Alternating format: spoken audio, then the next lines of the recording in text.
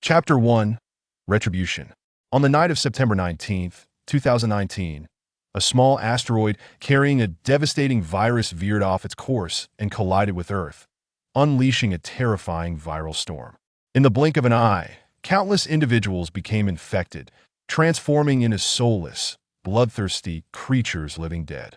Following this calamity, the climate underwent drastic changes.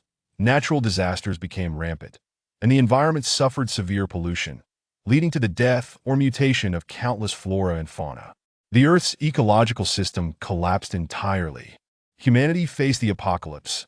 By September 10th, 2024, 5 years into the end times, in the city of Province A, at the launching base, the torrential rains that had persisted for a month finally ceased.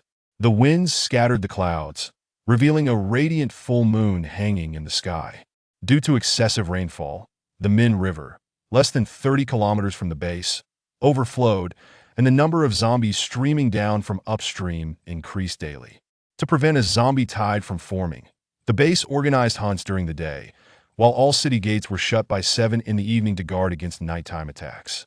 At this moment, deep into the night, numerous staggering figures emerged outside the once clean base, their gruesome howls echoing through the night sky, sending shivers down one's spine.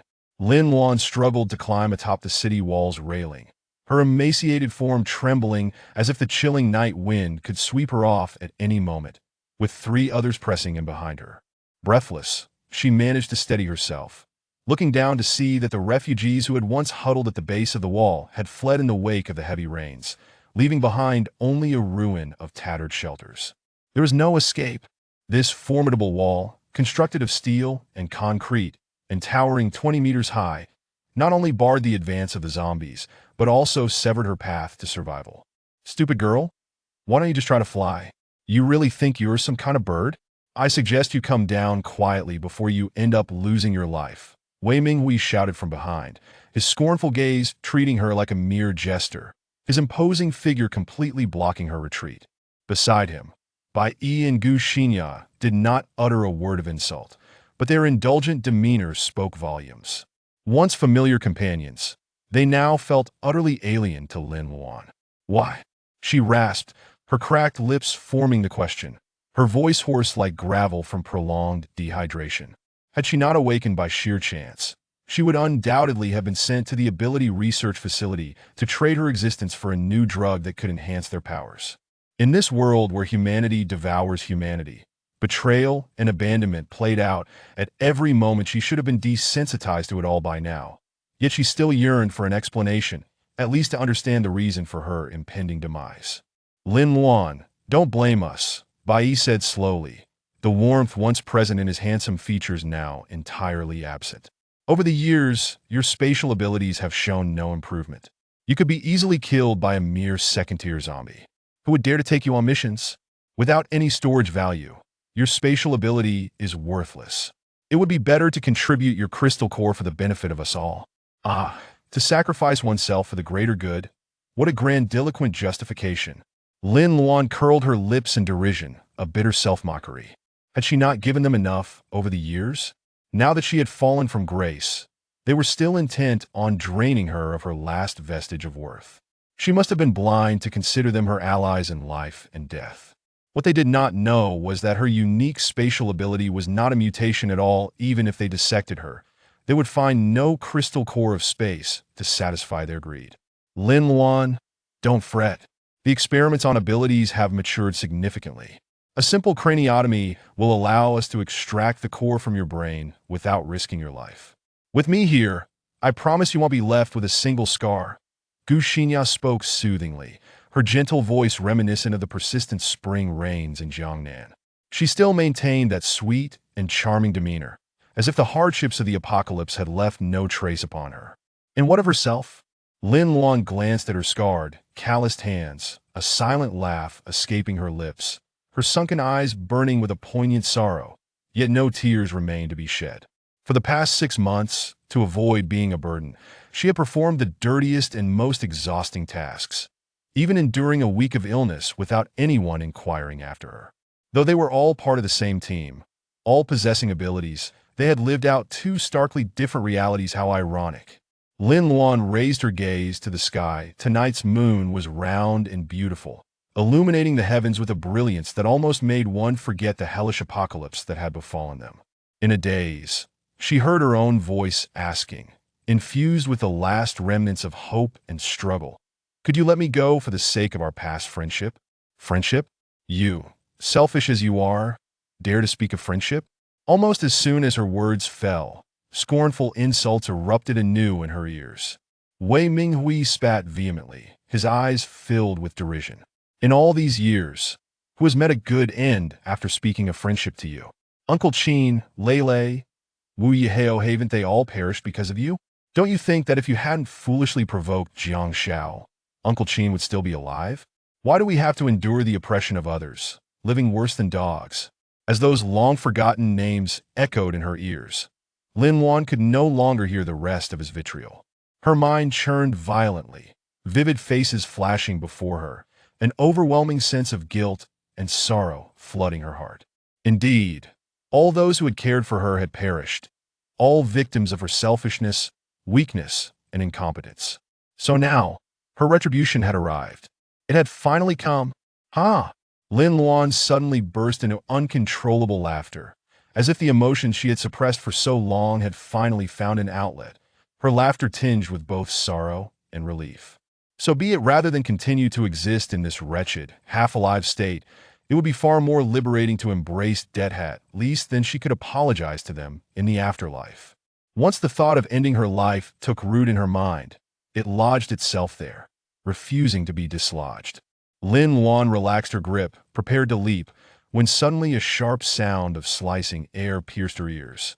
The three behind her, having waited for the opportune moment, saw her emotional collapse and lowered guard. Bai immediately unleashed vines towards her. However, what they did not anticipate was that just as the vines were about to ensnare Lin Luan, a burst of crimson light erupted from her palm, surging forth like a fiery serpent, rapidly engulfing the vines. Bai was taken aback, hastily discarding the vines, yet the back of his hand still burned painfully. "What, this is fire?" Staring at the vine, as thick as a child's wrist, that was instantly reduced to ash, the three could hardly believe their eyes. This useless girl could control fire? How was that possible? She had no fire-related abilities. Wait, could it be? Indeed, I fell into a fevered stupor because I was awakening my powers, Lin Luan replied, a sardonic smile on her lips. Had she not awakened to find her fire abilities and excitedly sought them out, she would never have overheard their scheming. How laughable it was in retrospect. Shock, jealousy, and excitement flashed across the faces of Bai and the others, only to be completely overtaken by greed and urgency. This worthless girl truly was fortunate, awakening a high-damage fire ability, the color, temperature, and speed of which were unprecedented. A dual ability crystal core would be far more valuable than a single one. Not to mention the dual mutated core, this would be a windfall. Lin Luan did not miss the vivid expressions on their faces, her smile growing almost eerily radiant. Actually, you're right, I am selfish. Therefore, this is mine, and none of you shall take it. With that, she fell backward before their astonished gazes. Her body plummeted rapidly, the wind roaring past her ears, and soon a sharp pain pierced her chest, radiating throughout her being. The metallic scent of blood suffused the air as excited howls and chaotic footsteps drew ever closer, three relentless figures still darting atop the wall. Lin Luan lay still in the pool of her own blood, gazing at the tranquil night sky. So be it. If there were to be a next life, she vowed never to live so selfishly and weakly again. With that thought lingering in her mind, she summoned the last vestige of her power as the crimson flames enveloped her, consuming all traces of her existence. Chapter 2. Rebirth from the Ashes. Ah, Lin Luan exclaimed, abruptly sitting up in bed, her hair, drenched in sweat, clinging uncomfortably to her pale face, her bright eyes wide with alarm, like a startled deer. Yet, all she beheld was a tidy bedroom, adorned with soft blue floral wallpaper, a white desk and wardrobe, and warm, golden morning light filtering through the delicate window drapery, casting a dance of light and shadow upon the bed. Lin Luan stared vacantly at the shimmering patterns for a long while before gradually regaining her senses. She threw off the covers and strode directly to the floor-to-ceiling window, peering outside through the sheer fabric. The September sky was a clear, azure expanse, the sun warm and radiant, with lush trees and verdant lawns adorning the community park, where several early risers were stretching in the open space. There was no oppressive gloom nor foul stench, nor were there grotesque, flesh-eating monsters lurking about as the gentle breeze caressed her. Lynn Luana's heart, which had been racing fiercely, began to steady, and she turned to glance at the electronic calendar on her desk, which clearly displayed the date, September 23, 2018, 07:16. Taking a long breath, she turned and entered the bathroom. Shedding her sweat-soaked nightgown and standing almost reverently beneath the warm shower, allowing the soothing water to wash over her repeatedly. This marked the 5th day since her rebirth, with a mere 360 days remaining until the apocalypse. In the nights preceding, she had endured the same haunting nightmare, repeatedly transported back to that blood-soaked evening. From the initial disbelief and panic upon awakening from the nightmare to the ecstatic tears of joy, the anxiety of gain and loss, she had now arrived at a state of serene acceptance. Lynn Luan wiped the moisture from her face and gazed at the reflection of the familiar, yet unfamiliar visage in the mirror. She was not particularly beautiful. Her arched brows and phoenix-like eyes conveyed a hint of cold aloofness, while her delicate nose and soft lips lent her an air of warmth and playfulness. Her long, lustrous black hair cascaded down to her waist, and her slender, yet well-proportioned figure radiated youthful vitality at 19, showing no signs of the torment that had once left her emaciated and haggard. Observing herself, it felt as though the 5 years of suffering and struggle had merely been a nightmarish illusion.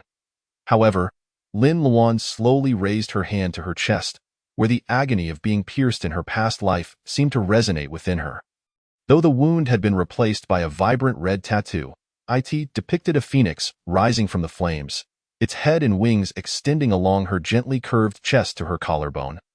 3 fiery feathers intertwining around her left shoulder and encircling most of her left arm.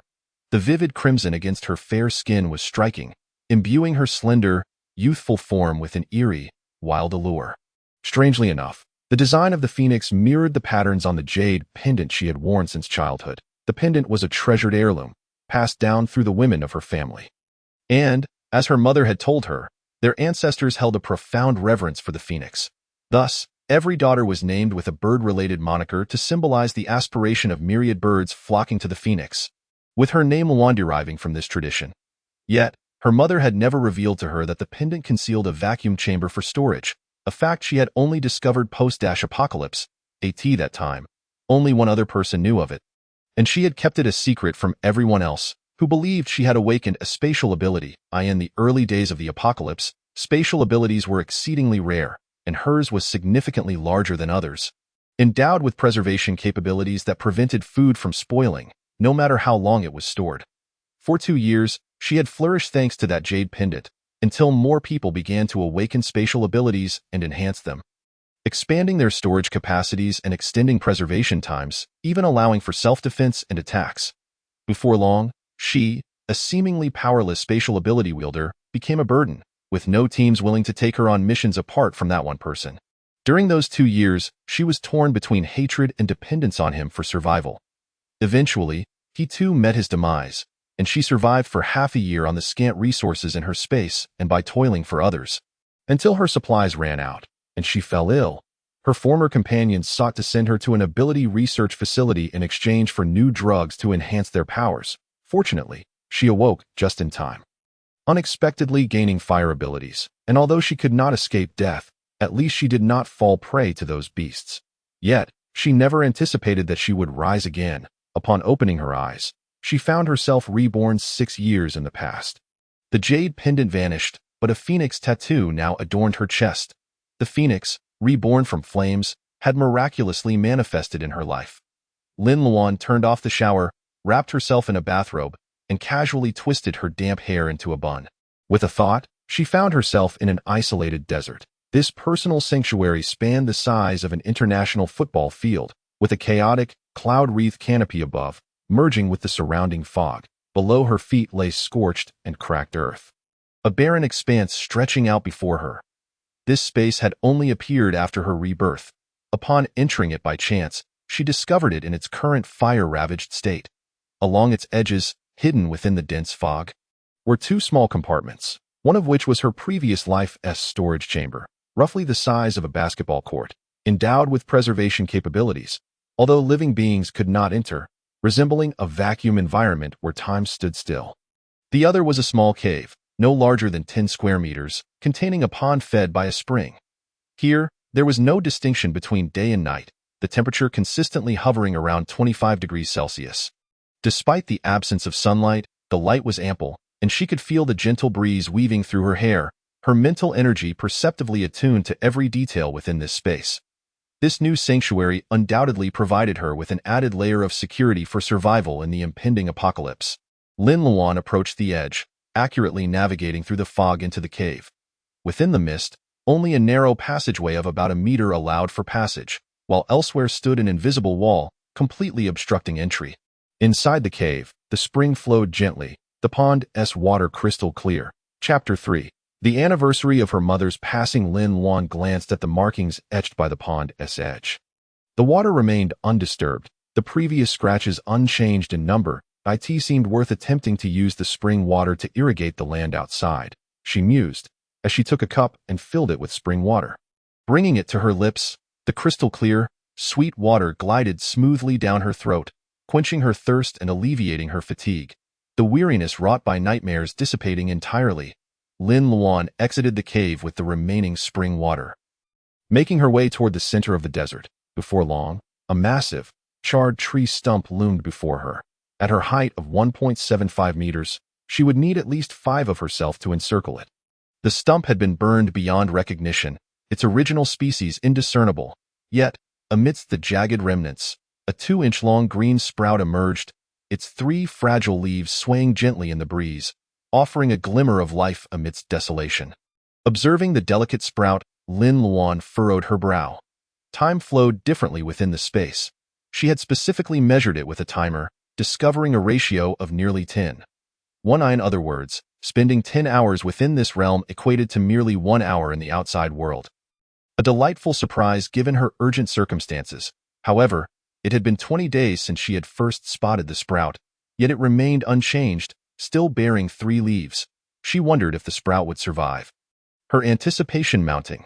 Stepping onto the tree stump, she carefully poured spring water into the crevices beneath the sprout, then turned her attention to the barren surroundings, contemplating her plans. Due to the overburned land, it was unsuitable for planting in the short term, but it served perfectly for resource storage. Over the past few days, she had been drafting a plan for the apocalypse, a year's time. While not exceedingly long, could slip away in an instant. Yet the preparations required to face the apocalypse were indeed vast. After a brief stay in the space, Lin Luan decided to exit. She fetched a hairdryer to dry her hair. Contemplating the need to eventually trim her long locks, in the apocalypse, water resources would be scarce, making even drinking a challenge, let alone washing hair. Long hair would become a nuisance. Just then, the sound of a piano rendition of The Daydream filled the air. Her customary ringtone. Lin Luan had no close family or friends, and the number of people who might call her could be counted on one hand, especially on a day like today. A wave of anxiety washed over her as she approached the bedside and picked up her phone, only to see the screen flashing with an unmarked number she knew by heart. Pausing for a moment, her fingers trembled slightly as she pressed to answer, bringing the phone to her ear. Where a warm, steady voice soon followed, Alwan. It's me, Qin Ziyuan. After half a year, hearing that familiar voice filled Lin Luan with an uncontrollable pang of sorrow, and she wished to respond, but her throat tightened, rendering her speechless. It was him, Qin Ziyuan. Despite having no blood relation to her and being regarded as an enemy by her, he has consistently assumed the role of a father, caring for and protecting her. In the aftermath of the apocalypse, he has repeatedly rescued her from peril, even ultimately willing to sacrifice his own life to ensure her safety. On the other end of the line, he seemed accustomed to her silence. Speaking without waiting for her response, your mother's case is being reviewed today at 10 o'clock. Prepare yourself. I will come to pick you up. That a tear slipped down her cheek in an instant. Though many years have passed, her heart still feels as if it has been pierced by countless poison needles, the sharp pain rendering Lin Luan almost breathless. for today marks not only the day of the second trial, but also the anniversary of her mother's death. Her mother, Su Yuan, was a dance teacher at an art school that a year ago. She had a dispute over a lead dancer position with a student named Xiao Hui, and later that day, she was tragically struck and killed by Xiao Hui's boyfriend, Zhang Qiong, on her way home from work. Zhang Qiong was a notorious scion in J-City, hailing from a prominent military family, wielding considerable power. The day after the accident, someone arrived at their door with a suitcase, offering 3 million for a private settlement with Lin Luan. Naturally, Lin Luan refused and instead filed charges of intentional homicide against Zhang Qiong. Ever since her parents' divorce, she had relied solely on her mother, who meant everything to her. Yet, in a single night, everything was ruthlessly taken away. However, the Zhang family's vast influence was beyond the reach of someone like her. Witnesses suddenly changed their testimonies, and crucial surveillance footage inexplicably vanished. A technical assessment report for the vehicle was submitted, and the court ultimately ruled in favor of the defendant, blaming the accident on vehicle malfunction, leaving Zhang Qiong to bear only civil liabilities with a mere compensation of 1 million. Lin Luan, dissatisfied, appealed, but the date for the second trial continued to be postponed for an entire year. "If there's nothing else, I'll hang up," she was interrupted by the voice on the other end. And instinctively, she spoke out to stop him, her voice hoarse and alarming. "Are you ill?" The concerned voice of Qin Ziyuan came through the phone. Lin Luan hurriedly cleared her throat. "No, Uncle Qin," her voice quivered, sounding somewhat unnatural, "that I won't be attending the trial today. I have entrusted Lawyer Chun to handle everything." "Not going?" Qin Ziyuan responded, clearly surprised by her decision. "Yes," Lin Luan affirmed. "I want to pay my respects to my mother." Upon hearing this, Qin Ziyuan ceased his probing and simply said he would come to find her once the verdict was out. Before hanging up, after putting down the phone, Lin Luan's heart remained heavy with sorrow. In her past life, she was determined to seek justice for her mother, and she certainly attended the second trial. Yet the verdict remained unchanged, and in her anger, she impulsively grabbed a pen to confront Zhang Qiong, resulting in her being charged with disturbing court order and subsequently detained. Although she was released the next day, she had already missed her mother's Memorial Day. It wasn't until 4 years into the apocalypse that she encountered Zhang Qiong again. But in a world ruled by the strong where human rights were obliterated, she still suffered a crushing defeat, ultimately endangering Qin Uncle's life for her sake. Fortunately, fate has granted her a second chance. This time, she would not repeat the same mistakes. She would seek vengeance for her mother, but not now. Today, she simply wished to honor her mother's memory. Chapter 4. Visitors arrived. The sun shone brightly, and the autumn breeze danced gently. Lin Luan alighted from the bus and walked towards the cemetery. It was not Qingming Festival. The cemetery was quite desolate, with only a few staff members present. Relying on her memory, she quickly located her mother's gravestone. The area around the gravestone had been meticulously cleaned, and fresh fruit was laid out in front of it, alongside a vase holding a bouquet of blooming gardenias, indicating that someone had come before her. Her mother had no relatives. Apart from her, there was only a half-brother with whom they rarely interacted. The only person who would visit her mother's grave early would be Qin Ziyuan. Lin Luan knelt down and added the gardenias she held to the vase. Those were her mother's favorite flowers, representing eternal love and a lifetime of devotion. A pang of sorrow pierced her heart as she reflected on the choices she had made over the years. Due to her selfishness and cowardice, despite the love between her mother and Qin Ziyuan, they had never been together. Yet, Qin Ziyuan still selflessly cared for the both of them, fulfilling all the duties of a father. Even now, she vividly recalled his words on the night he left. He had said, "Luan, it has brought me great joy to watch you grow up over the years. Now, I may have to go accompany your mother. You must live well, for both me and your mother." Once he left, he never returned. In the end, she had failed to live up to his expectations. Lin Luan gently placed her hand on the black and white photo on the gravestone. The woman in the picture had delicate features and a gentle smile, as if time itself had paused to linger upon her. "Mom, he truly loved you." Lin Luan's eyes brimmed with tears, a smile gracing her lips. "Rest assured, this time, I will help protect him well." Returning from the cemetery, it was already 10 o'clock. Having only eaten a piece of bread for breakfast, Lin Luan now felt ravenous. She found a clean little eatery on the street and ordered a bowl of wonton noodles. Diving into her meal, the wontons were smooth, and the noodles had an excellent elasticity, complemented by a fragrant broth that made every bite unforgettable. Lin Luan savored the meal, feeling a sense of fulfillment that made her realize how much she had missed out on. Influenced by her mother, she had started learning dance at the age of 3 to maintain her slender figure. Her diet had to be strictly controlled, and she had always avoided starchy foods that could lead to weight gain. However, after experiencing the extreme hunger during the apocalypse, food had become an obsession for her. Filling her stomach was the priority. After sustaining her body, Lin Luan turned to a hair salon, and under the sympathetic gaze of the staff, she cut her long, flowing hair into a chic bob. Shaking her head to feel the newfound lightness, she experienced a sense of liberation, as if she had shed 3,000 worries and was now free and unencumbered. Seeing that it was still early, Lin Luan strolled through a couple of streets, purchasing a few stylish clothes. Due to a large tattoo on her shoulder, most of her wardrobe could not conceal it. And before the apocalypse, she had no intention of revealing it to avoid drawing attention. Along the way, she also stopped by a supermarket to buy some daily necessities and provisions, as her supplies had been completely depleted during her 5-day stay at home. After leaving the supermarket and reaching the corner, taking advantage of the solitude, she concealed all her shopping bags in her vacuum-sealed space, returning home with empty hands. She passed a fried chicken shop outside her community. Lin Luan couldn't resist stopping. She had already devoured the wonton noodles 2 streets back, and the enticing aroma of the fried chicken made her mouth water uncontrollably. Without hesitation, she pushed open the glass door and ordered a fried chicken combo to take home for dinner. Knowing that such delicious food was too precious to last, the complex where Lin Luan lived was on the edge of the second ring road.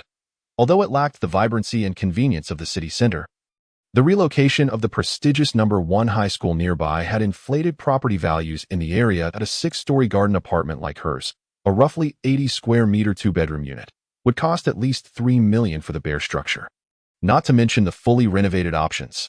Therefore, she planned to sell the apartment as soon as possible to convert it into funds for preparing supplies. She entered the elevator and ascended to the 5th floor. The moment the doors opened, Lin Luan heard a woman's aggressive voice echoing down the hallway. "Chin, don't think that just because you're silent that no one knows your intentions. What? My sister-in-law is gone. And you still keep coming here, thinking my niece is easy prey?" Lin Luan furrowed her brow and stepped out of the elevator, only to find 3 people standing outside her door. To the right stood a woman in her 30s, dressed in a fashionable long skirt with curled hair, a designer handbag dangling from her shoulder, and she was currently berating a middle-aged man across from her. The man stood tall with a solid build, one hand in his pocket, the other holding a briefcase, his expression impassive, short hair revealing a hint of stubble on his scalp. It was none other than Chin Ziyuan. Beside the door, a boy of around 10 was idly fiddling with the doorknob. It appeared that visitors had arrived. Upon hearing the commotion, all 3 turned to look at Lin Luan simultaneously, momentarily stunned. At that moment, Lin Luan, with her sharp bobbed hair, her narrow phoenix eyes radiating an air of arrogance and determination, her lips pressed into a thin line, her fair face devoid of expression, with her black shirt buttoned all the way to the top, exuding a chilling aura that seemed to say, "Keep your distance." This was certainly not the demeanor she typically displayed, which explained their astonishment. "Luan, are you all right?" Chin Ziyuan was the first to speak, his voice laced with concern and confusion at her unusual demeanor. Lin Luan felt a warmth in her eyes, but before she could respond, the boy by the door shouted, Mom, I want to eat fried chicken." He pointed directly at the bag in Lin Luan's hand. Exclaiming loudly, the woman quickly grabbed the boy's hand, her previously fierce expression transforming into a beaming smile as she looked eagerly at Lin Luan. "Luan, you're back? Do you remember me? I'm your aunt. I can't believe how much you've grown in the blink of an eye. This is your younger brother, Xiaoguang. Xiaoguang, hurry up and call your sister." Chapter 5. So-called family. Xiaoguang stubbornly pulled at his mother's hand, shouting, "I don't want to. I want to eat fried chicken. I want to eat." "You child, how can you be so thoughtless?" The woman lightly patted the boy twice. Her tone was more indulgent than reprimanding. With a cold glance, Lin Luan strode forward and took out her keys to unlock the door. Upon entering, she left the door ajar, placed the fried chicken on the dining table, and turned to enter the bathroom. Lin Luan naturally recognized that woman. Her name was Xie Jingrong, the wife of her half-uncle, Su Li. Moreover, The reason she harbored such disdain for Qin Ziyuan was largely due to this woman in her previous life. Xie Jingrong had indeed come over, but she was delayed by her detention. The purpose of Xie Jingrong's visit this time was to persuade her to move into their home at that time.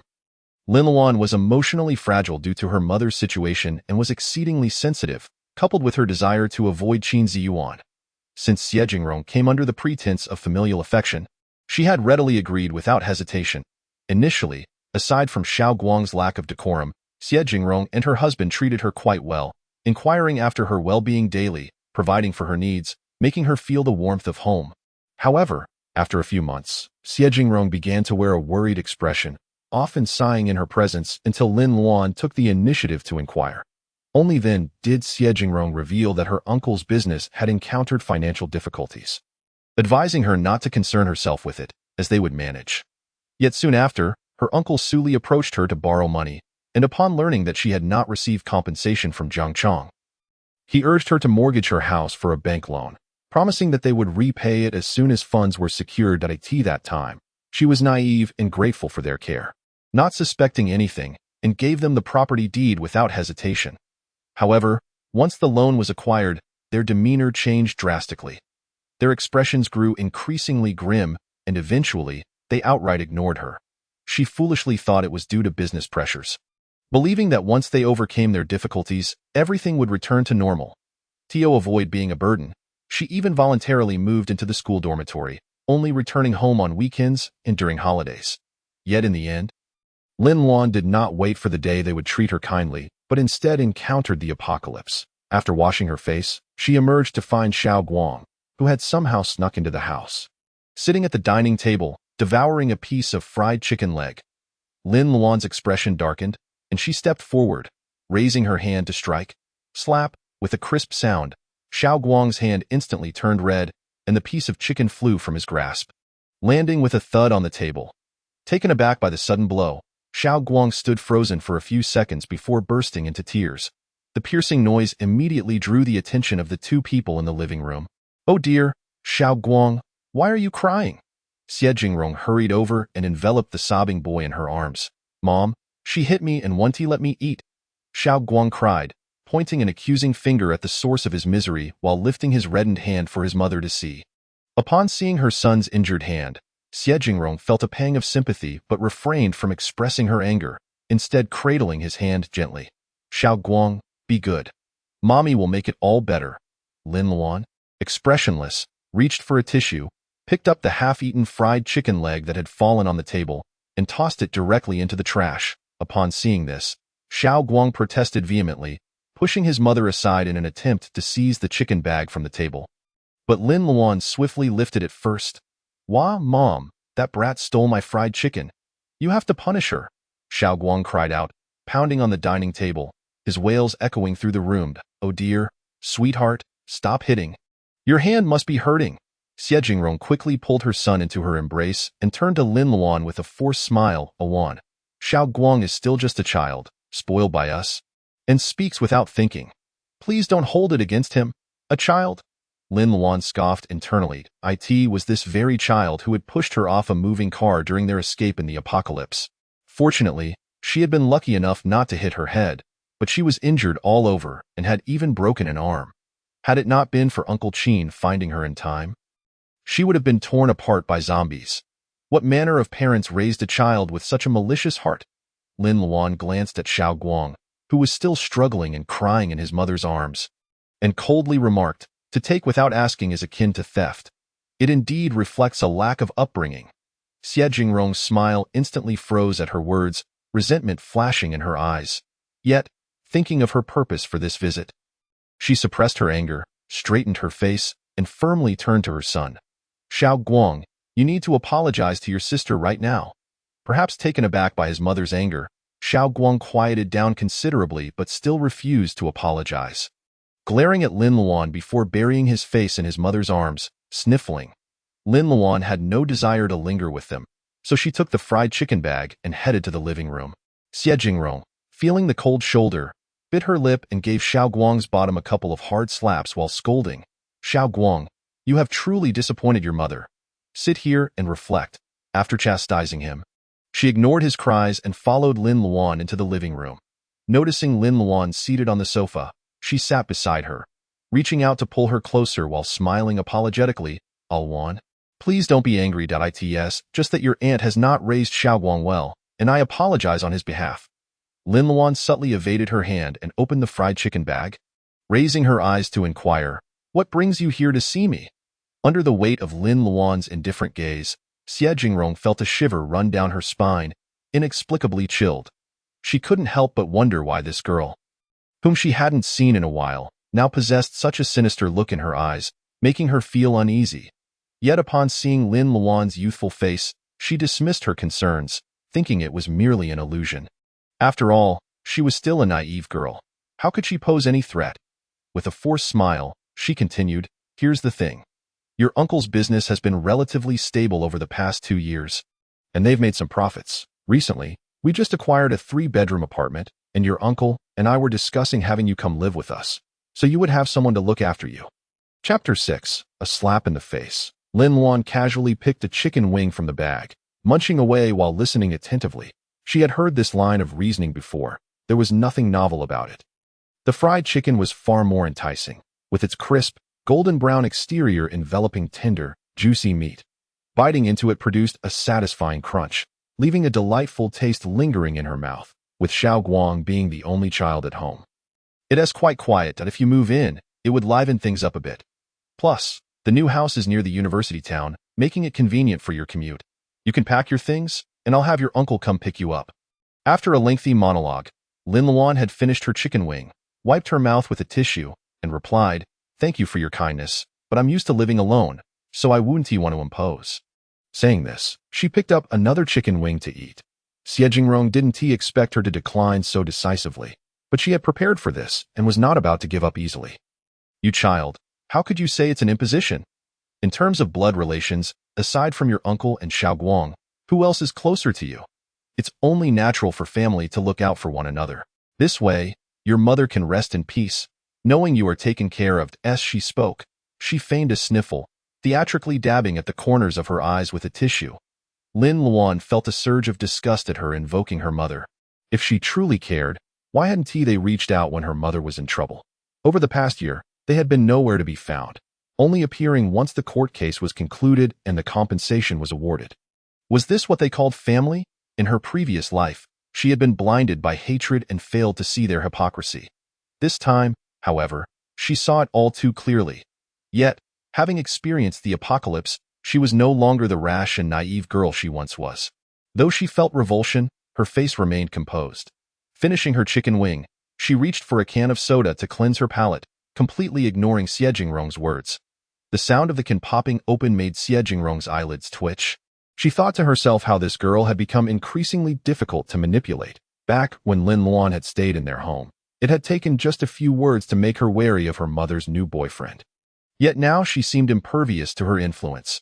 With a shift in her strategy, Xie Jingrong continued to persuade, "Luan, your aunt knows you're sensible. It's just that you grew up without a father, and your mother left too early that you've had no one to confide in. Your aunt truly cares for you. If you move in with us, it would be wonderful for our family to be happy together. Plus, it would prevent anyone from taking advantage of you while you're all alone." As she spoke, Xie Jingrong cast a sidelong glance at Qin Ziyuan, who sat in the single sofa across from them. It was clear who she referred to. Lin Luan scoffed internally, acknowledging that Xie Jingrong had hit the nail on the head, knowing full well that her mother and Uncle Qin were her vulnerabilities.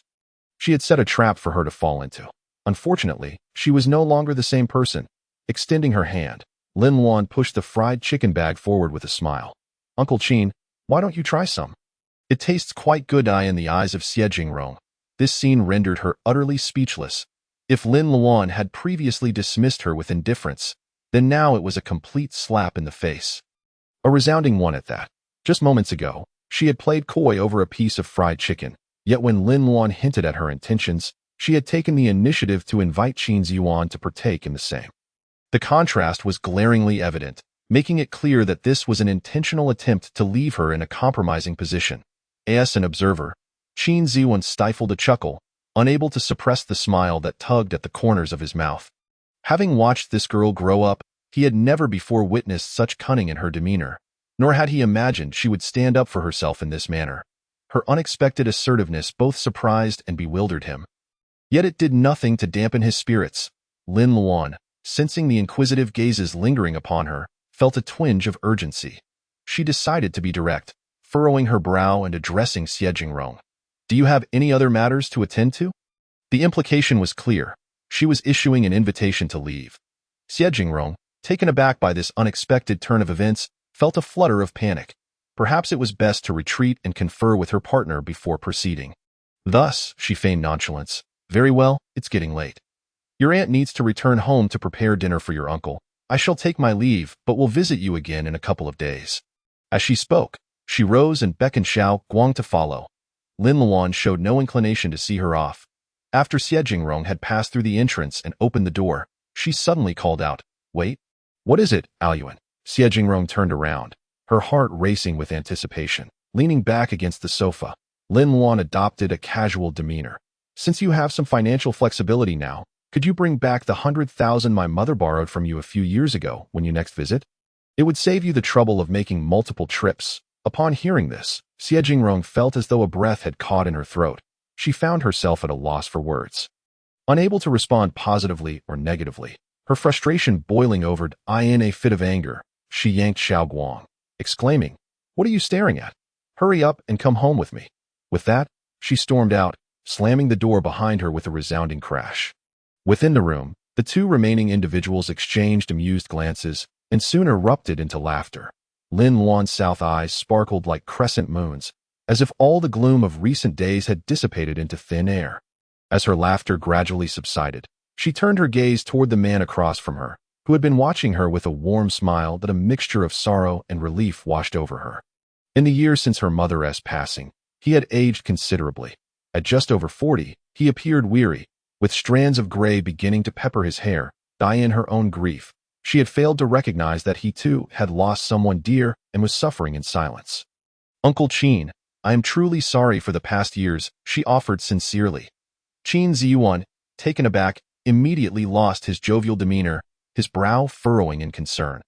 "Aoyuan, please don't rush. I will find a way to address your mother's situation."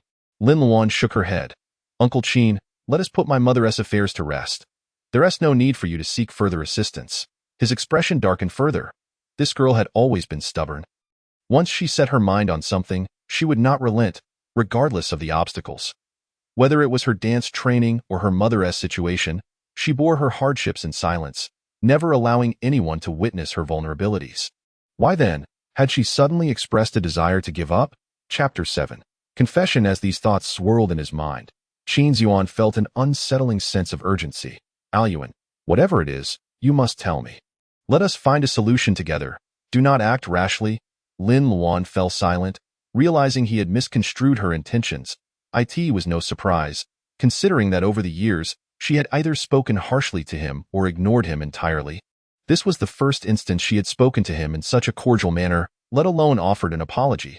Yet despite everything, his first thought was for her safety. How had she failed to see his concern before? Fortunately, she now had a chance to start anew, and this time, they would all survive. After a moment of contemplation, Lin Luan resolved to be forthright with him.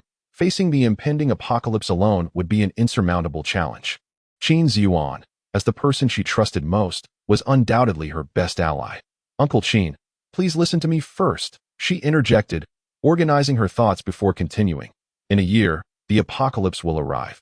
Nearly 2/3 of the population on Earth will become zombies. The ecosystem will be devastated, and many plants and animals will undergo mutations. Even the survivors will find themselves with unique abilities. However, due to halted production, resources will dwindle, and societal order will collapse. We must prepare ourselves for the end times." Lin Luan spoke with a gravity that mirrored her words, and Qin Ziyuan listened intently, his expression serious. After a moment of contemplation, he cautiously replied, "Aoyuan, I know a good psychologist. Should I call him and make an appointment for you? I can take you to see him tomorrow." Lin Luan realized he was treating her as though she were mentally unstable. It was clear they needed something more concrete to convince him.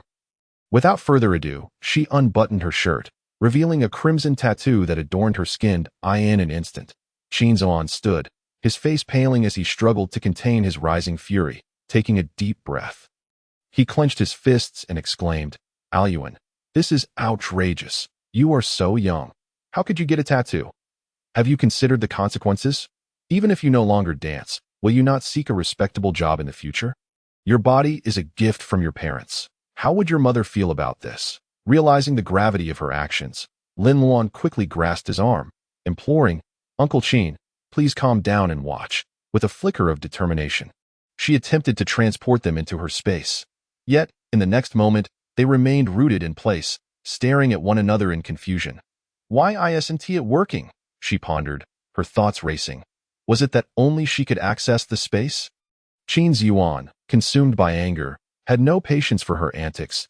He shook off her grip, turning to leave, fearing he might lose control and reprimand this reckless girl. "Uncle Qin, wait." Lin Luan, disregarding her curiosity about the space, hurriedly grabbed the bag of fried chicken from the table and stepped in front of him. "Look!" She waved the bag in front of him, and in an instant, it vanished from her grasp. "Look again," she called out, and just as quickly, Lin Luan herself disappeared. Before Qin Yuan could fully process the shock, Lin Luan reappeared before him. "Do you believe me now?" she asked, her eyes sparkling with hope. To her surprise, Qin Yuan seized her by the arm, staring at her for a long moment before murmuring, "Where's the bag?" Lin Luan retrieved the bag from her space silently, after a glance. Qin Yuan finally released her, instinctively taking a few steps back and collapsing onto the sofa. Lin Luan returned to her seat, patiently allowing him time to absorb the revelation. After approximately 5 minutes, Qin Yuan removed his hand from his forehead, his expression returning to normal. "What just happened?" Recognizing he was beginning to accept the truth, Lin Luan replied eagerly, "I possess a personal space similar to another dimension, allowing me to enter and exit freely and store items." Qin Yuan continued to question, "Is this what you refer to as a special ability for the apocalypse?" "Not exactly, but similar abilities do exist during the end times." Qin Yuan furrowed his brow. "Then how did you come by this space?" Lin Luan pulled her shirt aside, revealing her left shoulder. "Uncle Qin, take a closer look at the design of this tattoo. Does it not seem familiar?" His gaze flickered with complexity before he raised an eyebrow. "This phoenix resembles the jade pendant your mother left you. Did you base it on that?" Lin Luan shook her head. "No, this phoenix was not of my design. Rather, it transformed from the jade pendant, and the space originated from within it." Qin Yuan scrutinized the tattoo once more, still finding it hard to fathom, yet the evidence before him left little room for doubt. "So what you mentioned earlier about the apocalypse is true?" "Absolutely." To emphasize her sincerity, Lin Luan raised 3 fingers skyward. "Even if that's the case, how do you know what will happen in a year?" Qin Yuan still harbored doubts. "I'm not entirely sure that I lived through 5 years in the apocalypse. After dying, I awoke 6 years ago, and the pendant transformed into this tattoo," Lin Luan explained, instinctively placing a hand over her chest as if the memory of her past wounds still lingered. "Perhaps I was reborn, or maybe I had a prophetic dream about the future. I cannot say for certain." Qin Yuan frowned. "And what about me? You're dead too. 6 months before me, Qing was responsible for your demise." Lin Luan disclosed candidly. Understanding dawned on him. Qin Yuan clenched his fists tightly, a glimmer of vengeance igniting in his eyes. "Uncle Qin, we are still alive," Lin Luan reassured him, her gaze unwavering. "Not only are we alive, but with the knowledge from our past lives, we can thrive even more." As he looked at her vibrant face, Qin Yuan's anger began to dissipate. He reclined back onto the sofa, slowly stating, "Tell me about the apocalypse." Lin Luan nodded, subsequently recounting the ominous signs that heralded the onset of the apocalypse, the emergence of zombies, their frantic escape, the formation of their own team, the establishment of a base, and their encounter with Jiang Chong. She detailed how the two ultimately met their demise. In Chapter 8, the two engaged in a discussion. 5 years of anguish and struggle were succinctly encapsulated in just a few phrases. Yet, the speaker bore the weight of lingering fears, and the listener empathized deeply, leaving both with heavy hearts. Qin Yuan lowered his head in contemplation for a moment before inquiring, "If all of this truly comes to pass a year from now, what are your plans? Should we report this to the authorities?" Lin Luan shook her head. "To be precise, there are only 360 days left until the apocalypse. The cause lies in a small asteroid carrying a virus that veered off its course and collided with Earth. However, prior to that, The observatory failed to detect any asteroid trajectories. Even if you report this to the state, without concrete evidence, no one would believe it. I think it would be prudent to issue a public warning closer to the time. Wait a moment, she said, rising to retrieve a notebook from her bedroom. Upon returning, she presented it. This is my apocalypse plan, drafted over the past few days. It primarily addresses the preparation of supplies, though it is still a work in progress. Please, take a look. Qin Ziyuan accepted the notebook and opened it, revealing neat handwriting sprawling across 2 pages. Gathering food, medicine, and survival gear should not pose much difficulty. Additionally, modifying vehicles and sourcing gasoline is feasible. But procuring weapons will be the greatest challenge, Lin Luan remarked. Country Z strictly enforces gun control laws, making it impossible to purchase firearms and ammunition through legal channels. Even practical weapons for the apocalypse, like certain knives, fall under regulated items. While the latter stages of the apocalypse may belong to those with supernatural abilities, weapons will be indispensable in the early stages. Qin Ziyuan tapped his fingers on the armrest of the sofa. It seems acquiring weapons domestically will be quite difficult. However, I do have connections abroad, though transportation remains an issue. Lin Luan smiled. Transportation is not a problem. Have you forgotten? I possess spatial capabilities. Qin Ziyuan paused, realizing he was still adjusting to the concept of her extraordinary space. Nevertheless, this revelation did alleviate the weapon procurement dilemma. They were now only short on funds. Give me a few days, I will find a way to secure the money. Qin Ziyuan stated, his resolve solidifying. Having served as a special forces soldier in his youth, he transitioned to working as a bodyguard for a security company after his retirement. Out of concern for her and her mother, he usually only accepted domestic security tasks, occasionally venturing to war-torn nations when manpower was scarce. However, the remuneration for international assignments was significantly higher than it seemed he would need to travel abroad more often in the near future. Both to raise funds and to acquire weapons, he reached for his briefcase, placing the notebook inside, and hesitated before pulling out a document. This is your mother's case ruling, he said, extending it toward her. No need. I've already seen it, Lin Luan replied, glancing at it but not accepting it. Qin uncle, I do not want that compensation. Her tone was earnest, her gaze resolute. A life for a life cannot be compensated with money. Understood, Qin Ziyuan acknowledged, placing the ruling back into the bag. In a few days, I will be traveling abroad. Do you have any other matters to discuss? Lin Luan pondered briefly before responding. I intend to sell this apartment. Could you assist me in finding a reliable real estate agency? Sell the apartment? Qin Ziyuan exclaimed, surprised. This apartment was a legacy from her mother, a significant emotional tie for her. Yes, Lin Luan affirmed, once the apocalypse arrives. This apartment will be useless. It is better to convert it into funds now to gather supplies. Suddenly, an idea struck her. By the way, Qin uncle, I would like to learn some martial arts. Do you have any recommendations? In her previous life, she awakened her fire-based abilities only 5 years after the apocalypse began.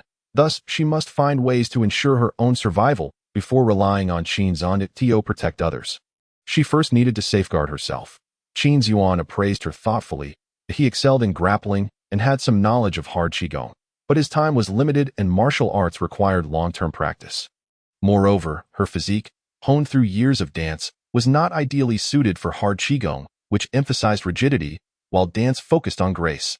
However, the fundamentals of martial arts bore similarities to dance, and many martial arts styles emphasized fluidity. In the long run, martial arts would be more suitable for her. After a moment of contemplation, he replied, I know a competent martial arts instructor who should have suitable routines for you. Once I return, I'll speak with him and take you there tomorrow. As for the apartment and supplies, we can discuss those matters when I return to the country. Lin Luan had no objections. As the day waned and the fried chicken had grown cold, Qin Ziyuan took her out for dinner before they parted ways. That evening, Lin Luan opened her computer and ordered a household water pump and 2 high-capacity batteries from a local shop, intending to irrigate the land within her space. She then went to bed. Perhaps due to the unburdening of her heart, she had a restful night, devoid of dreams. The following morning, as Qin Ziyuan's call awakened her from slumber, Lin Luan groggily answered. He informed her that the company had given him urgent orders, necessitating his immediate departure to country. Regarding the martial arts instructor, he had already made arrangements. All she needed to do was report to the address he provided. After hanging up, a text notification chimed in. Lin Luan squinted at the screen, which displayed an address that IT was quite far from her home, located near the university town, but it would be convenient once she moved into the dormitory. Setting her phone down, Lin Luan felt her sleepiness dissipate and decided to rise. After a quick wash, she changed into a lightweight and flexible set of workout clothes, slung a backpack over her shoulders, and had breakfast at the community entrance before hastily making her way to the subway station. Her home and the university town were situated at opposite ends of the city, and the subway ride took a full 50 minutes. Upon disembarking, Lin Luan followed the navigation prompts on her phone, traversing through streets and alleys. After approximately 15 minutes, she finally arrived at her destination. Before her stood a martial arts school, hidden from view amidst the bustling market.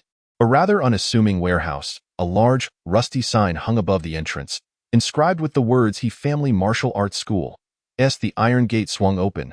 Lin Luan peered inside but saw no one. She stepped in. Chapter 9. Seeking instruction, the interior was quite spacious, roughly the size of half a basketball court. With a height of about 5 meters, the entrance positioned centrally to the left, there was a training area.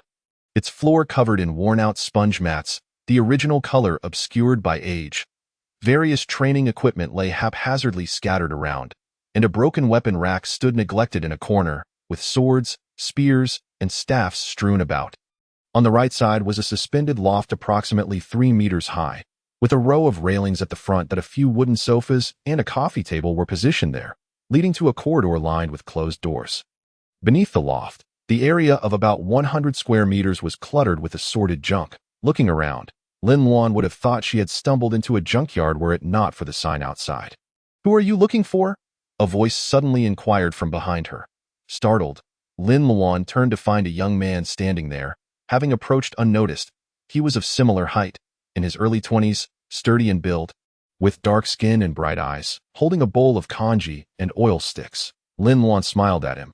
"Hello, I'm here to see He Tian, Master He. Oh, just a moment." The young man grinned, revealing a set of neat white teeth. He then sidestepped Lin Luan and made his way toward the loft. As he reached the wall, he suddenly leaped, planting a foot against it, and gracefully vaulted up, landing on the loft with ease.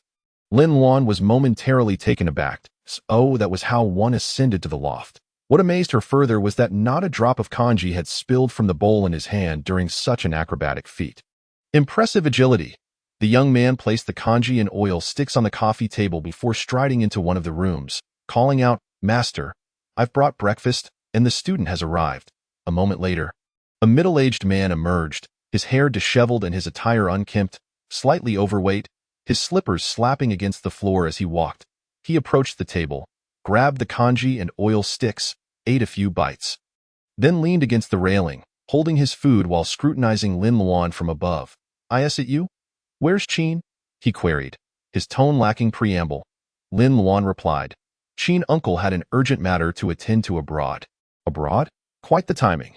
The man scoffed, continuing to eat his breakfast. With a somewhat acerbic tone, he remarked, "You, a little girl, should be focusing on your dance studies instead of meddling with martial arts, but don't come crying to me if you end up injuring yourself." Lin Luan narrowed her eyes slightly. It seemed she was not particularly welcome here. With a slight curve at the corners of her lips, she remarked, "Master He, Uncle Qin has said that you are exceptionally skilled. A martial arts master of the highest caliber." This statement seemed to resonate well with her interlocutor, as Lin Luan could clearly see his lips curl into a satisfied smirk. However, she swiftly shifted the tone of the conversation, adding, "But it appears he was mistaken. I see no reason to waste time. Farewell." As she feigned to turn away, an unexpected loud call halted her. "Wait, what do you mean by that?" He Tian's countenance darkened. His lips pressed tightly together, and his eyes glinted with intensity. The earlier display of despondency vanished in an instant, replaced by a palpable aura of authority. Lin Luan felt a slight tightening in her chest, but met his gaze with unwavering resolve. "I merely speak the truth. Without even practicing, you have prematurely judged my capabilities. This is hardly the demeanor of a master." Having spent so many years in a post-apocalyptic world, she had encountered a myriad of oddities and learned to adapt her words to suit her audience. He Tian, noticing Lin Luan's steadfastness, felt a flicker of admiration, though her tone was undeniably irksome. With a scoff, he said, "Very well, sharp-tongued indeed. Let us see you prove it. Old Qin mentioned you were a dancer? Show me a few moves. Lin Luan, recognizing the challenge but not falling for the pretense, proceeded to the training area on her left, executing a brief series of fundamental dance moves such as splits, back bends, and high kicks. When she looked up again, He Tian had finished his porridge, holding a cigarette, while the young man who had left earlier now stood at the railing. All show and no strength. He Tian remarked, exhaling a plume of smoke. Guang, go down and teach her to stand in horse stance. Understood, master. The man leaned on the railing, effortlessly leaping down from the loft, taking a few strides to reach Lin Luan. Measuring her height with a smile, junior sister, you are quite tall. Lin Luan raised an eyebrow, sensing his overly familiar demeanor, and was about to respond when a gruff voice from above interrupted. When did I ever say I was taking on disciples? The man scratched his head, his smile somewhat goofy. Leaning closer to Lin Luan, he whispered, don't mind master as harsh words. He.S. not a bad guy, you'll see. Lin Luan chuckled softly, extending her hand. Nice to meet you. I'm Lin Luan. I'm Su Qingwang. Just call me Guang Good. Su Qingwang gently shook her hand. Stop dawdling and get to it. Hurry up and practice. The call from above became more insistent. The two shared a glance and couldn't help but chuckle quietly. Let me show you how to stand in horse stance. Pay close attention.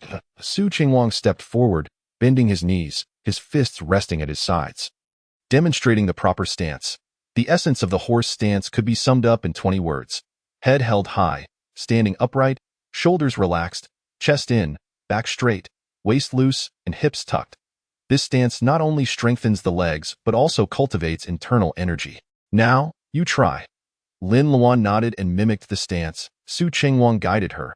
Ensure your feet are shoulder-width apart, toes pointing forward. Yes, keep your shins perpendicular to the ground to avoid knee injury. Feel the energy rising from your core. This will stabilize your base. Excellent. Hold that position, and remember to breathe into your dantian, experiencing the sensation of 5 bows within your body. Having studied dance for many years, Lin Luan possessed considerable stamina and endurance. However, even after standing for merely a minute, her thighs began to quiver slightly. Guanggu, how long must I hold this? She inquired. Su Qingwang remained steady. I usually stand for an hour. Since you're just starting, try 5 minutes for now, and we'll gradually increase it. 5 minutes should be manageable, Lin Luan thought. But just as she sighed in relief, He Tian's voice drifted in once more. If you can't stand for 15 minutes by tomorrow, don't bother coming back. Lin Luan froze momentarily, feeling her legs tremble more violently. Master, she's just begun. 15 minutes is a bit excessive, don't you think? Su Qingwang interjected on her behalf. Is that so? How can we honor her exceptional talent if she can't endure 15 minutes? He Tian retorted sarcastically, shuffling back to his room in his slippers. Lin Luan gritted. He Tian was momentarily taken aback, glancing down at the individual seated below him with a hint of surprise in his heart. He had initially pondered whether this girl would be too intimidated by the training to show up, yet to his astonishment, she appeared quite resolute. Chapter 11. Officially taking an apprentice with a dismissive snort. He remarked, don't think that merely purchasing a few snacks will allow you to evade my scrutiny. As he spoke, He Tian unceremoniously squeezed past Su Qingwang and plopped himself onto the sofa, admonishing, eat slowly. Don't consume all of my portion. Lin Luan lowered her head, refraining from retorting, and busied herself with her phone to pass the time. Once both had their fill, it naturally led to the assessment period. Lin Luan did not hesitate. She waved her legs to loosen her muscles and then firmly established a horse stance. Both He Tian and his apprentice were momentarily taken aback by her ease and proficiency. However, as the seconds ticked by, their astonishment nearly reached its peak. Lin Luan did not push herself to the limit.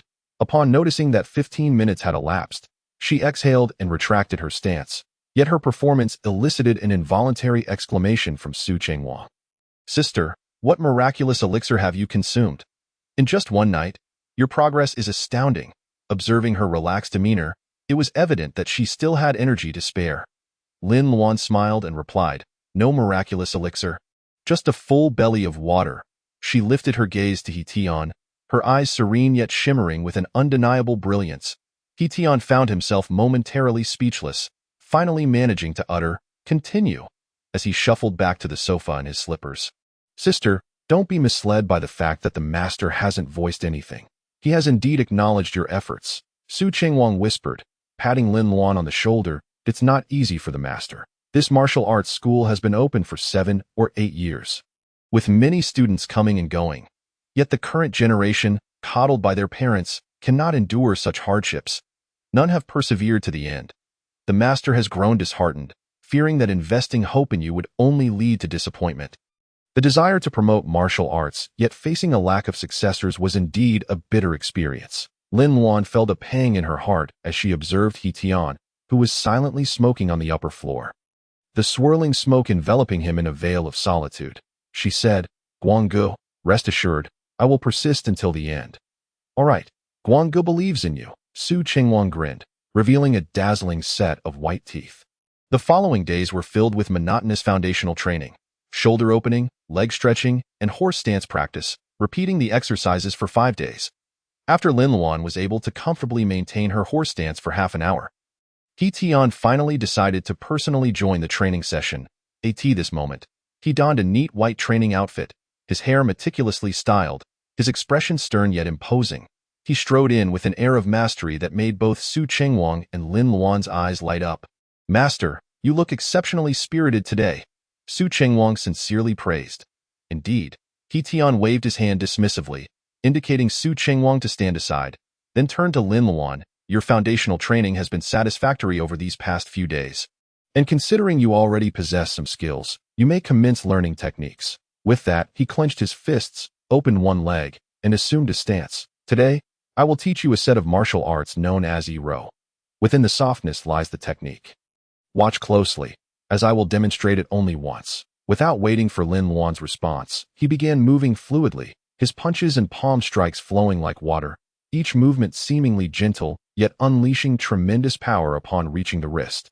A perfect blend of softness and strength, ebbing and flowing. Before long, he completed the set and stood upright, hands behind his back. Did you see clearly? He inquired. Yes, I saw clearly, came the affirmative response from behind. He Tian was taken aback, thinking that this girl had quite the aptitude. However, when he turned to look, he found Lin Luan had turned away, engrossed in her phone, which was displaying a video of his earlier demonstration. He Tian, Su Qingwang beside him shrugged, stifling a laugh, as the sun dipped below the horizon. The fiery evening glow painted the sky in vibrant hues. Lin Luan finished tidying up the martial arts equipment, stretched her sore arms, and was about to grab her backpack to head home when Su Qingwang called out to her. Sister, don't leave just yet. Is there something else? Lin Luan asked, puzzled, glancing up at Su Qingwang on the loft. Come up first, he beckoned, then tossed down a soft ladder. Lin Luan found it peculiar. Having been at the martial arts school for a week, it was her first invitation to the upper floor. Once she climbed up using both hands and feet, she discovered that besides Su Qingwang, He Tian was also present.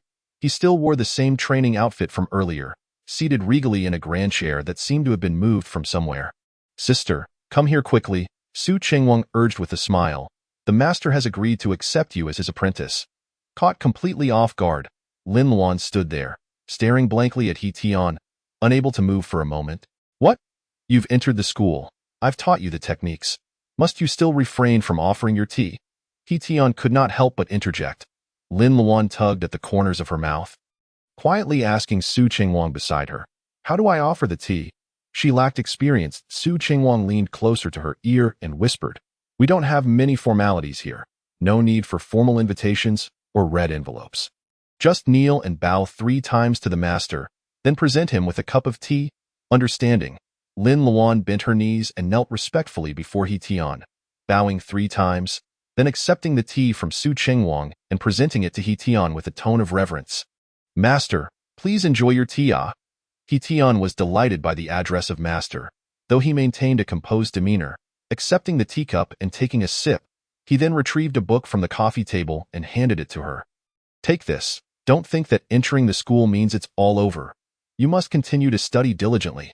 Rise now. Thank you, master, Lin Luan replied obediently, accepting the book with both hands. This book can be used for practice during your free time at night.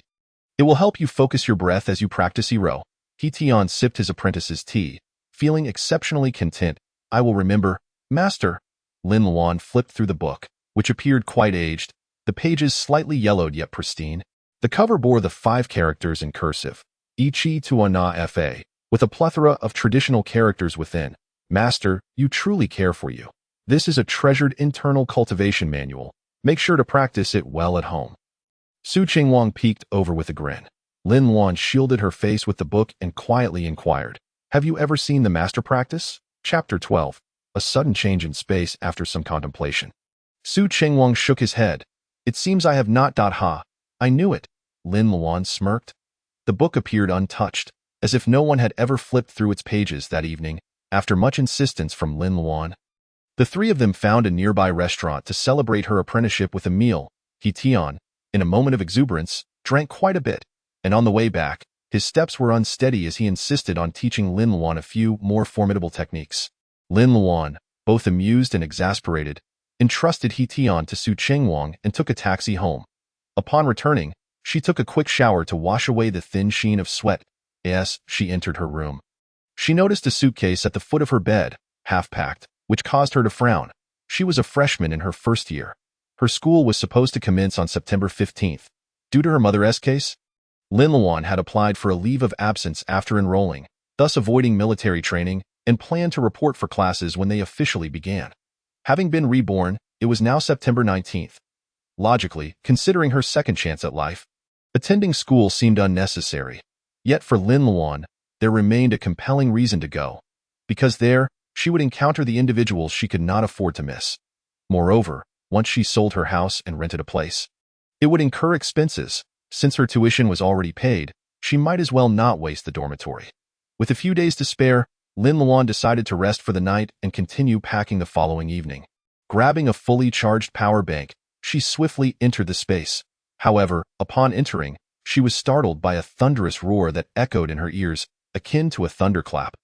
Turning towards the sound, Lin Luan was left utterly speechless. The space had undergone a dramatic transformation.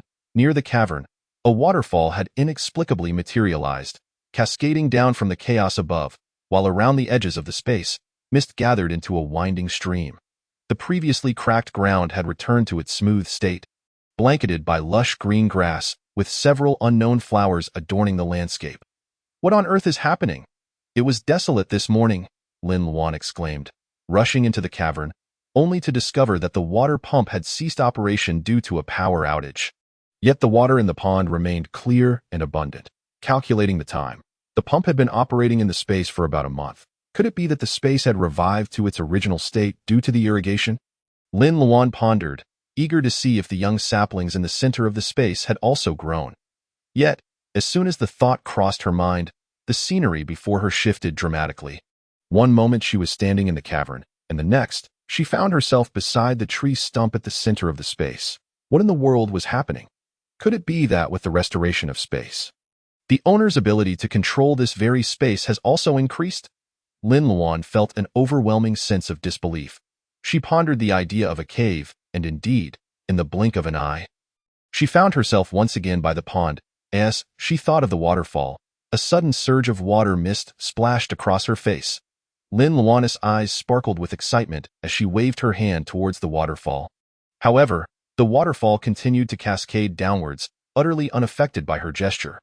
Lin Luan mused, "Very well, it seems I was overly ambitious in thinking I could sever the waterfall with a mere wave. It appears my control is limited to the distances within this space." Having experienced rebirth, she found herself remarkably capable of accepting such enigmatic phenomena with surprising ease. In a swift motion, she once again moved beside the tree stump. As expected, the tender branch had undergone a transformation.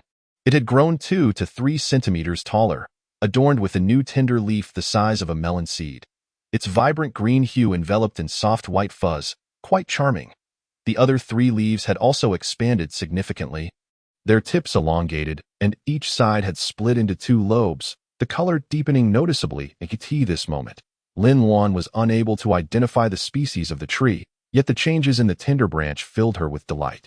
Just as she contemplated watering the tender branch with some spring water, a thought struck her. Since she could completely control the distances within the space and could freely retrieve items from it in the outside world, could she also summon objects from a distance within the space using her consciousness? With this thought in mind, she immediately took action. She extended her hand, envisioning the spring water, and in the next moment, she felt a cool sensation in her palm that a pool of clear water appeared in her hand, seemingly enveloped in a transparent membrane, the spring water swirling inside without spilling out. Lin Luan watched in astonishment, gradually controlling the water with her mind, and it began to enlarge. Her playful spirit awakened, and she started experimenting with the water's shape based on her thoughts. Initially, it was quite challenging, as shaping liquid is inherently difficult. But gradually, she discovered the trick. By manipulating the surface tension of the water, it became much easier. However, this joy was short-lived, as fatigue soon set in, and her spirit waned, clearly indicating that such control over the water was taxing her energy. Nonetheless, she remained elated. This water control ability could serve as a water-based supernatural power in a post-apocalyptic world. Not wishing to push her limits further, she drank half of the water in her palm to replenish her energy and used the remaining half to nourish the tender branch. Leaving the tree stump, Lin Luan sat down wherever she pleased, listening to the soothing sound of flowing water and gazing at the lush greenery all around, vibrant with life, her heart brimming with contentment. This was the paradise she had always envisioned. As her thoughts wandered, Lin Luan recalled the internal martial arts manual that Tian had imparted to her during the day. Considering she had some free time, she thought it would be worthwhile to give it a try, especially since it was a family heirloom of her master. With a flick of her hand, she retrieved the manual from the hidden chamber and began to study it attentively. The manual contained not only textual records but also detailed illustrations. Despite the presence of many traditional characters, the general meaning was comprehensible. The manual primarily discussed a unique method of breathing and meditation to cultivate one's essence and spirit strength. After reviewing the steps several times and committing them to memory, she settled down cross-legged as depicted in the manual, aligning her 5 hearts towards the heavens. With her eyes gently closed, she calmed her mind, focusing on breathing through her dantian to gather energy and consciousness. After days of practicing her stance, she quickly found her focus, and half an hour later, she began to feel a gentle warmth gathering at her dantian. Following the instructions in the manual, she attempted to control the flow of energy, causing it to circulate throughout her body, saturating every inch of her being. Gradually, she entered a state of mental blankness. Her heart feeling as vast as the void, yet her sensitivity to her surroundings became extraordinarily acute. Her consciousness seemed to envelop every corner of the space. The gentle breeze rustled the tender leaves, causing the soft fuzz to tremble. Droplets of water fell onto the surface, creating ripples. Every subtle movement in the space was perceptively captured by her heightened awareness. Had Tian known of her progress at this moment, he would undoubtedly be astonished, for this internal martial arts technique was not something everyone could comprehend. Otherwise, he would not have simply provided it without practicing it himself. Lin Luan's ability to achieve this was not solely due to her innate talent, but rather the connection with the space that was pivotal. As the energy circulated through her meridians, 36 cycles later, 3 hours had passed without her feeling any fatigue from the late-night practice. Instead, she felt invigorated, her spirit remarkably buoyant, and her senses had sharpened considerably. Lin Luan was elated, pleasantly surprised by the efficacy of the energy cultivation method, which was indeed worthy of being a family treasure. Time flew by, and before she knew it, the day of the official school opening had arrived. Early in the morning, Lin Luan, with her backpack slung over her shoulder and her neatly organized suitcase in tow, arrived at the school, taking in the vibrant campus filled with blooming flowers and youthful faces, stirring a deep sense of nostalgia within her. The carefree life of university truly evoked fond memories.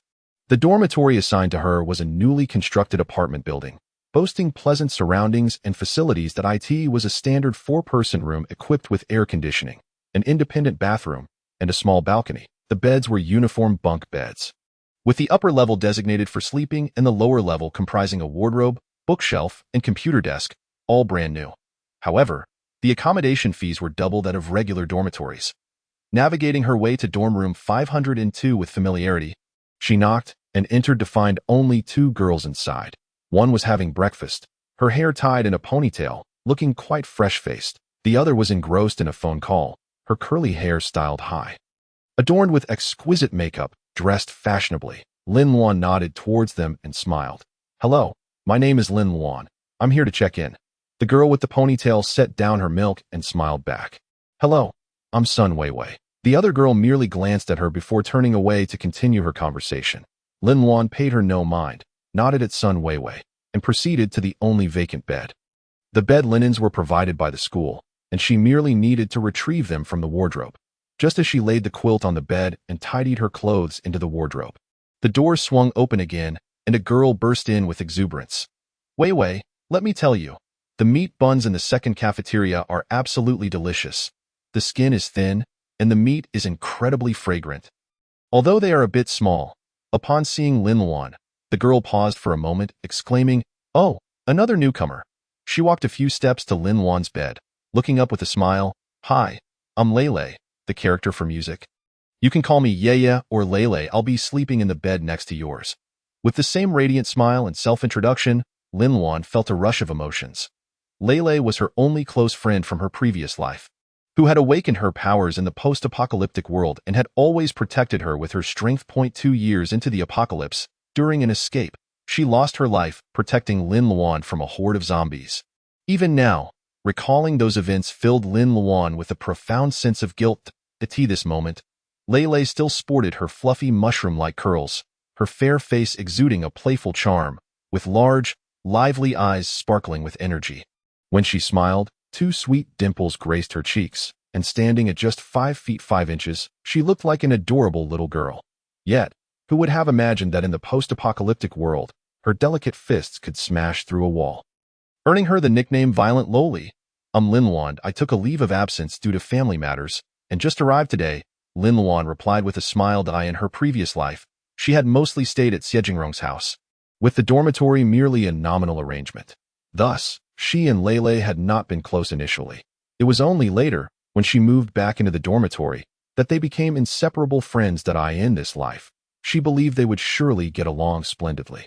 "You re so lucky. I was wondering why I hadn't seen you during military training. You have no idea how our instructor is practically inhumane. He pushed us to the brink. Just look at how sunburned I am. I look like a refugee from Africa," Lele complained, extending her arm to show Lin Luan. "Africa has no one like you?" Lin Luan chuckled at her pale arm, then climbed down from her bed. Upon noticing that Lin Luan towered over her by a whole head, Lele couldn't help but feel envious. "Wow, you're so tall," she exclaimed, cupping her hands over her heart. "You have no idea how much I dream of growing taller. Take a deep breath and see if the air up there is fresher." Lin Luan couldn't help but laugh. This girl was still so short. Naturally sociable, Lele felt an inexplicable sense of familiarity with Lin Luan, and within moments, the two were deep in conversation. Perhaps finding their chatter too loud, the girl who had been on the phone turned to give them a look, then grabbed her Chanel handbag from the table and clicked her heels as she walked out. Lele gestured towards the door and whispered, "She just arrived today too, and she has been on the phone since she came in. I still don't know her name. Her name is Sun Jianing." Lin Luan casually replied. Sun Jianing was a rich second generation who usually didn't stay in the dormitory, as she rented a large apartment nearby with her boyfriend, rarely seen throughout the semester. In her previous life, she had little interaction with Lin Luan. "How do you know?" Lele's eyes widened in surprise. Naturally, Lin Luan would not disclose her past life experiences to her. Instead, she casually fabricated an excuse. "I saw the list at the counselor's office." No wonder, given her aloof demeanor, she likely does not belong in our circle. Lele pouted but quickly smiled, saying, "Regardless, I, on behalf of room 502, welcome you. From now on, we shall be good sisters, right, Weiwei?" "Indeed." Sun Weiwei, seated nearby, replied with a gentle smile. Her timid and quiet nature was apparent, as she rarely spoke, while Lin Luan also maintained a rather reserved disposition, seldom initiating conversations. Thus, in their previous life, their relationship had been rather ordinary, and after the apocalypse, they had lost contact, leaving Lin Luan unaware of her subsequent circumstances. However, having been granted a second chance at life, Lin Luan sincerely hoped that her friends would be able to survive safely. Chapter 14. Preparing weapons. Qin Ziyuan had been abroad for a full month. On the day of his return, he went directly to the martial arts school. Coincidentally, He Tian was also present. Upon meeting, without exchanging a word, they rolled up their sleeves and began to spar vigorously, showing no mercy in their strikes, each punch landing with palpable force. One might wonder about the depth of their animosity.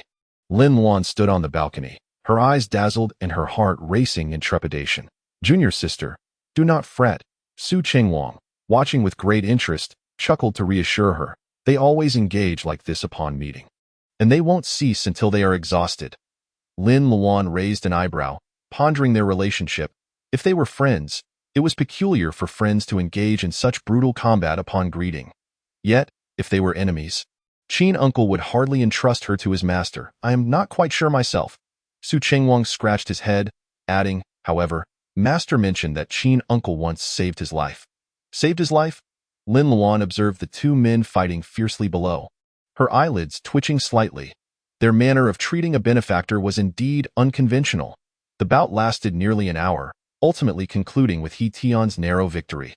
Though He Tian had the upper hand in martial arts, he could not match the renowned sharpshooter, Qin Ziyuan, when it came to firearms. That evening, Qin Ziyuan hosted a dinner for the four of them at a restaurant. He Tian, with one eye bruised, stood in the seafood section ordering, and his determination to not let Qin Ziyuan escape financially was evident, as he selected a massive 6-kilogram lobster priced at 800 per kilogram at the table. The inebriated He Tian transformed into a boisterous flatterer, praising Lin Luan to the skies, nearly causing her to suffer from indigestion. After a hearty meal, it was already late. Lin Luan, feeling stuffed, climbed into Qin Ziyuan's car and took out her phone to text Lei, informing her that she would not be returning to the dormitory that night and asking her to cover for her later. The reply came swiftly in the form of a voice message. Lin Luan pressed play, and Lei's energetic voice burst forth. Hey, Sanner, you're off gallivanting again without me. Just so you know, you must bring me 10 buns from the second cafeteria as a bribe tomorrow, or I will inform the landlady downstairs right now. Lin Luan couldn't help but chuckle at her audacity. 10 buns. Did she not fear bursting her stomach? Lei affectionately called her Sanner, a nickname that acknowledged Lin Luan's height despite being the youngest among the three in the dormitory, compensating for the psychological trauma caused by her stature. The landlady, on the other hand, was a loud and boisterous woman, known for her sharp tongue and robust physique, earning her that title. You and your roommate seem to have a great relationship, Qin Ziyuan commented as he steered the car, genuinely pleased for her. Her calm demeanor and reserved nature made having a lively and cheerful friend a positive thing. Indeed, she treats me very well.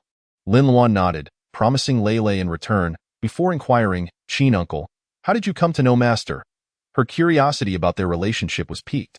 Qin Ziyuan smiled mysteriously. That was 9 years ago at that time. Your master and his senior brothers were working as mercenaries overseas. I was still with the Sword Brigade, and during a mission, I happened to save his life. Later, I was dispatched to the border for a drug bust that a certain international drug lord was well hidden, making it difficult for the military to approach. Your master went undercover, and ultimately, the drug lord was captured, but your master's reputation among that group was tarnished. Eventually, he chose to retire, bringing Qingwang back to establish a martial arts school. I see, Lin Luan thought, understanding the complex feelings master harbored towards Qin uncle, both gratitude and resentment, which seemed very much like He Tian's character. Though your master may appear contradictory and prideful, he is quite loyal and righteous. Qin Ziyuan concluded. Indeed, Lin Luan wholeheartedly agreed, likening him to a character with a naturally aloof demeanor. His outward criticisms belied the acceptance he had long held in his heart, as evidenced by his drunken confessions. By the way, the supplier from Country E has been located, and once the funds are secured, the transaction can be arranged, Qin Ziyuan added.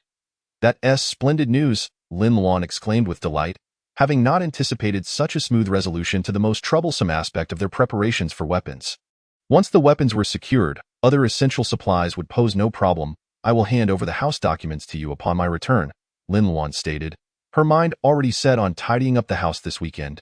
Agreed, Qin Ziyuan affirmed, noting that properties in this area were in high demand and should sell quickly. As Qin Ziyuan had predicted, a month later, the house was successfully sold. Being a sought-after property in a school district with an excellent layout, it fetched nearly 4 million after deducting fees. Qin Ziyuan sold his single apartment as well, and with his savings over the years, they amassed a total of over 6 million in funds. Lin Luan had already prepared the house in advance. Utilizing her spatial capabilities, she stored all furnishings and appliances, including pots and pans, intact, saving both time and effort. During this period, Xie Jingrong visited once more. It was a weekend, and Lin Luan happened to be at home. This time, Xie Jingrong seemed to have learned her lesson, not only leaving her bothersome child behind, but also bringing along the 100,000 she owed Lin Luan's mother. Lin Luan naturally accepted it without hesitation, as this sum would conveniently cover her daily expenses. She promptly escorted Xie Jingrong out under the pretext of going to the bank, transferring every penny from her card into her own account. Xie Jingrong had thought to play it safe, only to find herself outsmarted. A week later, when she returned, she discovered the house was empty and had changed ownership, nearly causing her to choke with rage. With the funds secured, Qin Ziyuan utilized his work connections to initiate contact with the supplier in Country E, and soon they finalized the transaction time and location. A week before Christmas, Lin Luan took leave from school and accompanied him to Country E. After a series of transfers, they finally arrived at the border black market between the two countries. Due to limited funds, they did not purchase firearms in bulk. Instead, they acquired a considerable amount of ammunition, which was relatively cheaper. In total, they spent 5 million, securing 20 heavy machine guns, 20 large-caliber sniper rifles, 30 AKs, 50 handguns, various types of ammunition, grenades, and incendiary bombs. Although the number of firearms was not vast, it was sufficient to arm a respectable team in the early days of the apocalypse. Additionally, they purchased a box of military-grade knives, including machetes and daggers. Chapter 15. New Year. After settling the payment, Qin Ziyuan instructed the supplier to load the firearms and ammunition into the rented van. And both parties departed. In the black market, anything could happen, and highway robberies were commonplace. The supplier only guaranteed the safety of the transaction but took no responsibility for what followed. Just as Qin Ziyuan and his team exited that street, they noticed several suspicious vehicles tailing them. Fortunately, they were well prepared. After making several evasive maneuvers, they decisively abandoned the vehicle they asked for the weapons. They had already been stored safely in Lin Luan's spatial dimension. As the days grew colder, Lin Luan finally faced her first semester's final exams at university. Although she had previously experienced an exam, the time lapse made her anxious about her performance. To ensure she did not perform poorly, Lin Luan dedicated a week to studying in the library with Lei Lei and Sun Weiwei, ultimately managing to scrape through it on the day of the holiday. After seeing Sun Weiwei off on the bus to F City, Lin Luan and Lei Lei decided to wander nearby. As they passed a video store, Lei Lei suddenly halted Lin Luan with excitement. "Sanner, look, it's my male idol," Lei Lei exclaimed, pointing at the screen hanging at the entrance of the store. Lin Luan looked up to see a music video playing, featuring a handsome man in a cozy white sweater, singing a love song with a sincere expression and a melodious voice. Lin Luan's expression darkened, a fleeting look of disdain flashing across her face.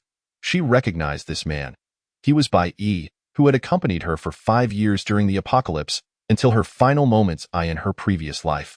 Under Lei Lei's influence, she had also become an ardent fan of his. Bai Yi was widely regarded as a warm-hearted gentleman, debuting as a singer and maintaining a spotless reputation for a decade with no scandals, a breath of fresh air in the entertainment industry. Yet, who would have thought that such a person could turn into a monster when the apocalypse arrived? "Ah, he is so handsome," Lei Lei exclaimed, her hands clasped to her heart, eyes sparkling. "If only he could come to our city for a concert. I would definitely buy front-row tickets. You missed your chance. Let us go," Lin Luan interrupted, pulling her away before she could indulge in more fantasies. "Why?" Lei Lei turned her head back thrice, her expression filled with lingering reluctance. Lin Luan curled her lips into a smile, yet her countenance radiated indifference. Until the apocalypse descended, Bai Yi had not held another concert. Ultimately, he became their companion during their escape, in the early days of the apocalypse. Bai Yi had yet to awaken his supernatural abilities, which only occurred by chance 3 years later when he discovered his affinity for wood-based powers. It could be said that during those 3 years, he had survived solely thanks to her and Uncle Qin. However, in this lifetime, devoid of their assistance, she was eager to see just how long Bai Yi could endure, with the winter break upon her. Lin Luan applied for a dormitory stay through her advisor and continued residing in her dormitory. On New Year's Eve, she found herself at the martial arts studio, where Qin Ziyuan was also present. The 4 of them purchased ingredients, cooked hot pot, and made dumplings, enjoying a steaming New Year's feast together. Observing the 3 faces flushed from the steam, Lin Luan felt a warmth in her heart. Having family and friends by her side was truly delightful. She sincerely hoped that next year, the 4 of them could gather in the same manner, basking in simple happiness. As the clock struck midnight, Lin Luan followed Su Qingwang outside to set off firecrackers. Amidst the cacophony, she silently made her New Year's wish. It was a simple wish, encapsulated in 2 words: to live, for everyone to live safely. On the evening of the second day of the new year, Lei sent a WeChat message inviting Lin Luan to her home. Lin Luan did not decline. Early on the 3rd day, she brought over New Year's goods to pay her respects. By the time she emerged from the subway station and reached Lei's house, it was nearly noon. Lei opened the door, her eyes crinkling as she pulled Lin Luan inside, exclaiming, "Hurry in, hurry in. You have no idea, I've nearly gone moldy these past few days." Lei's home was modest, a small 2-bedroom apartment, somewhat aged but impeccably tidy, in celebration of the new year. Red decorations adorned the windows, and a large inverted Fu character hung on the living room wall, exuding festive cheer. "You're here?" Lei's mother called from the kitchen, her head poking out, an apron draped over her youthful figure, a spatula in hand as she prepared lunch. "You child, just come over. Why bring so many things?" Lei's mother bore a striking resemblance to her daughter, with a radiant smile and long hair tied back in a tidy braid. "Yun-e, Happy New Year." Lin Luan greeted her warmly. "Happy New Year." Lei's mother replied with a smile, quickly dishing out stir-fried winter bamboo shoots with cured meat onto a plate and bringing it to the table. "Lei always talks about you. Finally, I get to meet you. TSK, this child is truly beautiful," she remarked, casting a playful glare at Lei. "I fed you so well. How come you're still shorter than her?" Lei, not pleased, pouted. "That is genetics. Can you blame me?" "Nonsense," Lei's mother retorted. "I'm at least 156 centimeters tall. Taller than you. Just a centimeter. I'm still young. I have room to grow," Lei scoffed. Lin Luan stifled a laugh nearby, recognizing that height deficiency was indeed hereditary. Like her, Lei had grown up in a single-parent household. After her father's early demise, her mother, Yun Shu, never remarried and raised her daughter alone. Despite the hardships of life, Aunt Yun maintained an optimistic outlook, which allowed Lei to blossom into the cheerful and lively person she was in her previous life. Lin Luan had heard Lei recount how, during the viral storm, she and her mother had been watching television when, inexplicably, they fell unconscious. Upon awakening, she found herself in her bedroom, the door barricaded by the wardrobe and desk, yet the window stood wide open, and her mother was nowhere to be found.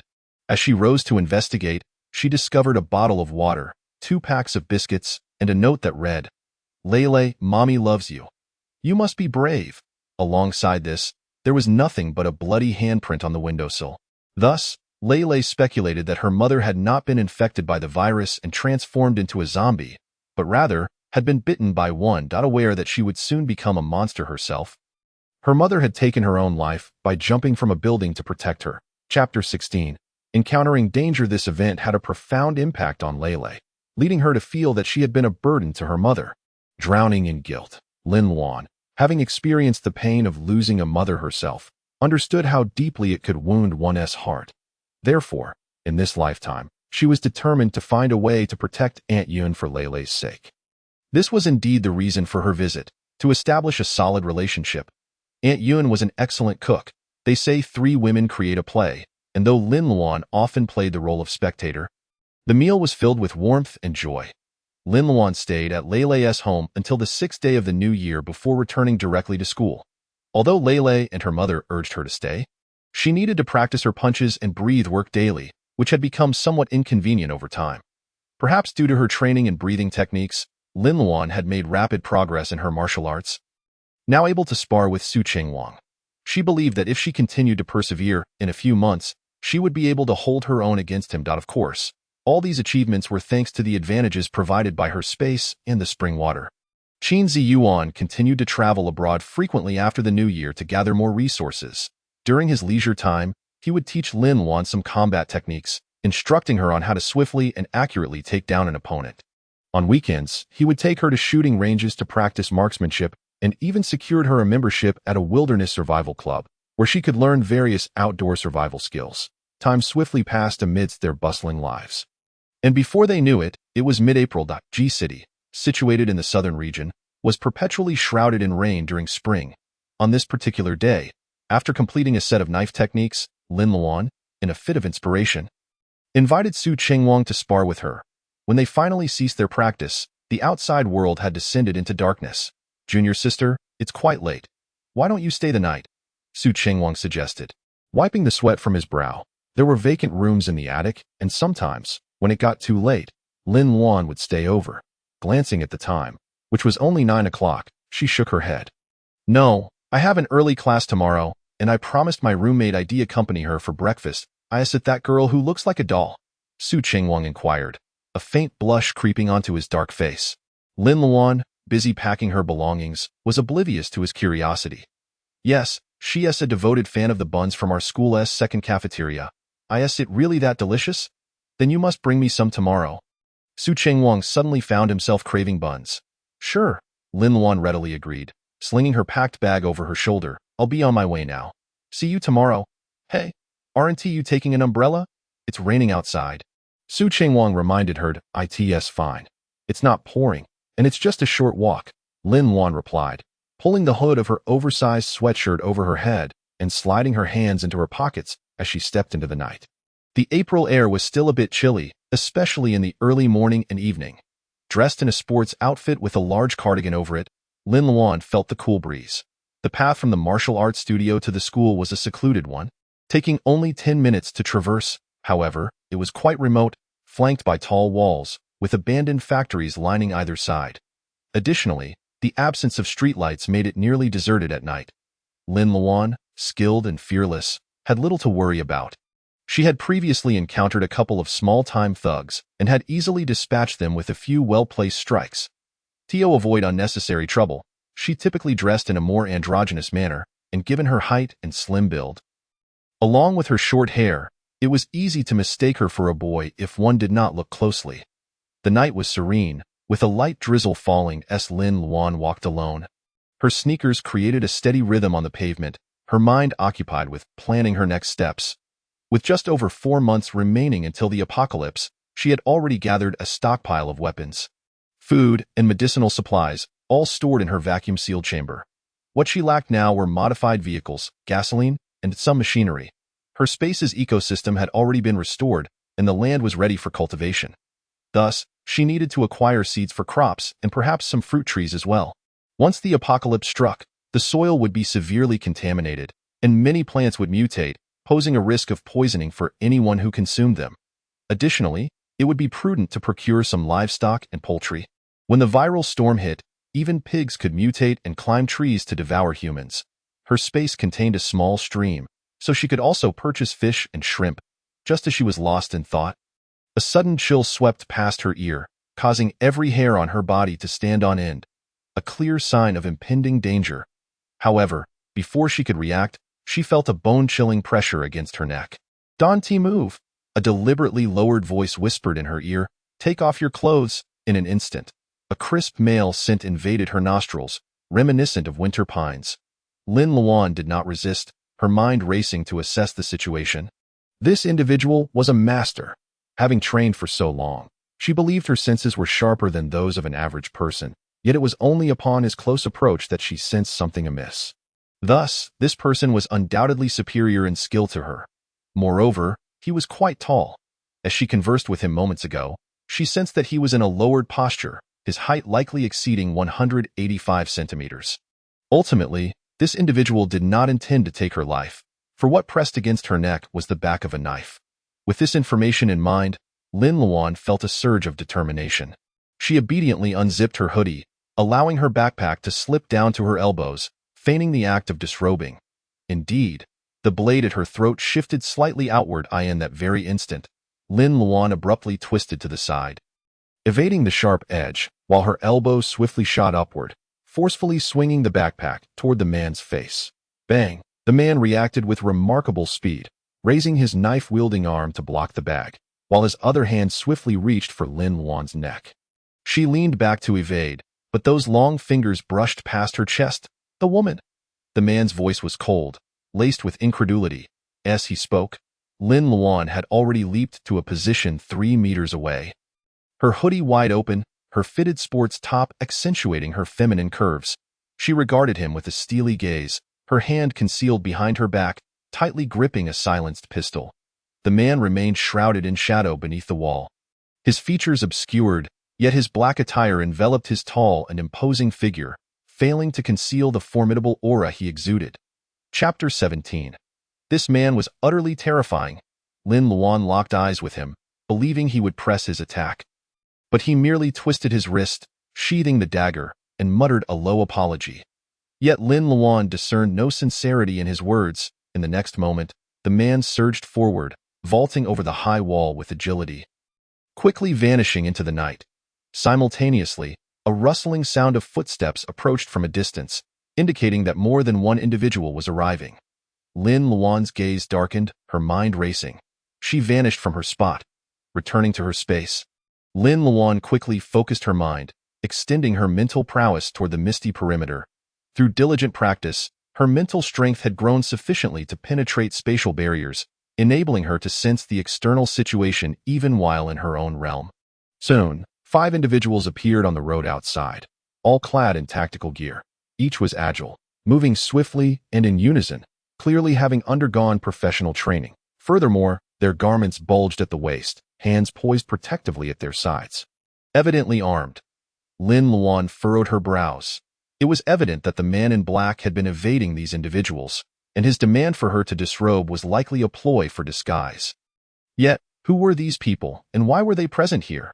This area was a university town, somewhat distant from the city center, yet generally safe. She had never heard of any gang conflicts nearby. Could it be a vendetta? Or perhaps undercover agents pursuing a suspect? Unable to ascertain the truth, Lin Luan resolved to avoid the back roads in the future. The 5 individuals failed to notice anything amiss and soon departed down the path. Lin Luan did not rush to exit. Instead, she patiently awaited a moment longer. This was a lesson learned amid the apocalypse. Sometimes, what appeared calm was merely a prelude to danger. Sure enough, not long after their departure, a tall figure re-emerged atop the opposite wall. The man in black deftly leaped down and strode to the very spot where Lin Luan had just vanished.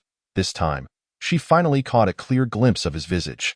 It must be said, this man's appearance was strikingly exceptional. He bore the features of a mixed heritage, with deep-set facial features, glossy black hair, and eyes of an unusual amber hue, like transparent gemstones, standing at approximately 190 centimeters. He possessed a tall, muscular frame devoid of any coarseness, appearing in the night like a poised leopard, exuding an air of aloofness and dominance. For reasons she could not comprehend, Lin Luan found him vaguely familiar. Yet she was certain they had never crossed paths, in either her past life or this one. Where had she seen him before? At that moment, the man, scanning his surroundings, suddenly raised his gaze, locking onto hers with a piercing stare that cut through the air like a blade. Striking deep into her mental consciousness, her heart raced violently, and she hastily withdrew her mental presence, a chill coursing down her spine. Such acute perceptiveness. She exhaled heavily, pressing a hand against her chest, her heartbeat pounding like a drum. Had she not been absolutely certain that her space was entirely concealed, she would have doubted her own invisibility. No, she had indeed exposed herself. That man had already detected her mental probing if she were in his position. She too would struggle to discern the signs in such a brief moment, let alone pinpoint her exact location. This man was utterly formidable. Had he not been careless in his intent to harm her and let his guard down? She likely would not have survived more than 10 exchanges, much less escaped with ease. Lin Luan felt a profound sense of defeat wash over her. After all her efforts, she had found herself powerless in the face of such a formidable opponent. After a moment of contemplation, she rubbed her forehead, a faint smile curling at the corners of her mouth. This unexpected blow arrived at a most opportune time.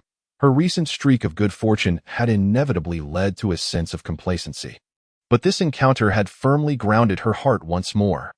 This was a blessing in disguise. Not wishing to continue her invasive probing, Lin Luan took a deep breath, seated herself on the ground, and began to cultivate her mental prowess anew. In that moment, all feelings of arrogance and despondence were cast aside, leaving only an unwavering resolve to grow stronger. When she next opened her eyes, the man outside had long since vanished. Lin Luan swiftly exited her space, pulling out her phone to check the updated time, then bolted away. Ultimately, she brushed past the second hand as it struck 11. slipping through the iron gate of her dormitory just in time to evade the landlord's furious roar. The following day dawned clear and bright, the warm sunlight filtering through gaps in the clouds, casting a radiant glow upon the earth. Having completed her morning classes by 10:30, Lin Luan bid farewell to Lei Lei and the others before heading directly to the martial arts hall with a bag of buns in hand. After last night's encounter, she opted not to take the back roads again, choosing instead the bustling thoroughfare. However, upon arriving at the martial arts hall, she found the usually welcoming iron gate firmly shut. Confused and concerned, she recalled the unfamiliar figures from the previous night, her heart racing. She hurriedly knocked on the door and called out, "Master, senior brother, are you inside?" Fortunately, Su Qingwang's voice soon emanated from within. "Junior sister, wait a moment. I'll be right down." Relieved, Lin Luan had genuinely feared something had gone awry. Before long, the iron gate swung open with a clang, and Su Qingwang's head appeared. "Junior sister, you've arrived? Oh, and you brought buns." Lin Luan chuckled at his eager expression as she handed him the bag. "And I bought these in the morning. They're a bit cold." The meat buns from the second cafeteria were only available at breakfast and in limited quantities. Since Lei Lei and the others were present, she had refrained from stowing them away in her space for preservation. "No worries, I'll just heat them up in a bit," Su Qingwang replied cheerfully, stepping aside. "Come on in, Master and I are tidying up." Lin Luan raised an eyebrow. Feeling incredulous, I asked the sun rising in the west today. Master is actually tidying up? It was well known that he was typically a hands-off manager, relying on his senior brother to wash and fold even his socks, as if he needed someone to dress him. As Lin Luan approached, Su Qingwang closed the gate once more, then carried the buns to the modest cooking area beneath the loft. The so-called cooking area consisted of an induction cooker and a pot. After placing the pot and adding water, Lin Luan assisted Su Qingwang in arranging the buns on the stainless steel steaming tray. Chapter 18. Senior brother? At that moment, the sound of a door opening echoed from the loft above. Lin Luan looked up to see a figure emerging from the restroom, a towel draped over his head. Turning, he ducked into the adjacent room. Although she could not see his face, the build and stature were unmistakably not He Tian's. "Are there guests upstairs?" Lin Luan inquired of Su Qingwang.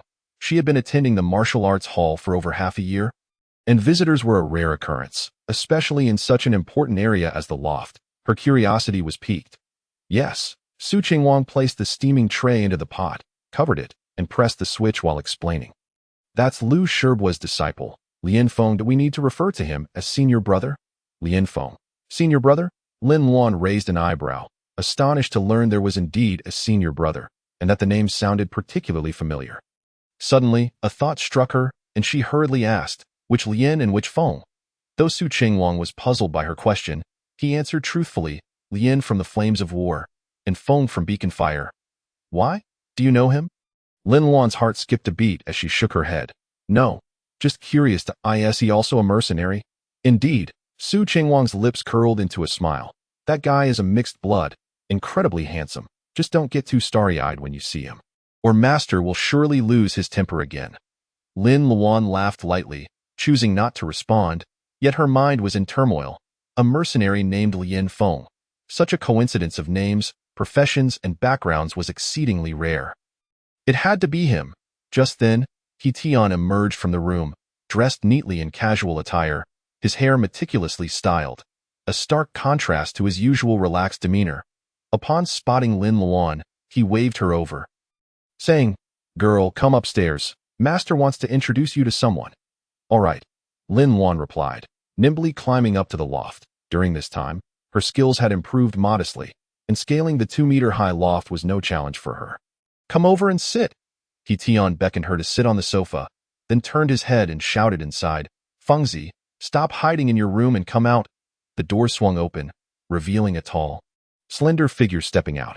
Lin Luan raised her gaze, and a chill ran down her spine. It was him, the man in black from last night. His jet-black hair was still damp, likely from a recent shower, which softened his typically imposing demeanor, replacing it with a refreshing aura. His amber eyes shimmered with a seductive glint, exuding an air of both languor and strength that was impossible to overlook. No wonder she found him familiar last night. It all made sense now. While few knew the name Feng at present, in a year or so, it would become synonymous with legend among survivors. After the apocalypse, he had formed a hunting team composed entirely of mercenaries, achieving unparalleled feats. Furthermore, he was one of the first individuals to break through the third tier and ascend to the fourth tier of abilities, surpassing all others and earning the title of Wind God. Yet, this extraordinary person had mysteriously vanished 2 years into the apocalypse, his missing person notices plastered across major bases, allowing her to recognize his face. She never expected that fate would bring them together again, and in such a manner. Recalling her encounter from last night, a frosty aura surged in Lin Luan's eyes, and she instinctively crossed her arms defensively over her chest. Clearly, Lien Feng recognized her as well. His long brows arched slightly, his gaze sharp as a blade, scrutinizing her without restraint, a smirk playing at the corners of his lips, a half-smile that was both enigmatic and teasing. He Tian, oblivious to the undercurrents, wore a proud grin as he addressed Lien Feng. Fengzi, this is my new apprentice Lin Luan. Though she has only been with me for half a year, her talent is no less remarkable than yours was at her age. Indeed, I must congratulate my esteemed uncle, Lien Feng replied with a smile, stepping forward to extend his hand toward Lin Luan. His voice was slightly husky, imbued with a magnetic allure. I am Lien Feng. You possess impressive skills. To escape from my grasp after merely 6 months of training is quite an achievement. Lin Luan understood his implication, a faint smile tugging at her lips, revealing a hint of indifference. Rising, she shook his hand lightly, her voice soft yet resolute. You are strong, but I will surpass you. From this day forth, his strength would become her aspiration. Lien Feng raised an eyebrow, surprised by her declaration. It was not a blind act of arrogance, but rather a form of self-encouragement. He narrowed his eyes playfully, taking another look at her. She was quite young, standing tall with an upright posture, her features exuding a cool detachment, yet her every word and action conveyed a serene elegance. Particularly, her bright eyes sparkled with a resilience that belied her age, sharp and dazzling like a blade. This new junior sister was indeed intriguing.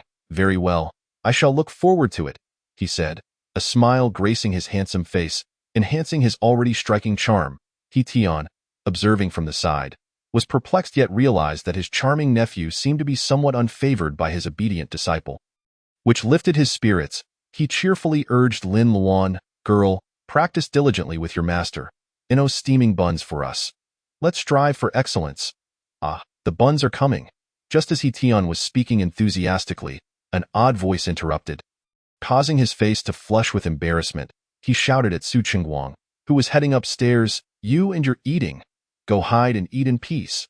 All right, but if I finish first, don't come looking for me. Su Qingguang halted, pretending to descend the stairs. He Tian, puffing up his neck, retorted angrily, you dare. Are you itching for a fight? Lin Luan couldn't help but chuckle at the scene, her laughter softening her previously sharp demeanor, revealing a rare gentleness akin to the softest hues of a sunset. Lien Feng's lips curled upward slightly, a glimmer of amusement in his eyes, as if he had discovered something amusing. The girl before him was not the type to strike one as stunning at first glance. Her features lacked dramatic intensity, giving off a cool, reserved air. Yet, that fleeting smile possessed an unforgettable charm. This peculiar yet harmoniously balanced junior sister was indeed fascinating. The smile on Lien Feng's lips deepened further. Watching his master and senior brother perform antics daily was Lin Luan's source of joy, unaware that at this very moment, she had become a captivating sight in someone else's eyes. Chapter 19. Sudden Parting Eventually. Su Qingguang descended the stairs with a bundle of buns in hand. He Tian turned to Lin Luan, rubbing his hands together. My dear girl, your master and brother are going abroad for a while. Abroad? Lin Luan was taken aback. She had heard Uncle Qin mention that her master and brother had returned from overseas to establish a martial arts school and had not left since. Why were they suddenly planning to go abroad now? Indeed, He Tian explained, Fengzi has taken on a significant task, and we lack manpower. I'll be helping him out. If all goes well, we should be back in about 3 months. But no longer than 6.6 months? Lin Luan's heart sank. In just over 4 months, the apocalypse would arrive. She had intended to gather everyone together as the time approached, so they could support one another once the catastrophe struck. Yet now her master was leaving the country. Must you go, master? She inquired, a hint of urgency in her tone. This was the first time He Tian had heard his little disciple speak with such reluctance, and he found it quite intriguing. What, are you going to miss your master? He teased. Don't worry. I'll leave the keys to the school with you. You can still come and train. When I return, I'll teach you a new set of leg techniques. Lin Luan fell silent. That was not her concern at all. With a resigned sigh, she asked, when will you be leaving? The tickets are already booked. We leave this afternoon. Tian stood, smoothing his clothes. Since you were so reluctant to part, why not come help your master pack? Lin Luan realized that the sun would still rise as usual. The decision was already made, and she knew further persuasion was futile. She couldn't simply tell them that the apocalypse was imminent and demand they stay by her side, lest they think her delusional and send her off for treatment. However, since they would be accompanying Lin Feng, it wasn't all bad. Lin Feng had awakened his wind abilities early in the apocalypse and founded the Fenghua battle team, later stationed at the Huangyao base. As long as her master and brother weren't among the first infected by the virus, even without awakened abilities, they would manage quite well in the early days of the apocalypse with their skills. By then, with Lin Feng's reputation, it would be relatively easy for her to locate them. Ultimately, after lunch, the three of them departed with their luggage. Before leaving, Tian handed the keys to the martial arts school to Lin Luan, instructing her to take good care of it. Watching the once bustling school grow quiet, Lin Luan felt a wave of melancholy wash over her. She could only hope that they would all be safe. In the days that followed, Lin Luan spent increasingly less time at school. Except for returning to her dormitory at night to sleep, she was scarcely seen during the day unless she had a specialized class. Lei and Sun Weiwei were aware that her mind was preoccupied with matters beyond her studies, yet they refrained from probing further, continuing to interact as harmoniously as ever. After Tian and his apprentice departed, they had called Lin Luan once to assure her of their safety, but thereafter, there was no further communication. Lin Luan understood that their line of work necessitated such distance. Although concerned, she could only offer silent prayers for their well-being. Before long, summer vacation arrived as anticipated. Lin Luan once again applied for on-campus accommodation through her counselor, accompanied by Lei and Sun Weiwei, who, for reasons unknown, had whimsically decided to experience life by securing part-time jobs during the 2-month holiday, thus opting not to return home. Consequently, the dormitory 502 remained lively as usual throughout the summer.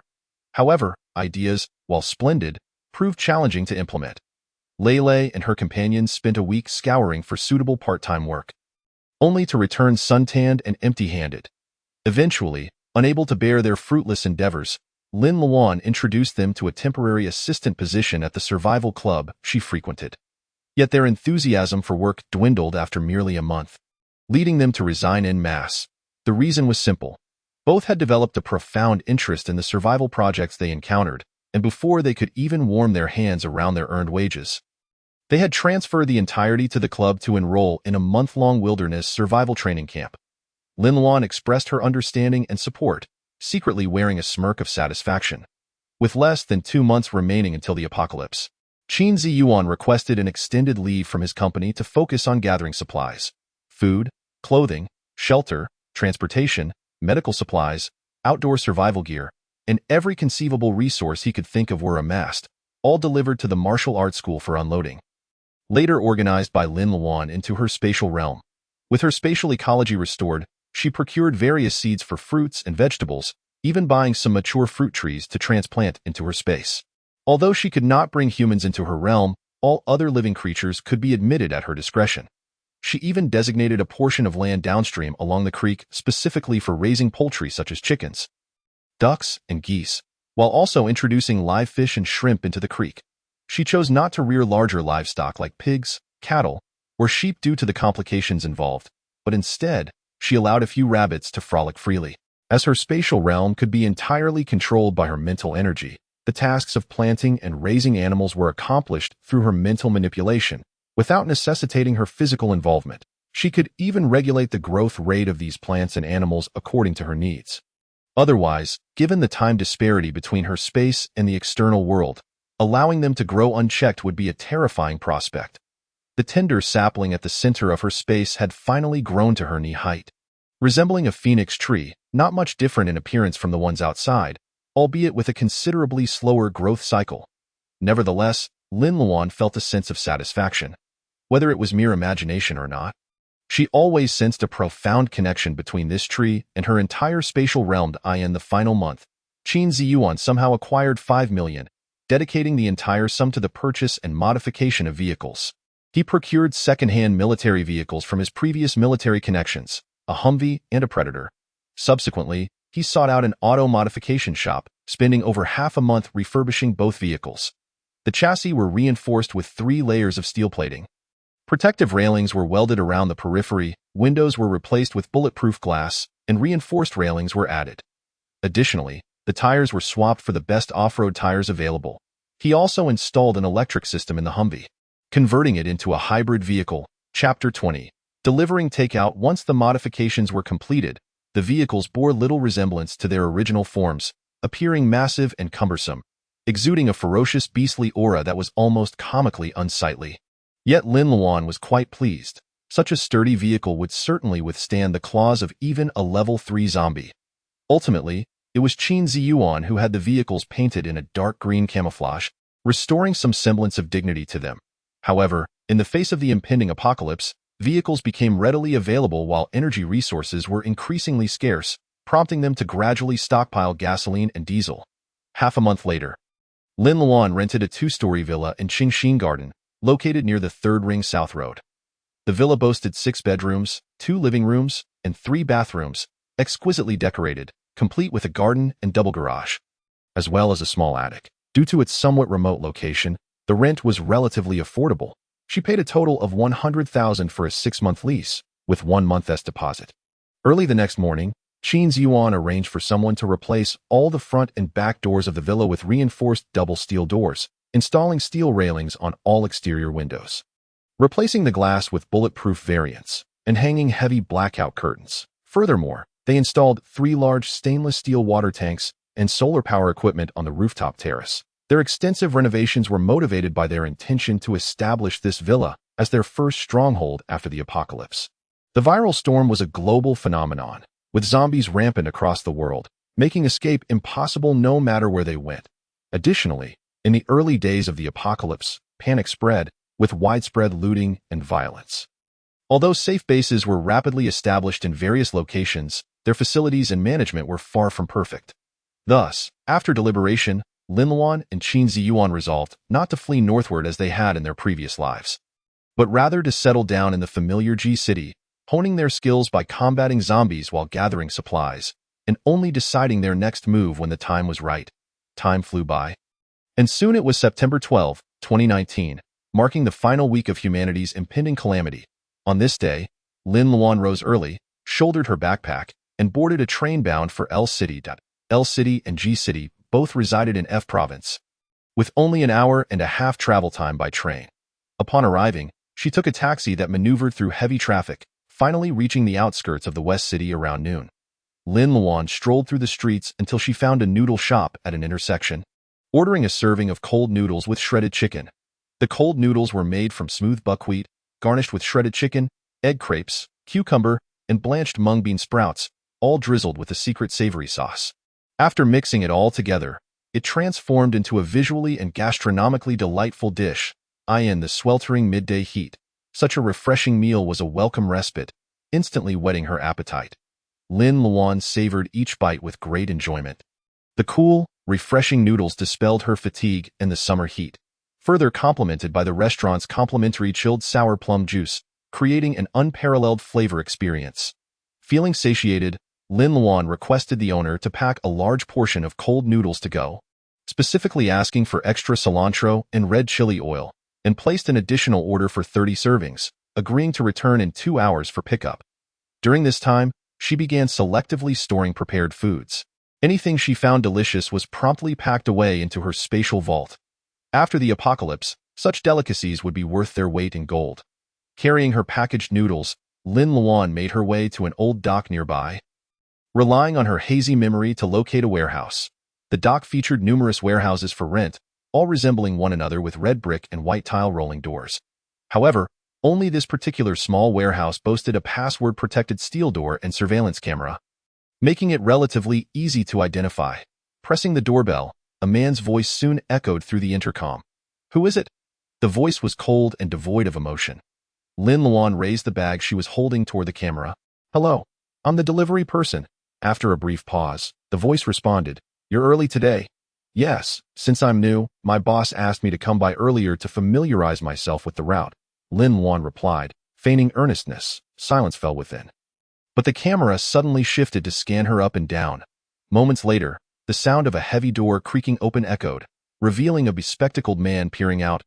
Lin Luan smiled, swiftly raising her hand to aim a dark gun barrel at him. Hello, Wu Yihai. Simultaneously, an ear-piercing alarm blared from within. Wu Yihai jolted, instinctively reaching for the electric switch inside. However, Lin Luan seemed to anticipate his move, pressing the gun barrel against his forehead, her tone chilling. I advise you not to make any sudden movements. The bullet in this gun will certainly reach you faster than your electric shock. Half an hour later, Wu Yihai sat on a high stool, arms crossed and a wary expression etched across his pale face, which had turned slightly flushed with anger from lack of sunlight. Before him lay a simple dining table with a single takeout box, while the entire warehouse stood starkly empty. Who are you really? National security? Cyber surveillance? Or an overseas spy? He glared at Lin Luan, his tone icy. This unknown female intruder had not only effortlessly dismantled all his electric traps set around the room, but she had also somehow made everything in his warehouse vanish. Those machines, equipment, and blueprints were his most valuable possessions. And what of the gun in her hand? The detector he had installed in the camera had detected no anomalies. How had she produced it? Regardless of who you are, I haven't committed any crimes recently, and I have none of the information you seek here. That he squinted as he spoke. Lin Luan raised an eyebrow, internally lamenting the numerous enemies this fellow seemed to have. Even drawing the attention of foreign spies, Wu Yihao was also one of her companions from her previous life. At merely 23 years of age, he was slender and sported a tousled head of curly hair. Highly intelligent yet somewhat lacking in emotional intelligence, he excelled in mechanical and electrical engineering. After the untimely death of his parents 3 years ago, he dropped out of the J State Polytechnic University in M Country and returned home, subsequently isolating himself here to pursue his inventions. Additionally, he was an exceptionally skilled hacker, having infiltrated the databases of a certain nation's space agency multiple times, all to examine their newly developed drone data. Much to the chagrin of that nation's cyber police. Chapter 21. Seeking cooperation in her previous life, as she and Uncle Chin fled northward, they happened to pass through this area. Initially intending to gather supplies at the dock, they had stumbled into his warehouse, only to be electrocuted and left in disarray. Had it not been for the eventual realization that she was a space ability user, leading him to propose that she use her powers to serve as a mobile storage unit for his mechanical devices, they might have been unceremoniously discarded to feed zombies. Eventually, Wu Yihao joined their group, heading north alongside them, and gradually became her friend. In truth, he was not particularly difficult to get along with. As long as one treated him sincerely, he would reciprocate. Thus, she was thoroughly familiar with this fellow, who appeared to be an innocuous tech enthusiast but harbored a rather dark heart. Don't overthink it. I merely seek collaboration. Lin Luan relaxed her grip, allowing the trigger guard to spin around her finger, the handgun dangling from her finger as a gesture of sincerity. The corners of Wu Yihao's lips curled slightly, revealing a typical expression of disdain. Collaboration? What for? Lin Luan remained unfazed, twirling the gun in her hand. What for? You'll find out if you come with me. Just trust that I mean you no harm. And what about my belongings? Where did you put them? What did you do? Wu Yihao's anger was accompanied by an insatiable curiosity. If I told you I had a personal space and that your belongings are all stored within it, would you believe me? Lin Luan boldly stated the truth. In her past life, he was the only one, besides Uncle Chin, who suspected that her space was not merely a supernatural ability, listing out his reasoning. Yet, he never betrayed her. In the end, he sacrificed his life to save her. Therefore, in this life, she had no intention of concealing the truth from him. With someone like him, temptation was far more effective than threats. Wu Yihao pushed his glasses up his nose with 2 fingers, the thick lenses catching a glint of light. According to black hole theory, a personal space could theoretically be created, but with current technological levels, it's unlikely to be feasible.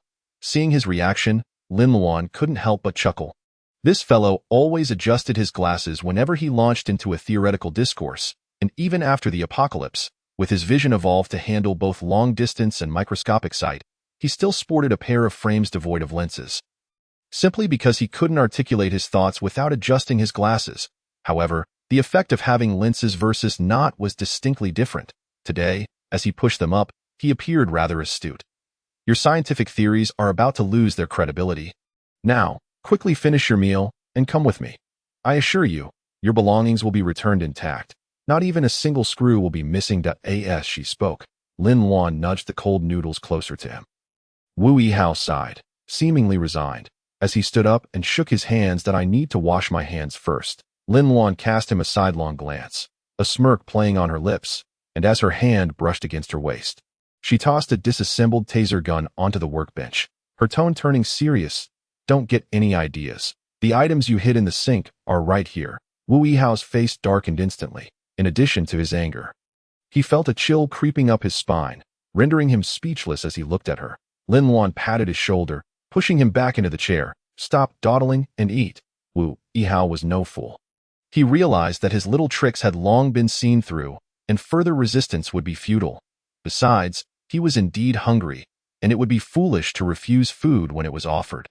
He reached for the bag, taking out the takeout box, but was momentarily taken aback upon opening it. The buckwheat noodles were piled high with vibrant green cilantro and red chili peppers. He pointed at the noodles, his voice filled with confusion. How did you know? If one could argue that she might have discerned the layout of his warehouse while he was away, there was no way she could possibly know his dietary preferences so thoroughly. Furthermore, he had long refrained from such spicy food in an effort to cut back on it. How could she possibly know? Lin Luan's gaze lowered slightly. Perhaps it was because she vividly remembered the scene in her previous life where, trapped beneath rubble and clinging to life, he squinted his eyes in longing, expressing his desire for another serving of buckwheat cold noodles, with extra cilantro and red oil chili.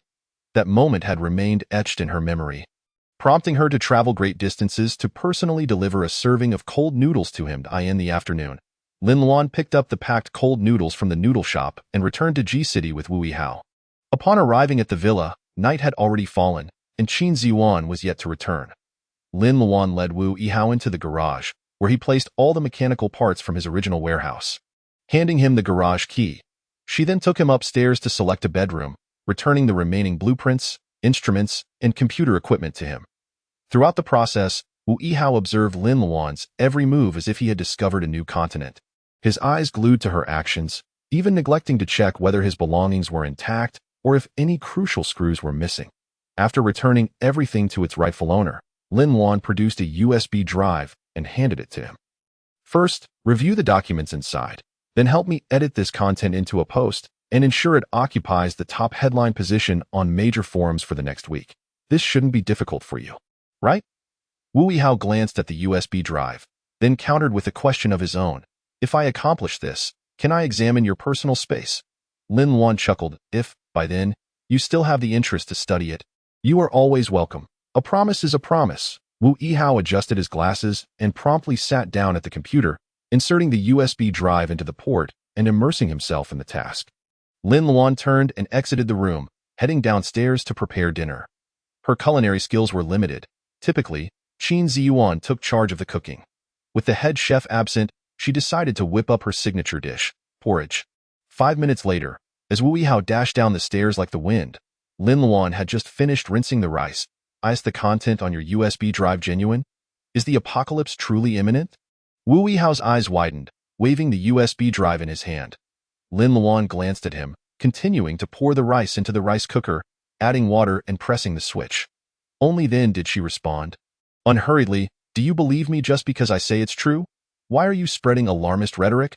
Or are you simply desperate for fame? Wu Yihao's gaze held a hint of disdain. If he were to follow her advice and post the article on the forums, ensuring it remained pinned for consecutive days, the promotional impact would be nothing to underestimate. Lin Luan replied nonchalantly, whether it's alarmist rhetoric or not will be revealed in time. I've clearly laid out the chronological order above.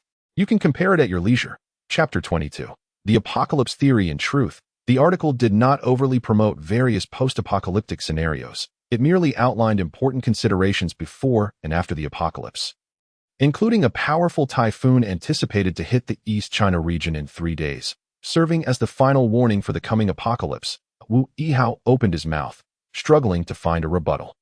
After a moment, he adjusted the glasses on his nose and replied, All right, I'll be waiting. Undoubtedly, he had come to believe in the notion of an impending apocalypse to a considerable extent, swayed by the peculiarities he observed in her. Yet, the entire premise clashed fundamentally with scientific reasoning, rendering him unable to fully convince himself. Thus, as she remarked, all that remained was to allow time to serve as the ultimate judge. That evening, coinciding with the peak online activity, a hypothetical discussion thread titled "What if the apocalypse were to descend?" abruptly materialized across various forums, swiftly elevated to a top position. The post commenced with a stark and simplistic premise. What if the apocalypse were to occur on September 19th, 2019? It elaborated on alarming predictions, including a powerful typhoon striking the southern coastal regions on September 15, a colossal meteorite crashing in the early hours of September 19, a viral storm wreaking havoc, and humanity undergoing grotesque mutations, all of which were predicated on hypothetical scenarios. Additionally, the article meticulously detailed preparations for resource stockpiling prior to the apocalypse, alongside a series of proposed countermeasures, such as isolating those afflicted by the virus, effectively gathering supplies, combating zombies, and self-protection strategies, as well as the various forms of awakened human abilities.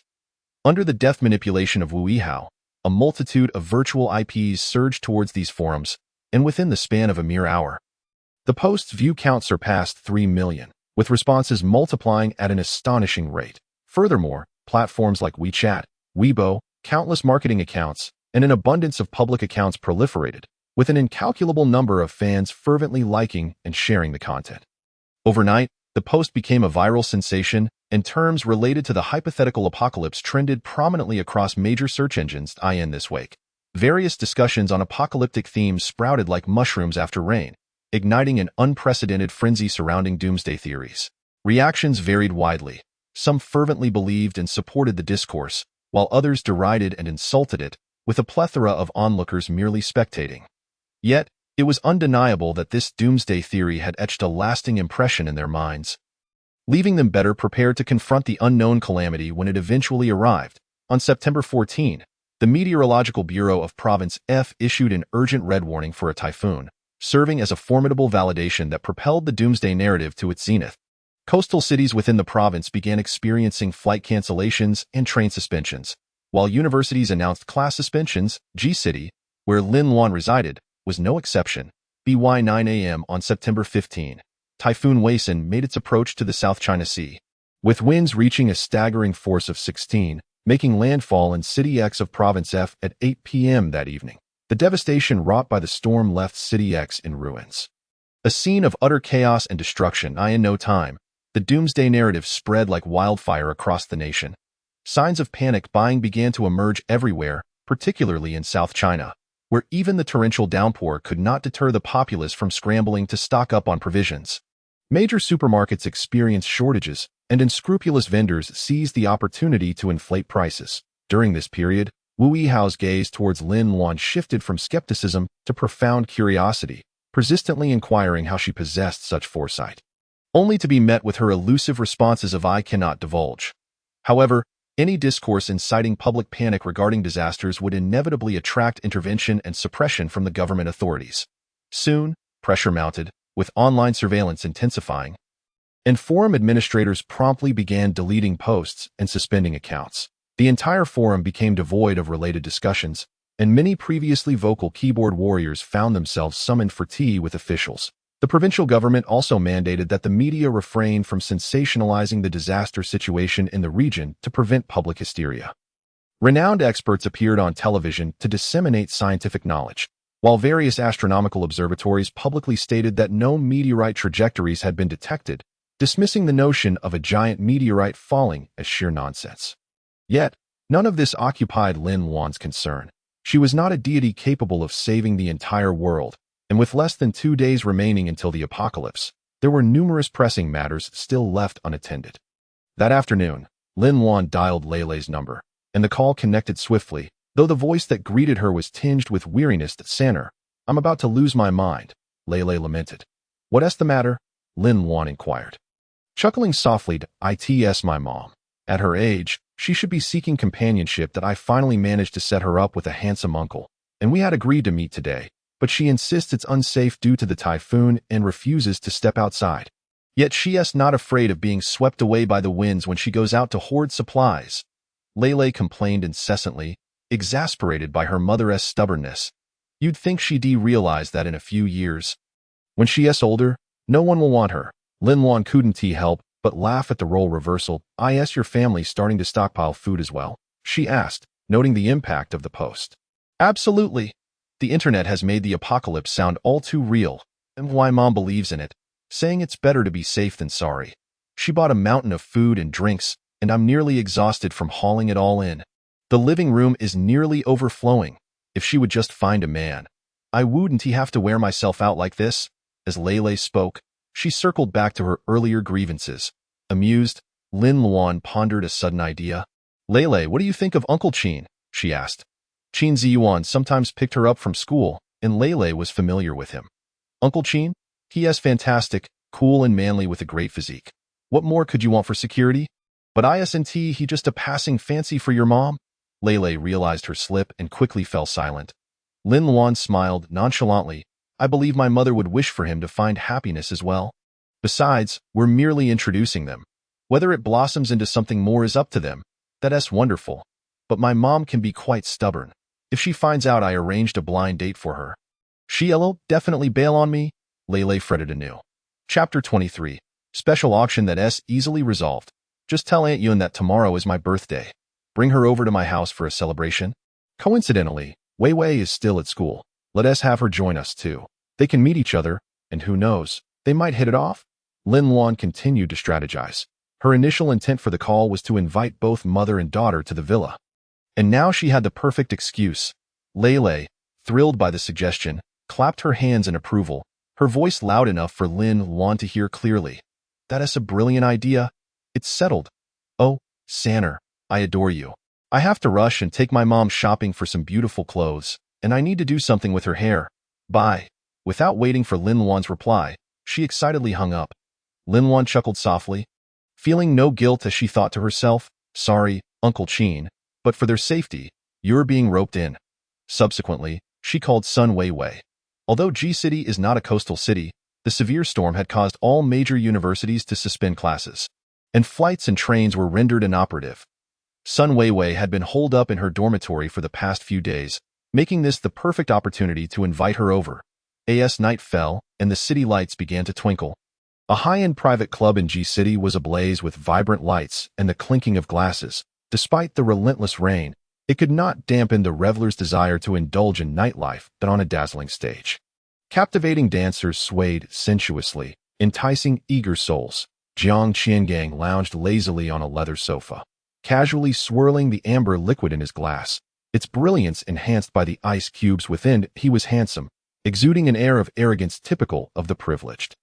Across from him, Lin Sudong was cozily entwined with a stunning woman, while Pan Zhan was likewise engrossed with a younger girl. The three of them had grown up together, inseparable in their indulgent escapades. Earning a notorious reputation as the infamous trio of G-City, however, due to their varying natures and the disparities in their family backgrounds, Lin Sudong and Pan Zhan had always looked towards Jiang Qinggang as their leader. I say, why haven't you brought that art school girl out to play lately? Lin Sudong remarked, observing Jiang Qinggang's visibly bored demeanor, nudging him with his foot. Jiang Qinggang squinted at him. What is it to you? Nothing much, just thought if you're tired of her, I might like a turn, Lin Sudong teased, raising an eyebrow suggestively. Jiang Qinggang took a sip from his glass, casting him a sidelong glance. A smirk playing on his lips. If you fancy her, go ahead. Lin Sudong paused, then burst into laughter, mischievously reaching into the woman's neckline, provoking a chorus of playful protests from her. Pan Zhan, usually expressionless, revealed a hint of amusement. Everyone in their circle knew that the infamous Jiang Xiao was notorious for cycling through women every 3 months, save for that art school girl. Not only had she broken the 3-month curse, but she had also embroiled Jiang Xiao in quite the scandal. Initially, they thought it might be true love, only to find out she too would ultimately face dismissal. At this moment, Manager Su approached, impeccably polite, and inquired, Young Master Jiang, the debut upstairs is ready. Would you care to join us? Jiang Chong stood utterly still, scarcely deigning to grant even a glance, as if he had not heard a word. Manager Su couldn't help but feel a twinge of embarrassment. Yet, If this esteemed figure remained silent, the debut of the evening would undoubtedly falter, leaving him with no choice but to linger. Ultimately, it was Lin Sudong who could no longer bear the tension and broke the silence. "Old Su, how many newcomers do we have tonight?" Manager Su hastily smiled. "A total of 8 have arrived, all with commendable figures and appearances. Is that so?" Lin Sudong chuckled, reaching out to caress his companion's chin. His gaze audaciously traversing her exquisite features. "I hope they aren't all sporting those plastic faces like the last few times. Such artificiality is quite unappetizing. Haven't you noticed how Jiang Xiao hasn't even glanced at them for 2 months? If it's the same tonight, I suggest you forget about this debut." Manager Su felt a cold sweat trickle down his back and hurriedly clarified. "What Lin Xiao means is, tonight we do have a few special ones, including 3 students who might pique the interest of the esteemed gentleman." "Oh, students?" Lin Sudong raised an eyebrow. "1 boy and 2 girls?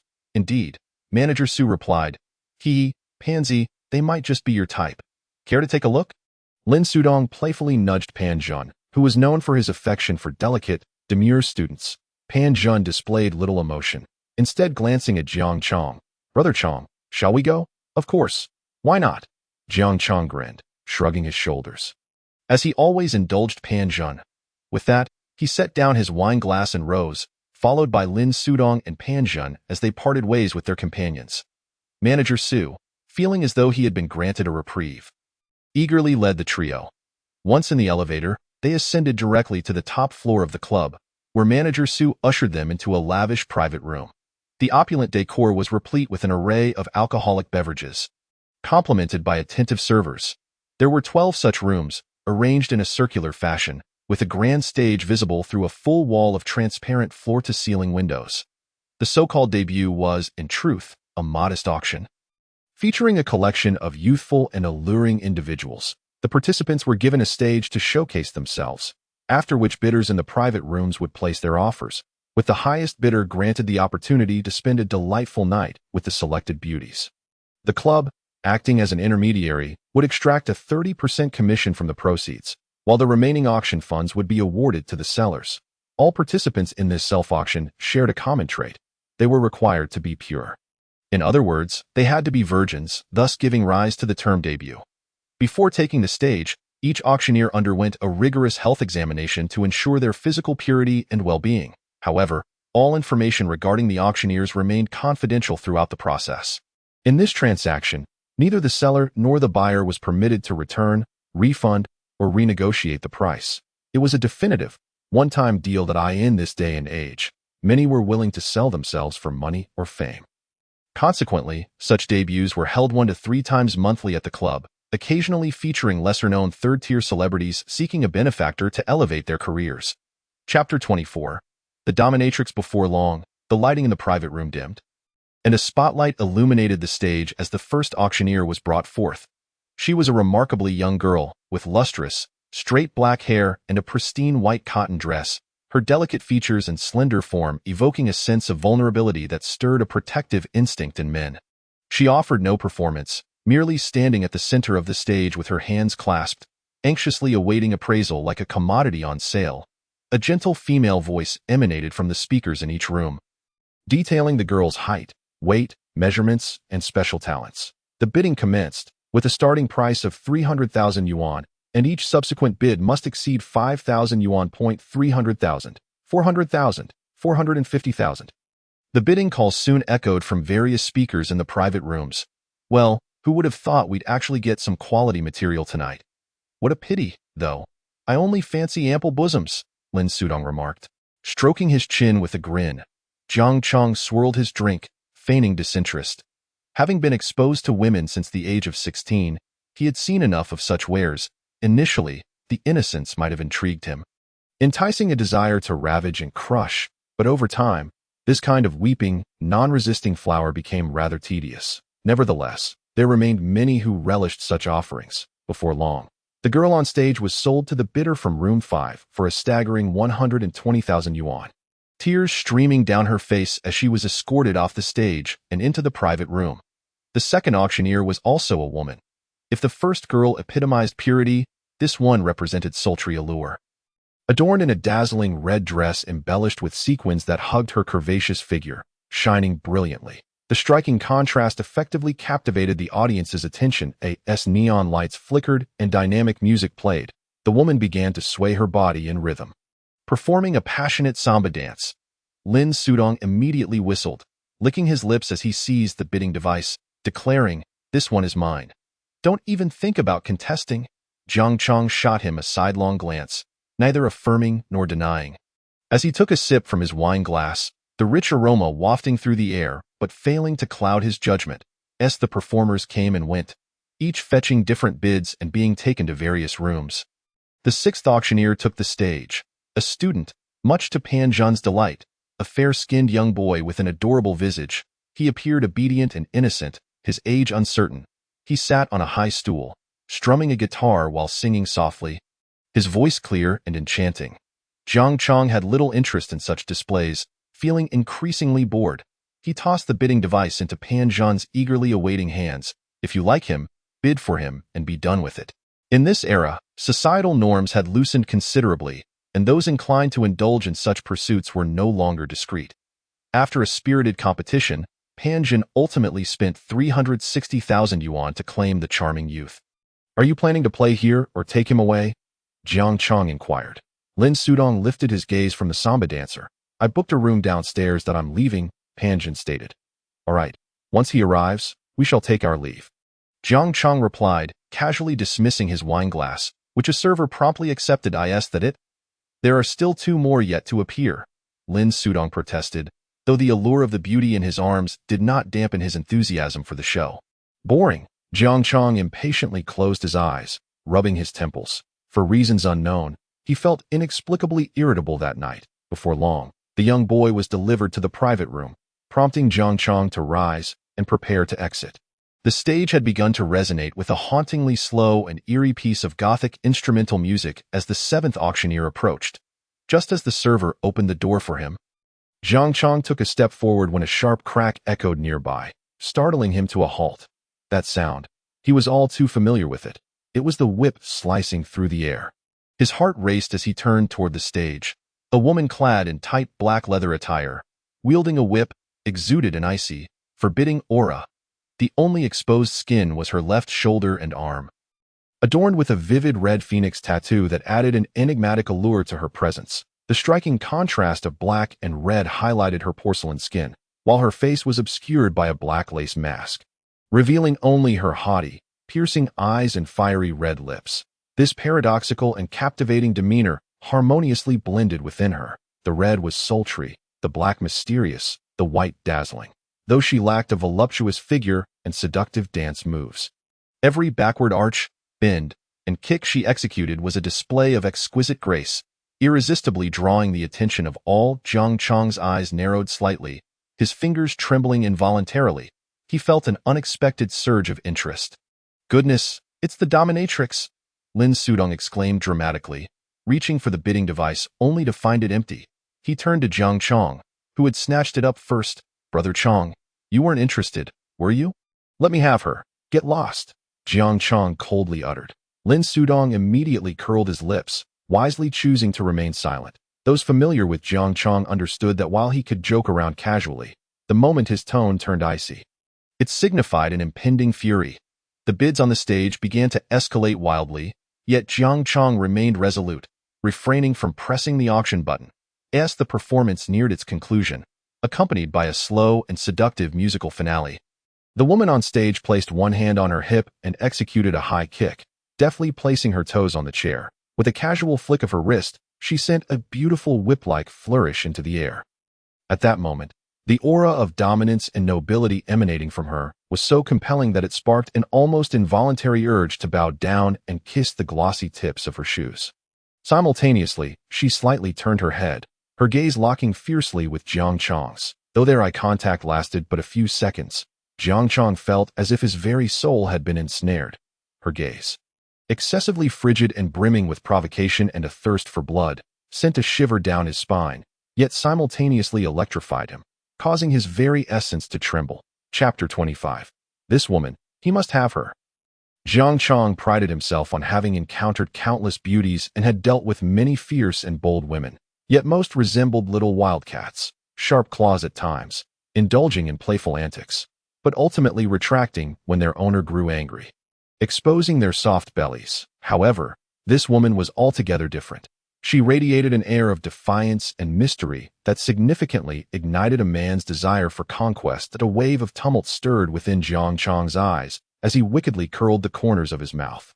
This woman, he must have her. 5 million. His voice rang out, punctuated by fervor, not a mechanical electronic sound, but a declaration from Jiang Chong himself. The debut auction, should a bidder be determined to secure an item, they could directly announce their highest bid. That if no other bidders contested, the auction was deemed successful. Jiang Chong's bid surpassed the previous one by a full million, leaving no room for further offers. 5 million, once, twice, thrice, he pronounced, sealing the deal with finality. As the woman was escorted off the stage, he remarked to Pan Jian and Lin Sudong, "I shall take my leave." He produced his black gold card, handing it to the attendant, instructing them to take her directly to the garage at debut auctions. Signing for payment was not permitted. The auction price must be settled on the spot. With that, he turned and exited the private box. Lin Sudong and Pan Jian exchanged astonished glances, each recognizing the surprise in the other's eyes. They had never witnessed Jiang Chong display such eagerness towards a woman before. Jiang Chong, too, was uncertain why he felt this way. Perhaps it was that icy, murderous gaze from moments ago, which instilled a deep-seated dread while simultaneously igniting an unbidden thrill within him. He had never encountered such a gaze in any woman before. Lighting a cigarette, he leaned against the car door, inhaling deeply. The taste of tobacco slightly calmed his excited nerves. Soon, the staff escorted her in, still clad in her black attire, striding toward him as though she were a queen descending upon her domain. Jiang Chong then noticed her height. With her stiletto heels elevating her stature, she nearly matched his 6'1" frame. Discarding his cigarette, he stepped forward, opened the car door, and commanded, "Get in." The woman, haughty and aloof, spared him not even a glance before gracefully entering the sports car. Jiang Chong slammed the door shut and entered from the opposite side. As he pressed the accelerator, the car shot forward like a cannonball. Throughout the journey, neither spoke a word. Yet, Jiang Chong's peripheral vision lingered on the elegant curve of her neck and the fiery red tattoos that adorned her skin, igniting a flame of desire within him. How could this woman, so youthful, exude such allure? Jiang Chong narrowed his eyes slightly, his tongue flicking over his dry lips. Indeed, she was intoxicating. The momentary chill that had enveloped him had inscribed itself deeply within his mind, leaving a lingering aftertaste. Speeding along, Jiang Chong brought her to his upscale villa located in the outskirts of the city. This tranquil neighborhood, renowned for its serene environment and exceptional security, was his private estate. The woman stood with her arms crossed, observing as Jiang Chong secured the door, locked the anti-theft mechanism, then turned to approach her with an air of arrogance, cornering her against the wall. "Now, we are undisturbed."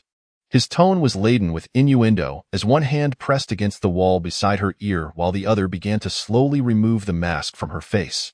His heart raced uncontrollably, as if he were about to unveil a long-awaited treasure. It had been ages since he had felt such exhilaration. However, just as his fingers grazed the mask, the woman lifted her scarlet lips, revealing an enigmatic smile, like a poppy swaying in the cold breeze, enchanting yet fraught with peril.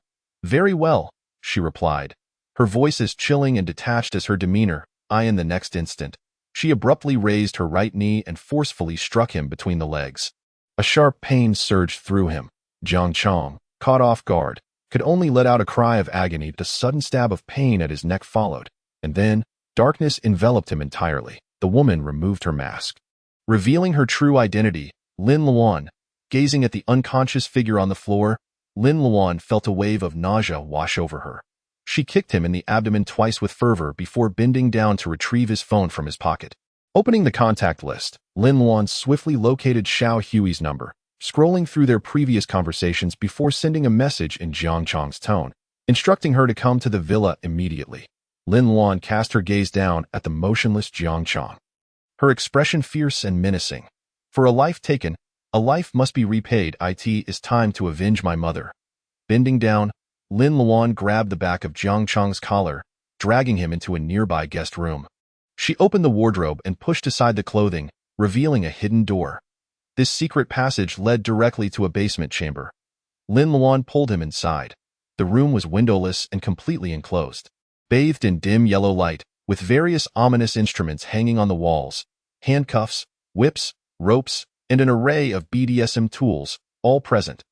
This was the reason for her disguise tonight, to cater to Jiang Chang's perverse tastes and pique his interest, ensuring he would bring her here. Although Jiang Chang concealed this penchant well, even his two lackeys were unaware. In a world where human life was treated as expendable, this was no longer a secret. Countless women had perished at his hands over the years. Grasping the iron chains that hung from above, Lin Luan secured Jiang Chang's hands, then maneuvered a pulley to suspend him in the air. She did not intend to simply end his life with a bullet.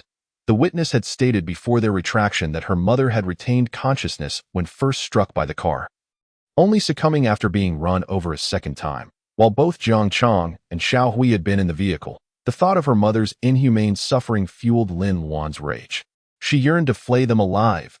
Thus, she would not allow them to meet such a swift end. With a swift motion, she poured a bucket of ice-cold water over him, jolting Jiang Chang awake with a shudder. The icy dampness enveloped him, causing him to tremble uncontrollably, coughing as water dripped from his hair into his eyes, momentarily obscuring his vision. "Awake, are we?" a voice inquired. Chapter 26. Savoring death, Jiang Chang instinctively reached to wipe his face, only to discover his hands were suspended high above him. Alarm surged within him, and his previously hazy mind rapidly cleared. Shaking his head vigorously, he finally discerned his surroundings. He was in the secret chamber of his own villa. Standing across from him was a woman whose face was unfamiliar, yet her attire was unmistakably that of the woman he had bid for at the auction. Cough, cough. "Who are you?" Jiang Chang rasped, anger rising as he realized he had been ensnared. "Don't remember me," Lin Luan sneered. "Then do you recall Su Yuan?" Jiang Chang froze, his eyes narrowing as he scrutinized her features. "You are her daughter? What do you want?" His tone dripped with disdain, an eye for an eye. "What do you think I desire?"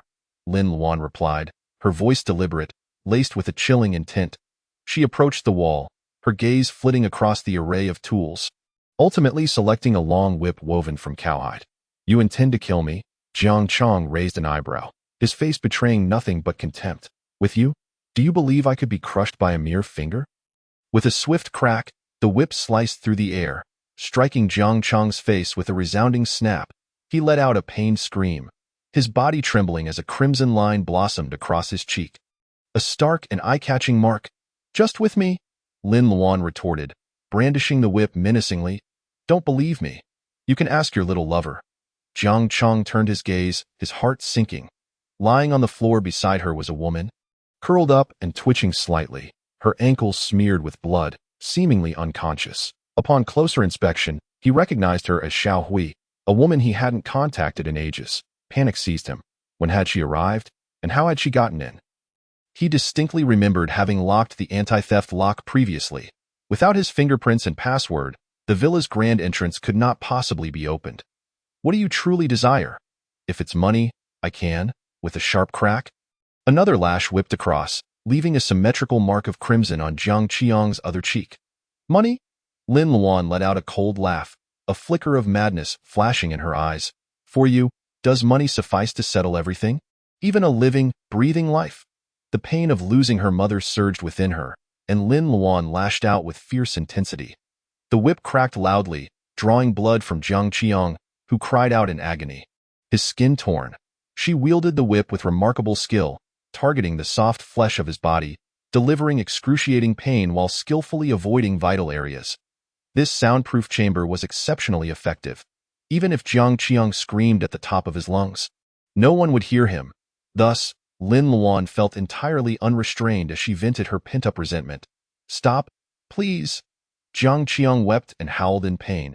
He had never anticipated that the whip, typically used to strike his lover, would one day be turned against him with such unbearable ferocity. All his previous arrogance and bravado crumbled in that moment. Though born into a military family, he had been overly protected as the illegitimate child of the second wife after his father's early death. Now, he was merely a pampered young master who had never endured such treatment. It was all her fault. "It was Xiao Hui who insisted on teaching your mother a lesson. I only intended to scare her. Never meant to hit her." But the car suddenly lost control. and I accidentally struck her dead. I truly did not intend to. An accident? Lin Luan's voice rose, her eyes brimming with murderous intent. So, because of an accident, you simply decide to repeat it and crush her to death, do you? No, that is not it, Jiang Qiang instinctively retorted. But upon seeing Lin Luan prepare to strike again, he frantically shouted, "Stop! You can't kill me. This is a society governed by law, and murder is illegal. Yes, murder is indeed a crime. You need not ruin yourself as well. Spare me, please, we can negotiate. I can fulfill whatever you desire, Dado. Is that so? What I want is for my mother to return. Can you grant me that?" Lin Luan sneered coldly, "But rest assured, I shall not sacrifice myself for you." Her final words, soft yet chilling, were accompanied by the whip's swift return. Its tail wrapping tightly around Jiang Qiang's neck, he felt as though a frigid, venomous serpent had ensnared him, constricting his throat painfully, making even the act of breathing a struggle. The whip tightened further, depleting his oxygen, and the harrowing terror coupled with the agony of impending doom made Jiang Qiang tremble uncontrollably. In the next moment, warmth flooded his lower body as he lost control. Waves of dizziness from oxygen deprivation washed over him. And just as Jiang Qiang's eyes rolled back and his consciousness began to fade, the constriction around his neck suddenly loosened. The air rushing in caused him to cough violently, his throat searing as the muscles contracted painfully, exacerbating the already inflicted whip wounds. Each cough made him wish for death. What does death taste like? Reflected in Jiang Qiang's terror-stricken gaze was Lin Luan's merciless smile. Rest assured, this is merely the beginning. She glanced at the clock on the wall, now reading 3:30 in the morning, discarded the whip, and leisurely retrieved a damp cloth to wipe her hands. "Do you believe in the apocalyptic theories that have been circulating online recently? In just over 20 hours, a meteor will strike the Earth, triggering a storm of zombie viruses. Of course, each individual reacts differently to the virus, much like the flu. Some will develop symptoms of fever and chills, while others may develop antibodies, and some may exhibit no reaction at all. Unfortunately for you, your little lover is among the first wave of individuals to contract the virus and turn into a zombie. By then, she will completely lose her humanity and autonomy, driven only by insatiable hunger and instinctual feeding. But fear not. I have rendered her legs useless, so once she transforms, she will be unable to stand, sparing you the worry of her biting your neck off. Hence, you have ample time to savor your impending death." Her cold voice fell upon Jiang Qiang's ears like a summons from the depths of hell. The notion of an apocalypse and zombies, though seemingly mundane, filled him with an inexplicable dread. At that moment, his already frayed nerves pushed him into uncontrollable shivers. "No, please. I realize my mistakes. Let me go." Yet, Lin Luan's figure had long since vanished from the chamber, leaving only his pitiful pleas echoing in despair. Chapter 27. Better to be the butcher than the meat. Upon exiting the villa, the rain outside had ceased. Lin Luan first entered a concealed space, quickly cleaned herself up, and changed her attire before stepping out. Carefully avoiding the surveillance cameras within the community, she swiftly scaled the wall and left the villa area, where Qin Ziyuan's car awaited her. "Are you all right?" Qin Ziyuan inquired with concern as he started the engine. Knowing the plan beforehand, he had opposed her embarking on such a perilous venture alone. Yet, she insisted on proceeding, even having Wu Yihao infiltrate Jiang Qiang's villa surveillance beforehand. Unable to dissuade her, he ultimately acquiesced, opting to protect her from the shadows. "I'm fine. Everything is taken care of." Lin Luan tightly clenched her slightly trembling hands, her voice low. "The bomb is set. If anything goes awry, just detonate it in advance." Qin Ziyuan glanced at her somewhat pale face. "I meant, are you all right?" Wu Yihao had already connected the surveillance terminal to a tablet, allowing him to witness everything that transpired in the villa. Lin Luan paused, turning her gaze toward the window. The cool night breeze flowed through the open car window, tousling her hair. After a moment, she asked, "Uncle Qin, do you have a cigarette?" Qin Ziyuan looked at her again but said nothing, simply retrieving a pack of cigarettes and a lighter from his pocket. Lin Luan took out a cigarette, expertly lit it, inhaling deeply and savoring the smoke swirling in her mouth, the unique stimulation of the tobacco filling her senses. She slowly exhaled, the wisps of smoke dissipating swiftly in the wind before they could fully form. Truth, she did not feel as indifferent as she portrayed. Although she had long grown accustomed to life and death in her past life and had personally slain numerous zombies, taking a human life was a first, weighing heavily on her heart. Even though she had prepared thoroughly, facing the reality still made her unavoidably tense. Yet, she understood that if she wished to survive in this apocalypse, this was merely the beginning, since fate had granted her a second chance. This time, she would rather be the butcher than the meat. The cigarette quickly burned away, fanned by the wind. Noticing her brow had relaxed considerably, Qin Ziyuan asked, "When did you learn to smoke?" Lin Luan smiled faintly. "That was a long time ago." Not continuing down that path, she shifted the conversation. "The money will be credited by 8 in the morning. Do you think we need to purchase anything else?" 5 million from the auction. After deducting the service fee, there's still 350,000 left. This was her hard-earned reward for a night's work, and she intended to accept it with gratitude. Moreover, after today, that money would be as worthless as scrap paper. Qin Ziyuan pondered for a moment before saying, "Let us first buy an RV. You mentioned your space lacks even a place to sleep, right?" "Agreed." Lin Luan concurred, as an RV would indeed be convenient with all its amenities. "We should also stock up on spare auto parts and convert the remaining money into fuel." Qin Ziyuan continued, "I'll take you to the dealership first. After we select a vehicle, I'll send you back to the villa to rest. I'll handle the rest." Lin Luan nodded. "Yes, once you've made the purchases, have everything delivered to the martial arts school.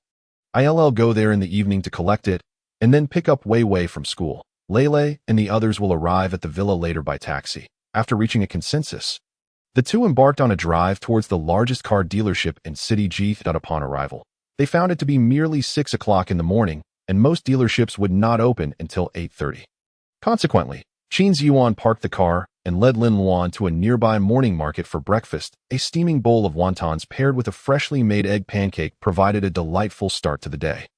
The wontons were tender, while the pancake was fragrant and soft, warming Lin Luan's stomach. The morning market was alive with the bustling sounds of vendors calling out, the jingling of bicycle bells, and the chatter of passers-by, an atmosphere vibrant with energy and hope. There were loud shouts from vegetable sellers, individuals with baskets purchasing their produce, students and workers hurrying off after breakfast, and a myriad of people walking their pets, each displaying a kaleidoscope of expressions and voices, all brimming with vitality. Yet, in just a few hours, this lively scene would be replaced by fear and despair. Lin Luan withdrew her gaze with a silent sigh, feeling a weight in her heart, yet powerless to effect any change. After finishing their breakfast, the pair took a leisurely stroll through the vegetable market. After all, they were gathering everyone under the pretext of celebrating her birthday that evening, so the feast must be nothing short of splendid. They needed to procure chicken, duck, fish, meat, plump shrimp, and fat crabs, as well as an enticing array of fresh fruits and vegetables. By the time they exited the market, laden with bags, the clock had already struck 8:30.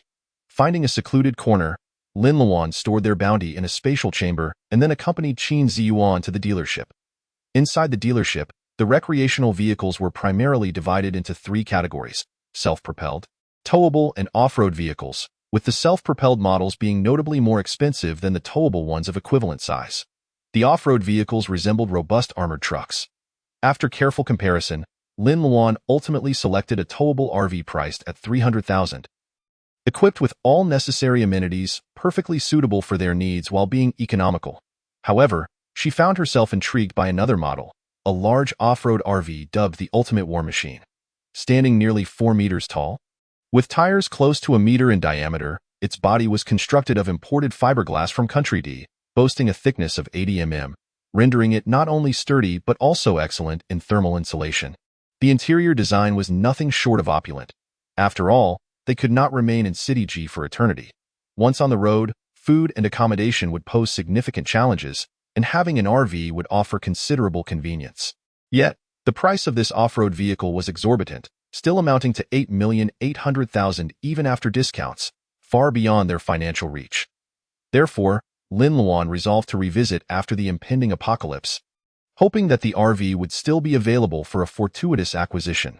As nightfall descended, the overcast sky took on an eerie orange hue, heralding the onset of the apocalypse.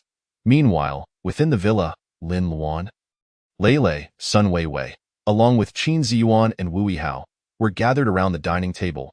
A sumptuous spread of water-boiled beef, 3-cup chicken, oil-braised shrimp, curry crab, and spicy hot pot, alongside sweet and sour glutinous pork, filled the table with an array of fragrant and visually appealing dishes. Enough to make anyone's mouth water. Aunt Yuen emerged from the kitchen, carrying a plate of garlic ribs, and upon seeing the table full of guests merely staring in silence, she inquired, "Why aren't you all eating? The food will get cold." "It's all right. We're waiting for Aunt Yuen to join us," Lin Luan replied, slightly embarrassed, as they had intended to host a meal but had inadvertently put the burden of serving on their guest. "Don't wait. You all go ahead and eat." Aunt Yuen smiled. "The chicken soup will be ready shortly, and I'll serve up some longevity noodles." Qin Ziyuan quickly stood up. "Let me help. I feel terrible putting you to work tonight." His culinary skills were modest. While he could manage a simple meal, hosting was beyond his capabilities. The other 3 young ladies were even less competent in the kitchen. "No need. Just sit." Aunt Yuen brushed her hands on her apron with a smile. "It's just a meal. No need to make a fuss about it." "Exactly, Uncle Qin. My mom is a super housewife. She is quite capable, so don't stand on ceremony," Lei teased, subtly promoting her mother. "You re so talkative, even eating can't silence you," Aunt Yuen playfully scolded, poking Lei on the forehead, prompting exaggerated gasps and laughter from the others. Once all the dishes were served, everyone eagerly dug in. Watching her friends joyfully sharing this last supper before the apocalypse, the weight in Lin Luan's heart lightened considerably. Regardless of the circumstances, they were together, and that was enough. As for her master and Su Shixiao, she could only silently pray for their well-being. After a hearty meal, Wu Yihao retreated to his room, while Lin Luan and her friends volunteered to clean up and thoughtfully suggested that Qin Ziyuan take Yun Shu for a stroll outside, as the community's greenery was rather pleasant, quiet, and well-suited for a leisurely walk. "Do you think my mom and Uncle Qin have a spark?" Lei inquired, multitasking as she gathered dishes into the kitchen. Concerned about her mother's romantic prospects, "I have no idea," Lin Luan replied, wearing gloves and busy washing dishes. Matters of the heart were not her forte. "I believe relationships hinge on fate and feelings." Sun Weiwei interjected, drying the clean dishes and placing them on the rack. "If you find the right person and feel a connection, it naturally leads to a relationship." Lin Luan and Lei exchanged glances, both intrigued. "Weiwei, who would have thought you had such insights into romance?" Lei remarked, narrowing her eyes in curiosity. "Come on, confess. Are you in a relationship?" Sun Weiwei's cheeks flushed with embarrassment. No, she stammered, shaking her head. "Not buying it," Lei persisted, reaching for her waist to tickle her. "You'd better confess or face the consequences." Don't." Sun Weiwei squealed, nearly dropping the dishes in her hands as she dodged away from Lei. After a series of playful inquiries, Sun Weiwei finally admitted that she had a childhood friend from a prominent family. Amidst laughter, the 3 of them finished washing the dishes and began discussing how to spend the long night ahead. Ultimately, spurred by Lin Luan's suggestion, they decided to host a movie night. Given the rumors that tomorrow marked the apocalypse, they opted for a themed visual feast. When Qin Ziyuan and Yun Shu returned from their walk, they found the 3 girls comfortably nestled on the sofa, popcorn and soda in hand, engrossed in a film on the enormous 85-inch Ultra HD screen, showcasing a scene of dismembered limbs and bloodshed. Quite the macabre spectacle. Yun Shu had intended to take Lei home, but under Lin Luan's insistence, they ended up staying overnight in the guest room, while Sun Weiwei shared a room with Lin Luan. As time ticked away and the evening deepened, Lei and the others began to feel drowsy and retreated to their rooms. Lin Luan remained in the living room, absorbed in the film, when Wu Yihao, who had come downstairs for water, joined her.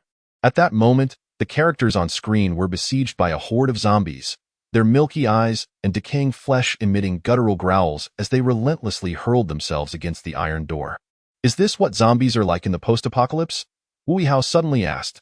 Lin Luan replied nonchalantly, "Pretty much, but this state only represents the basic level of zombies." "Basic?" Wu Yihao's eyes widened. Lin Luan nodded. "Zombies can evolve and mutate. Initially, they gain enhanced speed and strength, then their bones begin to deform. In the later stages, they develop self-awareness and can even acquire various supernatural abilities." Wu Yihao looked astounded, as if he were listening to a fantastical tale. After a moment of shock, he adjusted his glasses and asked, "How do you know so much?" Her every detail seemed as though she had lived through it, leaving him utterly bewildered. Lin Luan smiled lightly, There are things I cannot disclose at the moment, as I've said. You can verify what I say with time, by now. It was 11:45 p.m. and the film was nearing its conclusion. The protagonist discovered a curative vaccine.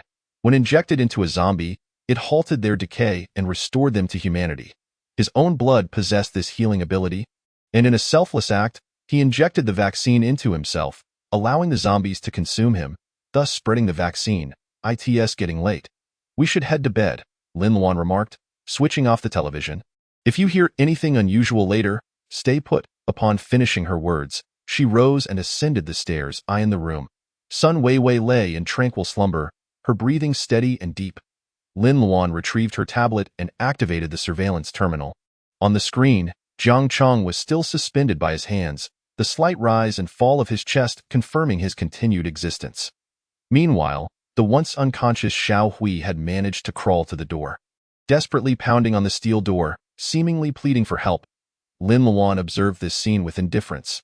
In 10 minutes, when the apocalypse descended, nearly all global network communications would fail, and the surveillance terminal would cease to receive video feeds. However, even if Xiao Hui had not succumbed to death, the bomb she had placed in the villa would detonate in 30 minutes. That time, all evil would be reduced to ashes. Chapter 29. The arrival of the apocalypse at 11:55. Lin Luan donned a fitted black athletic outfit and drew back the curtains, positioning herself before the floor-to-ceiling windows.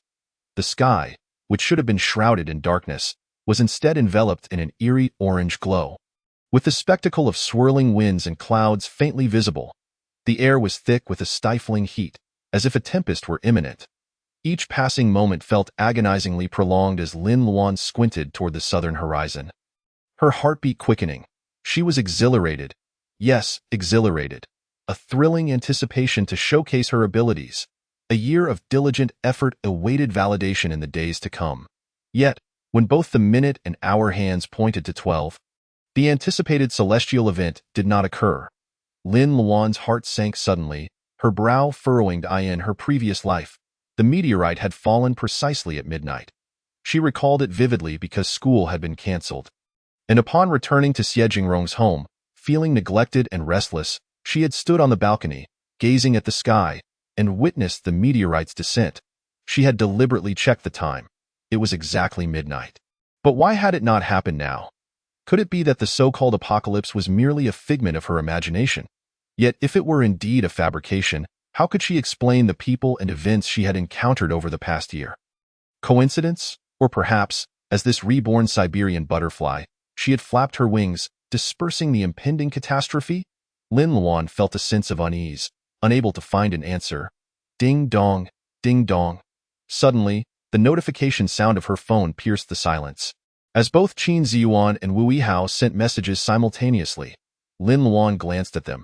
Both were inquiries. She replied simply with a wait. At this juncture, there was nothing else to do but wait. If the apocalypse truly did not come, it would be a significant blessing for the entire world. However, what was destined to come could not be averted. After 10 anxious minutes of waiting, the horizon suddenly illuminated with a brilliant flash, transforming the night sky into a scene reminiscent of broad daylight. Lin Luan beheld this astonishing phenomenon. Her eyes widened in disbelief. It was here. The apocalypse had arrived.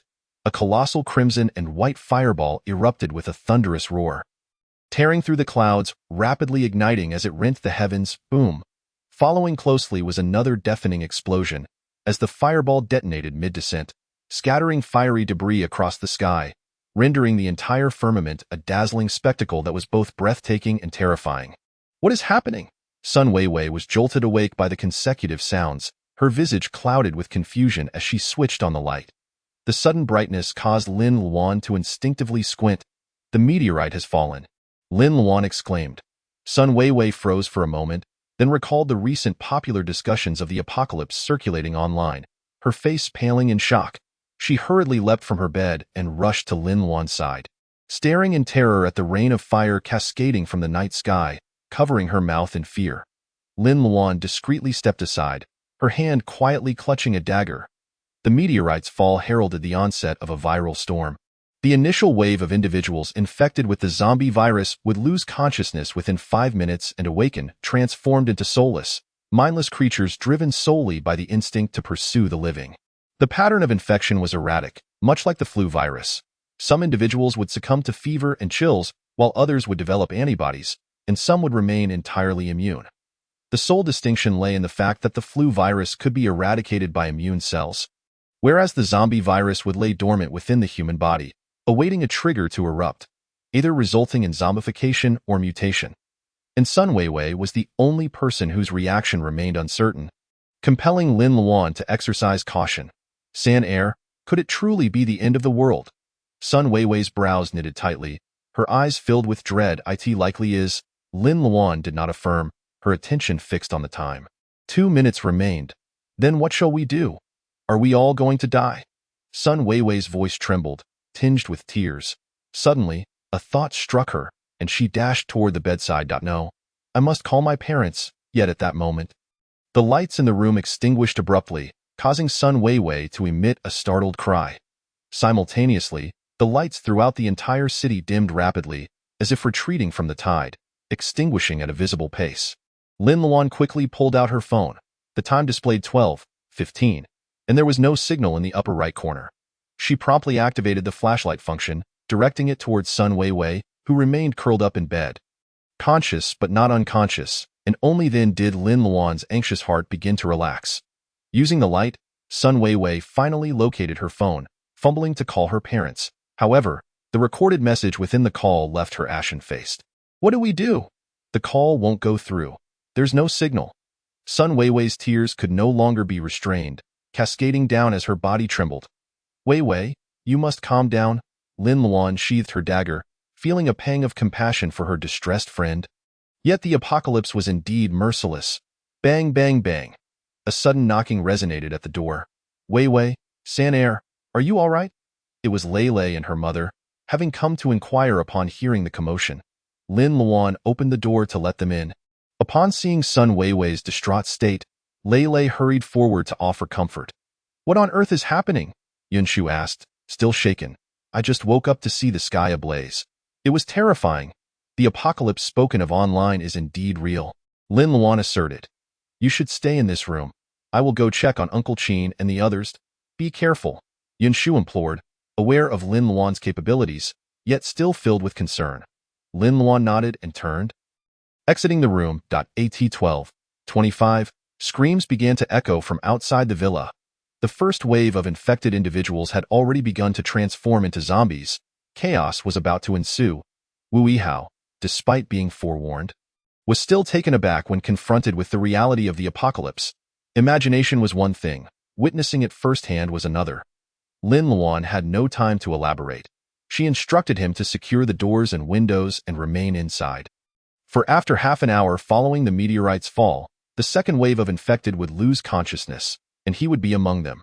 Next, she encountered Qin Ziyuan, exchanging a nod before preparing to return to her room, only to find Yunshu standing in the corridor, a look of panic etched on her face. Alwan, come quickly. Lei and the others have suddenly collapsed, Yunshu exclaimed, pulling Lin Luan into the room. Lin Luan's gaze sharpened as she turned to see Lei and Sun Weiwei lying on the bed, both in a state of unconsciousness, their foreheads radiating heat. Lin Luan had not anticipated that Sun Weiwei would also succumb to unconsciousness. It seemed only she and Aunt Yun were immune to the virus. What has happened to them? Yunshu inquired with worry. Aunt Yun, don't panic. You have seen the posts online. According to them, Lei and the others should be evolving. Lin Luan explained. Evolving? Will they become zombies? Yunshu's complexion paled. Lin Luan shook her head. They were not part of the initial wave of infected, so the likelihood of zombification was minimal. More individuals would likely develop special abilities. The second wave of infected would comprise approximately 1% of the global population, and the chance of evolving abilities would reach at least 80%. However, those who successfully awakened and evolved represented less than 1% of that number, largely due to the fact that many became prey to zombies before they could awaken. But will they be all right with such high fevers? Yunshu fretted. They will be fine, Aunt Yun. They should awaken within 3 days at the latest. We just need to isolate them for now. As Lin Luan spoke, she lifted Lei and carried her to the adjacent guest room, then found a key to lock both rooms securely. Lei was certain to evolve abilities, but Sun Weiwei's fate remained uncertain. Next, She went to check on Qin Ziyuan and Wu Yihao, both of whom were likewise unconscious.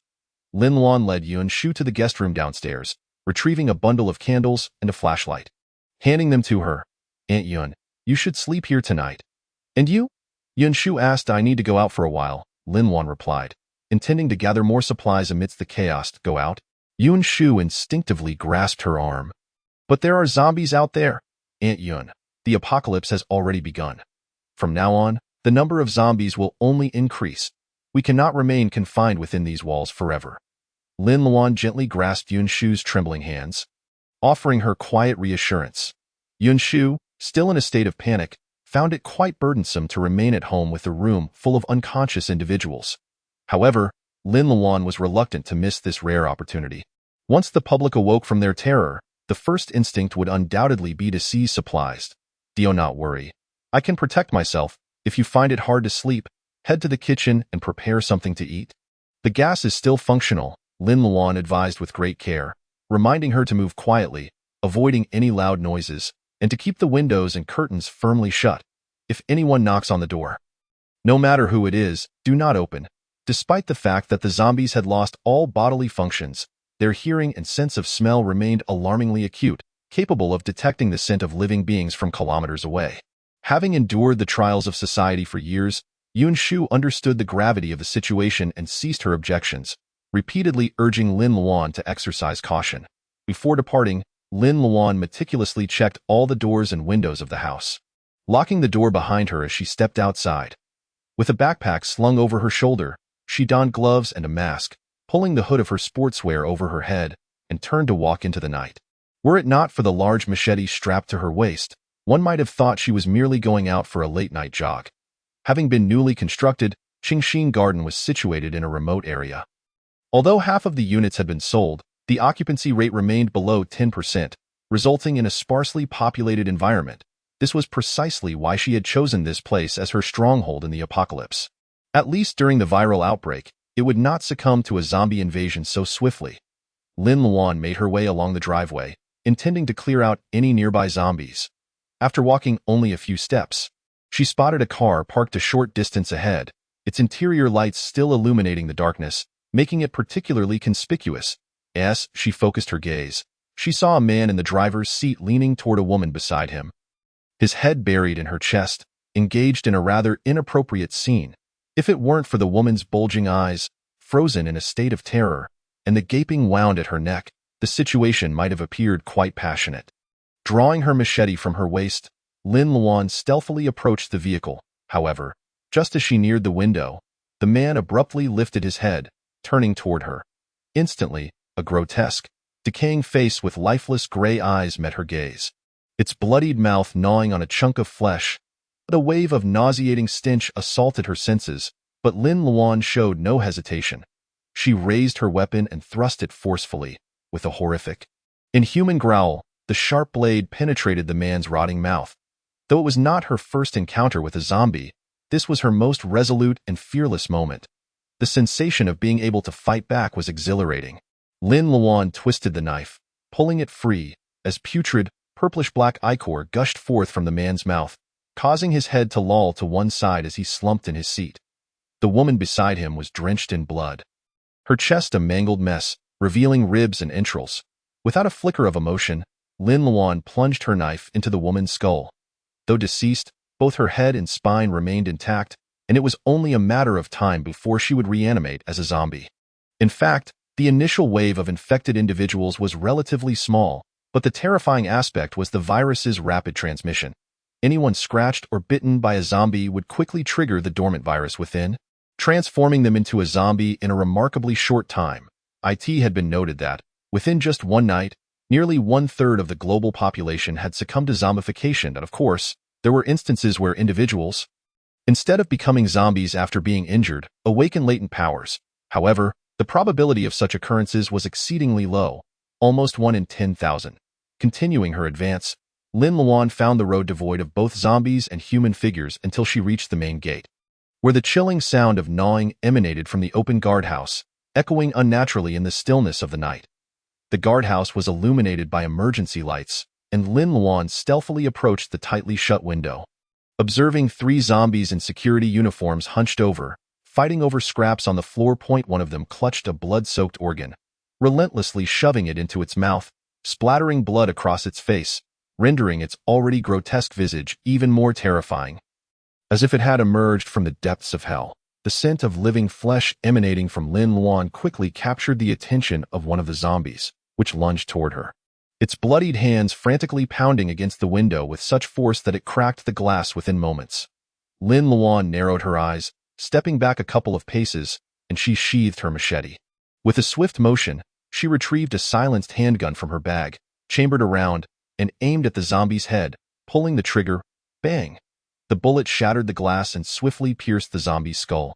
Yellowed brain matter mixed with rotten blood, spraying outward in a grotesque arc as the creature collapsed lifelessly to the ground. As the glass shattered, the other two zombies scrambled toward the window. Lin Luan raised her weapon again, firing two more shots. Bang bang, with muffled thuds, both zombies hung limply on the window ledge, devoid of life. Casting a glance at the gruesomely devoured corpse, she noted that its neck had been entirely severed, and its head tilted at an unnatural angle, saving her a bullet. Surveying her surroundings, she spotted two electric scooters intended for patrol parked beside the guardhouse, which he had often seen the security personnel riding in and out of the community. Lin Luan turned to enter the guardhouse, intending to grab the keys hanging on the wall, when a faint clicking sound suddenly echoed from within the small room. Furrowing her brow, Lin Luan raised her gun and commanded, "Come out! No, no, no, don't shoot!" The door creaked open to reveal a face filled with panic. Not a zombie. Lin Luan ignored him, reaching for a set of keys before making her exit. Seeing her intent to leave, the person inside finally emerged, exclaiming, "Are you a police officer? Are you here to save us?" Only then did Lin Luan glance at him. He was a young man clad in a security uniform, appearing no older than 18, with thick eyebrows and large eyes, looking somewhat naive, though his physique was quite robust. No? Realizing he mistook her for a rescuer due to her gun, Lin Luan coldly clarified. The viral storm was a global phenomenon. No location or individual was immune. The police force, military, and government agencies were equally chaotic, incapable of organizing timely rescue efforts. The young security guard seemed momentarily bewildered, then lowered his gaze to discover he was standing in a pool of blood, with half a corpse nearby, causing his face to blanch in horror as he stumbled aside, promptly retching. Lin Luan averted her gaze, clutching the keys as she stepped outside and located the corresponding electric scooter. She mounted it, unlocked it, and glanced at the dashboard, which indicated a sufficient charge. Suddenly, a loud wail erupted from the guardhouse. "Uncle, how did you die?" The sound of sobbing mixed with retching filled the air. Lin Luan frowned, her voice cold. "If you don't want to die, then stop howling. However, if he continues to wail like that, even the zombies 10 miles away will be drawn to him." The man, taken aback by her sudden shout, indeed ceased his weeping, staring blankly as Lin Luan revved the electric motorcycle and sped off into the distance without looking back. He glanced again at the mangled body of his uncle on the ground, unable to suppress a few muffled sobs. Then, as if resolved to a determination, he wiped his tears fiercely with his sleeve and stumbled to his feet. Before long, Lin Luan noticed a tail following her. It was the young security guard from earlier, now also riding an electric motorcycle in her wake. Paying him no mind, she cranked the speed to its maximum. Along the way, she encountered numerous accident sites, and from various corners of the streets and shops, cries of anguish occasionally echoed, yet she chose to disregard them all aside from the occasional zombie staggering by the roadside. She would casually swing her blade to sever their heads as she rode past. On one occasion, the young guard followed too closely, nearly having the head of a decapitated zombie fall into his lap, which startled him enough to almost lose control of his bike. Consequently, whenever he spotted a zombie ahead, he would brake first, waiting for her to deal with it before hastening to catch up. Continuing without pause, Lin Luan soon arrived at her destination, a large metro supermarket. This warehouse-style supermarket, operating on a wholesale basis, offered a far greater variety of goods than a regular store, equipped with generators. The parking lot before the supermarket still glowed with a single light, standing as a beacon in the night. Lin Luan parked her electric motorcycle in a corner, removed the key, and glanced back at the young guard who had also parked, before hastening towards the supermarket. The supermarket's entrance, which should have been securely locked, had one glass door completely shattered, indicating that someone had entered before her. Upon crossing the threshold, Lin Luan quickly veered into a corner and slipped into her space. Shortly thereafter, the young guard rushed in with a wooden stick he had apparently scavenged, his expression a mixture of panic and uncertainty as he realized Lin Luan had vanished. After a moment's hesitation, he cautiously stepped into the supermarket. Only then did Lin Luan exit her space, swiftly running out of the supermarket and around to the back door. This warehouse-style supermarket spanned approximately 20,000 square meters, offering ample space. Half was open to the public, while the other half was designated for unloading and distributing goods, which was her primary target for this venture. Fortune favored her as she arrived just in time for the night unloading. A large truck was parked at the warehouse entrance, with half of its bags of rice already unloaded, yet the driver was nowhere to be seen. Seizing the opportunity, Lin Luan removed her left glove, pressed it against the truck, and in a swift motion, pulled both the vehicle and its rice into her space, before gripping her blade tightly and cautiously entering the warehouse. The first thing to greet her was a gruesome sight: blood-soaked floors, scattered rice, and two bodies that had been partially devoured. The air thick with the stench of decay. One corpse, its spine intact, had already turned into a zombie, its skin a mottled blue-gray, with patches of flesh peeling away to reveal the dark, putrid meat beneath. Upon seeing Lin Luan, it emitted an excited growl, dragging itself closer, its intestines trailing behind like a grotesque banner. Nearby, bloodied footprints led deeper into the warehouse. Lin Luan advanced a few steps, delivering a swift strike to the zombie's head to send it back to hell, then followed the trail of prints into the interior. The footprints extended onward, ultimately leading to an employee passageway that connected to the supermarket, where faint, chaotic noises could be heard from within. It seemed that the zombies had been lured away by the living who had previously entered the supermarket. Without further hesitation, Lin Luan swiftly turned and began her work. Chapter 32. Emptying the warehouse. The stock in the warehouse was abundant, just the bags of rice alone stacked high against one wall, likely totaling 3 or 4 tons. There were also numerous bags of coarse grains, flour, and other packaged foods piled together. Additionally, a variety of oils, sauces, and beverages were neatly arranged in large cardboard boxes, categorized and stacked. Moreover, various snacks, Tetra Pak dairy products, instant noodles, and canned goods, both domestic and imported, were all in their original boxes. A veritable cornucopia that Lin Luan meticulously collected without omission. Blankets, quilts, winter clothing, and pants. All these off-season items had their own designated corner, and she gathered them all, leaving only larger appliances and furniture untouched. Deeper within the warehouse lay a cold storage room. Lin Luan pulled at the large door, finding it strangely unlocked. Gripping her blade tightly, she yanked the door open and swiftly stepped back. A thick cloud of white smoke billowed out, causing her to shiver involuntarily, but otherwise, there was nothing else. Confirming that no zombies were lurking inside, Lin Luan first retrieved a cotton jacket from the wall near the door and donned it before advancing further into the cold storage. She was already bundled up, but after the exertion, she was drenched in sweat. Entering the cold storage unprotected could easily lead to chills and illness, and in these trying times, she needed to safeguard her health. Once inside, she shut the door and secured the safety latch, glancing around.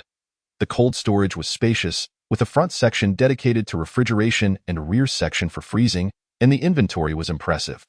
Fresh fruits and vegetables, seafood, poultry, eggs, and dairy products filled the shelves, all brimming with food. Lin Luan felt elated. It was fortunate that she had come, for with so much stock, no one else could possibly transport it all in one go. If the supermarket were to lose power, the cold storage would cease to function, and all this food would be wasted. As she busied herself collecting items, Lin Luan worked swiftly, pulling entire shelves and freezers into her secure space. Within a matter of minutes, the once crowded cold storage had been left completely empty. It was only then that she noticed a man lying on the floor in the freezing section. He appeared to be in his early 30s, dressed in the supermarket's work uniform beneath a cotton coat, with a delivery list beside him, presumably a warehouse manager. He had likely been here long enough for frost to accumulate on his jacket. Noticing his flushed complexion, Lin Luan reached out to touch his forehead, finding it burning hot. He was clearly feverish. He seemed that he had fainted while working in the cold storage, collapsing in the corner of the shelves. which explained why she had not spotted him immediately upon entering. Lin Luan pondered whether to consider him fortunate or unfortunate, having evaded the zombies outside, yet now at risk of freezing to death. After a moment's thought, Lin Luan dragged him into the refrigerated section, turned off the refrigeration unit, and covered him with her own jacket before turning to leave. However, just as she cracked the door open slightly, she was startled by a loud commotion outside, as if a large group had arrived. Damn it, weren't there supposed to be plenty of supplies in the warehouse? Why is there nothing but trash? I can't find anything good to eat. A coarse male voice cursed. I don't know what happened, Dong-gu. Maybe someone got here before us, another voice cautiously explained. This is just our luck, a night full of misfortune. The rough voice continued, accompanied by the sound of objects being kicked over. Let's leave a few people to search thoroughly. There are still 2 trucks parked outside, right? Go pry them open and check. The rest of you, move to the front and start hauling. But there are zombies out front. A weaker voice protested. Zombies? What are you afraid of? You're willing to chop down the living, yet you fear a corpse? The coarse male voice immediately scoffed. If you keep talking nonsense, I'll simply toss you out to feed the zombies. Hearing footsteps approaching, Lin Luan cast a glance at the man on the ground, then swiftly exited the cold storage, locking the door behind her. Those individuals were clearly not benevolent. If they discovered the cold storage had been thoroughly looted, they might unjustly take their anger out on her. In such cold storage facilities, escape mechanisms are typically installed, something a warehouse manager would undoubtedly be aware of. She had done all she could. Whether she would survive now depended solely on her own fortune. With the back door of the warehouse no longer an option, Lin Luan seized the moment before the approaching crowd arrived and dashed into the employee passageway. Upon entering, she found a small open area. To the left lay the daily necessities section, while the right led to the snack food section. Without hesitation, she turned left. Anyone venturing into the supermarket at this time was likely there to scavenge for food, which meant they would rush towards the food section. More people equated to greater danger, and she had no desire to join the fray. Avoiding the untouched cosmetics section, Lin Luan began her looting from the toiletries aisle, gathering items ranging from toothbrushes and towels to socks, mats, thin blankets, and air conditioning quilts, all vanishing at her command. As she worked, she remained vigilant for any signs of movement to her right. The individuals who had entered behind her had indeed flocked to the snack food section. But soon, the air was pierced by screams and the sounds of struggle. Lin Luan paid them no mind, hastening her actions. Just as she finished collecting the toilet paper from the shelf, a decayed face suddenly confronted her from the empty shelf on the opposite side. Those grayish-white pupils gleamed with excitement, and viscous, yellowish-green saliva dripped from its gaping maw. Her heart raced, and Lin Luan instinctively leaned back to evade the grasping claws, simultaneously swinging her wrist as her blade swiftly severed the hand. Foul blood gushing from the wound and splattering her face. Without flinching, Lin Luan kicked through the lower shelf, striking the zombie's abdomen with force, sending it crashing into the shelves behind. Before it could recover, she bent down, slipped past the shelf's gap, and thrust her blade upward. Its cold gleam flashed as it pierced through the zombie's skull. With a piercing shriek, the zombie collapsed, lifeless. At that moment, a deliberate shuffling sound reached her ears. Lin Luan quickly drew her machete, her gaze sharp as a hawk, directed towards the source of the noise. The next instant, her expression shifted to mild astonishment, for the newcomer was none other than the small security guard who had been following her. He now sported a backpack, seemingly filled with spoils, and held a wooden stick, devoid of any bloodstains. Lin Luan clearly noted the uncontainable joy in his eyes upon seeing her, but as he caught sight of the gruesome corpse at her feet, his face paled instantly, and he began to gag. Lin Luan felt exasperated. How could this guy be so persistent? What she didn't realize was that the little security guard had not given up searching for her since they had parted ways. Furrowing her brow, Lin Luan grabbed a towel from a nearby shelf, wiping the blood from around her eyes. Fortunately, her hat and mask had shielded her from much of the splatter. After cleaning her face, she wiped her blade, discarded the towel, and turned to leave, only to find the security guard trailing closely behind. Annoyed, Lin Luan wondered what was wrong with him. Did he intend to cling to her? With him following her, how could she gather supplies?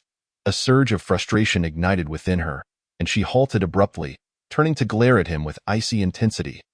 The little security guard, fixated on the back of her head as a point of reference, was taken aback by her sudden glare and retreated a few steps, trembling. However, before Lin Luan could voice her intent to shoo him away, she felt a sudden chill sweep across her back. A zombie lurking in the shadows lunged towards her. Simultaneously, the sound of the security guard's terrified scream echoed in her ears. "Be careful," he shrieked, his voice reaching a pitch that threatened to shatter. In that instant, Lin Luan felt her mind fracture. Was he truly trying to attract every zombie in the supermarket with such a ruckus?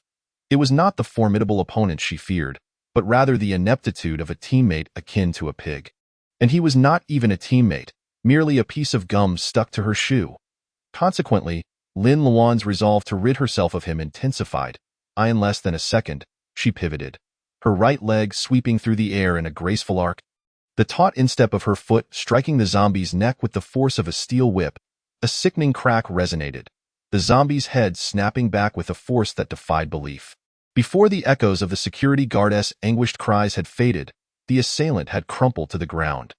The security guard stood wide-eyed, astonished.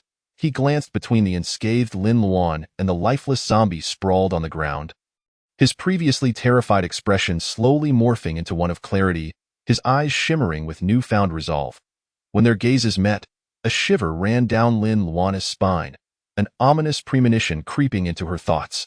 Without time to ponder, chaotic sounds erupted around them, not just the moans of the undead, but human voices as well. Lin Luan turned and sprinted towards the supermarket entrance, the little security guard following closely behind. They maneuvered left and right, but had barely covered any distance when several more zombies emerged, clawing and snapping towards them. Lin Luan was astonished. It had been less than 2 hours since the meteorite fell, and it was still the dead of night. How could there be so many zombies in the supermarket? With no time to ponder, she delivered a powerful kick to the foremost zombie, sending it tumbling back and colliding with the others behind. Her arm, wielding the blade, rose sharply, slicing through the neck of another approaching zombie, its frail neck severing easily as its decayed head fell like a ball onto the ground. Lin Luan deftly dodged the splattering blood, her wrist twisting fluidly as she aimed for another zombie's neck. Yet, the latter was jostled by the zombie trailing behind, causing her blade to miss its target and merely graze its jaw. With 2 zombies closing in, Lin Luan did not hesitate. Instead, she crouched low, her right leg sweeping out with fierce intent, swiftly toppling them to the ground. Just then, a terrified scream pierced the air. Lin Luan glanced aside to see the previously downed zombie had turned and was lunging at the little security guard. However, she had no time to intervene. The downed zombie was already scrambling back towards her. Lin Luan rolled to the side, evading the grasping claws, and thrust her blade upward, its sharp tip piercing the zombie's throat, silencing its ghastly howl. Before she could catch her breath, the last zombie lunged at her. It was a female zombie, her once brown hair now mostly fallen away, her face a grotesque mask of decay, with one eyeball dangling precariously from its socket. The stylish dress she wore was now tattered and stained with blood. It approached with a stiff gait, shrieking with excitement, its bloodied hands clawing at Lin Luan as it sought to tear her throat out and devour her fresh entrails. Lin Luan's gaze sharpened. She swiftly sidestepped its grasp, seizing its hair and yanking it back with fierce determination. She plunged her machete into its right ear, the blade sinking effortlessly into its skull, accompanied by a final anguished screech. The zombie's flailing arms fell limp. Having dispatched the last of the zombies, Lin Luan turned to see the little security guard cornered. Smartly, he had toppled a shelf, using it for cover as he defended himself against the advancing zombies with his wooden stick. Yet, that was all he could do. He merely defended, without making any attempts to fight back. The security guard kept glancing her way, his eyes filled with desperate pleas for help. Lin Luan furrowed her brow, refraining from advancing. The basic zombies were slow and lacked any autonomous awareness. Though they possessed greater strength, he was not weak and had the capability to resist. She could save him once, but she could not guarantee she could always save him. In this brutal world, the weak would ultimately be eliminated. As the zombie's claws swiped again, perilously close to his arm, the security guard finally screamed in terror, "Help me! Help me! Its weakness lies in the brain. If you wish to survive, you must shatter its skull." Lin Luan's voice was icy, yet she still did not approach. No, I can't. I can't do it. Please, I beg you. Save me. The little security guard repeatedly deflected the zombie's claws. His voice a desperate plea. It is no longer human. Think of your uncle. If you do not kill it, it is you and your loved ones who will perish if you wish to live. If you seek vengeance for your uncle, you must slay it. Lin Luan's tone was unnervingly calm, bordering on indifference. Every individual must summon immense courage for their first kill. Yet, that courage could not be provided by another. To survive in this merciless world, one could only rely on oneself. I can't. I truly cannot. The little security guard, faced with the looming monstrosity, was on the verge of collapse, trembling uncontrollably. Just hours ago, this had been a living person. Then you shall await your demise. The frigid words fell, and Lin Luan turned on her heel, leaving him with no lingering hopes. The young security guard, witnessing her unwavering departure, felt the last thread of hope snap within him. The zombies drew nearer, their grotesque, gaping maws almost within reach, the foul, putrid liquid dripping onto his face. At last, he erupted in a desperate scream. Lin Luan turned back to see the young guard straining to push over the shelf before him. Managing to topple it just in time to crush a zombie beneath eye in the next moment, his eyes widened with fury, veins bulging on his forehead, as he raised a wooden stick and struck fiercely at the zombie's head. Once, twice, thrice. Rotting flesh, filthy blood, and brain matter splattered everywhere, yet he seemed oblivious, his actions relentless. Ah! He shouted as he swung, the stick flailing wildly, striking the ground with a resounding thud repeatedly. At last, with one final ferocious blow to the ground, the stick snapped in two with a sharp crack. The young guard mechanically swung the broken piece a couple of times before finally coming to a halt. He sat down on the ground, trembling and dazed, releasing his grip on the stick, cradling his head in his hands as he began to weep. Lin Luan sighed, turning back to him. Take this. The young guard looked up in confusion, only to see the one who had just departed, now extending a fire axe toward him. Her cool, dark, bright eyes held no fear or disgust, only clarity. Somehow, under her gaze, his previously panicked heart began to calm. He wiped his tears on his shoulder, standing up awkwardly to accept the axe, but in his clumsiness, he fumbled, and it clattered to the ground. He hurried to pick it up, lowering his head, stammering, "Thank you." Lin Luan felt a twinge of regret as the veins on her forehead pulsed. She wished she hadn't returned. Remember, never rely on others for salvation. The only one who can save you is yourself. With that, she continued her brisk pace toward the exit, her face cold. The young guard watched her slender yet resolute figure, something within him slowly solidifying, as he tightened his grip on the brand-new axe and chased after her with determination. However, as they approached the checkout area, they spotted a steady stream of zombies flooding through the supermarket entrance. How could so many zombies suddenly appear? Lin Luan furrowed her brow, realizing that at least 20 or 30 zombies had gathered at the front. Not accounting for those outside or those who had already entered, if she were alone, she could confidently charge out, knowing she could retreat into her space if danger arose. But with this young man trailing behind her, it would be akin to delivering a free feast to the zombies. It seemed they would have to retreat and find a way out through the back door of the warehouse. Back? Lin Luan turned and sprinted down the path they had come. The young guard hesitated not a moment, gripping the axe tightly as he followed closely. Along the way, more zombies sprang forth from all directions. But Lin Luan acted swiftly, her movements precise. Yet, each time, whether intentionally or not, she left one or two for the young man behind her. First, he was timid and struggled to find his footing, often swinging the axe ineffectively, failing to strike vital points. After finally cleaving open a skull, the putrid blood and brain matter splattered across him, causing his stomach to churn violently, nearly making him retch. However, after dispatching several zombies, his fear began to wane, the will to survive emboldening him as he wielded the axe with increasing confidence, chopping and smashing, determined to obliterate those hideous heads. Damn it, I'll take you down, you wretched beasts. As they neared the employee passage, a voice cursed loudly nearby, followed by sounds of struggle. Suddenly, a figure entered Lin Luan's line of sight. Brother Dong, there are still people over here. The individual clearly spotted them, running towards them while calling to his companions behind. But before he could take more than a few steps, a zombie lunged out from the shadows. knocking him to the ground and sinking its sharp teeth into the back of his neck. Tearing away a chunk of flesh. "Help!" Lin Luan frowned. This must be from the group they had seen in the warehouse. She swung her knife and plunged it into the skull of the zombie attacking her, then swiftly yanked the young guard's arm and bolted into the employee passage.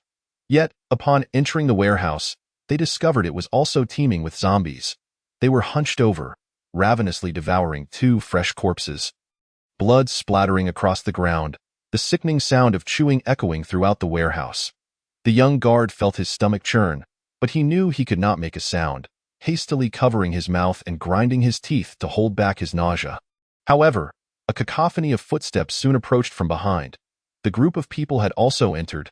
"Quickly, block this," one voice commanded, deliberately lowering the volume, but upon witnessing the scene before them, they swallowed hard. Lin Luan glanced back. There were only 7 or 8 newcomers, all armed with knives and iron rods. The speaker was a bald man, tall and imposing, with a fierce demeanor. Judging by his voice, he must be the brother Dong they mentioned. He scrutinized the 2 of them, noting their weapons and the filth that covered them, while Lin Luan remained composed, even more so than his battle-hardened subordinates, which raised his wariness. That moment, the zombies in the warehouse had caught the scent of living beings, and those that had not yet feasted let out howls as they staggered toward them. Chapter 35. Collaborative escape. While they haven't all gathered, let's charge out together. Lin Luan fixed her gaze on the bald man, quickly proposing a plan. Though these individuals might not be good people, the immediate priority was to find a way out. If the zombies in the supermarket caught up, they would be trapped between 2 threats. The bald man, seasoned in the ways of the world, was no fool. He shook his iron rod and replied, "All right. You lead the way." Lin Luan nodded slightly, not disagreeing. She had anticipated this response. The 2 parties quickly reached an agreement to cooperate. "Stay close to me." Lin Luan pulled the young guard back slightly, gripping her military machete tightly, and charged ahead. With a sudden surge of strength, the blade sliced through the air. Crack! An ugly head was instantly severed from its body. She nimbly evaded blows, whether chopping, slicing, thrusting, or stabbing, wielding the machete with breathtaking skill. The young guard followed closely behind, eyes bloodshot, his expression resolute, no longer displaying any signs of timidity. He swung the axe with determination, fending off approaching zombies, or swiftly delivering the final blow when Lin Luan's strikes fell short, ensuring the heads burst open. Their coordinated offense and defense proved surprisingly effective. The bald man observed, his eyes darkened with intrigue. These 2 were indeed formidable. "Let's go." He immediately rallied his men, brandishing their weapons as they followed. United, they quickly burst through the warehouse entrance, only to find more staggering figures awaiting them outside. "Damn it. Where did all these wretched creatures come from?" The bald man spat angrily, cursing under his breath. One of his subordinates suddenly seemed to recall something, his expression shifting. "Brother Dong, when we came through, wasn't there a train overturned by the tracks? Could it be that they came from there?" Lin Luan's expression darkened at this revelation. If what they said was true, the number of zombies was undoubtedly far greater than they anticipated. A single second-rate train could carry several hundred passengers. If they all turned, it would be akin to a small-scale zombie tide. They had to leave quickly. The longer they lingered, the worse it would become. Lin Luan immediately thought of finding a vehicle. With so many people around, directly retrieving one from her space was clearly not an option. Scanning her surroundings, she spotted 2 small enclosed cargo trucks parked not far to the left, surrounded by only a handful of zombies, about 5 or 6. Just as she was about to call the young guard over, a piercing scream suddenly echoed from behind. "Help!" A zombie had unexpectedly pursued them, pouncing on one of the bald man's group, sinking its teeth into his throat and tearing out a chunk of flesh. The commotion quickly drew the attention of nearby zombies. In an instant, the grotesque figures let out ravenous howls, shambling toward them with stiff movements. The previously scattered zombies began to converge, encircling them at the center of the impending doom. "Run!" Lin Luan called out softly, pulling the young security guard along as they sprinted towards the cargo truck, with a few bald-headed men immediately joining the frenzied dash. However, the surrounding zombies were overwhelming, and the mere 10 meters felt like an insurmountable distance, thwarted by the relentless horde. After a year of rigorous training and nourished by the spring water of the space, Lin Luan possessed significantly greater stamina than the average person. Yet after a series of continuous battles, fatigue began to creep in. The young security guard behind her was in an even worse state. His face was ashen, beads of sweat dotted his forehead. And though he swung his axe, it was evident he lacked the strength to wield it effectively. The bald-headed group had dwindled to just 4 members. At that moment, 3 or 4 more zombies lunged towards them, their snarls echoing in the air as they pounced at Lin Luan. Reacting swiftly, Lin Luan dodged a claw swipe, kicked another to the ground, and plunged her blade into the eye socket of a zombie to her right, her force piercing through its skull. However, another zombie took advantage of her distraction and lunged at her back. Lin Luan felt a sudden chill, sensing impending danger. Before she could react, a dark claw gripped her arm tightly, the pressure nearly crushing her bones. Her heart skipped a beat as she stumbled. Yet, in the next instant, a gust of wind swept by, and the force on her arm suddenly vanished. Glancing to the side, she discovered the zombie behind her had been cleaved in half by the young security guard's axe. Breathing heavily, he nodded at her and swung the axe with all his might at another approaching zombie, his arms trembling, an undeniable sign of exhaustion. Lin Luan bit her lip and forcefully pierced the head of a zombie to her left, seizing the moment to push forward. Zombies continued to swarm, but she relentlessly dispatched them one after another. Just when the cargo truck loomed before her, she glanced back only to see the young security guard had fallen 3 meters behind, surrounded by 2 zombies. At that moment, yet another zombie let out a howl and charged at her. Lin Luan bent low, swiftly severing the zombie's leg with her blade. As it stumbled to the ground, she drove her knife into its throat. Meanwhile, the young security guard, for reasons unknown, lost his grip on the axe and was tackled to the ground by a zombie. The gaping maw of the undead loomed over him, ready to bite into his neck.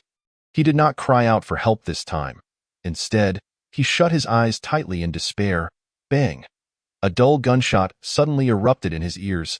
Instead of the anticipated agonizing pain, he was splattered with a putrid liquid, followed by a heavy weight crashing down upon him. Blinking in confusion, he opened his eyes only to be met with a grotesquely decayed face, nearly sending him into shock. Soon, the corpse atop him was pushed away, and the figure he had been chasing stood beside him, wielding a dark gun. He could not articulate the tumult of emotions surging within him. Her earlier cold words echoed in his mind. Remember? Never expect others to save you. The only one who can save you is yourself. Yet, just when he felt utterly powerless and resigned to his fate, she stood resolutely by his side. In that instant, his heart felt as though it were overflowing with something indescribable, tears welling up in his eyes despite his best efforts to hold them back. Get up, stop playing dead, Lin Luan scolded, kicking him in frustration. Chapter 36. A treacherous hand from behind the sudden gunfire naturally attracted the attention of those nearby. Upon seeing the gun in Lin Luan's hand, the bald man's eyes gleamed with avarice. If he had a gun, would he still fear the zombies? He covertly signaled to his 2 underlings, simultaneously fending off the zombies while edging closer to Lin Luan. Unaware of their intentions, Lin Luan noticed them closing in and quickly led the young security guard towards one of the small cargo trucks. Smash the rear window, Lin Luan commanded, firing 2 shots that blew the heads off 2 zombies. The young security guard, now overwhelmed with anxiety, swung his axe with all his might, shattering a hole in the tinted glass. He hastily enlarged the opening, disregarding the risk of cutting his hands, and reached inside to unlock the door. Meanwhile, the bald man's group rushed towards another small cargo truck. As the door swung open, Lin Luan instructed the young security guard to get in first, and she felled another pursuing zombie before circling to the front to wait for him to open the door. Just then, the bald man, who had appeared beside her without her noticing, swung a metal rod fiercely at her head. But in the next instant, Lin Luan's figure vanished without a trace. Bang! The iron rod lost its target and struck the door instead, creating a significant dent in the metal. The bald man's heart raced, caught off guard by the sudden sound. Where had she gone? She had been right in front of him. How could she have disappeared so suddenly? Bang! Gunfire erupted. A piercing scream followed by the clatter of the iron rod hitting the ground ensued. The bald man stared wide-eyed in horror at the figure before him, feeling as if he were witnessing a ghost. She had inexplicably vanished and reappeared, now holding a gun that had pierced through his right hand. Lin Luana's expression was icy. Her focus had been solely on the zombies, leaving her unprepared for the bald man's treachery from behind. Had she not caught a glimpse of her reflection in the window and swiftly retreated into the space, she might have suffered a fatal blow. "Please, don't kill me," the bald man pleaded, clutching his wrist in agony, desperately retreating while begging for mercy. "This is a misunderstanding. Just hear me out." But Lin Luan had no interest in his excuses. Gritting her teeth, she raised her gun and fired 2 more shots in quick succession, the bullets embedding themselves into the bones of his knees. Amidst his anguished cries, the bald man collapsed to the ground, his pant legs quickly saturated with blood. Casting a glance back at the increasingly frenzied zombies, Lin Luan paid them no mind, swiftly opening the car door and climbing inside. The young security guard inside had no clear understanding of the chaos that had just unfolded, his face a mask of confusion. Lin Luan offered no explanation. Instead, she pried open the cover beneath the steering wheel, forcefully yanking out 3 wires. 2 power lines connected, and she touched the ignition wire to spark the engine. This skill was one she had practiced countless times in her previous life. She executed it with ease. The engine roared to life almost instantly. Gripping the steering wheel, Lin Luan pressed the accelerator, crashing through the first 2 zombies, the tires rolling over them with a jolt, leaving a gruesome trail of shattered bones and mangled flesh in her wake. The other cargo truck also roared to life, and the 2 younger men inside, witnessing their boss's failure and subsequent injury, dared not linger and quickly followed suit, racing towards the exit. "Help me! Please don't leave me!" The bald man watched helplessly as the 2 trucks sped away, his eyes wide with despair as he struggled to rise, only to be overwhelmed and consumed by the horde of approaching zombies. As the truck sped onward, Lin Luan pressed the accelerator, knocking down every zombie in her path, crushing them under the wheels. It wasn't until they had distanced themselves from the supermarket and hit the main road that she finally exhaled a sigh of relief, easing off the speed. The tension that had gripped her throughout the ordeal began to dissipate, and she glanced at the young security guard beside her. He appeared utterly spent, slumped in his seat. Lin Luan reached into her backpack and retrieved a bottle of mineral water from the space, offering it to him. "You should drink. No, I'm fine," the young guard protested, waving his hand dismissively, but when he reached behind to check, his expression changed abruptly. His once full backpack had mysteriously vanished. Seeing the look of impending tears on his face, Lin Luan felt somewhat exasperated. She tossed the water into his lap, removed her hat and mask, and opened her own bottle, rinsing her mouth before taking a slow sip. At this point, it was already 4:30 a.m., and the dawn was breaking, shrouding the world in a hazy mist that felt stifling. On the road, staggered figures could be seen swaying. Some wandered aimlessly, some scavenged for food, and others pursued prey. Bloodshed and screams echoed everywhere, and the entire world was descending into a state of extreme panic. Overnight, the apocalypse had arrived. Lin Luan sensed the young man casting furtive glances at her and inquired, "Where are you headed?" The young guard, taken aback by her sudden question, paused before realizing her intent. He lowered his head, murmuring, "I don't know." Lin Luan frowned. "Do you have any relatives or friends left?" He shook his head, pausing for a long while before speaking. "My parents passed away early. I lived with my grandfather in the countryside. Before the new year, he also passed away, and my uncle took me out to work as a security guard. But now, he has gone too." With that, he had become utterly homeless. Noticing his dejection, Lin Luan chose to remain silent. The truck continued on for over 10 minutes, and the perimeter wall of the villa district was finally visible in the distance. At that moment, the young security guard suddenly turned to Lin Luan, his expression tense. Can I follow you?" Lin Luan raised an eyebrow, scanning him from head to toe in order to navigate this post-apocalyptic world safely. Merely relying on herself and Uncle Chin was insufficient. She would need to gather a team. However, the prerequisite was that those who joined must be assets, not burdens. Sensing her hesitation, the young guard's anxiety intensified. His voice trembling slightly, "I want to be a burden. I can fight those monsters, and I'll find my own food and water. I promise I won't hold you back. Plus, I'm strong and can help you with work. I'll recognize you as my leader. Whatever you ask of me, I'll do, boss. Just take me with you." Lin Luan was momentarily taken aback by this address. With a scrutinizing gaze, she cast another glance at him and asked, You mean, if I tell you to do something, you will do it? The young security guard nodded vigorously. Yes. Lin Luan narrowed her eyes, a smile playing at the corners of her mouth, then replied nonchalantly. What if I told you to kill someone? Would you dare? Chapter 37. Seized the moment. The young security guard was evidently unprepared for such a question, his eyes widening in shock. After a pause, he adopted a reckless demeanor, stating, If he deserves to die, then I would dare to kill.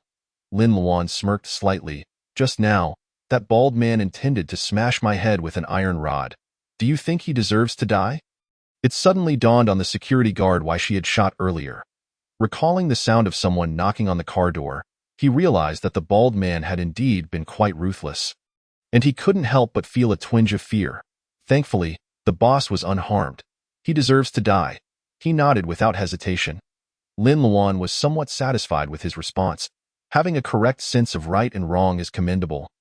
But one must ensure their own safety first. In this apocalypse, kindness cannot be afforded. My name is Lin Luan. By introducing herself, she tacitly agreed to his request. I know, boss. The young security guard grinned. You and your uncle live in Area 3. When they first moved in, they renovated the house extravagantly, which led to complaints from the neighboring residents to the property management. It was he and his uncle who went to handle it, leaving a deep impression on him. Thus, when Lin Luan removed her hat and mask, he instantly recognized her.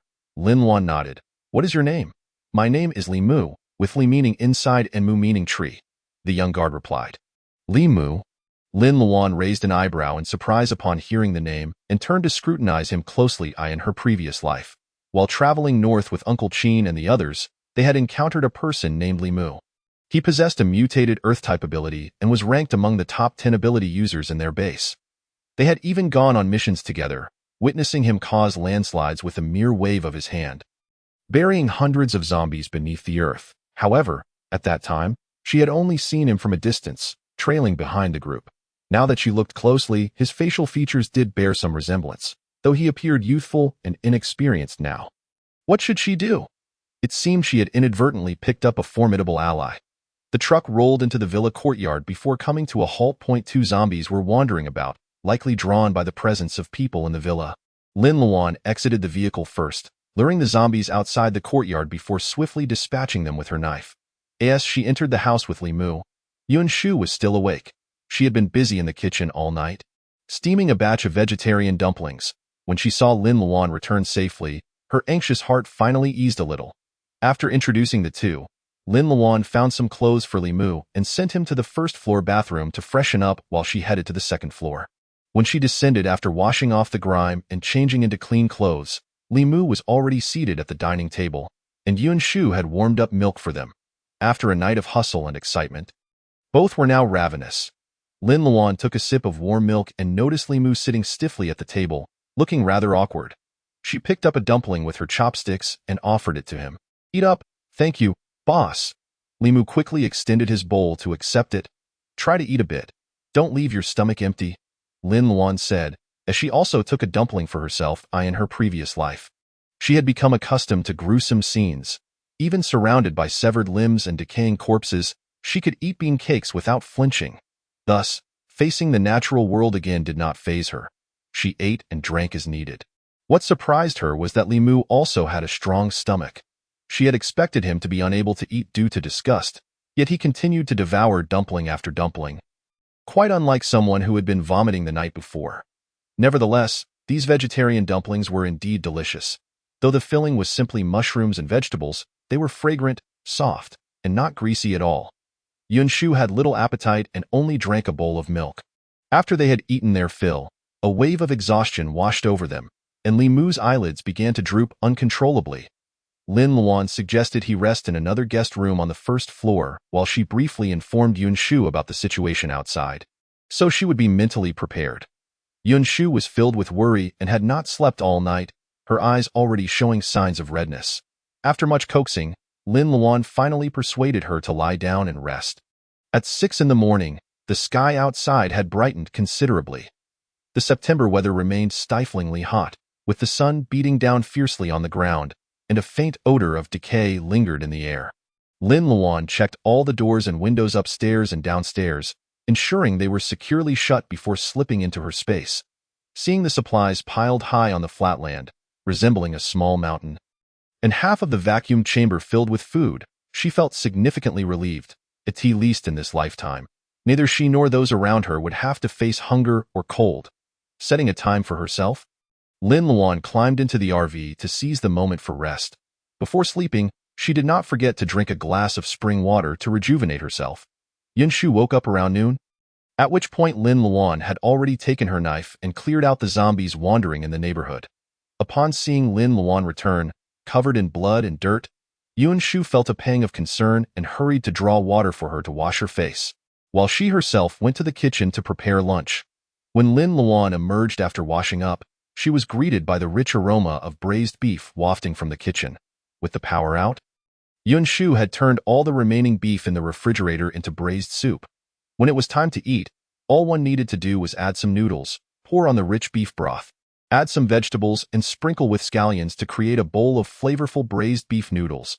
If one wasn't keen on noodles, it was equally delightful served over rice. Lin Luan savored a large bowl of beef noodles, feeling quite satisfied as she set her bowl down in the afternoon. After Li Mu woke up, Lin Luan drove alone to the car dealership they had visited yesterday, acquiring her desired large off-road vehicle. Noticing there was still space in her storage, she casually collected a few more high-performance, sturdy off-road vehicles. However, when prying open the safe to find the car keys, she spent quite some time and nearly got scratched by a zombified security guard at the dealership. Subsequently, Lin Luan visited several gas stations located in remote areas, successfully siphoning a considerable amount of gasoline and, quite fortuitously, securing 2 fully loaded fuel tankers. As she re-entered the city, she happened upon a military convoy escorting some dignitaries to evacuate. The crowd that had rushed over upon hearing the news blocked the road, forcing Lin Luan to halt her vehicle and observe the commotion. The agitated crowd clamored for the military to take them along, but they were met with uniform refusals. The military merely explained that in the coming days, the government would organize a large-scale rescue effort. Yet the crowd was not naive. Seeing the obvious dismissal, they grew increasingly rowdy, refusing to clear the way. The standoff escalated quickly, leading to conflict. Chapter 38. Hell on Earth. Lin Luan locked her car windows tightly, unwilling to join the fray. Bang, bang, bang. The sound of gunfire quickly erupted amidst the crowd, as the military shot dead 2 radicals as a warning. However, this only served to further incite public outrage, transforming the scene into chaos. Some burly men even rushed forward to wrestle firearms from the soldiers, leading to a series of uncontrollable incidents. The overwhelming presence of the living attracted hordes of zombies, and the soldiers stationed at the periphery struggled to maintain order. Ultimately, the military had no choice but to dispatch a representative to address the situation, permitting those with vehicles to follow the convoy, although they could not guarantee safety or provide supplies along the way.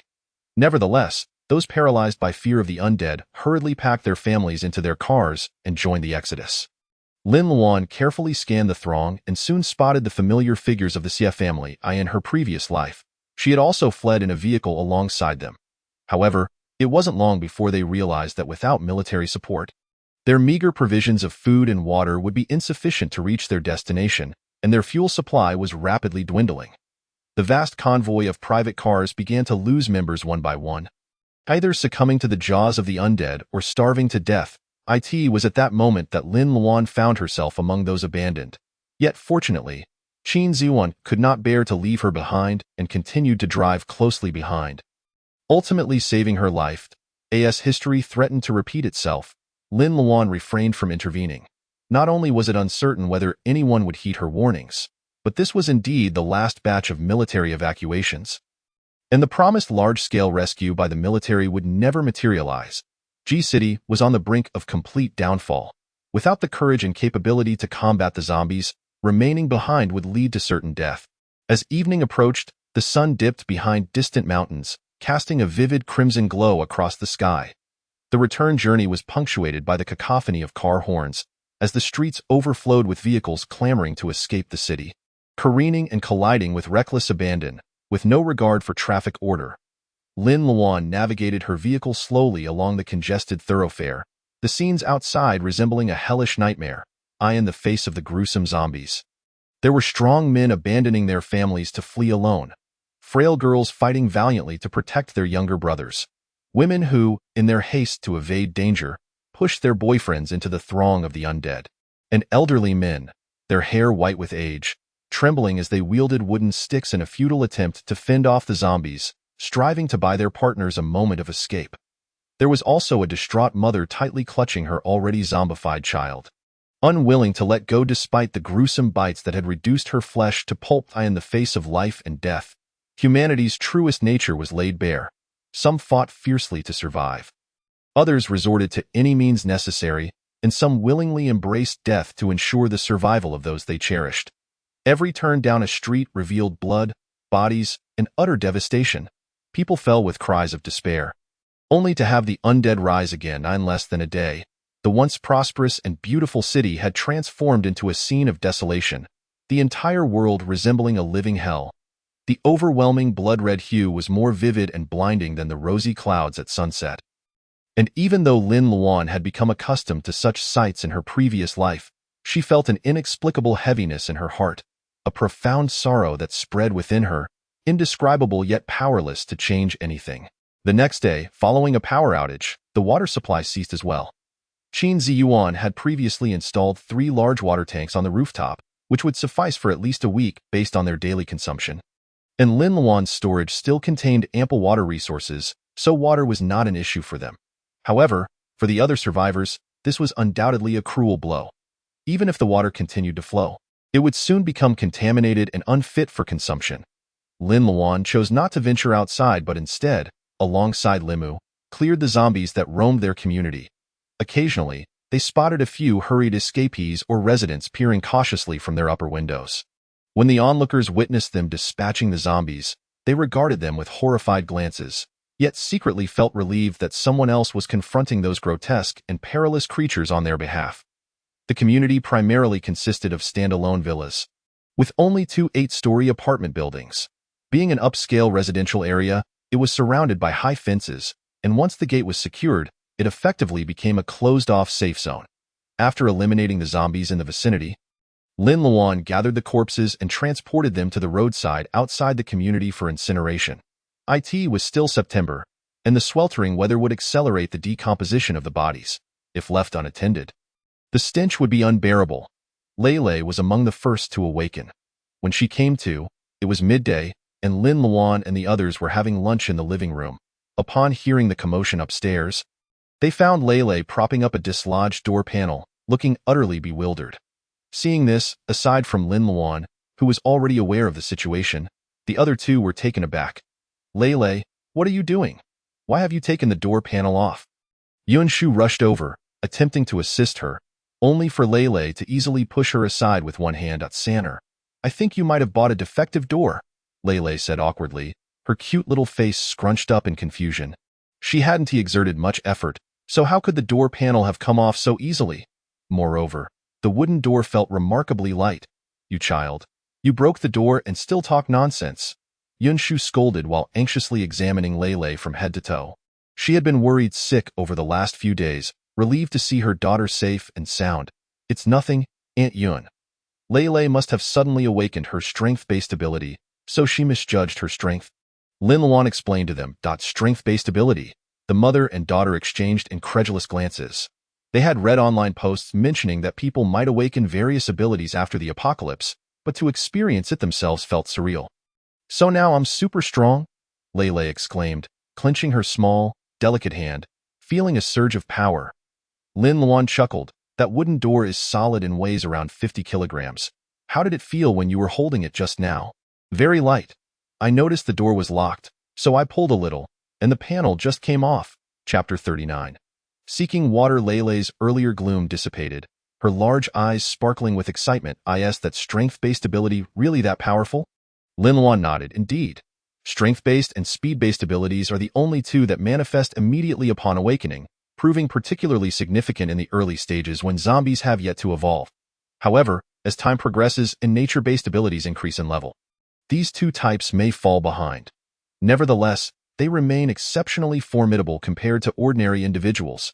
That's fantastic. Lei was overjoyed but soon furrowed her brows in concern. If I've awakened an ability, does that mean the apocalypse has truly arrived? Are there really zombies? A grave expression fell upon the faces of the three. Leilei's heart sank abruptly as she anxiously asked, "What about you guys? Where's Wei Wei? Uncle Qin?" "They won't." She couldn't bring herself to finish the sentence. If some had awakened abilities, then it was inevitable that others would have turned into zombies. Surely Wei Wei and the others? Yun Shu, sensing her daughter's distress, quickly reassured her, "Don't say that. Wei Wei and the others are all fine." "Really?" Leilei looked towards Lin Luan, her eyes filled with uncertainty. Lin Luan confirmed, "Yes, they are still awakening. You were just the first to wake up." Upon hearing her affirmative response, Leilei finally sighed in relief, but the next moment, her face fell as she clutched her stomach, exclaiming, "Mom, is there anything to eat? I'm starving." Awakening an ability consumes a tremendous amount of energy, causing those with abilities to experience intense hunger upon waking. "Yes, we have food. It's all hot in the pot. I'll go serve you some," Yun Shu replied with a smile. The group descended the stairs and returned to the dining table, where Lin Luan took the opportunity to introduce Limu to Leilei. At noon, Yun Shu had prepared 2 vegetable dishes and a soup to accompany rice, and now, seeing Leilei's ravenous state, she heated up a few leftover vegetarian buns from yesterday. Initially, Yun Shu had worried about the scarcity of food, trying to minimize waste while cooking. But after Lin Luan assured her that food would not be an issue and showed her their storeroom filled with rice and dry goods, she felt much more at ease. Just as they were enjoying their meal, a series of loud knocks echoed from the door. The group froze, wondering who could possibly be visiting at such a time. Could it be a zombie? Lin Luan gestured for them to remain silent, setting down her bowl and chopsticks as she approached the door. Peering through the peephole, she saw a middle-aged man standing outside, holding a metal rod in one hand and an empty water bottle in the other. With a pink backpack slung over his shoulder, the rod bore signs of dirt. Lin Luan's gaze flickered as she opened the small window on the door, asking through the security grate, "What do you need?" The man forced a smile, appearing earnest and honest. "I'm a resident from District 5. We suddenly lost water this morning, and I didn't have time to store any. I was wondering if you have any water to spare? I can trade you for it." Lin Luan frowned. "We don't have much water left either. You might want to check outside." The man, taken aback by her direct refusal, quickly added, "I'm not asking for it for free. I have 2 pieces of bread here. I can exchange them for a bottle of water." He hurriedly retrieved 2 packaged breakfast buns from his pink backpack, looking distressed. "Please, miss, my daughter is really thirsty." The man sniffed, savoring the delicious aroma of food wafting from the house, feeling as though his recently satiated stomach had suddenly become ravenous once more. Noticing that Lin Luan remained unyielding, he continued, "If you do not fancy bread, I have biscuits and lollipops as well. Perhaps you could consider this alone. I shall return with water later this afternoon and repay you," he implored. "Please, young lady, assist me. My daughter is still quite young and cries incessantly from thirst. I fear it may attract those monsters again." Having reached this point, should Lin Luan refuse once more, it would seem exceedingly unkind. Yun Shu and the others within could hardly bear to listen. "Very well, please wait." Lin Luan turned to Yun Shu, instructing her to fetch a bottle of mineral water, casually inquiring, "How many people are there in your household?" The man sighed, his voice tinged with melancholy. "It is just my daughter and me. Her mother divorced me last year, and I have no knowledge of her current situation." "How old is your daughter?" Lin Luan questioned again. "She is 7 this year," replied the man. Yun Shu quickly returned with the water, which Lin Luan accepted and slipped through the gap in the security door. "Take it." The man hurriedly reached out to grasp it, attempting to push bread through the opening as well. Lin Luan shook her head. "No need. Keep the bread for your daughter." The man's face lit up with gratitude. Thank you. You are truly kind-hearted." Lin Luan closed the door and peered through the peephole. The man had already picked up an iron rod and walked away, glancing back only once before disappearing from her sight. Returning to the dining table, the atmosphere among Yun Shu and the others had grown somber. This world truly offers little respite. Such a young child must endure this, Yun Shu lamented, her brow furrowed. Lin Luan lowered her gaze, remaining silent, but her mind was already calculating. After lunch, she instructed Limu to stay home and watch over things while she took Leilei out. Though the apocalypse had only just begun, gaining clarity about the world and seizing the means to protect oneself as soon as possible would enhance their chances of survival. Thus, she was determined to expedite Leilei's growth. The zombies in the community had been cleared out that morning by her and Li Mu, and Lin Luan led Lei directly to the entrance of the complex. At that moment, 3 or 4 zombies were congregating outside. A chilling laugh suddenly echoed in his ear, causing Hu Bin to realize that the once empty living room had become crowded with several individuals, including a middle-aged man he had never seen before, whose formidable presence sent shivers down his spine. Lin Luan regarded him with a frosty gaze. She had sensed something amiss about him since noon. Although he concealed it well, the greed and cruelty that occasionally flickered in his eyes were all too familiar to her from her experiences in the apocalypse. Besides, as a single father, it was implausible that he had no reserves at all. The water had just been cut off in the morning, and by noon, he was already lacking water, leaving his wailing daughter alone at home while he ventured out with her backpack and snacks to barter for water. This was simply illogical.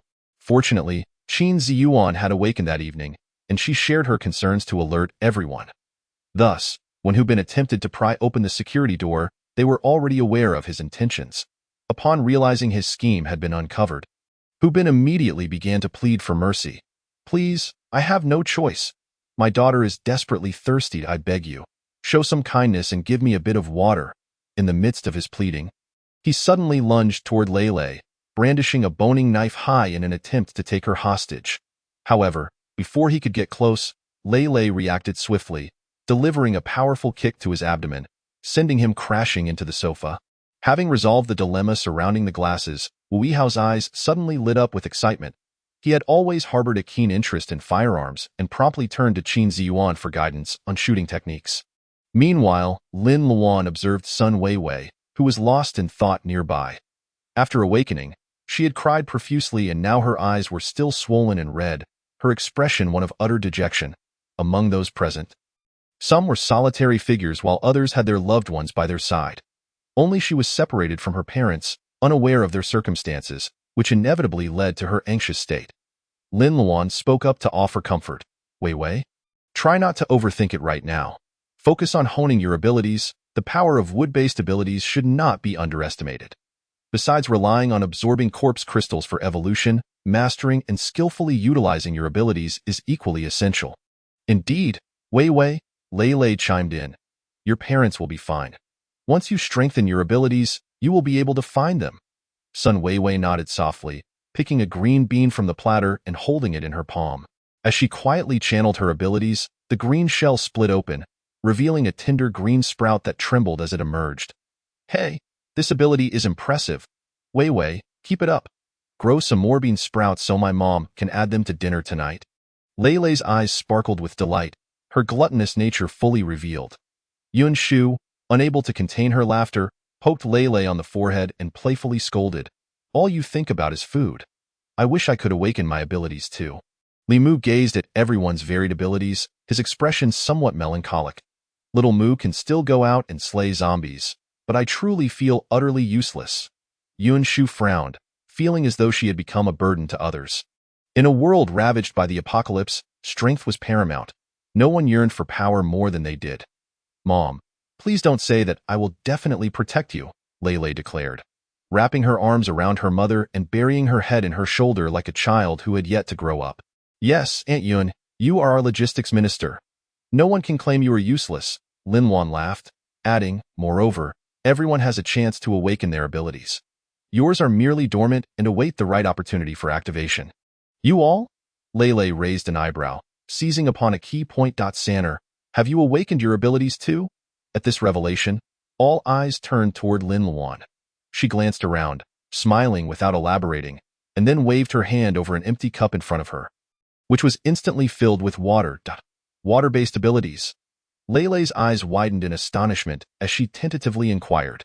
"Yes," Lin Luan affirmed with a nod. This lifetime, she was determined not to reveal her spatial abilities, instead using her water-based powers as a facade. This would not only address everyone's water needs but also keep her from drawing too much attention, as the attacking power of water abilities was relatively low. Lei and the others were naturally thrilled.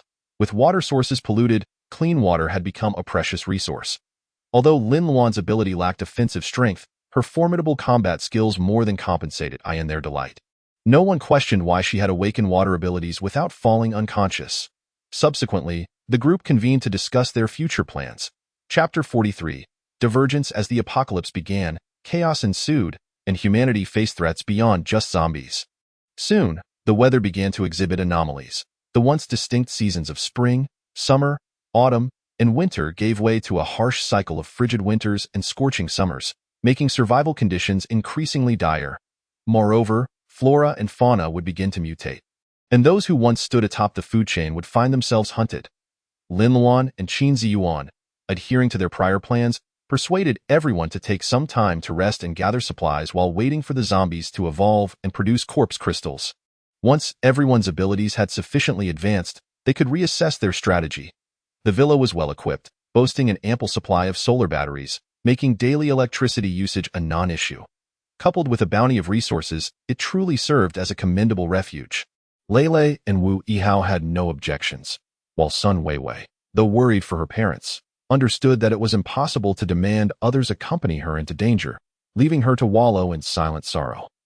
In the days that followed, Lin Luan and Qin Ziyuan led the group on supply runs. After several days of adaptation, even Yun Shu and Sun Weiwei could maintain their composure while trailing behind the group, wielding weapons to collectively dispatch zombies. Half a month later, as the group returned home from another expedition, Lin Luan, seated in the passenger seat, instinctively adjusted the car radio, only to be met with static before a melodious female voice suddenly emerged from the speakers.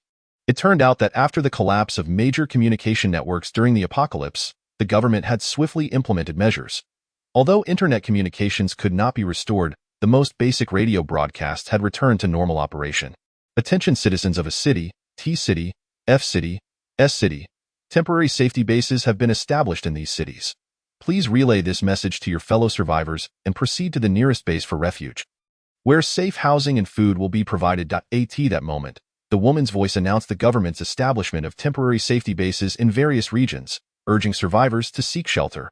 After days of silence, the sudden influx of information from the outside world thrilled everyone. Especially upon hearing that F-City had also set up a safety base, Sun Weiwei became particularly agitated, as her previously anxious heart felt a measure of relief. This meant her parents had a greater chance of survival. Upon returning home, before anyone could unload the supplies, Sun Weiwei immediately pulled Lin Luan aside. Sanner, when do we set off for F-City? Lin Luan paused, shaking her head. Now is not the right time. Why? Sun Weiwei's delicate brows furrowed, her tone somewhat urgent. You heard the broadcast just now. The government is urging us to head to the nearest base for refuge. Plus, the base will provide safe housing and food. Wouldn't it be safer for us there? The nearest base to G-City is in F-City. Lin Luan, known for her straightforward nature, disliked beating around the bush. We've discussed this before. Our abilities are currently too weak, and your skills are average. If we encounter a horde of zombies on the way, we stand little chance. This was merely one of her reasons. More importantly, although the bases were currently under government jurisdiction, as the zombie virus continued to spread and the human survival environment deteriorated, the demand for resources would soon outstrip supply. Those in command of the military power within the bases would swiftly declare independence. Severing ties with the government, at that point, the so-called free provisions would become paid, rendering it a losing proposition. If securing basic sustenance became a challenge, the pursuit of strength would become even more arduous. This was why Lin Luan had decided to remain in G-City initially, to reassess plans once their strength had improved. However, she found it impossible to articulate all this to them. Sun Weiwei bit her lip, conflicted, and replied, but things are different now. There are surely many survivors left in the city. If we can organize them to set out together, wouldn't that be safer? Lin Luan hadn't anticipated such thoughts from her, and her brows slightly knitted. Have you considered that if you can't even ensure your own safety, how can you expect others to rely on you? But you're all there, aren't you? Sun Weiwei instinctively countered, aware that her words were somewhat selfish, causing her lovely face to flush crimson. Lin Luan's expression darkened suddenly, her tone growing colder. Weiwei, as friends, it is only natural for me to protect you. But that does not include blindly accompanying you into danger. Besides, how can you be certain your parents are still alive? Even if they are, how can you be sure they are at the base? Having been given a second chance at life, she would not allow anyone to use those she cared about as cannon fodder, not for anyone. Sun Weiwei's face turned pale, her eyes brimming with tears. As Lin Luan's words exacerbated her inner fears. No, they must be alive, she insisted, shaking her head fervently.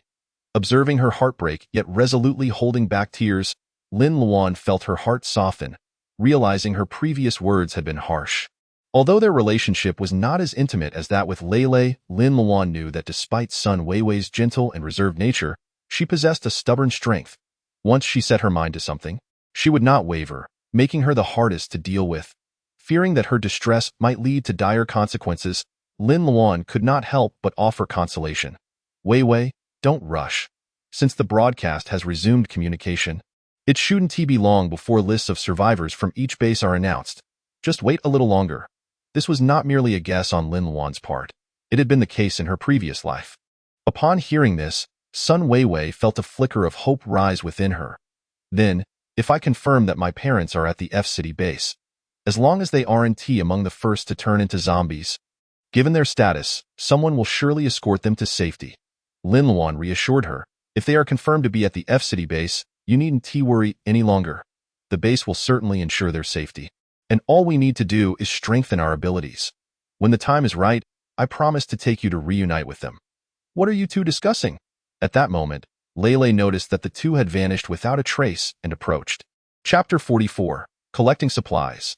Sun Weiwei moved her lips as if she wished to say something, but upon seeing Lei had drawn near, she ultimately remained silent. Lin Luan gently patted her shoulder and spoke to Lei. It's nothing. Weiwei is just missing her parents again. Please keep her company while I go lend a hand. With that, she did not linger a moment longer and turned to leave. Weiwei, are you all right? Lei asked earnestly, grasping Sun Weiwei's elbow with concern etched on her face. Sun Weiwei shook her head, gazing at the departing figure, her eyes flickering before settling into a resolute determination. No matter what, she wanted to give it a shot. Lin Luan had thought that Sun Weiwei had come to terms with this matter, so she did not dwell on it.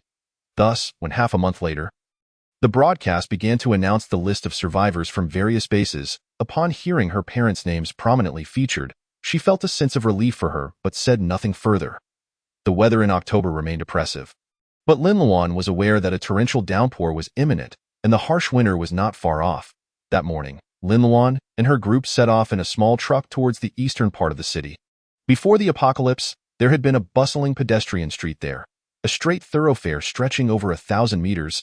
It was lined with a variety of shops offering food, clothing, and daily necessities, frequented by many shoppers. However, now it had transformed into a haven for zombies. After about 40 minutes of driving, they finally arrived at their destination, Chatting Street. Qin Ziyuan drove the vehicle to a junction 30 meters from the street, finding a spot where there were fewer zombies and it was easy to maneuver. Everyone donned gloves and masks, arming themselves with their respective weapons, preparing to disembark. Outside the vehicle, over a dozen zombies were drawn to the commotion, with several quick ones already surrounding the side of the truck, frantically pounding on the windows. Lin Luan was the first to open the door with her knife, forcefully pushing it outward, causing the zombies outside to stagger back a few steps. Seizing the brief moment, she swiftly exited the vehicle and shut the door with a kick. She sent a lunging zombie sprawling, and her heavy-duty knife came crashing down, severing the grotesque head in an instant. She was well aware that they would undoubtedly have their doubts, so she had already devised a plan to address them.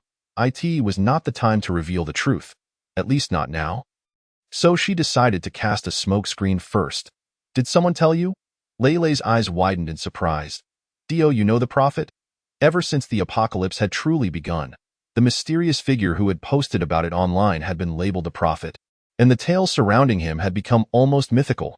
Lin Luan nodded. I know him. This statement was not incorrect. The poster was Wu Yihao, and she certainly knew him well. The others looked at her in astonishment.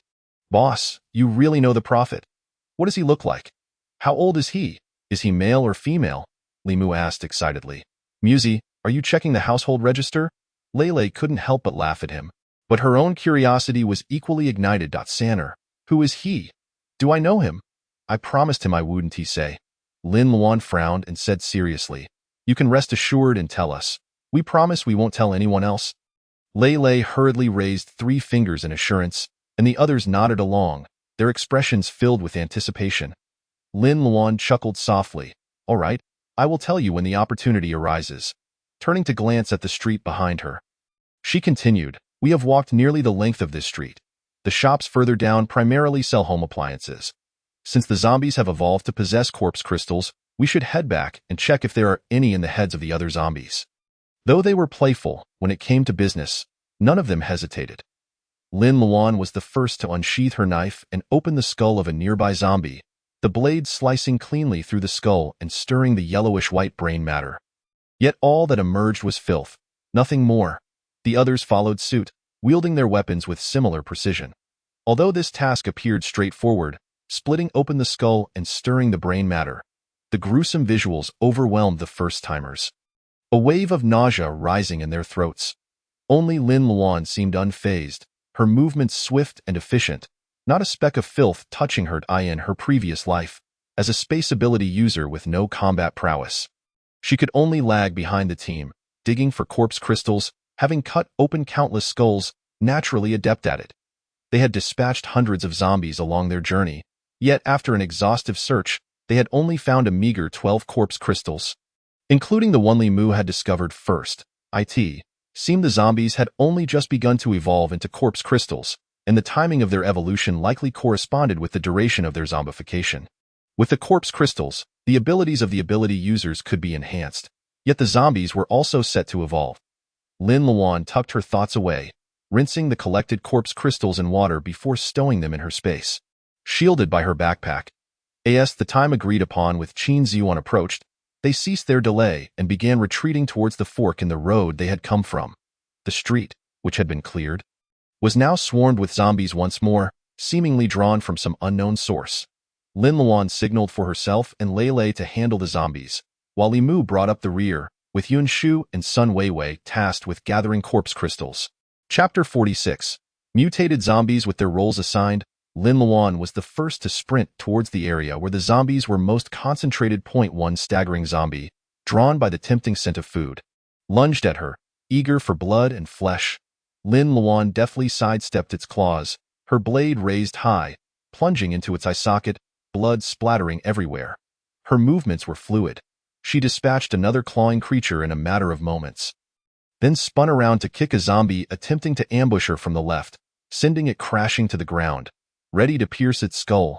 Just then, a startled cry came from behind her. A glance over her shoulder revealed a zombie lunging towards Sun Weiwei, its agile motions starkly contrasting the stiffness of the other zombies, moving with the speed of a normal human. Sun Weiwei stood frozen in fear. Paralyzed in place, as the zombie's claws were about to reach her, Yun Shu acted swiftly, yanking her out of harm's way just in time. Lin Luan's heart raced. They had encountered a mutated zombie. She swiftly turned, driving her knife into the skull of the zombie that had attempted to ambush her, then dashed forward to block the path of the mutated zombie. This zombie was notably tall, its murky white eyes glinting with malice as it lunged at her ferociously. Unlike the initial infected zombies, the first-level evolved zombies moved with agility and swiftness, even surpassing the speed of an ordinary person. However, Lin Luan, who could effortlessly take down 2 or 3 burly men with her bare hands, was not intimidated. With a swift sweep of her blade, she severed its foul, black arm. The zombie, impervious to pain, stumbled but continued to swipe with its remaining claw in an attempt to capture its prey. Lin Luan, quick on her feet, evaded its attack and maneuvered behind it, driving her blade into its vulnerable neck. With a sickening sound, the blade sunk in. The zombie trembled violently before collapsing to the ground. "Are you all right?" Lin Luan turned to ask. "We're fine," Yun Shu panted, shaking her head, while Sun Weiwei appeared utterly shaken, her legs giving way as she leaned against Yun Shu, her face pale. "What just happened? Why was that zombie so fast?" Lei Lei and Li Mu, having finished off their respective zombies, joined them, both drenched in cold sweat from the earlier encounter. That was a first-level mutated zombie, evolved from a basic zombie. Each first-level zombie possesses a corpse crystal within their skull, Lin Luan explained, slicing open the zombie's head with her knife, gently stirring the contents. And indeed, she extracted a corpse crystal. This crystal was visibly different from the ones they had found previously. It shimmered with a misty white hue, resembling a white agate, and was significantly larger. First-level zombies possess agility comparable to that of normal humans, and even more speed and ferocity. Furthermore, the number of such zombies will only increase, and as they evolve to higher levels, they will become increasingly difficult to deal with. The group felt a chill run down their spines at her words. The joy of finding the corpse crystals completely overshadowed by this grim news. They had not anticipated the zombies would evolve so swiftly, which only added to the already harsh reality of their existence. While their own strength remained stagnant. "Aluan, can you hear me?" At that moment, Lin Luan's communication earpiece crackled with static. It was Qin Ziyuan and the others on their way back. She quickly relayed the news of the zombies' evolution and cautioned them to be careful on their journey. "Let's go. Uncle Qin and the others are coming. We need to regroup." Lin Luan pocketed the corpse crystal, tightening her grip on the mountain-splitting knife, urging everyone to stay close. The group moved forward, forming a protective barrier around Yunshu and Sun Weiwei. Strangely, in the short distance of just 40 to 50 meters, more zombies began to emerge, as if drawn by some unseen force. Thankfully, they worked in harmony, and since they were still dealing with basic zombies, they faced little difficulty as they advanced, slashing their way through while gathering corpse crystals. Turning the corner, they reached the fork in the road, but upon arrival, they were confronted by a horde of zombies densely packed in the left path. Lin Luan's keen eyes caught sight of this and quickly signaled the group to take cover in a corner. "Boss, look over there. There are people." Li Mu pointed towards a 3-story shop surrounded by zombies. Lin Luan focused her gaze and indeed saw several figures moving in the second-floor window, while the zombies below numbered in the hundreds, sending chills down their spines. Among them were a few exceptionally agile zombies. Unmistakably evolved first-level mutated zombies, incessantly battering against the iron door. It appeared that those people were trapped inside the building by the zombies. Since the news had spread through the broadcasts, the number of survivors they encountered had dwindled significantly. They had not seen anyone in the past week, yet today, they stumbled upon a few. "Sanner, what should we do? Should we save them?" Lele asked in a hushed tone, feeling compassion for the fellow survivors. "Boss, they won't last much longer." Li Mu's voice carried a note of concern. The shop's entrance was made of tempered glass, and the security grill had already been bent from the zombies' relentless assault. It was only a matter of time before they broke in. Once the zombies were all inside that enclosed space, those trapped would surely meet their demise. Lin Luan paused for a few seconds before responding.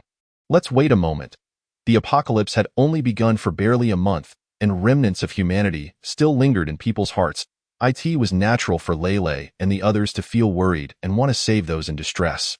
However, Lin Luan's compassion had long been extinguished by the harsh realities of her previous life. She had no desire to meddle, but she was intrigued by the first-level zombies. The energy contained in the corpse crystals of first-level zombies was over 10 times greater than that of basic ones. And with the emergence of mutated zombies, it was high time for Uncle Qin and the others to elevate their abilities. Lin Luan scanned her surroundings and noticed a nearby bathroom supply store. Its entrance intact, clearly untouched since the onset of the apocalypse, and the surrounding zombies had just been cleared out, making it an excellent hiding spot. She pointed towards the store and instructed, "You all go over there and find a way to hide inside. Don't come out until I return." Since she intended to eliminate those first-level zombies, rescuing a few individuals along the way would not be an issue. However, she planned to go alone. In the face of danger, it would be easier to retreat or advance without the need to consider others, which would only hinder her actions. "How can you manage alone with so many zombies?" "I'm going with you." Lele insisted, unconvinced. "Yes, boss, I'm going too." Li Mu diaoed, "No need. I have a plan. You all take care of Aunt Yun and the others." As she spoke, Lin Luan removed the walkie-talkie and earpiece from her body and handed them to Lele. Observing the zombies pulling the horizontal bar's gap wider, Lin Luan wasted no more time, swiftly rising and stealthily making her way past. Chapter 47.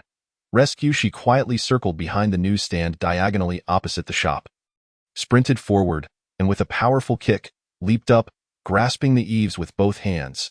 Using the leverage, she hoisted herself up onto the rooftop with great agility. At that moment, the people trapped inside the opposite building had already noticed her.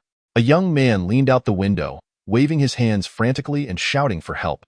His desperate cries instantly drove the dense mass of zombies below into an even greater frenzy.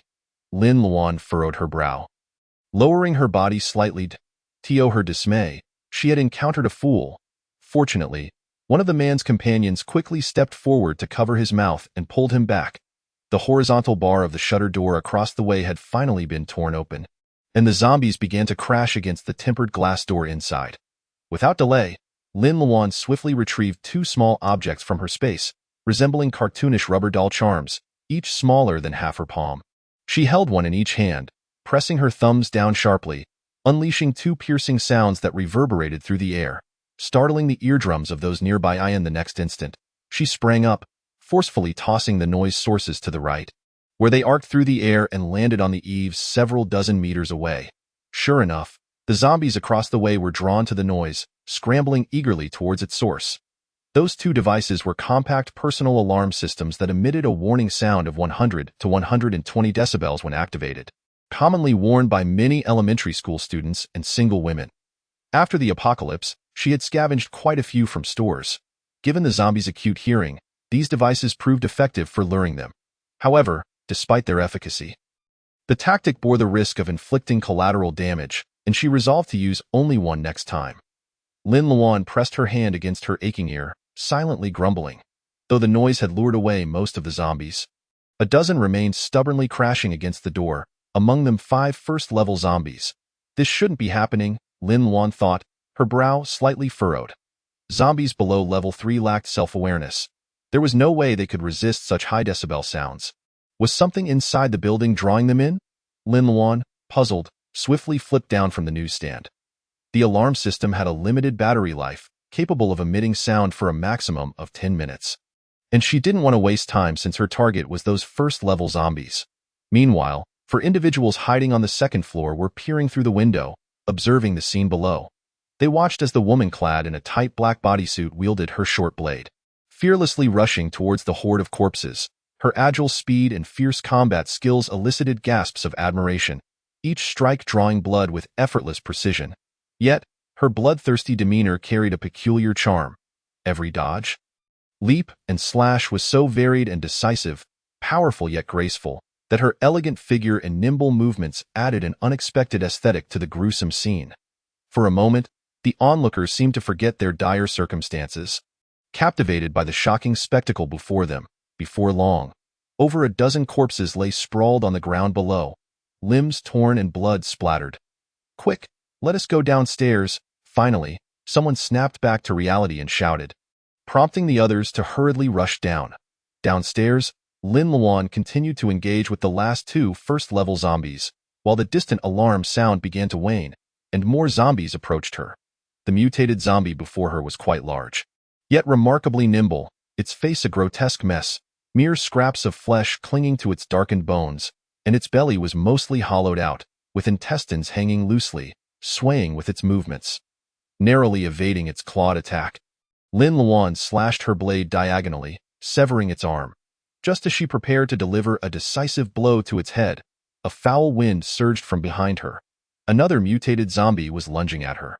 Caught in the pincer attack, Lin Luan did not linger in battle, quickly rolling to the ground to avoid the attack of both zombies. The armless zombie lunged at her once more. Lin Luan swiftly bent her knees and leaped, driving her sharp blade straight into the creature's throat. The sound of hurried footsteps echoed as a damaged door swung open from within it at that moment. The other zombie abandoned its attack on her and lunged towards the newcomer. "There are people inside," someone screamed in terror, turning to flee, only to stumble and fall. Lin Luan reacted faster. Before the zombie could pursue, she dashed forward and sliced off half its head, yellowish-white brain matter mixing with dark blood as it spilled forth, along with a glistening white orb that fell to the ground. The young man who had fallen earlier paled at the sight of the corpse less than a meter away from him. Lin Luan then clearly saw the individuals inside, 3 men and 1 woman. Apart from a middle-aged man, the other 2 were young men in their 20s and 30s, while the sole female appeared to be merely 17 or 18. However, when her gaze fell upon the girl huddled at the back, a glint of coldness flickered in her eyes, and her brow furrowed. The girl wore a checkered shirt, and her right sleeve was already stained with deep crimson blood. No wonder the zombies at the entrance were so frenzied. It all made sense now. Perhaps Lin Luan's gaze was too aggressive, causing the girl to turn pale and instinctively lower her head to hide behind her companions. "Miss, please don't misunderstand. Her hand was merely cut, not bitten by a zombie," the middle-aged man hurriedly explained. Lin Luan cast him a sidelong glance and coldly replied, "If you want to live, tend to that wound." With that, she turned and exited the door. The previously diverted zombies were now closing in again. "I told you not to come, yet you insisted on following. You can't even help, and almost got us killed. What terrible luck!" The young man who had fallen grumbled as he got to his feet. The girl's complexion worsened further, her lips trembling as she stammered, "Why yes, I'm sorry." The man standing beside her, resembling her in appearance, quickly wrapped an arm around her shoulder, glaring at the young man with barely concealed anger. "Enough, Wei Ziming. You should say less," the middle-aged man said. "Lu Gang, find a way to help your sister with that wound." Wei Ziming, come with me to assist. Seeing the zombies gathering outside again, they realized that hiding in the building would only lead to dead ends. Chapter 48. "I was looking for you, what the hell?" Wei Ziming exclaimed, wide-eyed. "Are you out of your mind, oldly? With so many zombies outside, you want me to walk to my death?" "Humph," Lu Gang sneered. "In the end, you're just useless." Upon hearing this, Wei Ziming became furious. "Who are you calling useless? I'm a space ability user. Without me, what are you going to use to store supplies? You'll be left to drink the northwest wind," Lu Gang retorted without hesitation. "I am talking about you. What else can you do besides hiding behind and yelling? I've had enough of you, useless. Everyone, stop arguing." The middle-aged man, referred to as oldly, suddenly interrupted in a sharp tone, his ordinarily gentle gaze now piercingly fierce. "What kind of people are you? A girl you don't even know is out there fighting to save you, and here you are, bickering amongst yourselves when death is looming? Deal with it as you see fit." Oldly coldly glared at them and wielded his machete, charging out in an instant. The remaining three felt a wave of trepidation wash over them. Finally, the girl tugged at Lu Gang's sleeve. "Brother, you should go help that I'll figure out how to treat my wound." "Are you sure you can handle it?" Lu Gang asked, concern etched on his face. "Yes, you should hurry." The girl nodded. "I have to manage. I can't keep dragging everyone down." Seeing her determination, Lu Gang shot Wei Ziming a fierce glare before rushing out. Wei Ziming curled his lips in disdain, coldly scoffing, with no intention of joining them. After all, he was a rare space ability user. It was his responsibility to store precious supplies, wasn't he it? Out of the corner of his eye, however, he noticed something glinting in the filth at his feet, shimmering in the sunlight. Outside, with two additional people joining the fray, Lin Luan felt a significant reduction in pressure. Oldly had been a soldier in his youth, possessed decent skills, and had engaged in physical labor after retiring, making him quite strong. Lu Gang, on the other hand, was a speed ability user, bold and meticulous, with quick reflexes. Had it not been for their unexpected encounter with the mutated zombie that had thrown them into a panic, they wouldn't have found themselves cornered in the building, as the horde of zombies swelled. Although the trio could manage, fatigue was inevitable over time. Just then, a series of urgent car horns suddenly blared from the left side of the road as a small truck barreled towards them. "Get out of the way!" Lin Luan let out a sharp reprimand and swiftly retreated to the side, followed closely by the other two, who hastily sought refuge in a safe location. The small truck maintained its speed, barreling past and ruthlessly colliding with and crushing the zombies lining the road. It continued to surge forward for several meters before executing a sudden stop, the tires screeching violently against the pavement, ultimately coming to a halt sideways in the middle of the street. As the door swung open, Qin Ziyuan and Wu Yihao simultaneously alighted from the vehicle. Each wielded a military machete, utilizing the truck as cover while they systematically dispatched the zombies that encircled them from both ends. After a month of rigorous physical and combat training, Wu Yihao had shed the frail demeanor of a homebody. Every movement he made was infused with strength, and his innate speed as an ability user rendered him remarkably adept at slaying the undead. With the addition of two capable allies, the zombies on the road were swiftly eradicated one by one. "Are you all right?" Qin Ziyuan wiped the sweat from his brow and inquired. Wu Yihao conducted a quick self-assessment. Shaking his head, "I'm fine. I was very careful." Lin Luan nodded in agreement. "Everything is packed. We just need to load it into the truck. I truly appreciate your assistance. Had it not been for this young lady's timely intervention, I and several companions would have surely met our demise here." Oldly stepped forward to express his heartfelt gratitude, while Lu Gang, concerned for his sister, had already made his way back to the shop. "No need for thanks," Qin Ziyuan replied coolly. Lin Luan nodded. leaving the conversation to him as she turned her attention back to scavenging for crystal cores. Wu Yihao restarted the truck, heading to reunite with Lei and the others, while also loading supplies. This time, Lin Luan chose not to search every zombie but focused instead on those that appeared to have been dead for a longer period, as they were more likely to contain crystal cores within their skulls. With the zombies just beginning to evolve into crystal cores, a comprehensive search would yield little additional benefit. She returned to the shop, where she harvested the crystal cores from the 4 level 1 zombies she had slain, leaving the last one to fall at the shop's entrance. Inside, Lu Gang and his companions were still present. Lu Jia, his sister, had discarded her blood-stained sleeve, and her arm was now thickly wrapped in cloth, resembling a large rice dumpling, clearly lacking in any proper bandaging technique. Upon her arrival, the 3 of them exchanged bewildered glances. Lin Luan ignored them, intent on rummaging through the corpses on the ground, but found that while the bodies remained, the crystal cores had mysteriously vanished. She lifted her gaze to scrutinize each of the 3 individuals in the shop, then strode directly towards Wei Ziming in the corner. Extending her hand, "Hand it over," Lin Luan demanded in a cold tone. The black gloves she wore were stained with the foul-smelling blood and flesh of the zombies, causing Wei Ziming to feel a twinge of apprehension. What? Lin Luan gestured toward the ground where a zombie-esque skull had been split open, pointing at the orb that had fallen from its head. "I don't know what you're talking about. Besides, how can you accuse me?" Wei Ziming feigned calmness, his voice betraying him as it rose a pitched.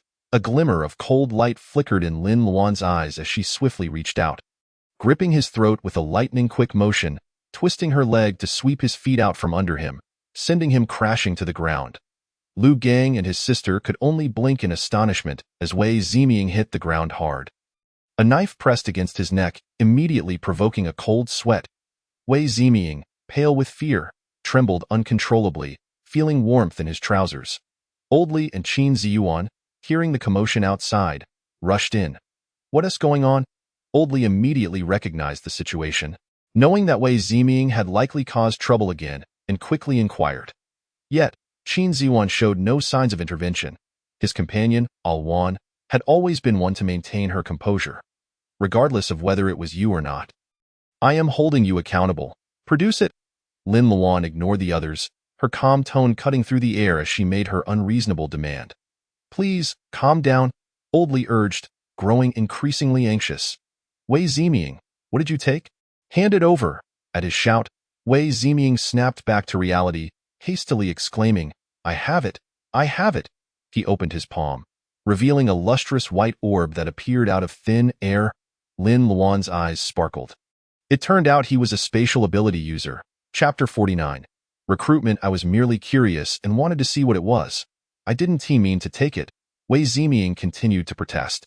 Lin Luan seized the crystal core, decisively raising her knife as she turned to leave, not sparing him a single glance. Wei Ziming lay motionless on the ground, disbelief etched across his face. How could she not be curious about his abilities? Or perhaps she simply hadn't noticed?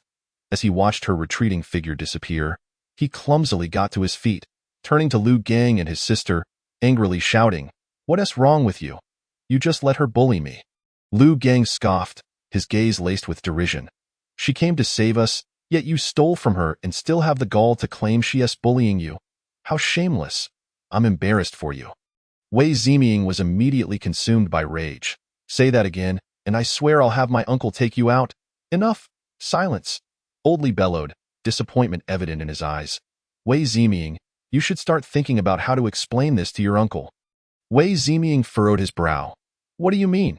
You saw their skills. They're clearly not ordinary people. You haven't forgotten your uncle's orders to recruit ability users and capable individuals. Have you?" Old Li replied coldly, "We're about to set off for the base. Do you think he'll be pleased to learn that you missed out on those people because of your actions? Those individuals were formidable. If they could join their ranks, it would significantly enhance their safety on the journey to the base." Wei Ziming was momentarily taken aback.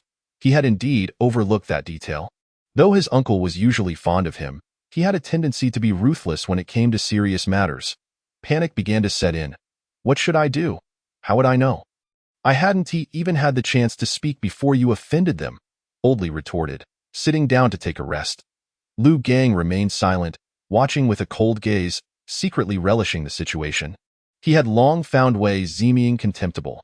He had taken advantage of his status as the captain's relative and his rare spatial abilities to assert his will. Now, he had finally encountered a serious obstacle, and Lu Gang was eager to see how he would dig his own grave. Wei Ziming, feeling increasingly agitated, raked his fingers through his hair, then awkwardly approached Oldly. How about you give it a try? Maybe they'll agree to join us? Even if they don't, at least we made an effort. Oldly pondered for a moment, realizing it was the only option left. Meanwhile, Lin Luan and her group had finished loading the supplies and sought a shaded area to rest briefly. They noticed Oldly and his companions approaching from a distance, but no one reacted. They continued with their tasks. Oldly, seeing their indifference, steeled himself and walked toward Qin Zuan. He pulled out a pack of cigarettes, offering it to Qin Zuan while greeting him. Taking a break? No, thank you. Qin Zuan waved his hand. Oldly smiled faintly, retracting the cigarettes, and tentatively asked, You must have served in the military, right? You must have been part of an elite unit. The commanding presence he exuded was far from ordinary. Qin Zuan glanced at him, casually responding, I served with the longsword. Oldly's eyes brightened. So he was a special forces soldier, which explained his imposing demeanor. I also served for a few years, though I can't compare to you. I was just in a regular artillery regiment. Oldly began to establish rapport. Are these your only companions? Qin Zuan raised an eyebrow, countering with a question. Why? Well, we are organizing survivors from G City and preparing to head south to the base in F City. We wanted to see if you'd like to join us. Oldly explained. Qin Zuan declined without hesitation. No need. Don't be too hasty in rejecting us. Oldly pressed on. Our group has over 100 members, including several ability users, and we're well stocked. Traveling together would provide mutual support and enhance safety, wouldn't it? I'm sorry, but we have no plans to leave G City for the time being, Qin Zuan stated plainly. Oldly was taken aback.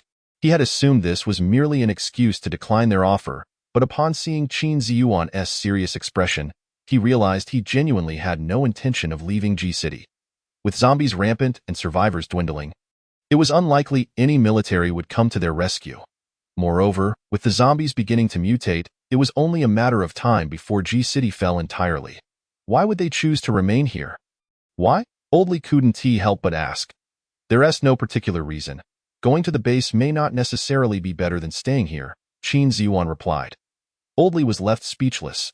Indeed, the current situation at the base was uncertain, and individuals with abilities like them could thrive anywhere. However, since the topic had been broached, it seemed a shame to abandon it. Oldly continued to press for persuasion, while Lin Luan appeared oblivious, diligently cleaning the collected crystal cores and storing them in her spatial pocket. She fetched some water, filling a basin for everyone to wash up. The sun was no longer as harsh, but the weather remained stifling. And after their exertions, they were all drenched in sweat. Lu Gang and his companions, witnessing this scene, couldn't help but swallow hard, their expressions a mix of envy and resentment. Indeed, it was resentment. With water sources contaminated and clean water in short supply, the single bottle they had brought out in the morning had long been consumed, leaving them parched. Meanwhile, they watched others enjoy plentiful clean water to wash their hands and faces, feeling utterly deprived and resentful. Even Oldly could not help but glance back repeatedly, forgetting the words on the tip of his tongue. He never expected this girl to possess exceptional skills and to be a water-type ability user. At that moment, he wished to simply tie her up and take her back. Lele, who was about to wash up, felt a chill run down her spine under their scrutinizing gaze, hastily rinsing her hands before stepping aside. What is happening? Why do they look as if they want to eat someone? Lele whispered to her companion beside her. Have you forgotten? Wu Yihao calmly shook the bottle of water, taking a large sip. He had never been one to care about the opinions of others. The water source has been contaminated, and there is a severe shortage of water everywhere, Limu added. Lele suddenly realized that due to Lin Luan, they had never faced a shortage of water and had forgotten about this issue. Perhaps I should take them a bottle of water, Sun Weiwei suggested unexpectedly. Yes, do that. Take this bottle of mine too? Lele quickly fished a bottle of water from her backpack and handed it to her. Sun Weiwei took 2 bottles of water and walked directly towards the group. Chapter 50. The note here. Have some water, Sun Weiwei said, offering both bottles to Lu Jia. Lu Jia did not hesitate, eagerly reaching out to accept them, her face filled with gratitude as she exclaimed, "Thank you, sister." Her wound had bled quite a bit, and she was indeed very thirsty. She kept one bottle for herself and prepared to hand the other to her brother, but it was snatched away by Wei Ziming in a swift motion.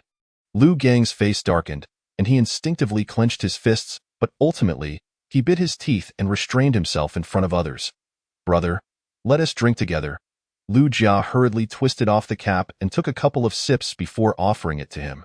However, Lu Gang only took a small sip before pushing the water back. "Drink a little more." Lu Jia carefully held the bottle to his lips again. "That's enough. Brother isn't thirsty." Lu Gang reached out to ruffle her hair, his gaze filled with affection. The bond between the siblings had always been strong since childhood. Now, with their parents gone, they relied solely on each other, and he felt the need to take good care of his sister. Sun Weiwei watched from the side, her eyes growing slightly misty, and quickly pulled another bottle of water from her bag, handing it to Lu Gang. "Here you go. I still have one more. Thank you."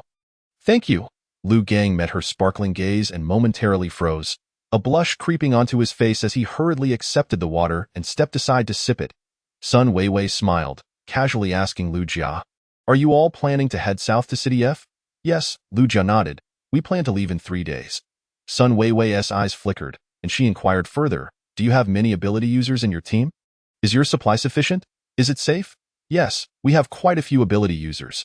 Our team leader is a strength-type ability user, and he is incredibly strong." Lu Jia felt a fondness for the sister who brought her water and was open about their situation. "We have collected a good amount of supplies, but water is quite challenging. There are only 2 water-type ability users in the team, and the amount of water they can condense is very limited. However, if you could join us, this problem would be resolved. The water-type ability users in the team can only condense a small basin of clean water each day, unlike Lin Luan, who can effortlessly produce a basin." As if it cost her no effort at all. Upon hearing this, Sun Weiwei could hardly contain her excitement. If she could travel with them, she would be able to return to City F sooner. Yet, recalling Lin Luan's earlier words, she felt conflicted. "Sister, your companions are all so impressive. Are you all ability users?" At this moment, Lu Jia asked curiously. "Not entirely." Sun Weiwei shook her head. Lu Jia inquired further, "Then what about you?" "Sister?" Sun Weiwei replied, "I have awakened a wood-type ability." "How amazing!" Lu Jia's eyes sparkled with admiration, but a moment later, her expression dimmed. "Unlike me, I can't do anything and can only be a burden to my brother." "Don't think like that. At least you still have family by your side." Sun Weiwei gently patted her hand, comforting her softly, though a pang of sadness surged within her. She too had family, yet she did not know when they would be reunited. Lost in thought, she heard Lele calling for her and turned to see that they had all returned to the vehicle. Evidently Uncle Qin had ultimately declined old Lie's proposal and decided to head back. "Sister, survivor groups like ours have already departed twice. We should be the last group. Are you really not coming with us?" Lu Jia felt reluctant. Upon hearing this, Sun Weiwei's heart stirred once more. She bit her lip, and after much internal struggle, she finally steeled herself, reaching into her bag to retrieve a box of biscuits and placing it in Lu Jia's hands. "We are heading back. Please have these biscuits." After speaking, she patted the biscuit box, specifically reminding her, "Be careful when you open it. The biscuits can crumble easily." Seeing her about to leave, Lu Jia couldn't hide her disappointment, clutching the box of biscuits and repeatedly expressing her gratitude. Sun Weiwei waved her hand and turned to walk towards the vehicle. Qin Ziyuan was the last to board the vehicle, while Old Li, unwilling to give up, continued to chatter outside. "Brother, think it over again. We are currently stationed on Shifeng Street in the eastern part of the city and 1TB leaving for 3 days. If you change your mind, come find us." Qin Ziyuan expressionlessly rolled up the car window. This person is incredibly talkative, yet one cannot bear to turn away someone with a friendly face. The cargo truck started, and the scenery receded into the distance. Lin Luan glanced at the 4 diminishing figures in the rearview mirror and said softly, "Uncle Qin, let us take a detour back. One must always be cautious. They revealed too much today. It's better to be careful to avoid unnecessary trouble." Qin Ziyuan nodded in agreement, turning the steering wheel to take the vehicle onto another path. Watching the truck disappear from sight, Old Li let out a heavy sigh, feeling quite disheartened.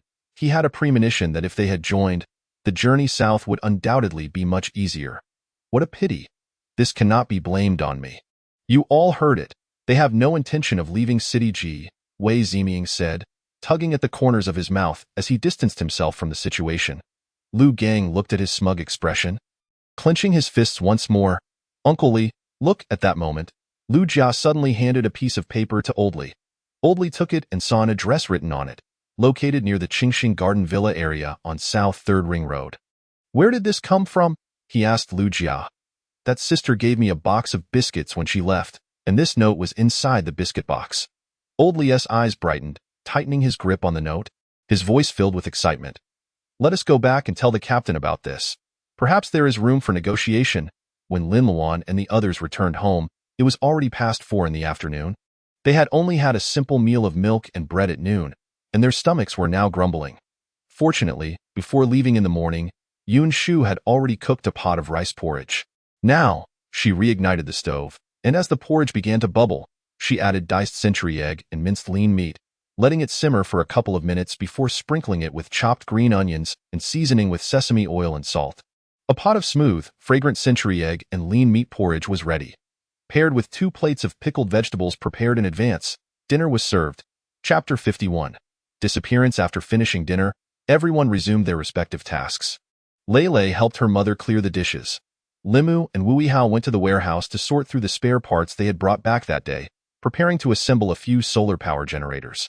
Qin Ziyuan utilized his lightning-type ability to charge the batteries until his energy was completely depleted, while Sun Weiwei took a bowl of mung beans to start sprouting bean sprouts for the next morning side dish. As for Lin Luan, her task was to fill the 3 large water tanks on the rooftop. By the time everyone finished their chores, night had fallen, and the entire city was once again engulfed in impenetrable darkness, with occasional thunder rumbling through the thick clouds, making the night seem all the more terrifying. After a long day, everyone washed up and retired early to their rooms. Because Lin Luan often accessed the space, it was inconvenient for someone to be there, so she let Sun Weiwei have her room and moved to a small attic room instead. That moment, she sat in the RV within the space. Counting the corpse crystals collected during the day, it was hard to imagine that such grotesque zombies could yield such beautiful and brilliant items. Lin Luan gently bit her lip, casually fiddling with a corpse crystal in her hand. There were exactly 30 ordinary transparent crystals and only 6 level 1 white crystals, so few. If all were given to Uncle Qin for absorption, it probably wouldn't be enough to elevate his ability to the first tier. Transitioning from the initial stage to the first tier requires at least 10 white crystals or more. Now that the zombies have begun to upgrade, one must be increasingly cautious during outings. And it remains uncertain when that torrential rain will descend. After the torrential rain subsides, a cold wave is expected to arrive. Regaining her focus, Lin Luan divided the corpse crystals evenly, placing them into 2 1,000 milliliters glass cups, while she tucked away the white crystal. Subsequently, she summoned pure water from the waterfall to fill one of the glass cups, and after a moment's thought, she filled the other cup with spring water. Although these corpse crystals possess an alluring appearance, they harbor toxins that can prove fatal if ingested directly. Prior to the apocalypse, various end-of-the-world fantasy novels proliferated online, and a multitude of zombie-themed films prevailed. So when corpse crystals emerged, people recognized their value. However, the method of utilizing these treasures posed a significant challenge.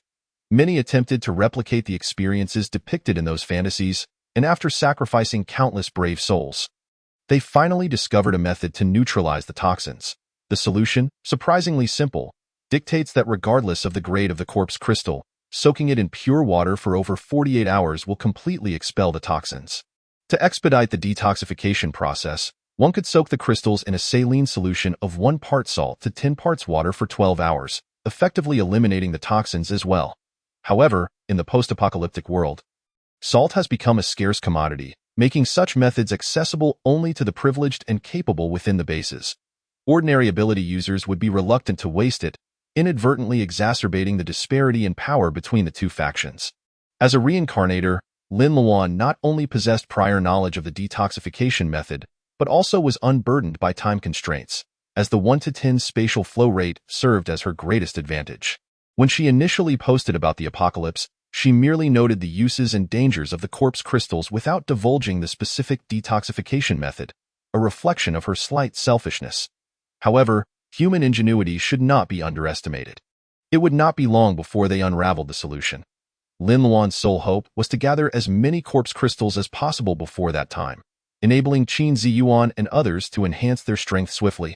Her decision to soak the corpse crystals in both pure and spring water stemmed from her curiosity about whether the spring water, known for its revitalizing properties, could accelerate the detoxification process. Having dealt with the corpse crystals, Lin Luan swiftly exited the RV. Earlier, she had laid down a wooden floor beside a withered tree stump, upon which she placed simple wicker tables and cushions. In this vast wilderness, it was quite delightful to occasionally sit there, sipping tea, reading a book, and listening to the wind rustling through the sycamore trees. An elegant and leisurely pastime that, of course, it also served as an excellent venue for practicing her skills. Lin Luan casually selected a cushion, sat cross-legged, and commenced her nightly practice of the spirit cultivation method. This not only alleviated fatigue and nurtured her character, but also allowed her mental acuity to flourish. With a calm heart and focused mind, Lin Luan soon settled into her practice. The gentle flow of warm energy circulated around her, dispelling every ounce of weariness and invigorating her meridians. When she reopened her eyes, all traces of fatigue had vanished, leaving her revitalized and alert. Only then did Lin Luan leave her space and lay down on the small bed in the loft, falling into a peaceful slumber. A night devoid of dreams passed, and upon awakening, she found the sky bright outside. A glance at the alarm clock on the bedside table revealed it was only 6:30 in the morning. Without pausing to freshen up, Lin Luan hurriedly entered her space. More than 6 hours had elapsed outside, and within the confines of her space, the time had exceeded 48 hours. She was eager to discover the state of the corpse crystals. Upon entering the RV, she was greeted by a dramatic transformation in the contents of the 2 glass cups on the table. The cup filled with pure water was now a murky black, emitting an unpleasant sour odor, while the cup containing spring water appeared a delicate milky white. Lin Luan stared in astonishment, quickly retrieving 2 equally sized cups. She first poured out the black liquid from the glass cup, revealing 15 corpse crystals at the bottom, each now more translucent than before, albeit slightly diminished in size. She then proceeded to pour out the milky liquid, but as it emptied, the cup was left completely bare. Lin Luan blinked in disbelief. Where had the corpse crystals gone? She hastily retrieved a filter and placed it over the empty cup, then poured the milky liquid back through it. However, the cup remained empty, devoid of any trace of the corpse crystals that had once been inside. Lin Luan scrutinized the white solution, her brow furrowing. These indestructible corpse crystals, could it be that they had dissolved in the spring water? If so, a new question arose. Did this liquid still possess the energy intrinsic to the corpse crystals? Driven by curiosity, Lin Luan leaned closer to the solution and inhaled deeply. It bore no foul odor, instead carrying a subtle, refreshing scent reminiscent of coconut water. As she swirled the glass, the liquid clung to the walls, showing no impurities, and overall, it appeared quite promising. She wondered about its taste. Yet in the next moment, Lin Luan found herself internally chastising her own thoughts. It is crucial to note that ordinary individuals without awakened abilities cannot consume corpse crystals, as the immense energy contained within them could overwhelm a normal person's heart, leading to a catastrophic failure.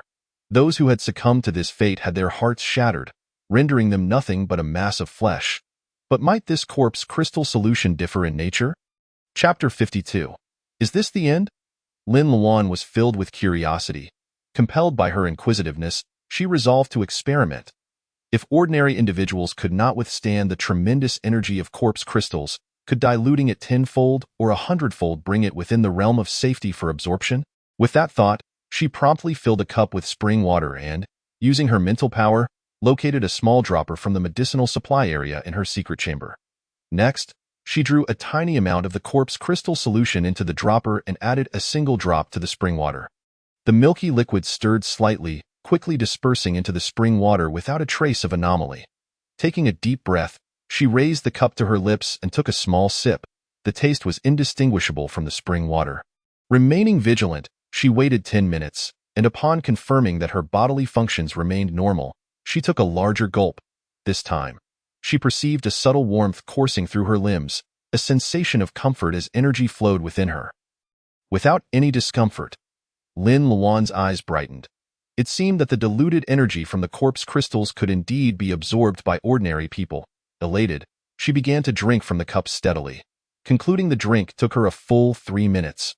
The effects were modest, yet she felt no adverse reactions. Lin Luan decided to try again.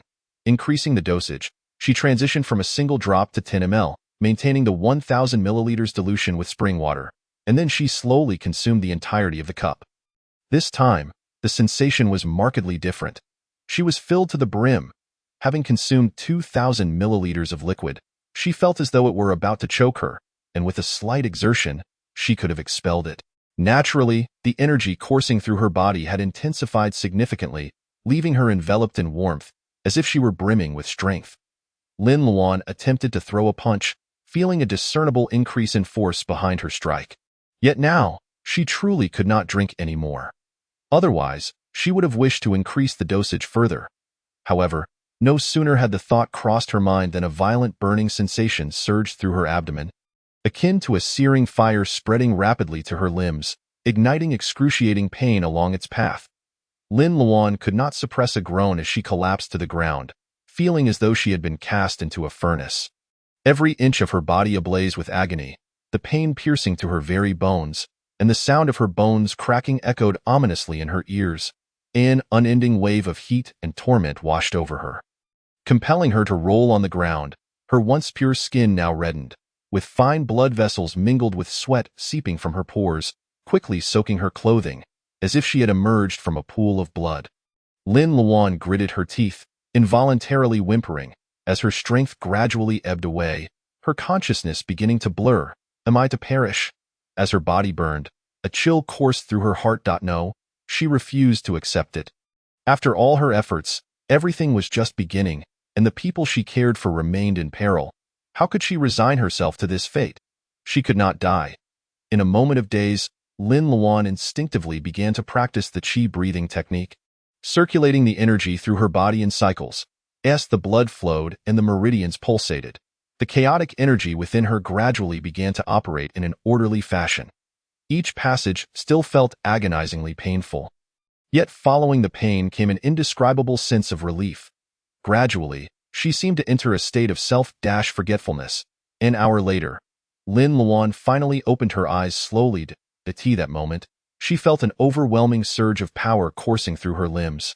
A warm energy enveloping her entire being. It was as if she had opened all her extraordinary meridians and was on the brink of transcending to a higher realm. However, before the joyous smile could grace her lips, she was repulsed by the foul stench emanating from her own body. Looking down, she noticed that her once beige pajamas seemed to have been submerged in ink, now completely tainted black. Even her exposed skin and the floor she had rolled on were smeared with grime. Utterly unsightly. Without a moment's hesitation, she scrambled into the bathroom, turning on the shower and vigorously scrubbing away at her skin until, after 5 applications of shower gel, her complexion finally revealed a rosy glow. After her bath, wrapped in a towel, Lin Luan stood before the mirror, appraising her reflection. Her skin, already fair, appeared even more delicate and smooth, as if illuminated from within, accentuating the vibrant phoenix tattoo on her left shoulder. Although her facial features remained unchanged, her complexion now bore a faint rosy hue, and her eyes sparkled with clarity and brightness, complemented by her luscious red lips, which added an enchanting allure to her otherwise cool demeanor. The blend of coldness and beauty, a paradoxical yet captivating fusion, inexplicably drew attention. Lin Luan was momentarily taken aback. She knew she was decent-looking, but she had never found herself so mesmerizing before.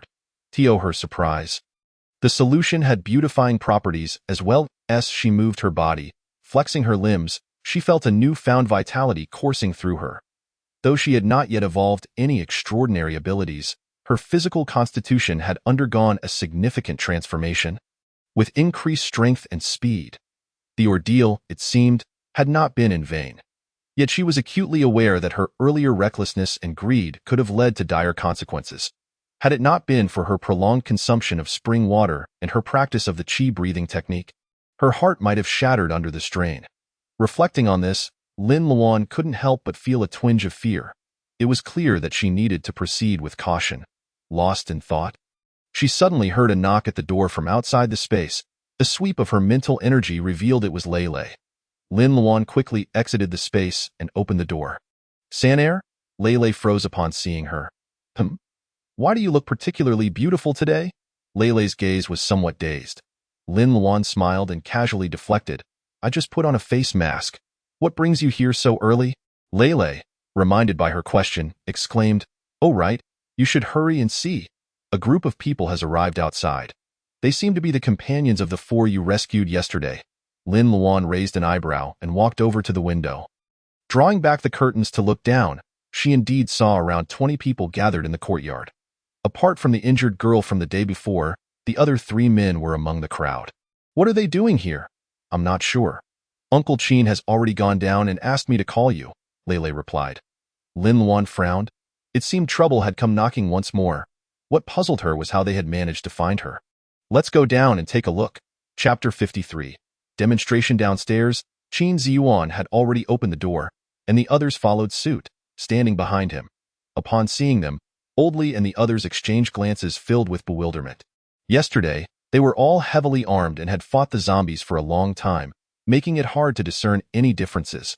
However, today, they appeared entirely transformed, looking healthy and clean, showing no signs of the chaos that had engulfed the world. Their residence, a villa, was bright and comfortable, evidently having undergone meticulous renovations. It could be described as impenetrable. One could sleep soundly at night without fearing zombies would break in stark contrast.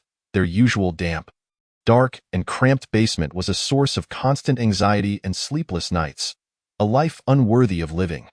The disparity was striking. Suppressing his envy and jealousy, Old Li took the initiative to greet them. Gesturing to the man beside him, Brother, this is our captain, Wei Jun. Hello. Wei Jun extended his hand, his muscular arm exuding strength. Qin Ziyuan shook his hand, introducing himself, Qin Ziyuan. But the next moment, he felt a formidable force emanating from Wei Jun's grip, both a demonstration of power and a test, so intense it nearly crushed his bones. Qin Ziyuan did not flinch. Channeling his abilities, he unleashed a jolt of lightning. Those closest, including Old Li, witnessed a faint blue light flickering between their clasped hands. Wei Jun immediately released his grip, his face contorting in discomfort, realizing that they were engaged in a silent contest, and that his side had suffered a setback. Apologies, brother. I just awakened my power and am still struggling to control its intensity. Wei Jun smiled, discreetly hiding his numb right hand behind his back, no longer underestimating the person before him. Although the lightning was not lethal, it was significantly more potent than that of another team member who could only create sparks. His arm had gone completely numb. Determined to recruit this capable ability user into his team, Wei Jun maintained a warm demeanor. Qin Ziyuan's expression remained cool and imposing. What brings you here? This was his demeanor. Had it been Wu Yihao and the others, Wei Jun's hand might have been shattered, resulting in a less than cordial atmosphere. However, Wei Jun smiled warmly. You saved my companions yesterday, one of whom is my nephew. I came specifically to express my gratitude for your timely assistance. It was merely a small favor, Qin Ziyuan replied nonchalantly.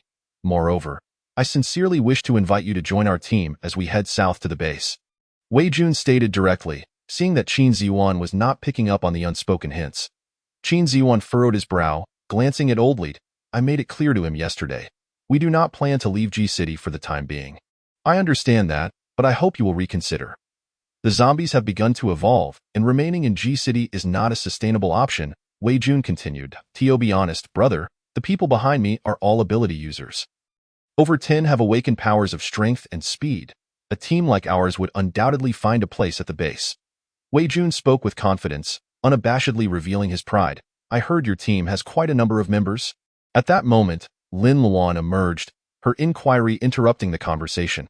Upon seeing her, Wei Jun's expression brightened. This girl is quite impressive. Moreover, observing her calm demeanor and graceful presence, she must be the water ability user Old Li mentioned. To be precise, we have 286 members, Wei Jun replied. Lin Luan remarked, So, the vast majority of your team consists of ordinary people. Her tone was not a question but a statement. Wei Jun detected an underlying implication in her words and frowned slightly. That is correct, but they are all making an effort. How many among you can actually kill zombies? Lin Luan pressed on. What exactly do you mean? Before Wei Jun could respond, Lu Gang beside him interjected. Indeed, there aren't many among us who can kill zombies. After the apocalypse, many have turned into zombies, while some, like us, have awakened abilities, but the majority are still ordinary people. But does that mean we can just abandon them and let them perish? Since we have awakened our powers, shouldn't we take on the responsibility to help those who are weaker?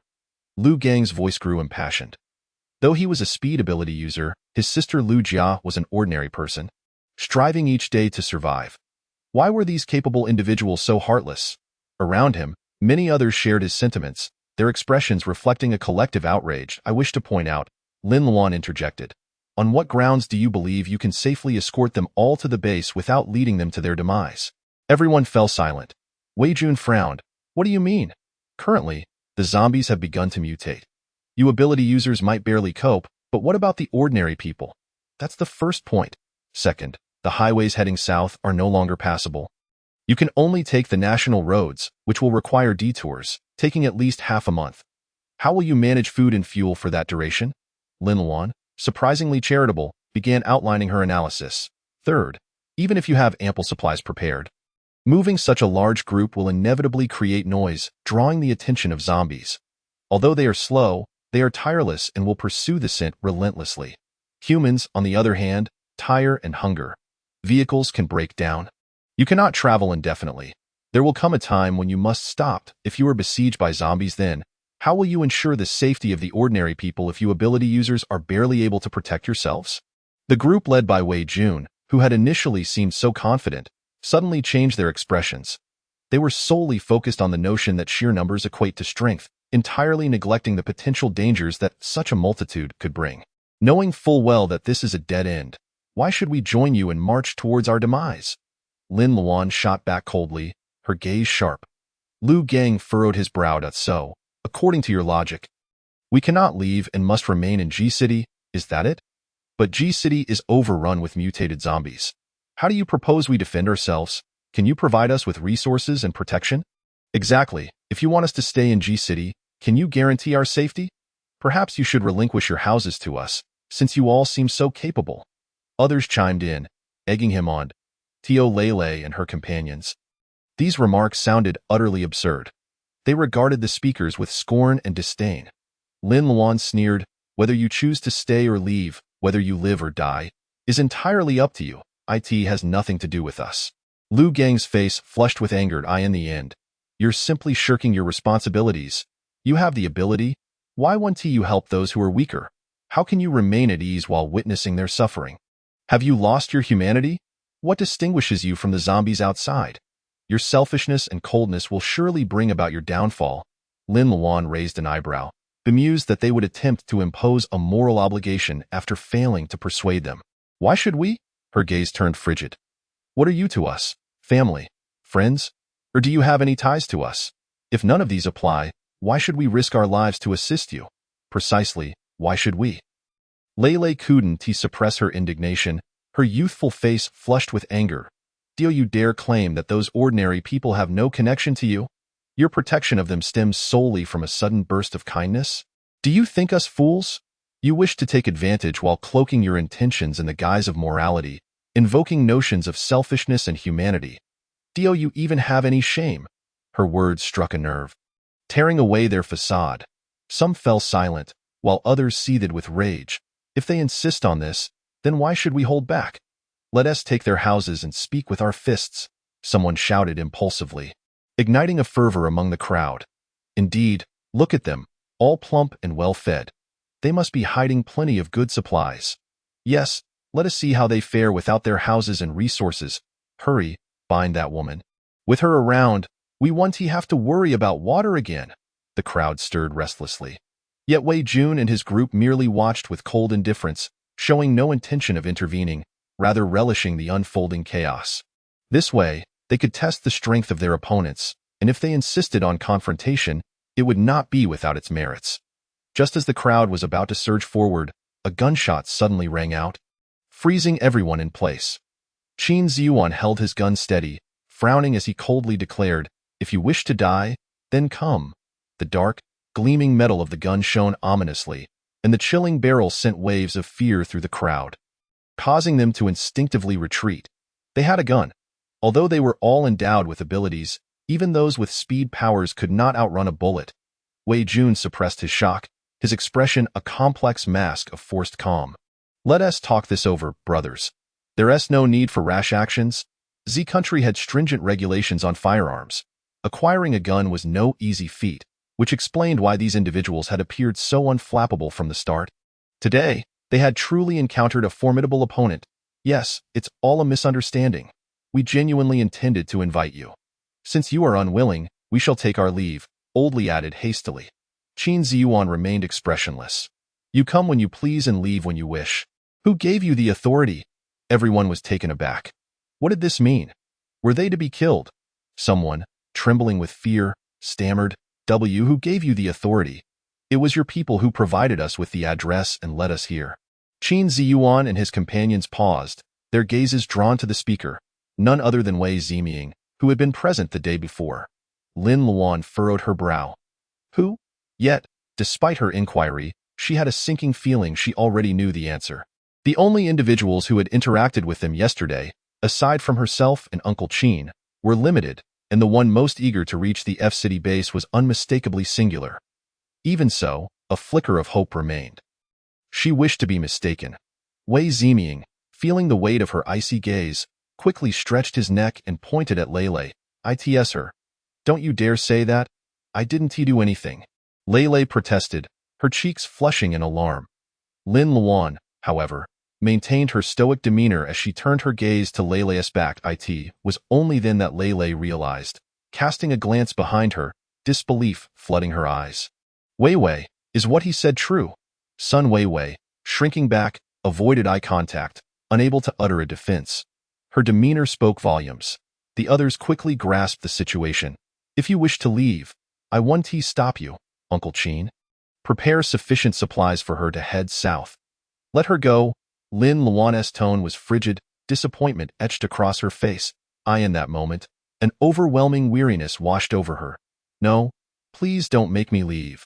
Sun Wei exclaimed, panic overtaking her as she clutched Lin Luan's sleeve, her face flushed with embarrassment and desperation, tears brimming in her eyes. She looked pitiful. She understood her actions were not honorable. But she was genuinely worried about her parents, which had led her to act impulsively. Now, she regretted it immensely. These individuals had no real capability. Following them would only lead to death. Lin Luan, however, refused to spare her a glance, shaking off her grip as she turned to Lele and the others. You two, anyone wishing to leave may do so. I will also provide sufficient supplies. Those who wish to stay must obey me and Uncle Qin from now on.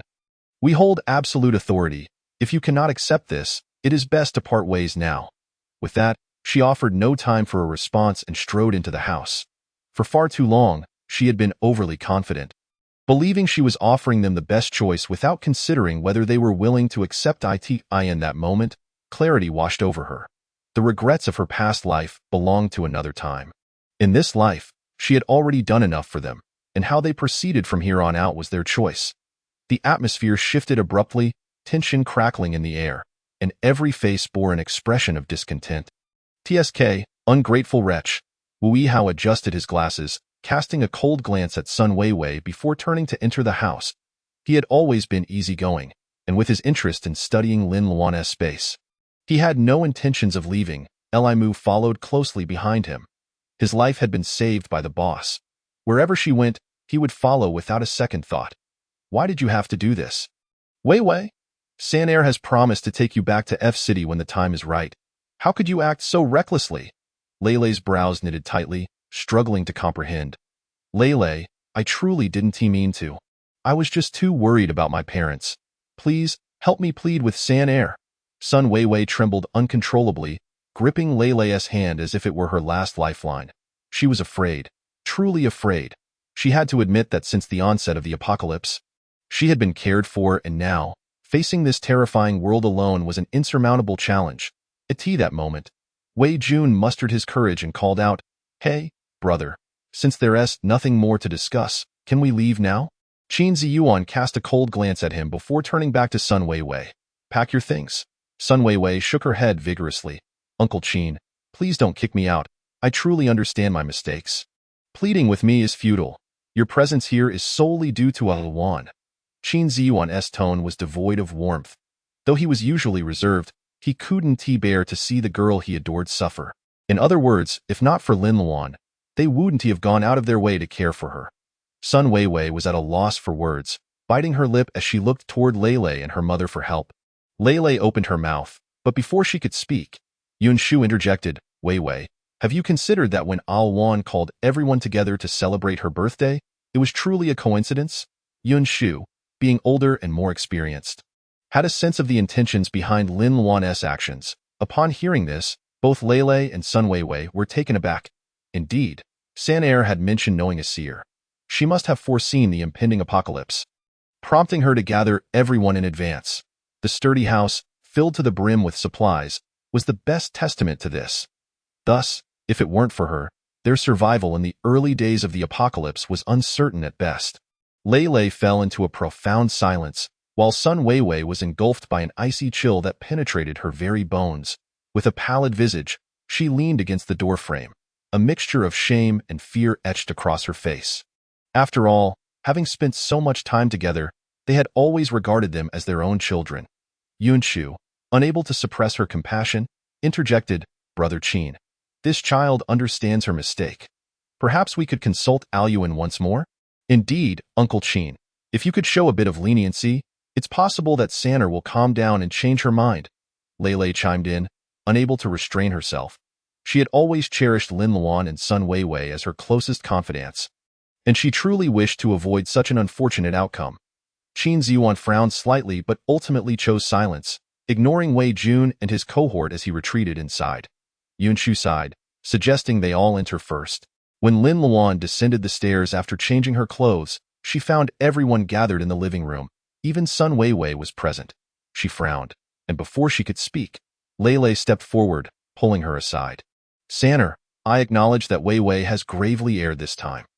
However, you must understand, she initially came to G-City for university out of spite towards her parents, and even before the apocalypse, she was still at odds with her family. Her urgent desire to return stems not only from concern for her parents' safety, but also from the fear that, should anything happen, she wouldn't even have the chance to apologize. Lei raised a finger, cautiously pleading, so, could you perhaps find it in your heart to forgive her this once and grant her another opportunity?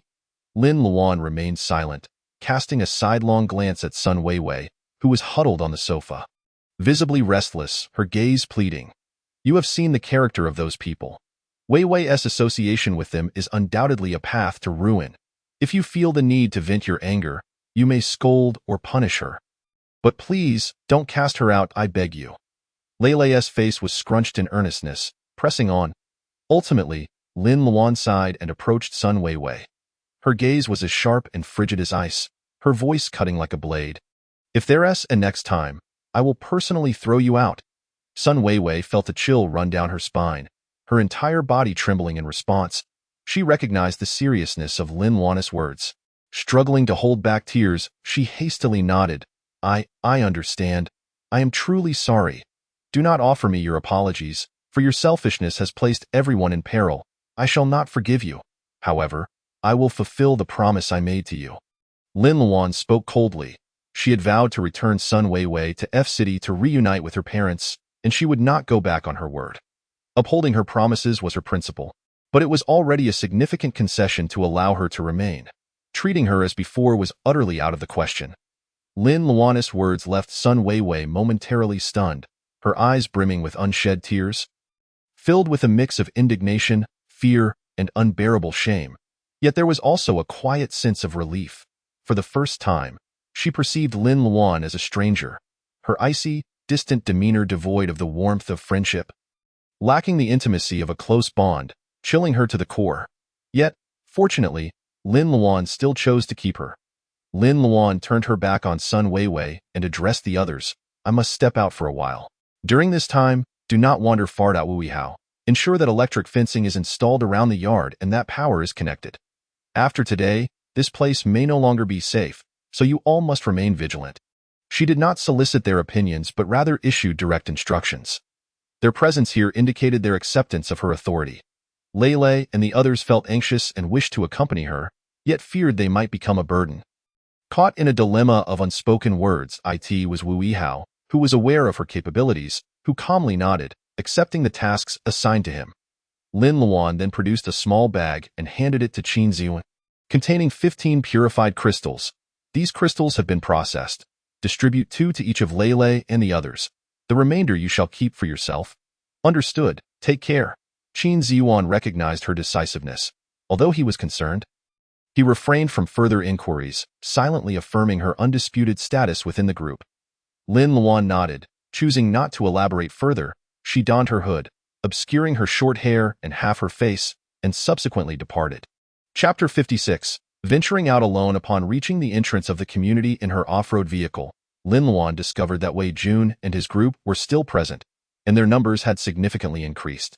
After observing for a moment, she recognized a few familiar faces among the survivors of the community who were currently loading various items into their vehicles.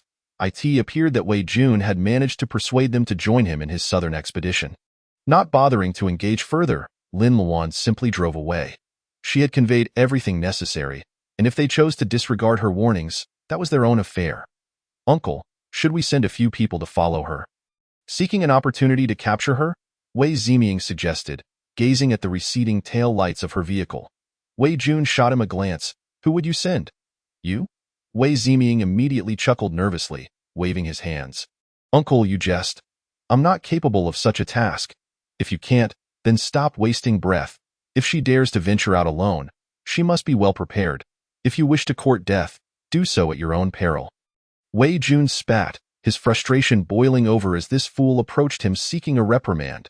To command the obedience of those around her, this woman is undoubtedly extraordinary, and he certainly does not wish to embarrass himself further.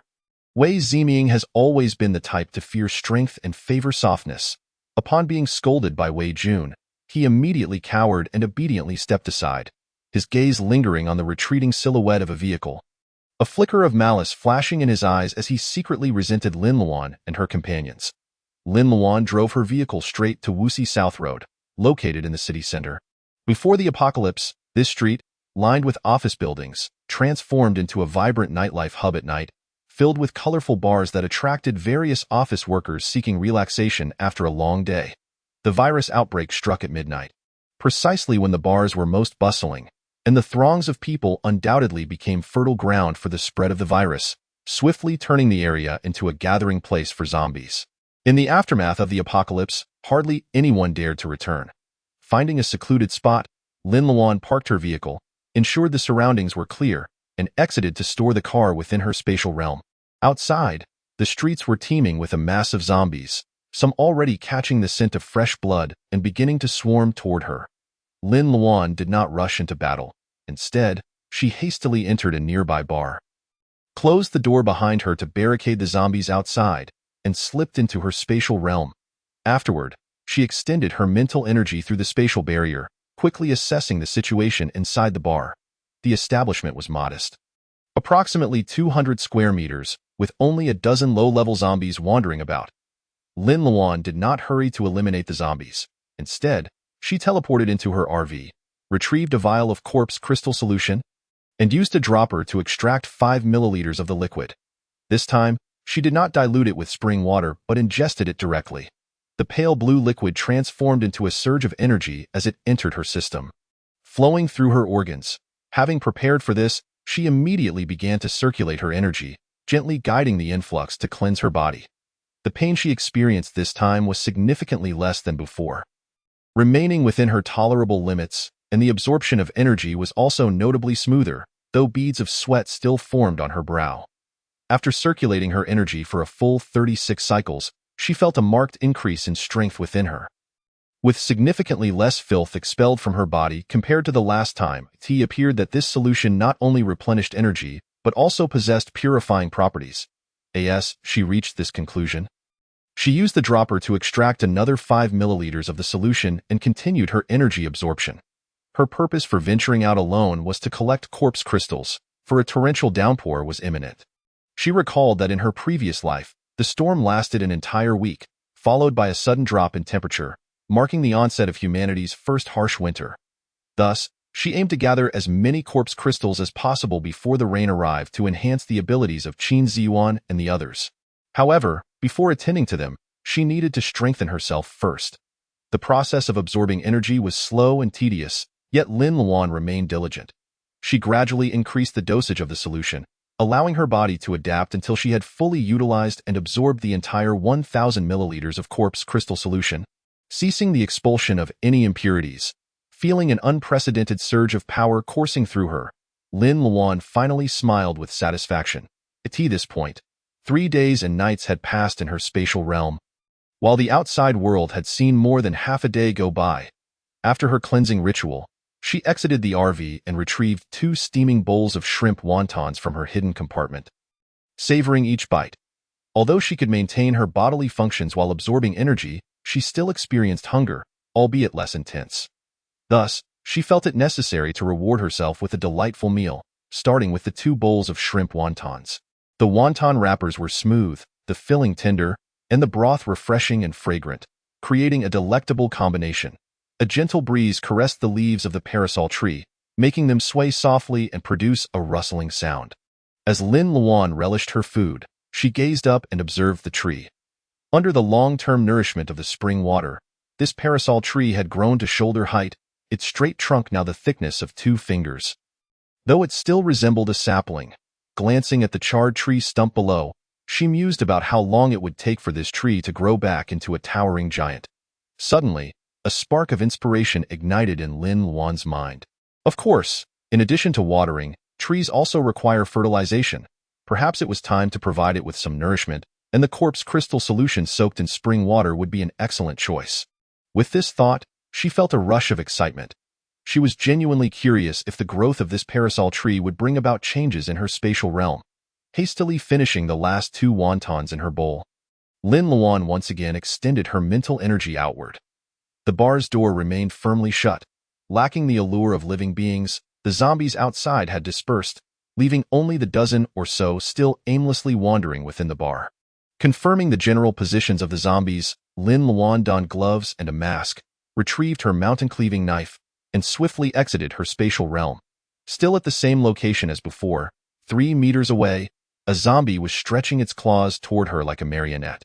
Its white, lifeless eyes stared blankly, its face completely decayed, revealing a row of jagged teeth, with half a bottle embedded in its shoulder, likely a result of a misguided attack during its transformation. Lin Luan charged forward, swiftly closing the distance. With a side swipe of her blade, its claws flew off, and thick, foul blood gushed from the severed limb. Yet the zombie remained oblivious, still roaring as it lunged at her. With a flick of her wrist, she swiftly pierced its neck, drawing her knife back and turning to face another zombie without a moment's hesitation. Shadows flickered, and the glint of her blade flashed. The zombies in the bar were quickly dispatched by Lin Luan one by one, after which she began to pry open their skulls to extract corpse crystals. In total, she encountered 18 zombies and obtained 10 crystals. The speed of zombie evolution was astonishing. In less than 2 days, the majority had developed corpse crystals in their brains. After cleansing the crystals, Lin Luan stored them in her spatial realm, soaking them in spring water, and proceeded to sweep the bar for any intact and unspoiled drinks and snacks. Next, she replicated her method, using various bars as strongholds, ruthlessly harvesting zombies and accumulating corpse crystals while scavenging supplies. If she encountered an overwhelming number of zombies in a bar that she could not handle at once, she utilized her spatial advantage to strike unexpectedly, defeating them one by one. The 10 crystals she had previously collected were soon completely dissolved in spring water. Lin Luan did not dare to directly use the solution to water the parasol tree. Instead, she chose a small patch of grass for an initial test. First, there seemed to be no change when watering the grass with the diluted solution.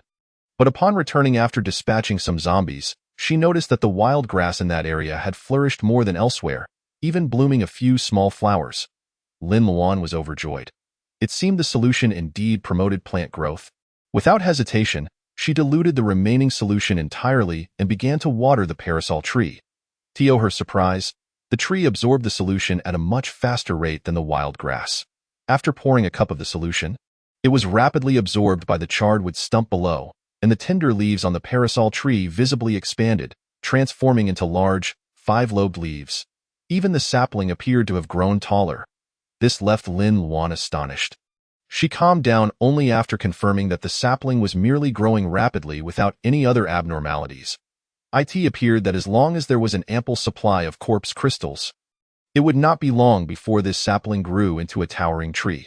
With motivation and a goal in mind, Lin Luan became increasingly dedicated to her quest for collecting corpse crystals. Time flew by, and 5 days had swiftly passed.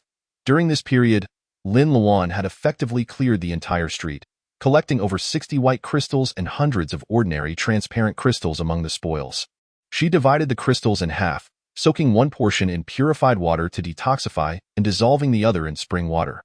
Through repeated experimentation, she discovered that there was indeed a saturation point for dissolving corpse crystals in spring water. A total of 1,000 milliliters of spring water could dissolve up to 20 transparent crystals and around 10 white crystals.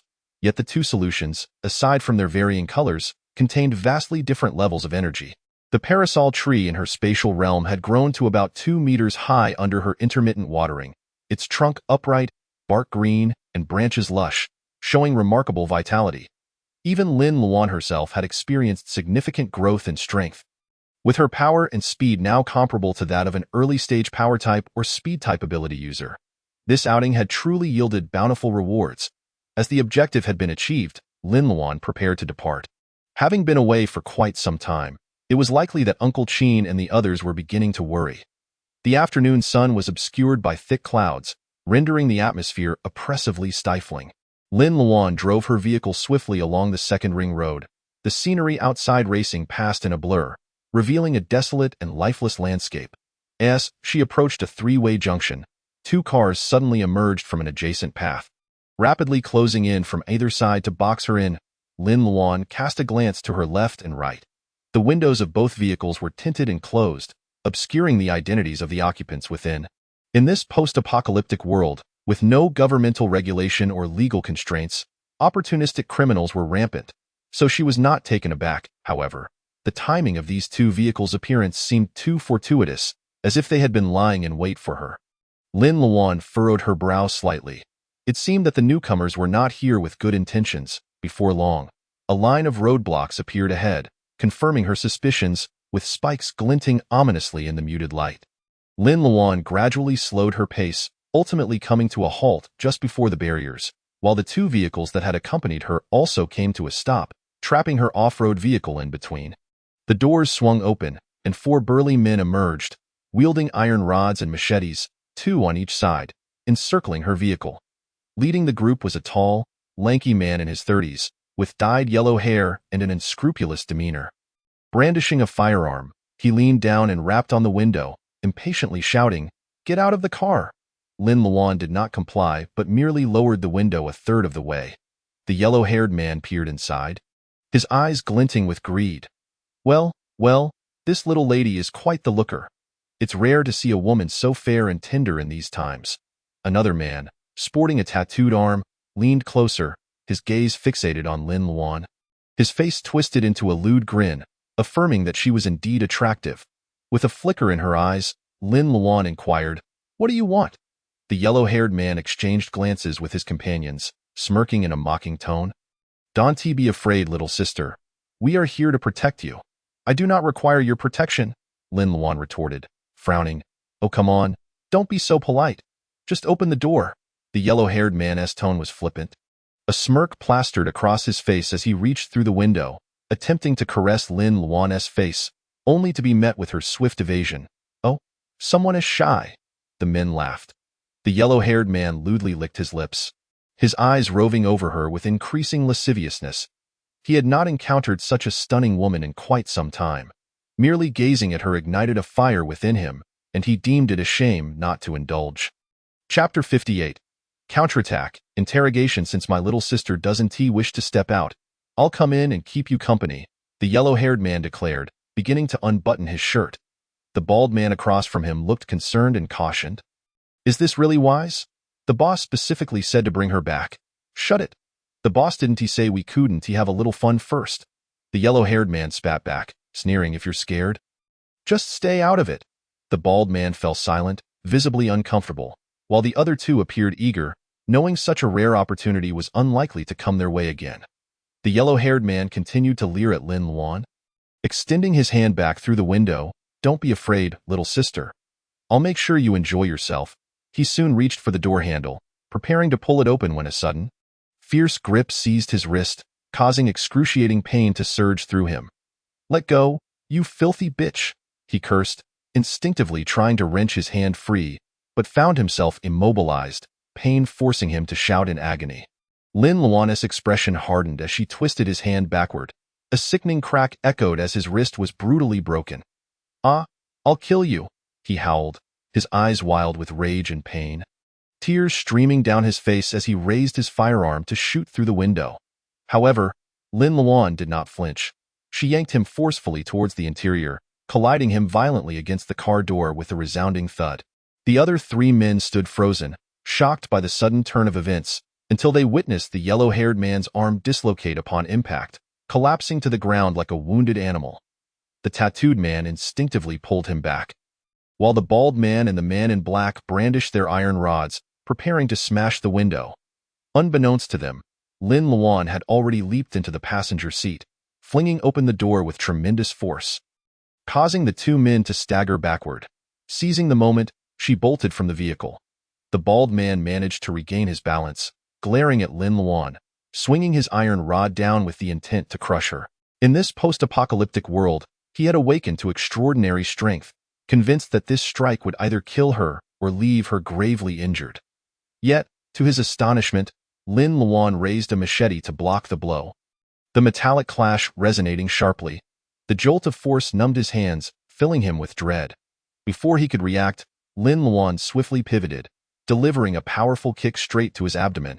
Her speed was astonishing.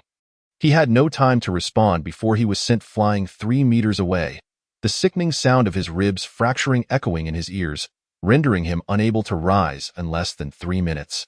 2 of them were incapacitated, one of whom was a wielder of extraordinary strength. The tattooed man and the man in black stood in shock, watching Lin Luan advance towards them, instinctively retreating a few steps. "Weren't you supposed to be just a water elemental user? How could you possess such strength? Even a power wielder cannot match you." The 3 of them faced off for a brief moment until the man in black, unable to contain himself, made the first move. He was a speed user, adept at striking first in an instant. A glimmer of silver flashed as a machete hovered threateningly over Lin Luan's shoulder, the man in black confident in his impending victory. However, in the next heartbeat, Lin Luan darted aside, evading his blade, and with a swift motion, she struck upward. With a sickening thud, an arm holding the machete was severed, crimson blood spraying forth, staining the ground. "Ah!" The anguished shriek of the man in black filled the air as he collapsed, his right shoulder a bloody mess. The tattooed man was utterly paralyzed by fear, his legs trembling uncontrollably. The iron rod slipped from his grasp, clattering to the ground as he collapsed to his knees. Pleading for mercy, "Please spare me. It's not my fault." At that moment, Lin Luan suddenly propelled herself backward with a forceful leap. Simultaneously, gunfire erupted. A bullet barely grazed Lin Luan's cheek, leaving a faint trail of blood. The tattooed man, caught off guard, was instantly riddled with bullets, blood splattering everywhere as the air filled with dust kicked up by the gunfire.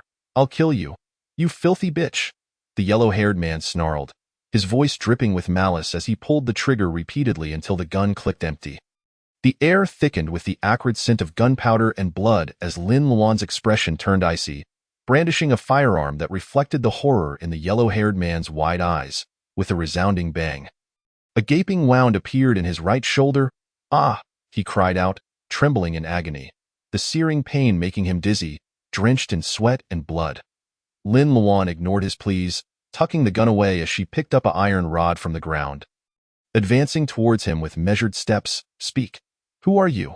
Why were you trying to capture me? Go to hell." The yellow-haired man spat blood. "Die, you filthy bitch." Lin Luan narrowed her eyes, raising the iron rod high above her head, bringing it crashing down, with a sickening crack, "Ah!" accompanied by a harrowing scream. The yellow-haired man curled in on himself, his right knee collapsing inward, his kneecap shattered. "Speak." Lin Luan's voice was as cold as ice. "Ah, you filthy bitch. I'll fuck your ancestors." The yellow-haired man screamed, his forehead veins bulging, howling in despair. Lin Luan raised an eyebrow, intrigued by his tenacity. Once again, a cold shadow swept down, striking directly at the sole intact left leg of the yellow-haired youth. With a sharp crack, the sound of shattering bones echoed, and the yellow-haired boy could only emit a brief cry of pain before succumbing to the overwhelming agony that rendered him unconscious. With one dead and another incapacitated, Lin Luan brandished the iron rod and turned towards the two who were half alive. Chapter 59. A crisis unfolds. The bald man had his lung pierced by a rib, blood gushing from his mouth, and he was on the brink of death. The man in black stared at the young woman clad in dark attire, who approached him like the Grim Reaper. His eyes filled with terror, his body trembling uncontrollably. As Lin Luan opened her mouth to inquire, he blurted out the truth. "Please, don't kill me. I'll tell you, it was Master Song who sent us. He has lost too much blood and is in a weakened state, speaking in broken phrases." "Which Master Song?" Lin Luan raised an eyebrow, for she did not recognize this individual from her memories. "He is Song Qinggang, the leader of our Hongxing gang," explained the man in black. Lin Luan had indeed heard of the Hongxing gang, a notorious underground organization in G-City, known for kidnapping, extortion, gambling, and usury, practices that were utterly despicable. However, she had only heard of them. She had no direct dealings. "How did you know of my whereabouts? Why did you attempt to capture me?" Lin Luan kicked the nearly unconscious man in black and pressed further. "A couple of days ago, a group of survivors arrived. One of them claimed that you were formidable, that the leader had once been a special forces soldier, had plenty of supplies, and possessed a water-type ability that could summon vast amounts of water. After Master Song had someone investigate, we were sent here," the man in black stammered. Lin Luan's expression shifted abruptly as she thrust the iron rod against his chest. "Did you also go to King Sinuan?" Coughing violently, he managed to reply, "No, it wasn't me. I sent others to investigate." His fragmented speech was comprehensible to Lin Luan, who understood that there were two groups, one aimed at her, while the other had gone to where Uncle Qin and the others were. "What is the name of the young man you mentioned?" I don't know." The man in black shook his head, "but he has spatial abilities, a spatial ability user." "It must be him." Lin Luan's dark eyes narrowed, as a single name surfaced in her mind. Wei Jun and his group were the only ones who knew their secrets and whereabouts. Among them was a spatial ability user. With a clang, the iron rod fell to the ground as Lin Luan swiftly stored the roadblock in her space and turned to her vehicle, speeding away. Only after the off-road vehicle had completely vanished from sight did the man in black finally free himself from his terror. Exhaling a long breath, "I've survived. What sort of person have they provoked? They claim to be water-type ability users, yet possess abnormal strength and speed. Now, spatial abilities too. I've never seen anyone wielding 2 or 3 abilities simultaneously. It is utterly monstrous." The man in black, pale-faced, clutched his severed arm, struggling to drag himself along the ground. In the distance, the howls of zombies grew louder. He needed to escape this place quickly, and his hand. He had to find his hand to return to the healer for reattachment. Looking around, he soon spotted his severed arm, still clutching a machete. Just as he felt a sense of relief and was about to retrieve it, a rigid hand snatched it away first, following that hand upwards. The man in black's widened eyes reflected a chaotic array of tattoos. A gentle breeze swept by, accompanied by a chilling crunching sound, and a piercing scream suddenly shattered the air. Worrying for her friends, Lin Luan drove at breakneck speed, crashing directly into any zombies that crossed her path without veering off course. What would typically take half an hour, she accomplished in less than 10 minutes. Returning to King Sinuan, with a sudden brake, she halted in front of the courtyard. Stepping out of the vehicle, she hesitated to enter, for the yard was now encircled by electric fencing. The doors soon swung open, revealing Qin Ziyuan. Upon seeing the grave expression on his face, Lin Luan sensed that something had gone awry. Her heart skipped a beat as she hurriedly asked, "What happened?" "Let us discuss inside," Qin Ziyuan replied darkly, pressing the switch to turn off the electric fence. Once Lin Luan entered, he reactivated it. As Lin Luan pushed the door open, she found the others gathered in the living room, all eyes fixed upon her. "What about San Air? My mother and Li Mu have been captured," Lele exclaimed, tears welling in her eyes as she sprinted to her side. She bore injuries, her right arm heavily bandaged and slung against her chest, her large eyes red and swollen from prolonged weeping. Lin Luan's expression darkened, a simmering anger brewing beneath the surface. "Don't panic. First, tell me what transpired." She comfortingly patted Leilei's shoulder, guiding her back to the sofa. Leilei wiped her tears with a trembling hand. This morning, we went outside the community to clear out zombies when a truck suddenly arrived. Initially, 2 women descended, claiming to be survivors from the outskirts wanting to enter the city for supplies, asking us about the situation. But as we approached, over 10 people surged out from the truck and surrounded us. Several of them were ability users and armed with guns. At that moment, we had just finished clearing the zombies and were digging for crystal cores. Qin Ziyuan was dragging a corpse to the roadside for burning when he heard the commotion. In less than a minute, Yunshu and Li Mu were taken, and Leilei got injured by a metal rod. Later, Qin Ziyuan shot down 2 of them, but they held guns to Yunshu and Li Mu's heads, forcing them to retreat. Before they left, they told Qin Ziyuan to bring supplies and guns to the western outskirts prison tomorrow for a ransom. Fortunately, Sun Weiwei and Wu Yihao were at home at the time, thus escaping disaster. Lin Luan then recounted her own encounter, and upon hearing that someone had leaked their address and secrets, Sun Weiwei's face turned ashen, nearly curling into the sofa. "What should we do now?" Leilei asked anxiously. Lin Luan replied, "Calm down, Leilei. Their primary targets are supplies and firearms. Until they obtain them, Aunt Yun and Li Mu should be safe. We must rescue them, but first, we need a plan." "Indeed, we must rescue them, but we need to strategize," Qin Ziyuan added. Leilei fell silent, realizing she couldn't help and wouldn't want to be a burden. After a moment of contemplation, Lin Luan inquired, "Uncle Qin, do you know Song Qinggang from the Hongxing Gang?" "I do." Qin Ziyuan nodded. "They provide security services and inevitably have dealings with the underworld." Song Qinggang was originally the second in command of the Hongxing Gang. Last year, he had someone's legs broken and was caught by the police, sentenced to 5 years, and is currently imprisoned at the western outskirts prison. Chapter 60. The plan. Lin Luan's expression grew more serious. It seemed that in the aftermath of the apocalypse, Song Qinggang had seized control within the prison, where ruthless characters abounded. She pondered how many people he might have at his command. Another question nagged at her. Why were they so confident that they knew about their firearms? They explicitly demanded guns, yet only Qin Ziyuan had ever revealed a single handgun. They were certainly not after just one. Qin Ziyuan's eyes flickered. "Do you remember the 5 million I brought back in September?" Lin Luan was momentarily taken aback, struggling to grasp his abrupt change of subject, but she nodded in acknowledgement. "Yes, that was a loan from the Hongxing Gang secured against 2 heavy machine guns."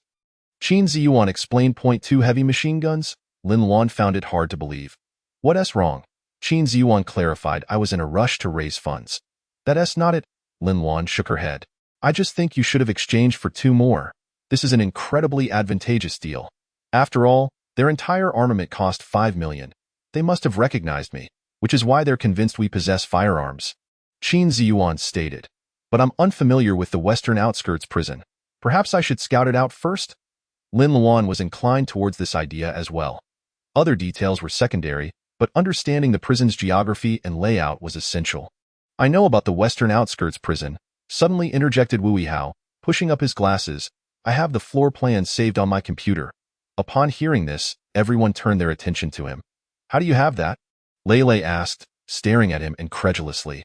After spending time together, she felt that he resembled a robotic cat, often pulling unexpected items from his pockets.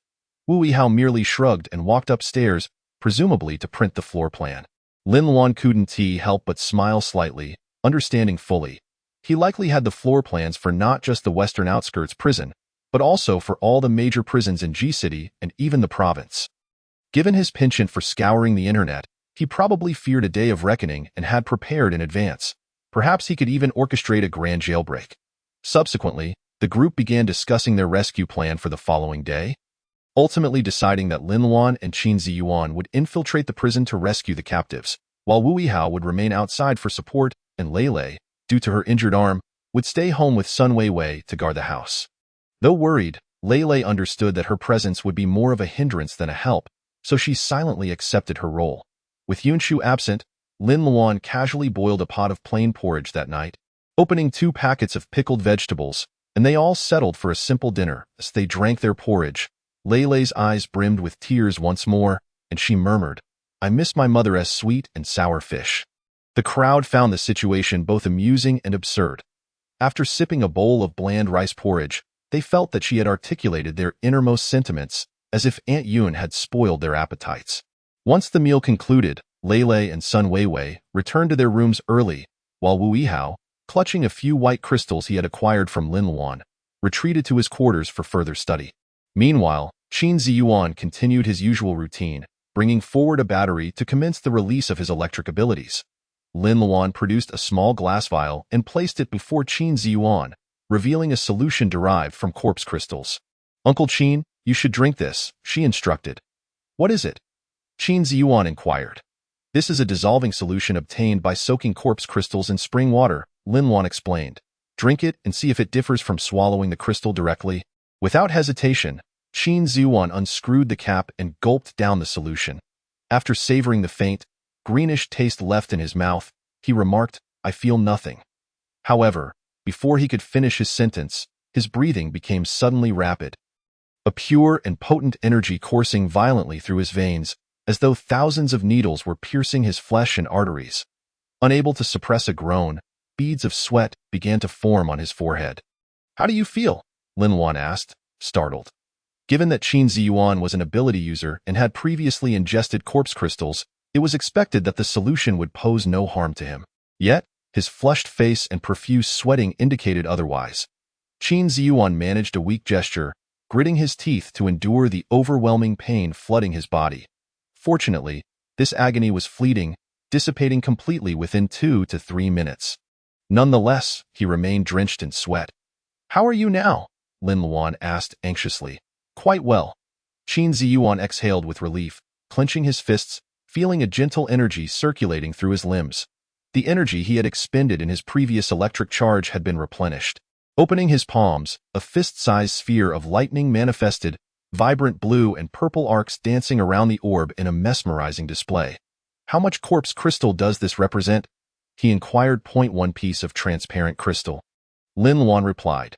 She had intentionally dissolved only one for comparison. Qin Ziyuan understood. At his current level of abilities, it would take at least 3 hours to fully absorb a single transparent crystal. Yet, the energy from the corpse crystal solution was far purer and more potent, allowing for rapid replenishment. If one were to liken the meridians in the human body to a water pipe, the corpse crystals would symbolize a gentle stream, while the solution represented a torrential flood. Although both could fill a reservoir, the capacity of the pipe differed drastically. Thus, while he found the absorption of corpse crystal soothing, the solution's absorption was excruciating, yet the energy gained was ultimately comparable. Upon sharing his comparative experience, Lin Luan dismissed the idea of using the corpse crystal solution for enhancing abilities. While rapid replenishment was advantageous, prolonged use would undoubtedly lead to stunted growth in one's abilities, hindering the gradual and thorough absorption of corpse crystals. However, if utilized in combat, this solution would undoubtedly serve as a life-saving weapon. Qin Ziyuan clearly recognized this, stating, "This must remain a secret. Do not divulge it to anyone." Until they possessed absolute strength, the revelation of this solution could lead to significant trouble. "Understood." Lin Luan nodded, then produced a large bottle of transparent crystal solution along with a bag of purified white crystals. Placing them on the table. "Uncle Qin, tonight, regardless of the method, you must elevate your abilities to the first tier. While first-tier abilities may not be particularly strong, they could prove vital in eliminating a few zombies or humans during critical moments. Tomorrow's destination is shrouded in uncertainty, so we must bolster our strength and increase our odds of victory." Chapter 61. Journey to the prison. The following day dawned overcast, with a blanket of gray clouds stretching across the sky.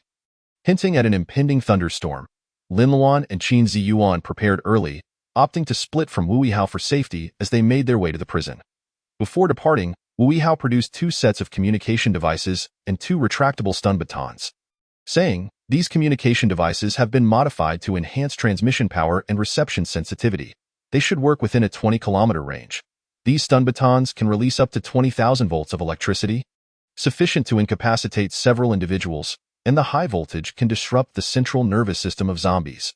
Watch this." As he spoke, he opened the cap at the base of the stun baton, revealing its contents. "White crystals." Qin Ziyuan exclaimed in surprise. "Indeed," Wu Yihao explained. "The voltage is generated by converting corpse crystal energy.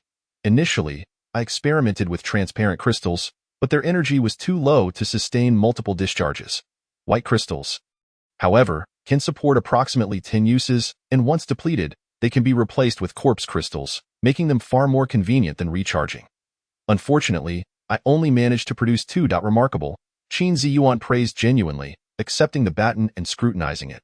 Its design was similar to commercially available retractable stun batons, constructed from steel and rubber, yet it was notably more compact and lightweight, measuring less than 20 centimeters when collapsed and extending to around 60 centimeters when fully deployed.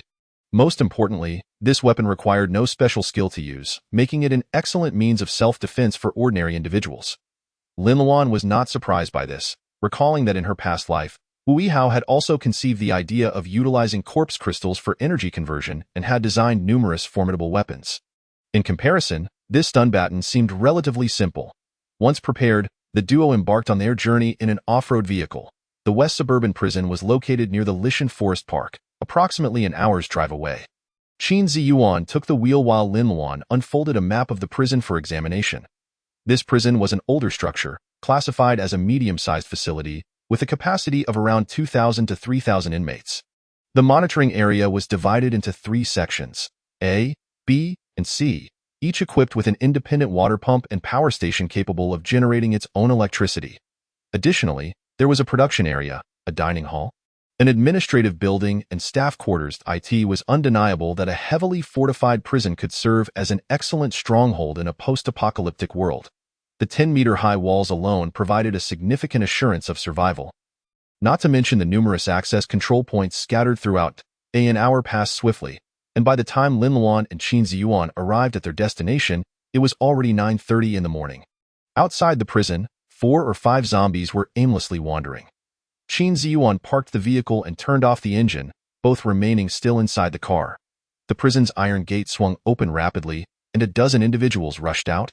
Several armed with firearms, in quick succession, they dispatched the zombies outside, splattering blood and brain matter across the ground. 2 individuals dragged the corpses away, while the others surrounded the off-road vehicle. One of them knocked on the window, instructing Lin Luan and Qin Ziyuan to exit the car. The pair complied without resistance, raising their hands as they stepped out. Lin Luan swiftly sidestepped, effortlessly evading the oncoming punch, while simultaneously launching a counterattack aimed at the side of the little delinquent's waist. However, she consciously restrained her strength, delivering only a third of her power in this strike. Nevertheless, the impact twisted the little delinquent's face in agony. "Damn it, you wretched person!" The little delinquent's eyes glinted with malice as she brandished a dagger and lunged fiercely at Lin Luan once more. Lin Luan responded with a cold smile, her hand shooting out like lightning to seize the little delinquent's wrist with a grip so firm that it prevented any further advance. With her other hand, she expertly climbed to the delinquent's shoulder. A sharp crack echoed as the little delinquent's arm contorted into an unnatural angle in Lin Luan's grasp, followed by a piercing scream. Chapter 62. Debts must be repaid. Lin Luan delivered another fierce kick, sending the little delinquent flying backwards, crashing into 2 others who were preparing to assist her. The tremendous force caused excruciating pain to the dislocated arm of the little delinquent, leaving her only able to emit desperate cries. Immobilized by her suffering. Meanwhile, Qin Ziyuan was engaged with 2 speedsters, who, relying on their swiftness, bombarded him with a flurry of punches. However, these 2 ruffians lacked any strategy in their attacks. After enduring a couple of blows, Qin Ziyuan seized the opportune moment to execute a swift knife hand strike to one of their necks, rendering the attacker silent as he collapsed, clutching his throat. The other seized the chance to kick at him. But Qin Ziyuan countered with a well-timed leg sweep, skillfully toppling him to the ground. Witnessing this, the remaining onlookers drew their weapons and surged forward, some even brandishing firearms. "Uncle Qin," Lin Luan called out quickly, thrusting her hands upwards. Suddenly, a massive water sphere erupted above the heads of the assailants, drenching them thoroughly. Qin Ziyuan followed suit, unleashing a bolt of lightning. The presence of water amplified the electrical discharge, and amidst the flickering lights, several individuals fell to the ground, convulsing and foaming at the mouth. As a peculiar odor permeated the air in an instant, the room was left with only Qin Ziyuan and Lin Luan standing, while all others lay prostrate, leaving the scarred man outside the door utterly astonished. "Knife, is this how you entertain guests?" At that moment, another man's voice resonated from outside. The scarred man immediately stepped aside, Bowing respectfully, Master Song. 3 more figures emerged, led by a middle-aged man of average height, with a dark complexion and ordinary features. Although he wore a smile, there was a subtle hint of ruthlessness in his gaze. This was Song Qinggang, Master Song. Behind him were 2 towering men, muscular and fierce-looking, likely his bodyguards. Lin Luan observed with cold detachment, a smirk forming within her, knowing he had indeed arrived, validating the efforts she and Uncle Qin had expended to showcase their power. Those earlier thugs were likely sent by him to test their strength, Brother Qin. I have long heard of your esteemed reputation. Song Qinggang greeted Qin Zuan with a smile, seemingly unfazed by the chaos surrounding them. My brothers may have acted thoughtlessly, and I hope Brother Qin won't hold it against me. Qin Zuan replied coolly, if I have injured your brothers, Master Song, please do not take offense. The scarred man's expression shifted slightly. However, Song Qinggang laughed. If they were injured, it is merely a testament to their incompetence. How could I blame Brother Qin? As he spoke, he subtly shifted his body, gesturing for them to move to another location. This place is quite messy. Let us converse elsewhere. Please, follow me. Qin Zuan and Lin Luan exchanged glances and subsequently exited the room. Song Qinggang personally led them upstairs, casually inquiring, by the way, may I ask for the name of this young lady? Lin Luan, she responded. Miss Lin possesses impressive skills. Song Qinggang complimented, nodding in acknowledgement. He then feigned indifference as he asked, what is your relationship with Brother Qin? He is my adoptive father, Lin Luan replied without hesitation. Qin Zuan was momentarily taken aback, a mix of surprise and gratification washing over him. He understood this girl well enough to know she never stooped to telling lies. If she claimed it, it must be true in her heart. Song Qinggang raised an eyebrow, feigning understanding as he remarked, with such a formidable adoptive daughter, Brother Qin is indeed fortunate. What a clever play on words! Lin Luan discerned the underlying meaning in his smile but chose not to elaborate. Some sordid individuals tend to project their own inclinations onto others, and explanations would be futile. Please, take a seat. Song Qinggang ushered Qin Zuan and Lin Luan into an office, inviting them to sit on the sofa while he settled in across from them. The scarred man and the 2 bodyguards stood behind the sofa, and 2 attractive young women approached to serve tea. Brother Qin, I heard about yesterday's events. Song Qinggang reclined casually on the sofa, his smile unwavering. Although my brothers may have employed somewhat rough tactics, as the old saying goes, debts must be repaid. Is that not right, Brother Qin? What is it that you desire? Qin Zuan inquired coldly. In this day and age, money has become worthless. They merely use it as an excuse. Brother Qin is indeed astute. Song Qinggang chuckled. You understand that the world has changed. The price we initially discussed can no longer be upheld. I heard from my brothers that you borrowed money for firearms, and naturally, those arms should belong to my Hongxing gang. Wouldn't you agree, Brother Qin? Qin Zuan cast him a sidelong glance and replied slowly, I do not possess any firearms. None? Song Qinggang's expression darkened. Qin Zuan remained unfazed. That batch of goods never arrived before the apocalypse struck. If you want them, you must retrieve them from the sea. Song Qinggang's eyes narrowed dangerously, yet he maintained his smile. So, Brother Qin intends to renege on the debt. At this moment, Lin Luan interjected. While we may not possess firearms, we bring something even better. Oh, is there anything better than firearms in this world? Song Qinggang raised an eyebrow, his gaze shifting to her. Lin Luan smiled, extending her hands to reveal 2 crystal-clear orbs. The room fell silent, and their expressions darkened. Song Qinggang's smile vanished in an instant, his eyes brimming with murderous intent. Are you toying with us? The scarred man exclaimed, unable to contain his anger. Is this worthless trinket what you call a treasure? Your ignorance does not negate its value. Lin Luan retorted coldly. This so-called worthless trinket can not only enhance the abilities of those with powers, but can also purify water sources. The official purification method for the zombie crystals would eventually be disclosed. So she intended to leverage their worth while she still could. Humph, you think you can convince us with mere words? The scarred man scoffed. You think we haven't seen what's inside a zombie's head? This is toxic. Previously, someone had claimed that this item could enhance abilities, leading them to test it. Yet, regardless of the approach, be it by those with powers or ordinary individuals, none survived. At this moment, Song Qinggang appeared intrigued, tapping his fingers on the armrest of the sofa as he squinted. Do you mean to say that you can remove the toxins contained within?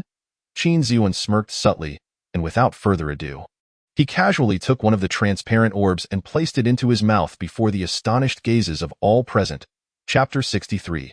Clearly seeking death, a glimmer of greed flickered in Song Qinggong's eyes. If this item could indeed eliminate toxins, its value would far surpass that of firearms. The display of strength by the two earlier was the best evidence of this potential. You might as well have one of your powered individuals give it a try. Lin Luan placed the remaining orb on the coffee table. Knife, Song Qinggong called, and the scarred man immediately understood, taking the orb and exiting the room. Earlier, Miss Lin mentioned that this item can purify water sources. Is the purified water drinkable? Song Qinggong inquired further. While they possessed ample resources, they were still outnumbered, and water had become the most scarce commodity. Indeed, it is drinkable, Lin Luan replied tersely, redirecting the question. Where are my two companions? Miss Lin need not worry. They are both well, Song Qinggong replied with a meaningful smile. It is almost mealtime. Why don't I have someone take you to see them while Brother Qin and I enjoy a bit more tea? He gestured to one of the women who had been serving tea. Xiaoya, please accompany Miss Lin. Yes, Master Song, Xiaoya replied, subtly trembling, yet obediently nodded. Lin Luan recognized that until they confirmed the safety of the crystal, they would not allow Qin Ziyuan to leave, so she said, Uncle Qin, I will go check on Aunt Yun and the others first.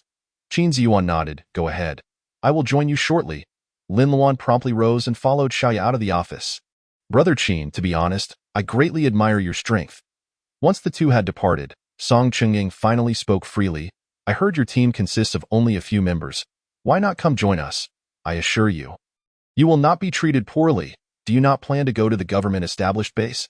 Qin Ziyuan countered with a question. Why would I? Song Qinggong took a sip from his teacup, smiling. What they have? I have two: food, weapons, powered individuals, and these high walls. My people and I can live securely without worry. Why should we go to a base and be subject to others? So, what do you say, Brother Qin? Why not come and work with me? Song Qinggong set down his teacup and pulled the young woman beside him closer, playfully patting her curvaceous backside. He winked at Qin Ziyuan and said, whatever you desire, I can fulfill it. The implication was unmistakable, causing Qin Ziyuan's expression to darken slightly, yet he restrained his anger and replied, I need to discuss this with Alyuan. Song Qinggong furrowed his brow slightly, a hint of disapproval flickering in his eyes, yet he maintained a cheerful demeanor as he responded, of course. I hope you won't keep me waiting too long. Meanwhile, Lin Luan followed Xiaoya out of the administrative building. The individuals who had previously queued in the small square had vanished, and several trucks were also missing, presumably dispatched to gather supplies. They passed through a long corridor and arrived at a large iron gate. Emblazoned with the words Restricted Area for Supervision. 4 guards stood at the entrance, each armed with a firearm. Xiaoya approached to explain their purpose, and the guards did not impede their progress, promptly opening the iron gate for them. As they walked, Lin Luan discreetly surveyed her surroundings. This was Supervision Area A, surrounded by towering walls topped with electrified fencing, with watchtowers positioned at intervals, each manned by a guard. After traversing a stretch of greenery, they encountered a prison building. 2 guards still stood at the entrance, while the security checks in the lobby had become mere formalities. Lin Luan followed Xiaoya through the lobby, ascending to the 3rd floor without obstruction. As they passed through a corridor, they were suddenly met with a cacophony of noise from outside. Curious, Lin Luan leaned closer to the iron window to peer down and was immediately struck with a sense of dread. Below was an open-air yard adjacent to the building, enclosed by 5-meter-high walls and barbed wire. However, the occupants of this yard were not human, but rather a throng of zombies, numbering at least 200 or 300. They roared and stumbled about, violently shaking the sole iron gate, the chains rattling ominously, a sound that grated on the ears. Lin Luan even caught sight of a few rapidly darting figures among the horde, mutated zombies. Had these individuals lost their minds?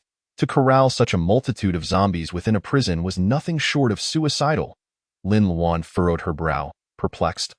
Although the iron gate appeared robust, once the zombies began to mutate in mass, no matter how sturdy the gate, it would ultimately succumb to their relentless assault. If this line of defense faltered, the zombies would flood into the prison building, resulting in utter catastrophe. Let us go? Xiaoya urged softly from beside her, seemingly fearful, her complexion pale and arms hugging her chest, unwilling to approach the window. Why are there so many zombies down there? Lin Luan inquired, Don't ask, just hurry. Xiaoya clearly wished to avoid further discussion. Lowering her head as she continued forward, Lin Luan reluctantly withdrew her gaze and followed. After passing through another iron gate, they entered a vast courtyard corridor encircled by cells with barred doors. All constructed in a square layout spanning 3 stories, in this stifling and confined courtyard, a sizable gathering of individuals could be seen. Mostly elderly, women, and children, standing in line with plates to receive their rations. Each person was allotted a single bun, a small bowl of rice soup, and a small dish of potato slices. Once they received their food, they obediently returned to their cells, displaying an air of discipline. The person you're looking for is in cell 326. You can find it yourself, Xiaoya said before quickly turning to leave, seemingly eager to depart. The iron gate slammed shut behind her, and Lin Luan furrowed her brow. Sensing something peculiar about the woman, however, the enclosed space was crowded, and the air was laden with an indescribable odor, both damp and foul, rendering it decidedly uncomfortable. The prisoners showed no surprise at Lin Luan's arrival, as unfamiliar faces were a common occurrence in this place. Lin Luan peered into the nearby cell, noting its sparse furnishings: 2 sets of bunk beds, a table, and 2 plastic chairs, with an iron window embedded in the far wall. Observing the cell numbers, arranged sequentially from 101 to 102, she deduced that cell 326 must be the 26th cell on the 3rd floor. Ascending the left staircase, Lin Luan noted that most cells housed individuals, groups of men and women alike. Yet all appeared tattered, gaunt, and despondent, their eyes reflecting a profound numbness and despair towards life. Lin Luan soon reached the 3rd floor and located cell 326, where she indeed found Yuan Shu. She was seated on the bed, accompanied by a young boy. Alwan, Yuan Shu exclaimed, evidently surprised by Lin Luan's quick arrival. After a brief moment of astonishment, she hastily rose from the bed. Aunt Yuan, are you well? Lin Luan approached, scrutinizing Yuan Shu carefully. Apart from appearing somewhat haggard, she appeared otherwise unharmed, which put Lin Luan at ease. I'm fine. What brings you here? Are you alone? Where's Lele? Yuan Shu inquired anxiously. I came with Uncle Qin. He will be here shortly. Lele hurt his hand, but it's nothing serious, so don't worry, Lin Luan reassured her, then asked, what about little Mu? He went downstairs with that group this morning to gather supplies. Yuan Shu replied, if you don't work here, you won't receive any food. Lin Luan recalled seeing that group in the small square earlier and realized she had missed him. She surveyed the room's sparse furnishings, which were similar to other cells, but her gaze halted at the boy on the bed. He appeared to be around 8 or 9 years old, thin and pale, with a small face resembling that of a monkey. His lips lacked color, and his tousled curly hair accentuated his deeply set large eyes, clearly indicative of malnutrition, though his clothing was relatively tidy. What puzzled Lin Luan was that the child seemed utterly oblivious to her presence, engrossed in manipulating a delicate little Rubik's Cube in his small hands. Who is this child? Lin Luan inquired. He also resides in this cell. His mother went downstairs to collect food and asked me to keep an eye on him. Yuan Shu explained, glancing at the silent boy with a sigh. Alas, he's a bit unfortunate. This child has autism and cannot be left alone. Last night, I spoke with his mother. His father was a guard here but passed away from cancer. The authorities, seeing their plight, arranged for her to work in the prison.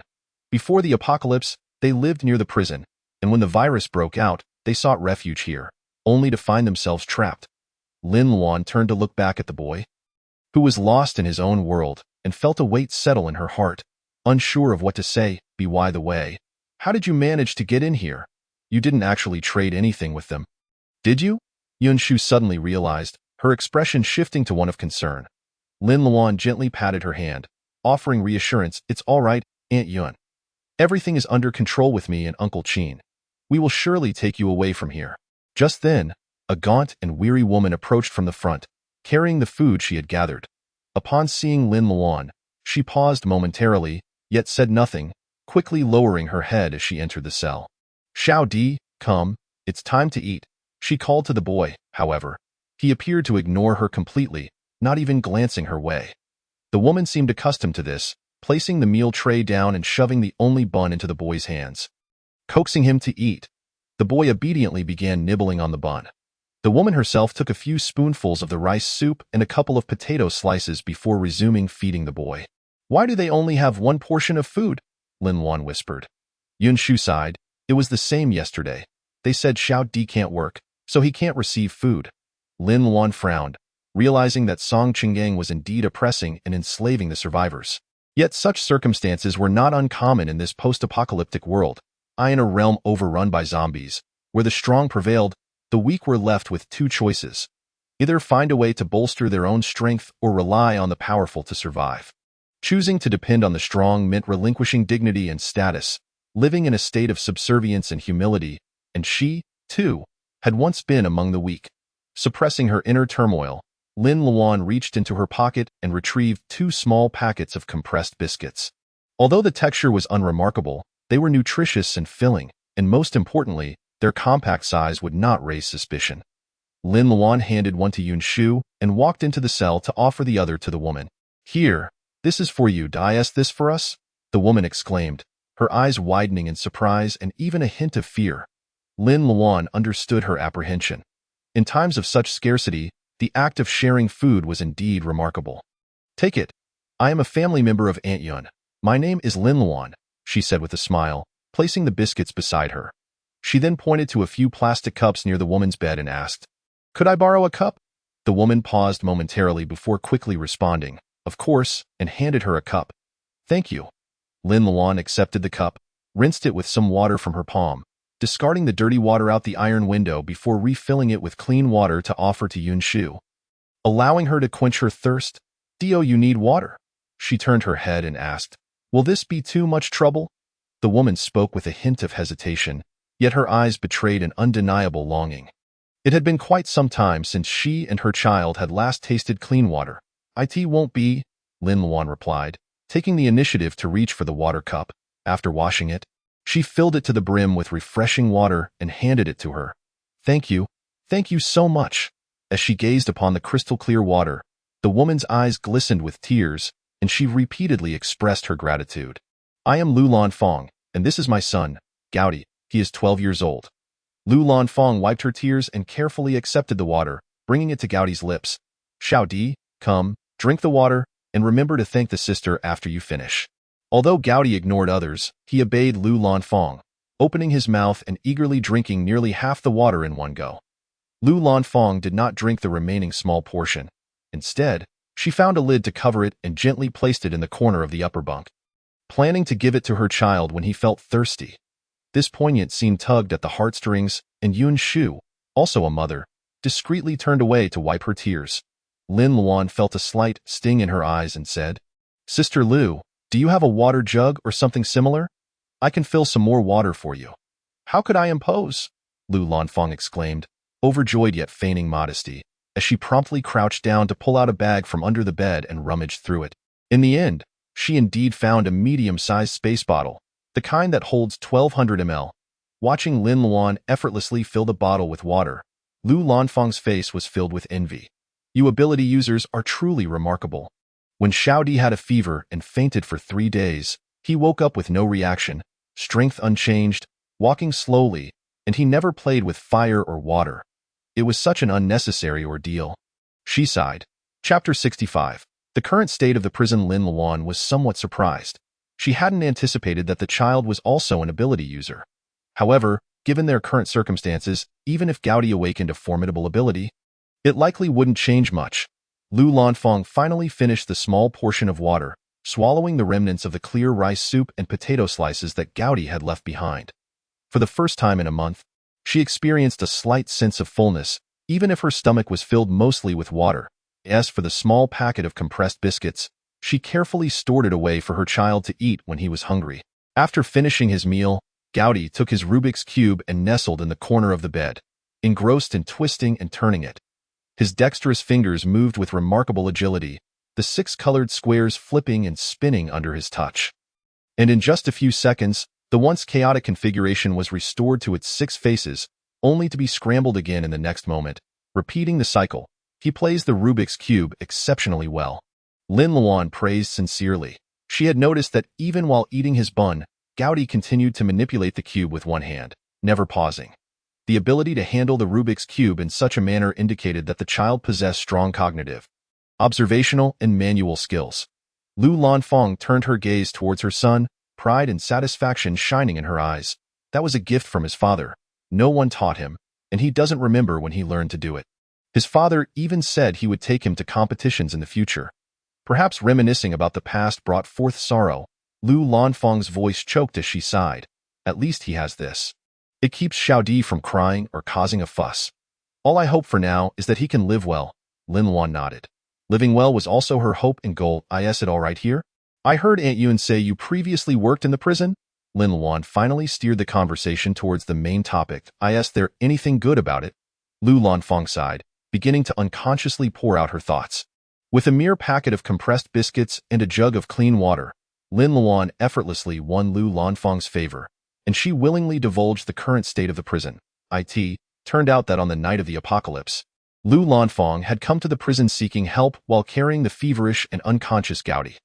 They had since been hiding in an office within the administrative building, and it was only 3 days later, upon Gaudi's awakening, that she discovered the prison had been taken over by the Hongxing gang. They had killed all the prison guards, and only a few inmates from Area A, where Song Qinggang was, escaped amidst the chaos. These individuals later joined the Hongxing gang, while the remaining 2 prison blocks were completely sealed off, still overrun by zombies. After seizing the prison, Song Qinggang personally led a group to collect supplies from house to house. If they encountered survivors seeking refuge, they would bring them back to the prison. Capable individuals were recruited for their own use and accommodated in the staff building, while others were housed in the A-block cells. Over the course of a month, the surviving population in the prison had reached at least 400 to 500, while the Hongxing gang had around 100 members, with only about 20 possessing abilities. Additionally, there were zombies confined in the exercise area. Song Qinggang had ordered 2 guards to be hanged there, drawing the zombies from the A block into the area, both to clear the building and to instill fear and assert dominance. Anyone who dared to resist would be thrown alive into the exercise area to be fed to the zombies. Their methods exceedingly brutal. On a daily basis, the Hongxing gang would organize the young and strong survivors to go out and work, while the rest were responsible for the prison's daily chores, enduring all kinds of menial labor yet receiving only meager rations, barely enough to stave off hunger. Furthermore, it was easy to get imprisoned but difficult to be released. To leave, they had to surrender a considerable amount of supplies. Having grasped this information, Lin Luan had a clearer picture. It seemed Song Qinggang intended to rule over the prison and declare himself king. However, such a situation was not uncommon in the apocalypse. 2 hours later, Qin Ziyuan also arrived at the cell, accompanied by the scarred man known as Daozi and a few lackeys. Upon seeing them, Lu Lanfang instinctively shrank back into the corner of the bed, clutching Gaudi in fear. Daozi scanned the cell's occupants, his disdainful gaze utterly unabashed, and spoke. Tonight, Master Song will host a banquet in the administrative building. You too must attend. After finishing, he shot Lin Luan an odd, knowing smile before leading his group away. Brother Qin, are you all right? Yun Shu inquired with concern as she approached. I'm fine. Qin Ziyuan shook his head, glancing around and asking, where is Li Mu? He was taken out this morning to collect supplies, Lin Luan replied. You all talk. I'll take Xiaodi for a walk, Lu Lanfang said, seeing they had matters to discuss, and wisely led Gaudi away from the bed. Lin Luan turned to Qin Ziyuan and asked, what now? Since he had arrived safely, the corpse crystal must have worked. The corpse crystal's method of detoxification and how to purify the water source has been explained. Song Qinggang wants to recruit us, Qin Ziyuan stated. Lin Luan frowned. It appeared that Song was not planning to let them go. Yun Shu's face paled. What should we do? Lin Luan and Qin Ziyuan exchanged glances, both recognizing the shared concern in each other's eyes. Leaving the prison wasn't the issue. The problem was that Song Qinggang was already aware of their stronghold and would likely send people to disturb them repeatedly. Let's wait for Li Mu to return and then decide. At the latest, we must leave by tomorrow, Qin Ziyuan suggested. Lin Luan nodded. That was the only option. They would visit tonight to scout the way. Furthermore, she needed to find the space ability user who had betrayed them. Just as they were speaking, a sudden sharp ringing echoed through the prison, and soon, many individuals emerged from their cells, flocking downstairs. What's happening? Qin Ziyuan inquired. Yun Shu swiftly walked to the door, peering down at the courtyard, then turned back and said, it should be the people who went out collecting supplies returning. They are unloading the vehicle. Lin Luan's eyes brightened. Let's go take a look.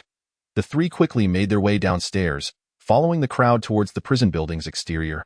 However, upon exiting the building, They noticed that the individuals who had come out were not heading towards the main gate, but rather gathering in the yard behind the building.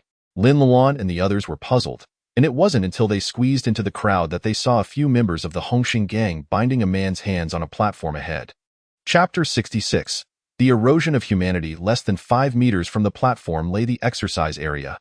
Drawn by the tantalizing scent of food, the zombies inside became exceedingly agitated, countless decaying, dark arms reaching out through the bars of the iron gate, thrashing and clawing, rattling the gate ominously, as if it could be breached at any moment, instilling terror in onlookers. Keep your eyes open. This is the fate of betraying the Hongxing gang, a lackey from the Hongxing gang shouted. The man was soon hoisted onto the platform, clearly having been beaten previously, his face bruised and bloodied. Yet, despite his battered state, Lin Luan immediately recognized him as the person she had saved not long ago, who had argued with her at the villa, but hadn't their group already allied with Song Qin gang? How could he end up in such a predicament? Please, I beg you, spare me. I won't run again. Lu Gang cried out, save me, save me. Just then, another man was dragged in, his legs broken, leaving a trail of glaring blood as he was dragged across the ground, continuously pleading and screaming for mercy. Alas, how tragic, someone murmured. Why run at all? Didn't you say we'd escape together? How did he end up with broken legs? Some expressed their bewilderment. Just as someone attempted to provide an explanation, it became apparent that the one suspended was an ability user, rumored to have awakened dual abilities. How could Lord Song easily allow him to perish? The other individual was merely an ordinary person. Just wait and see. They would surely be tossed to the zombies shortly. The crowd buzzed with discussion, yet few exhibited any semblance of sympathy, their faces betraying a chilling indifference, as if they had grown accustomed to such scenarios. The man with the severed leg was dragged all the way to the iron gate, where 2 strength ability users approached, seizing his limbs while disregarding his pleas. With a combined effort, they flung him high into the air, sending him into the open area, where the zombies within the gate immediately turned, rushing towards him with fervor. Soon, the sounds of his screams abruptly ceased, with only fleeting glimpses of figures greedily gnawing on his remains, rendering onlookers nearly nauseous. All right, disperse now, and hurry to unload the vehicles, commanded the minions of the Hongxing gang, their demonstration of power complete. Lin Luan suppressed her complex emotions, preparing to blend into the crowd and depart, when she suddenly felt a chill on the back of her neck, as if someone were watching her. Turning her head, she discovered that the owner of the gaze was none other than Lu Gang. His head hung low, one eye swollen and bruised, yet the other, bloodshot and intense, remained fixed on Lin Luan. His expression conveyed neither hatred nor a plea for help. It was an icy stare that eluded comprehension. Lin Luan narrowed her eyes slightly but resumed her forward motion, continuing until she turned a corner, finally breaking the lock of his gaze. Exiting the prison block, she arrived at a small square where 5 large trucks were parked in a row near the warehouse on the left. The men and women who had come earlier were busy unloading, while several armed guards stood watch nearby. In the corner of the warehouse sat a group of individuals, all filthy and utterly exhausted, seemingly having just returned from a laborious outing to gather supplies. Lin Luan exchanged a knowing glance with Qin Ziyuan, signaling him to seek out Limu, while she and Aunt Yun proceeded to the trucks to help with the supplies. Each of them carried a 20-kilogram bag of rice, and the 2 women followed the crowd into the warehouse, where individuals were directing the sorting and storage of provisions. The grains and flour needed to be kept dry, so they were collectively moved to the second floor. As Lin Luan ascended the stairs, she discreetly surveyed her surroundings. The nearly 500-square-meter warehouse, spanning 2 levels, was rapidly filling with supplies. It contained an abundance of goods, grains, canned meals, snacks, drinks, salt, oil, and vinegar, in addition to various tobacco, alcohol, and tea. The sheer variety was dazzling. If calculated for 500 people, the food would suffice for several years with 3 meals a day. Such an abundance of supplies ignited a fervent desire within Lin Luan. When they exited the warehouse, Qin Ziyuan had already located Limu. He appeared somewhat disheveled, clutching 2 pieces of bread he had obtained as an outing allowance, the kind sold at a small grocery store. Upon seeing Lin Luan, Limu's eyes reddened, and he immediately apologized. Boss, I'm sorry, I've burdened you again. Lin Luan was at a loss for words. Observing his self-reproach, she reached out to pat his shoulder, acknowledging his remorse. Then strive to become stronger. I will wait for you. Yes, I will, Limu sniffled. Nodding earnestly, he was determined to grow strong enough to protect her one day. By the way, boss, I encountered that group that caused trouble at our place a few days ago. They are here too. Lin Luan was already aware, having exchanged glances with them earlier. Noticing Limu seemed to have more to say, she nodded for him to continue. Weren't they supposed to head to the F-City base? It's strange to meet them here. I inquired a bit, and found out they did go to F-City, but they didn't get far before being surrounded by a horde of zombies. And then you won't believe what happened next. Limu paused, his face filled with indignation. Their captain, a certain Wei Jun, is truly despicable. He took a few ability users and fled on the spot, abandoning his own nephew, leaving the remaining members to nearly all perish along the way. They started with over 300 people, yet only about 30 returned alive. And Lu Gang, didn't he have a sister? Boss, you saved her on the pedestrian street. When Wei Jun escaped, he crushed her leg. Lu Gang managed to carry her back, but she ultimately succumbed. Lu Gang, however, fortuitously awakened wind abilities from this calamity. When we went out today, for some reason, he and another person attempted to sneak away but were caught by the Hongxing gang. Beaten nearly to death, and one of his legs was broken on the spot. It was horrific. He was dragged away as soon as he got off the truck, and now we have no idea what has become of him. As Limu concluded, he couldn't help but say he felt fortunate to have stubbornly followed the boss, or his fate would likely have been no better than those individuals. The others listened with a mix of pity and disbelief. Once, Wei Jun had sworn to lead the survivors to the base, yet in the face of danger, he only cared for his own escape, abandoning those who had placed their trust in him. Who says the most terrifying aspect of the apocalypse is the zombies? The most dreadful thing has always been the erosion of humanity. Chapter 67. I want to live upon returning to the prison building. Lin Luan seized the opportunity, unnoticed, to venture into the courtyard behind the building. At that moment, Lu Gang remained suspended high on the flagpole, inciting a frenzy among the zombies in the open area. Lin Luan gazed up at him, reflecting on how just a few days prior, he had embodied righteousness and vigor, now reduced to a state of desolation. He did not seem surprised by Lin Luan's arrival. His gaze unwaveringly fixed upon her. Save me. His voice was weak yet resolute. I want to live. Why? Lin Luan queried, her eyes devoid of sympathy. Because I want revenge. Lu Gang spat out each word through clenched teeth, his eyes nearly bleeding with intense desire for survival. He sought vengeance for his sister, and that was the sole reason he wished to live, the only desire propelling him forward. Lin Luan raised an eyebrow, her tone indifferent. Why should I? Mirroring her previous response, she questioned why she should trouble herself to save someone with whom she had no connection. You saved me. From now on, my life is yours to command. Furthermore, I have awakened dual abilities of speed and wind. I can kill zombies, and saving me will undoubtedly yield greater benefits than drawbacks, Lu Gang fervently argued, promoting his case. The harsh realities of the apocalypse had imparted a valuable lesson upon him. He was no longer the naive individual he once was. Tio Gain. One must be willing to sacrifice. That was the brutal yet fair rule of this world. Lin Luan silently scrutinized him for a moment before asking, then why seek me out?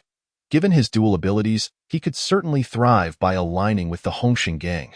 Because I want to live like a human, and I have greater faith in your abilities. Lu Gang replied candidly. Lin Luan smirked slightly.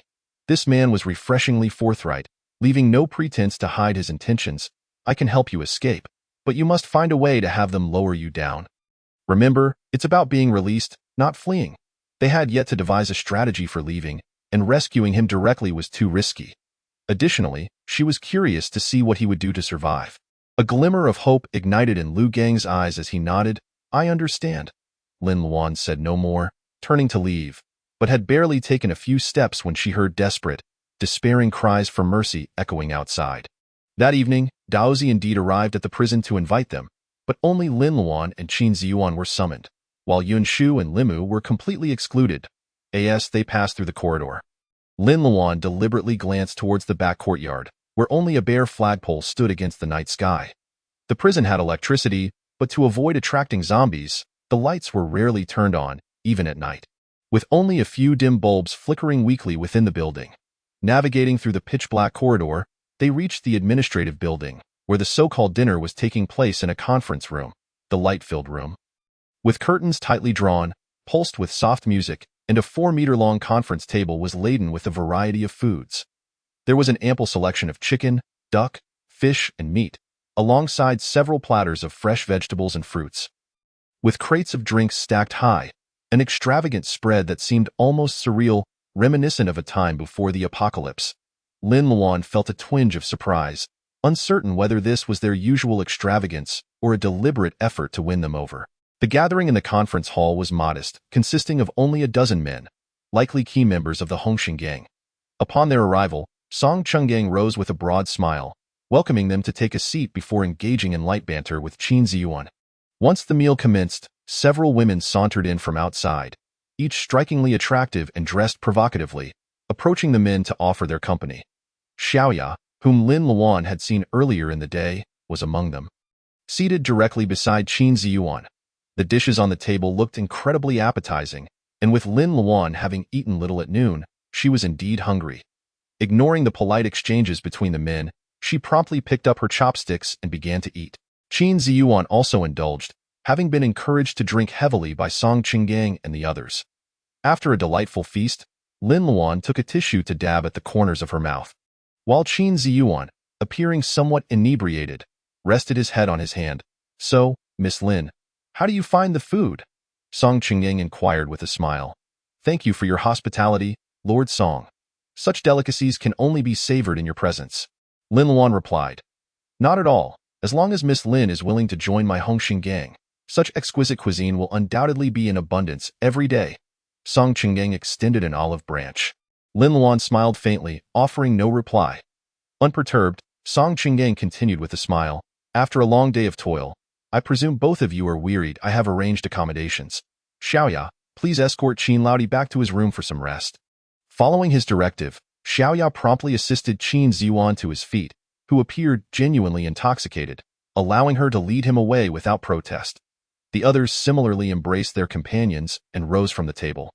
In an instant, the vast conference hall, save for Lin Luan, was left with only Song Qinggang and his 2 bodyguards, along with the remnants of the earlier revelry scattered across the table.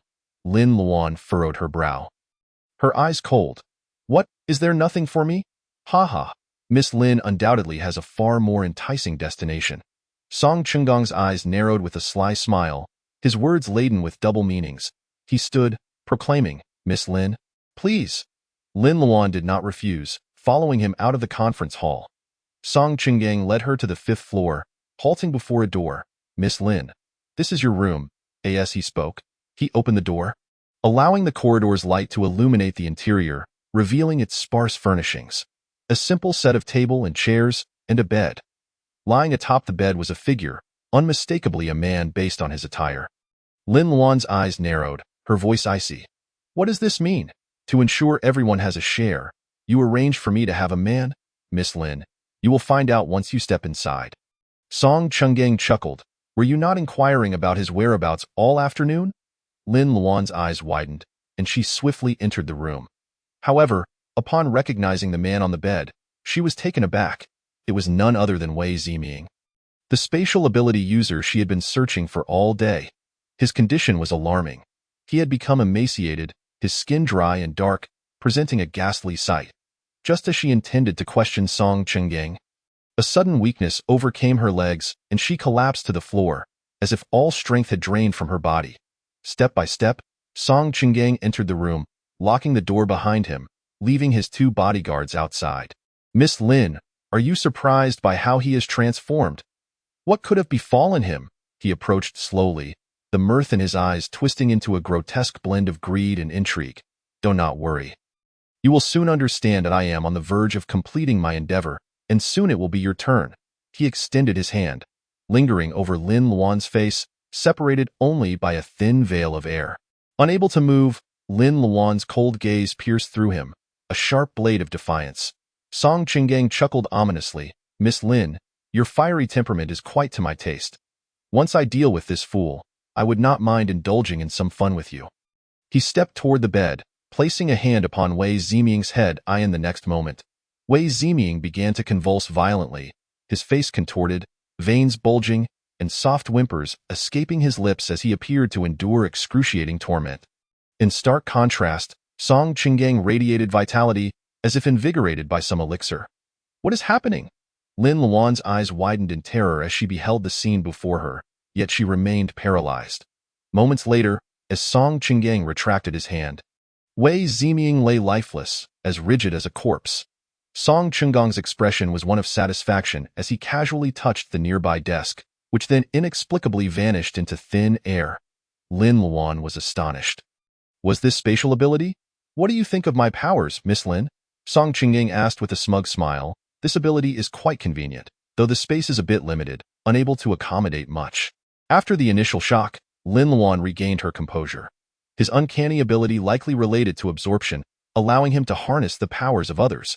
She pondered whether he could only absorb one ability at a time, or if he could continuously accumulate them. If it were the latter, he would indeed be a formidable presence. Song Qinggang seemed to read her thoughts, a self-satisfied smirk gracing his lips. My abilities are not limited to a single absorption. Though still immature and unable to fully consume someone's powers at once, this is merely temporary. I must express my gratitude to you. It was you who revealed the methods of enhancing abilities to me. Lin Luan's gaze remained icy as she regarded Song Qinggang, who approached her with a sinister grin, his laughter reminiscent of a serpent poised to strike at its prey. Allow me to share another secret. While I can consume and utilize others' powers, I cannot enhance my own. Therefore, not every ability user piques my interest, but you and Qin Laodi have truly surprised me. I am eager to test your abilities. As he leaned closer, extending his hand towards her, it was evident that her growing fear and despair delighted him. Rest assured, I shall be as gentle as possible. However, just as his hand was about to touch Lin Luan's head, a flash of silver light erupted, followed by a sharp chill at his wrist, and then agonizing pain as blood gushed forth. Lin Luan had rolled away nimbly, evading his grasp. Song Qinggang was taken aback. Clutching his bloodied wrist as he stumbled backward, his reflexes rivaling those of a speed ability user. You are unharmed? He bellowed in fury, staring at the woman brandishing a dagger before him. He had distinctly seen her succumb to the drug, collapsing to the ground. How could she now be so agile? Lin Luan smirked, her senses heightened beyond the ordinary. Although the fragrant drug lingered faintly in the air, she had detected it long before, ensuring she would not fall victim. Nevertheless, she owed him no explanation. Seizing the moment before he could react, Lin Luan lunged forward, her dagger aimed directly at his chest. Song Qinggang responded quickly, attempting to kick her away. Yet Lin Luan had already anticipated his move, propelling herself upward as she countered his kick with a force that surpassed even his own, one bolstered by absorbed strength. Song Qinggang's eyes widened in shock as the blade nearly penetrated his flesh, forcing him to retreat several steps in haste, scrambling for the gun at his back. But Lin Luan pressed forward, twisting her dagger to strike at his other arm. The sound of steel sinking into flesh echoed through the room as Song Qinggang gritted his teeth. Enduring the excruciating pain long enough to pull the trigger, the gunfire rang out, but Lin Luan evaded his shots with an almost supernatural agility, creating distance between them. That moment, Song Qinggang's face was wrought with disbelief. He had never anticipated such a turn of events. Since awakening his abilities and seizing control of the prison, he had always been in command, never experiencing such disarray, especially at the hands of a woman. His fury boiled, yet his desire for her abilities grew stronger. He had to eliminate her, but first, he needed to ensure his own survival. Do not move. The gun has no eyes. Song Qinggang aimed his weapon at Lin Luan. Retreating towards the door, however, the wound he had sustained from her earlier strike rendered his hand nearly useless, making it impossible for him to unlock the door. Lin Luan scoffed, advancing toward him with an air of deadly intent that he could almost feel radiating from her. Da Xiong Ahai!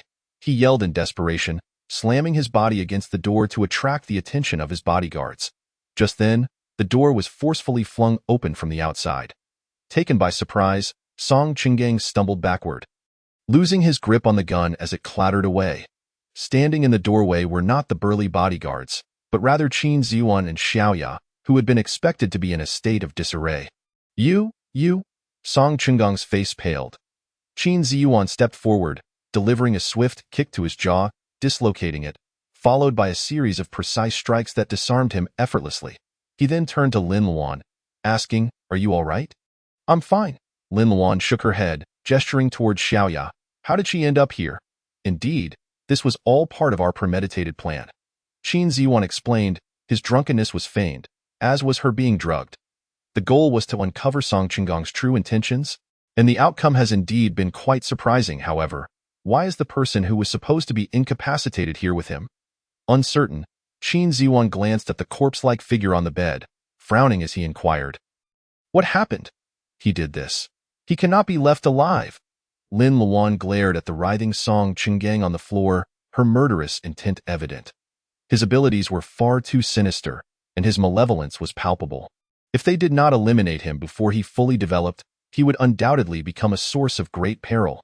"Please, let me do it." Before Qin Ziyuan could respond, Xiaoya, who had remained silent until now, suddenly dropped to her knees, her words shocking them both. Lin Luan and Qin Ziyuan exchanged astonished glances, taken aback by her fervent declaration. "I was taken by him 2 weeks ago. He raped me and fed my man to zombies. Therefore, I detest him, yearning to consume his flesh and drink his blood. So please, allow me to kill him." Lying on the ground, Song Qinggong's face twisted in agony as he convulsed, uttering incoherent sounds while a pool of saliva formed beneath him. Regret gnawed at his heart for not having dispatched this wretch sooner. Lin Luan lowered her gaze in contemplation for a moment before turning and handing the dagger to her. "Thank you." Xiaoya, her eyes rimmed with red, grasped the dagger with trembling hands and crawled directly to Song Qinggong's side. After several deep breaths, she suddenly raised the dagger high, roaring, "Die!" under Song Qinggong's wide-eyed glare. The dagger plunged forcefully into his chest. With each thrust, accompanied by Xiaoya's piercing screams, blood stained her hands and splattered across her body. Song Qinggong convulsed for a brief moment before his eyes gradually lost focus. Xiaoya slumped to the ground, her face smeared with blood, tears streaming down her cheeks, yet a smile lingered on her lips. Lin Luan furrowed her brow and said to her, "He is already dead. Come with us."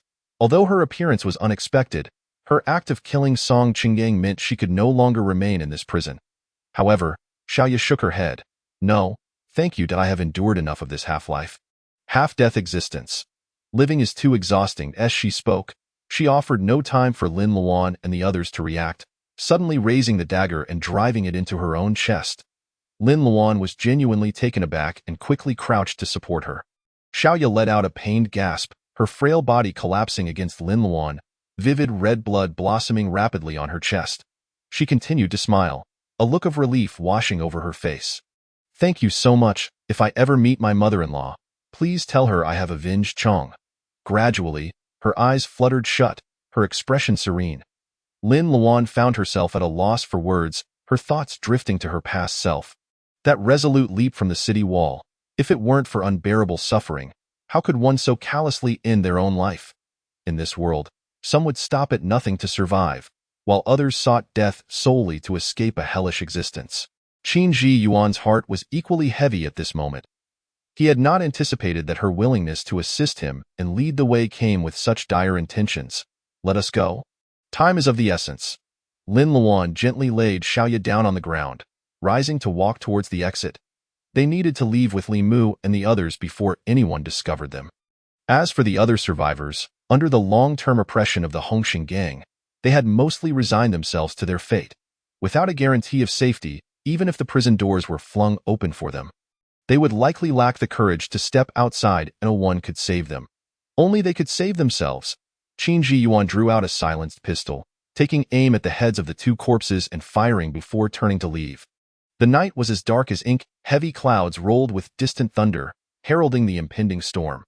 Once Lin Luan and Qin Ziyuan exited the administrative building, they split up.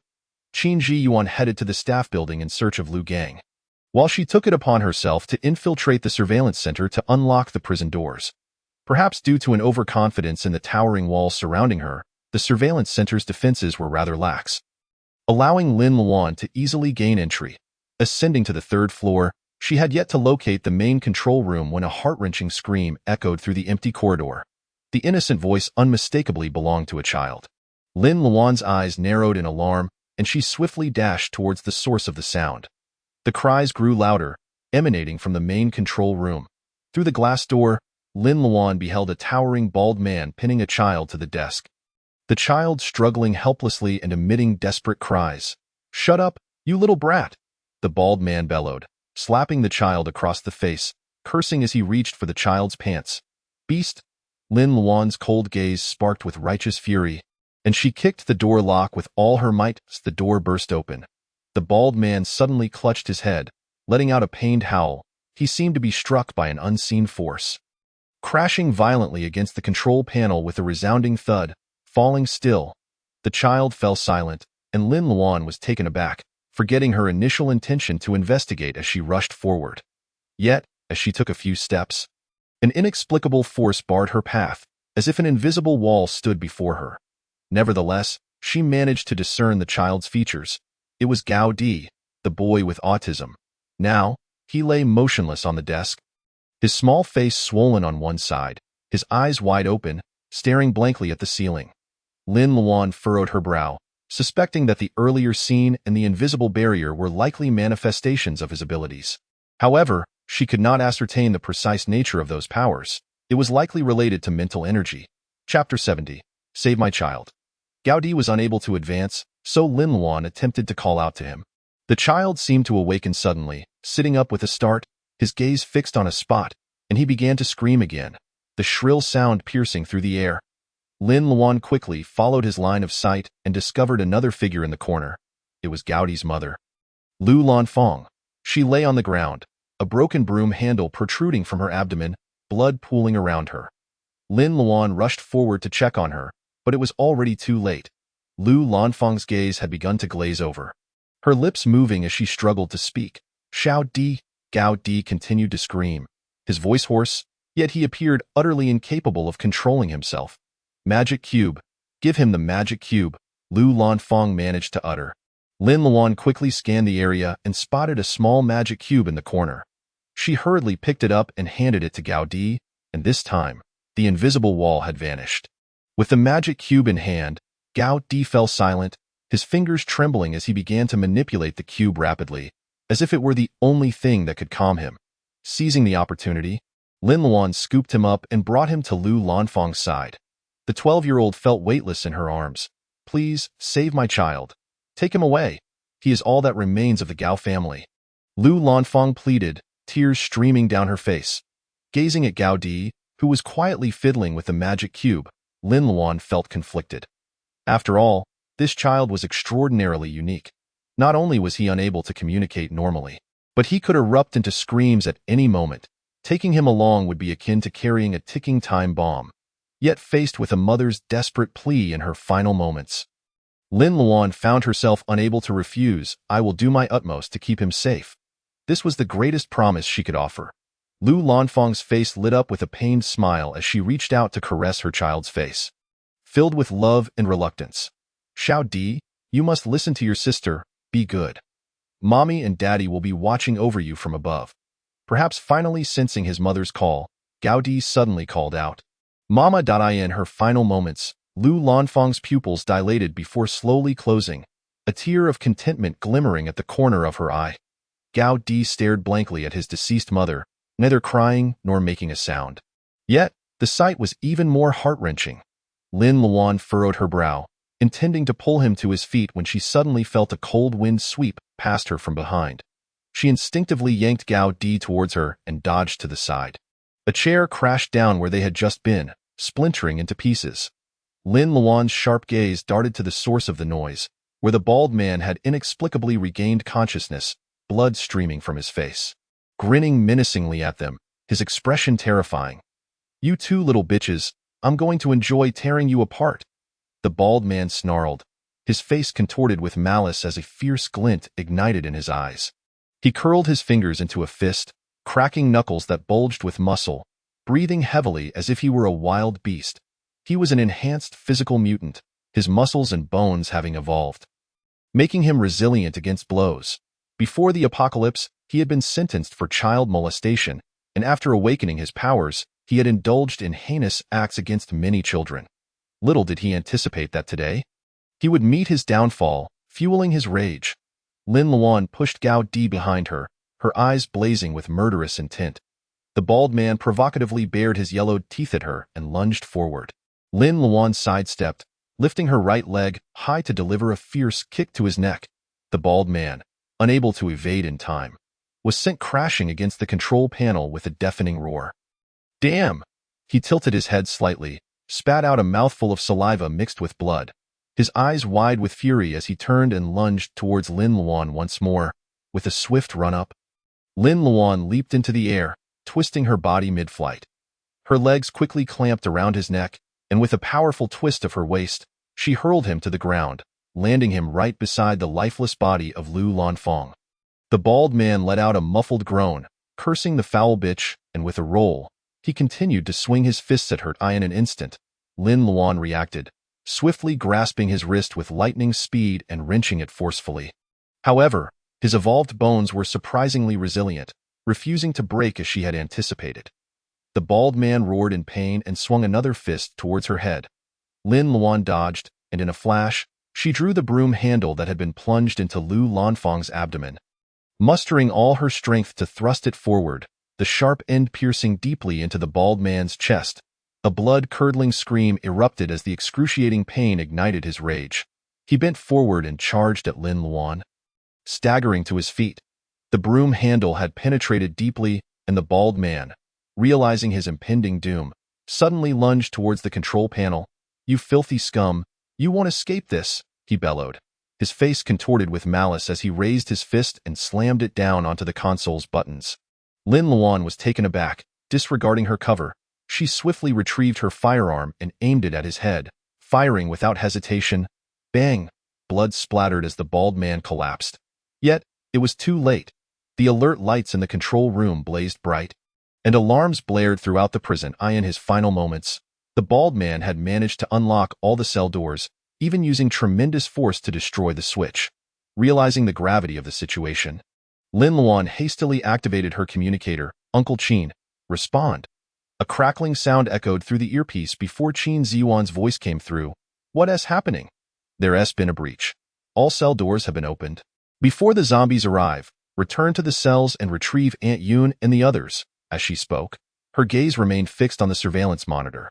Fortunately, the access controls for zones B and C remained intact, allowing only 2 individuals to pass side by side, buying them some time. After a moment of contemplation, Lin Luan turned the broadcast switch. "Attention, everyone. This is an emergency announcement." Suddenly, a chilling voice pierced through the night, resonating throughout every corner of the prison. "There is a malfunction with the cell doors. They have all been opened. All personnel must evacuate immediately and proceed to the assembly point," the message repeated, echoing ominously. The announcement struck like a bombshell, igniting chaos among the inmates. "What is she talking about? The doors are fine. How could they malfunction? Wait, does this mean the doors in the other 2 zones are also open? Oh my God, let us hurry. The zombies are coming."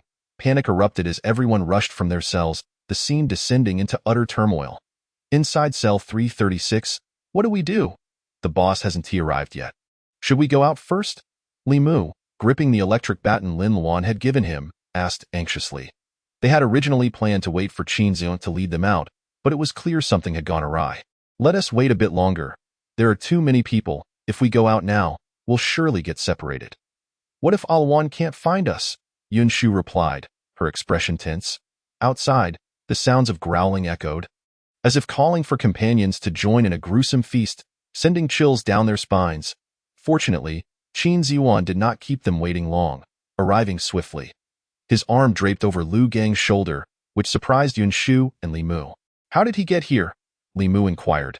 "He is coming with us," Qin Ziyuan replied. "Everyone stay close. Don't stray." Time was of the essence, and without further words, they exited their cell and merged into the crowd fleeing for their lives. Inside the building, it was a sea of bodies, with collisions happening frequently. If someone fell, countless feet would trample them without a second thought. Screams and shouts filled the air, creating a cacophony of chaos. Li Mu, agile and holding the electric baton, cautiously forged ahead, while Yun Shu tightly gripped his hand to avoid getting separated. Qin Ziyuan, carrying Lu Gang, followed closely behind, and they all tried to stick to the walls as they ran. They swiftly made their way down to the ground floor, and upon exiting the access point, they found themselves in an open space. However, calamity struck. Just as they barely escaped the building, a deafening crash sounded behind them. The heavy iron door leading to the exercise area slammed to the ground, sending dust spiraling into the air.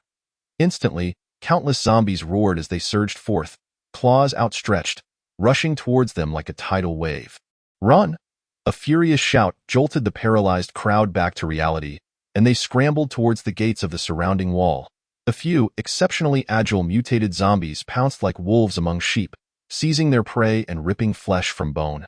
Their bloodlust heightened by the taste of fresh meat. In an instant, a symphony of screams, pleas for help, and roars blended into a horrific melody of slaughter. People ran frantically, some survivors still inside the building hastily retreated. While the zombies, ravenous and eager, chased after their quarry, at this moment, Qin Ziyuan and the others were nearing the gate, yet behind them, people stumbled and fell amidst the chaos, only to be engulfed by the surging horde. Heart-wrenching cries pierced the air, stimulating everyone's nerves to their breaking point, awakening their primal instincts. Every soul was compelled by a singular command. Run, run with all your might. The gate loomed closer, but suddenly, someone collided into Li Mu, knocking him off balance and sending him crashing to the ground. The impact was fierce, and his knee slammed hard against the protruding stone step, causing him to groan in pain, his face paling. As he struggled to rise, an icy sensation gripped his arm. Before he could react, he was violently yanked backward. Li Mu turned in horror to see a decaying, ghastly mouth lunging for his neck, nearly causing him to lose control of his bladder.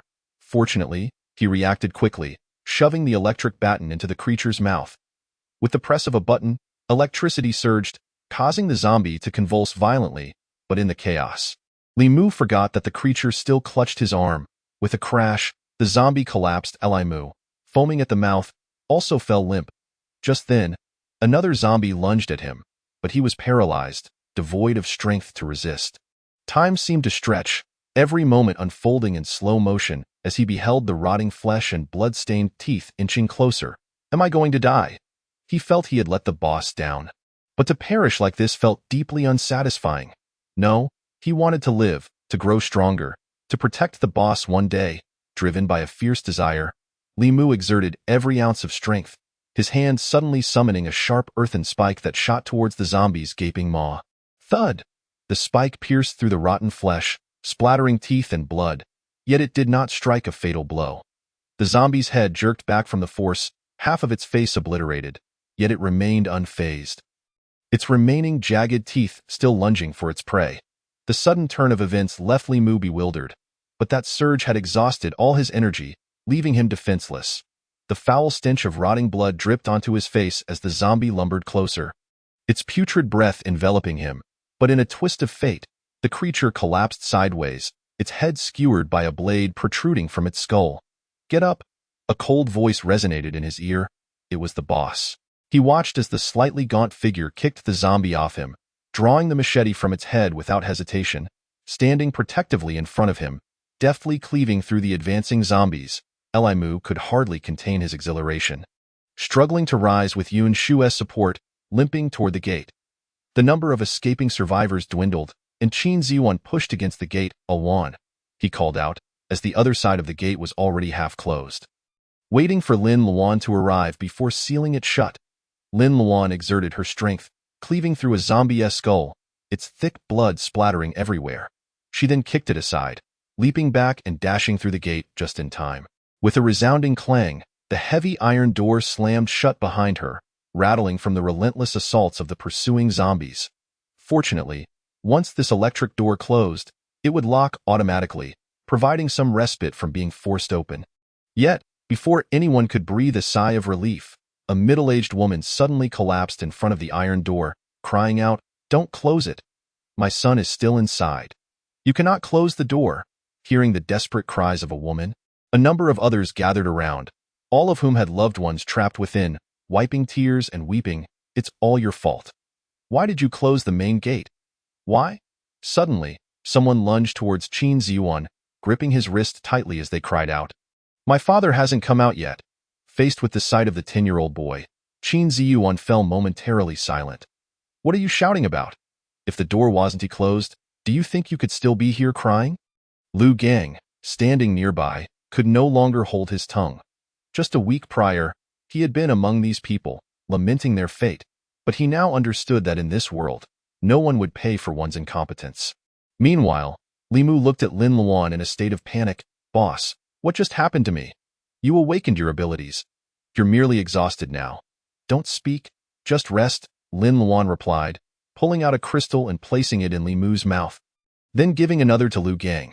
She then turned to Yun Shu and inquired, Aunt Yun, how many people are still inside?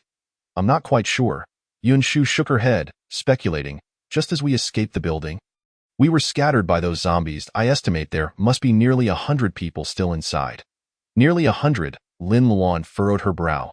With the zombies having breached the perimeter and the main gate now shut, those trapped within the building would likely face a grim fate if no one came to their rescue. At that moment, distant howls and screams echoed, drawing ever closer. In Area B, zombies had finally broken through the prison gate and were surging towards the square, with several evolved zombies already capturing their prey and feasting upon it. The Hongxing gang, originally residing in the staff building, had now flocked to the square, merging into the thronged in that instant. No one distinguished friend from foe. They all rushed towards the parking area, fearful of becoming the next meal for the undead. The survivors on Lin Luan's side, too, could no longer afford to lament. They fled in a panic once more. Uncle Qin, you take them and go first. I've already contacted Wu Yihao. You can exit through the prison gate. He will be waiting outside to assist you. While advising, Lin Luan pushed the silent Gao Di towards Yun Shu, saying, Aunt Yun, please take care of him. All right. Yun Shu took Gao Di's hand, though puzzled. She understood that it wasn't the time for questions. And what about you? Qin Ziyuan asked, aren't you coming with us? I need to enter Area A and see if I can bring those people out, Lin Luan stated. That's far too dangerous. Qin Ziyuan frowned. Currently, Area A was swarming with zombies. While she might manage to enter and exit alone, bringing out dozens of people would undoubtedly be a formidable task. Don't worry, Uncle Qin. I know what I'm doing. She was not a savior, incapable of sacrificing herself for others, but this situation stemmed from her actions, and neglecting it would weigh heavily on her conscience. Then be careful, Qin Ziyuan, seeing her resolve, ceased to dissuade her. They were all elderly, weak, or infirm. Remaining behind would only hinder her efforts. Lin Luan nodded, surveying her surroundings before adding, after you meet Wu Yihao, find a truck and come to the west wall to pick me up. Understood. After Qin Ziyuan concluded, he hoisted Lu Gang up and hurriedly led Yun Shu and the others towards the prison gate. Once everyone had departed, Lin Luan took out her backpack from her spatial storage and tossed a grappling hook over the wall. With a powerful push, she swiftly scaled the 5-meter-high wall. Atop the wall was a 1-meter-high barrier, above which lay an electrified fence. Fortunately, to conserve energy, these fences were currently unpowered. Lin Luan crouched, using the barrier for support as she traversed the narrow 20-centimeter ledge. The zombies within the prison were quickly drawn to her, gathering frantically at the wall's corner, their throaty howls filled with excitement as they waved their arms in desperation. A few mutated zombies even jumped up repeatedly, but the wall's height kept them just out of reach. Even Lin Luan felt a shiver of fear. Should she lose her footing, she would undoubtedly be torn to shreds by the horde below. Steeling herself, she focused, trying not to be distracted by the chaos beneath her, and swiftly made her way to the base of the prison building. At that moment, looking through the first-floor windows, she saw that the interior had been completely overrun by zombies, who were ravenously fighting over the remains on the ground. Clearly, entering through the main door was out of the question. Lin Luan then circled to the back of the building, where it connected to the open area, and looked up. The windows in this section were secured with iron bars, making it impossible to break in through the glass. The only potential entry was a small ventilation window near the third-floor stairs. To reach it, she would need to climb past the iron bars. Now positioned close to the second floor, she glanced at the ever-growing crowd of zombies below, steadied her nerves, and leaped up, grasping onto the iron bars of the second-floor window and climbing up. However, just as she ascended, a zombie was positioned right inside. Locking eyes with her as she clambered in, it stood beneath the warm yellow light, clutching a piece of intestines and stuffing it into its mouth, the filth dripping down its chin, a grotesque sight. Upon spotting her, The zombie snapped its teeth and, clutching the intestines, began to frantically bang against the glass, its murky eyes gleaming with excitement. Startled for a moment, Lin Luan quickly grabbed the bars and continued to climb. Fortunately, the iron bars were wide enough, and the distance between the windows was not great, facilitating her ascent. Just as she managed to scale the railing of the third floor, the sound of shattering glass echoed from below, and two emaciated arms reached out from the second-floor railing. Lin Luan frowned but chose to ignore it, gripping the railing as she moved towards the right-side ventilation window.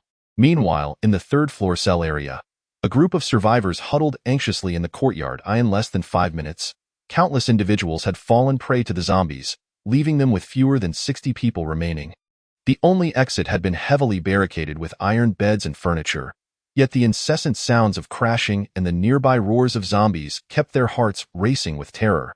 Despair had deeply entrenched itself within each person's heart. What do we do now? Surely someone will come to rescue us, right? Rescue? The outside is crawling with zombies. Who would come to their death? Exactly. Do you still expect help from the Hongxing gang? They would be delighted if we all perished. It means less food for them.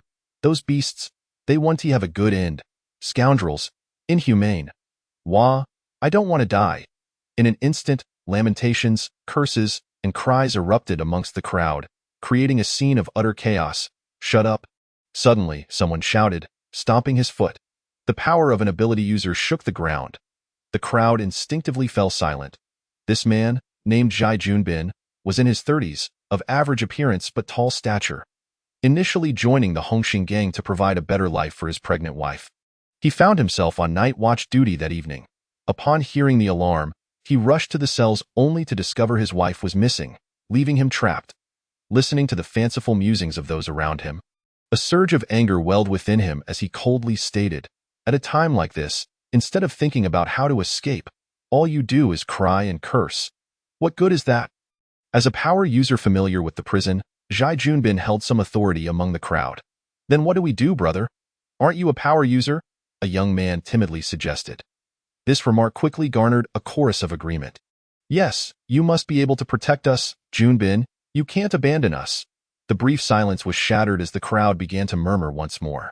Zhai Junbin frowned, ready to speak, but someone near the door suddenly asked, "Did you hear?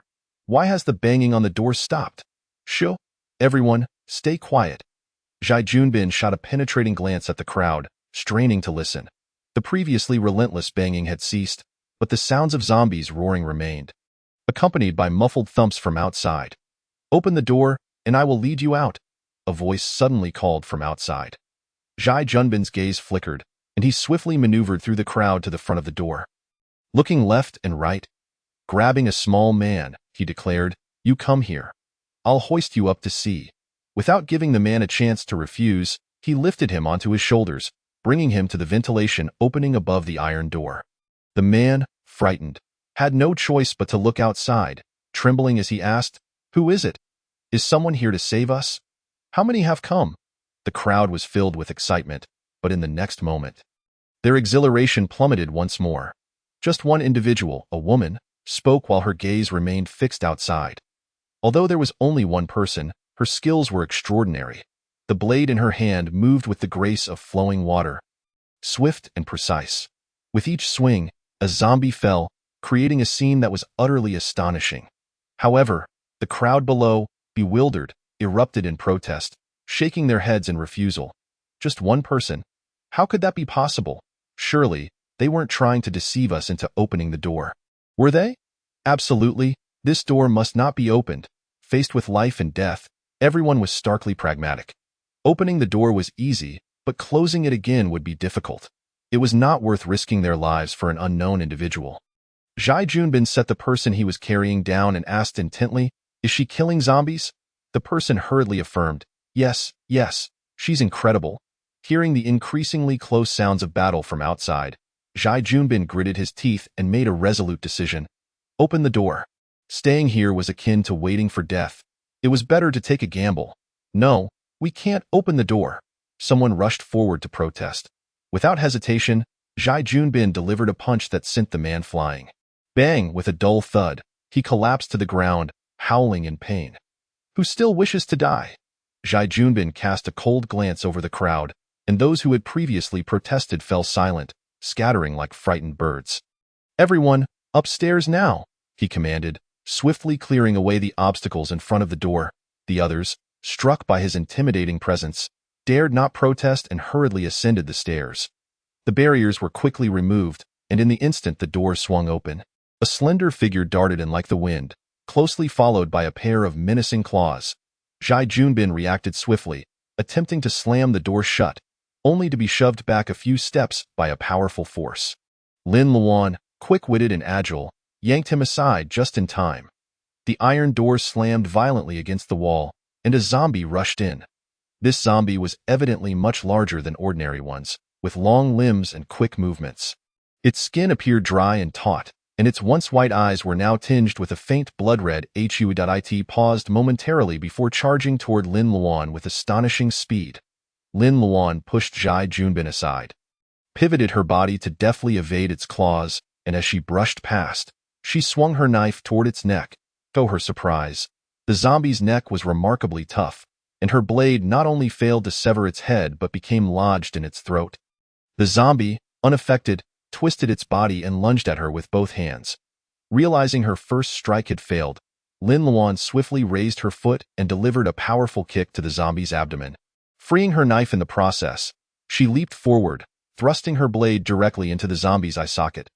Brain matter mixed with foul blood erupted from the eye, and Lin Luan deftly dodged aside as she withdrew her knife. Watching the zombie collapse to the ground, lifeless. "Goodness, how fast is this zombie?" Zhai Junbin exclaimed in astonishment. He had never encountered such a creature before. "This is a level 2 mutated zombie. Its speed and strength have evolved," Lin Luan remarked, casting him a glance. The speed of a level 2 zombie could rival that of a speed in Hank. The remaining dozen individuals, initially hesitating, suddenly found themselves in a dire situation, prompting them to scramble down the rope in a frantic rush. The weight on the rope increased dramatically, causing it to sway violently. The woman clinging to the lowest point panicked and lost her grip, plummeting into the throng of corpses below. "Save me," she managed to scream.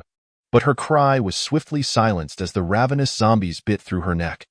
The horde of undead began to revel in their feast, while those still suspended on the rope were paralyzed with fear. Some were so weak that they could barely cling to the rope, hanging helplessly in midair.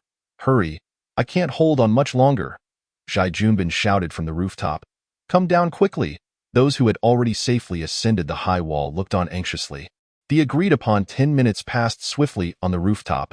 Zhai Junbin could no longer endure.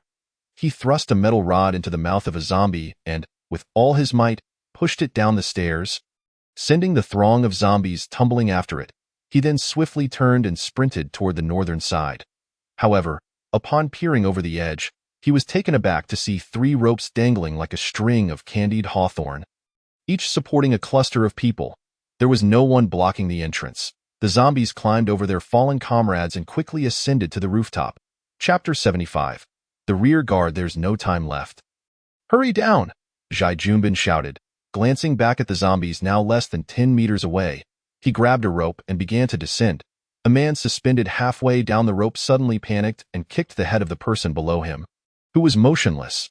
The unsuspecting individual was sent tumbling, crashing into the 2 beneath him, all 3 plunging into the mass of corpses, instantly shredded by countless claws and teeth.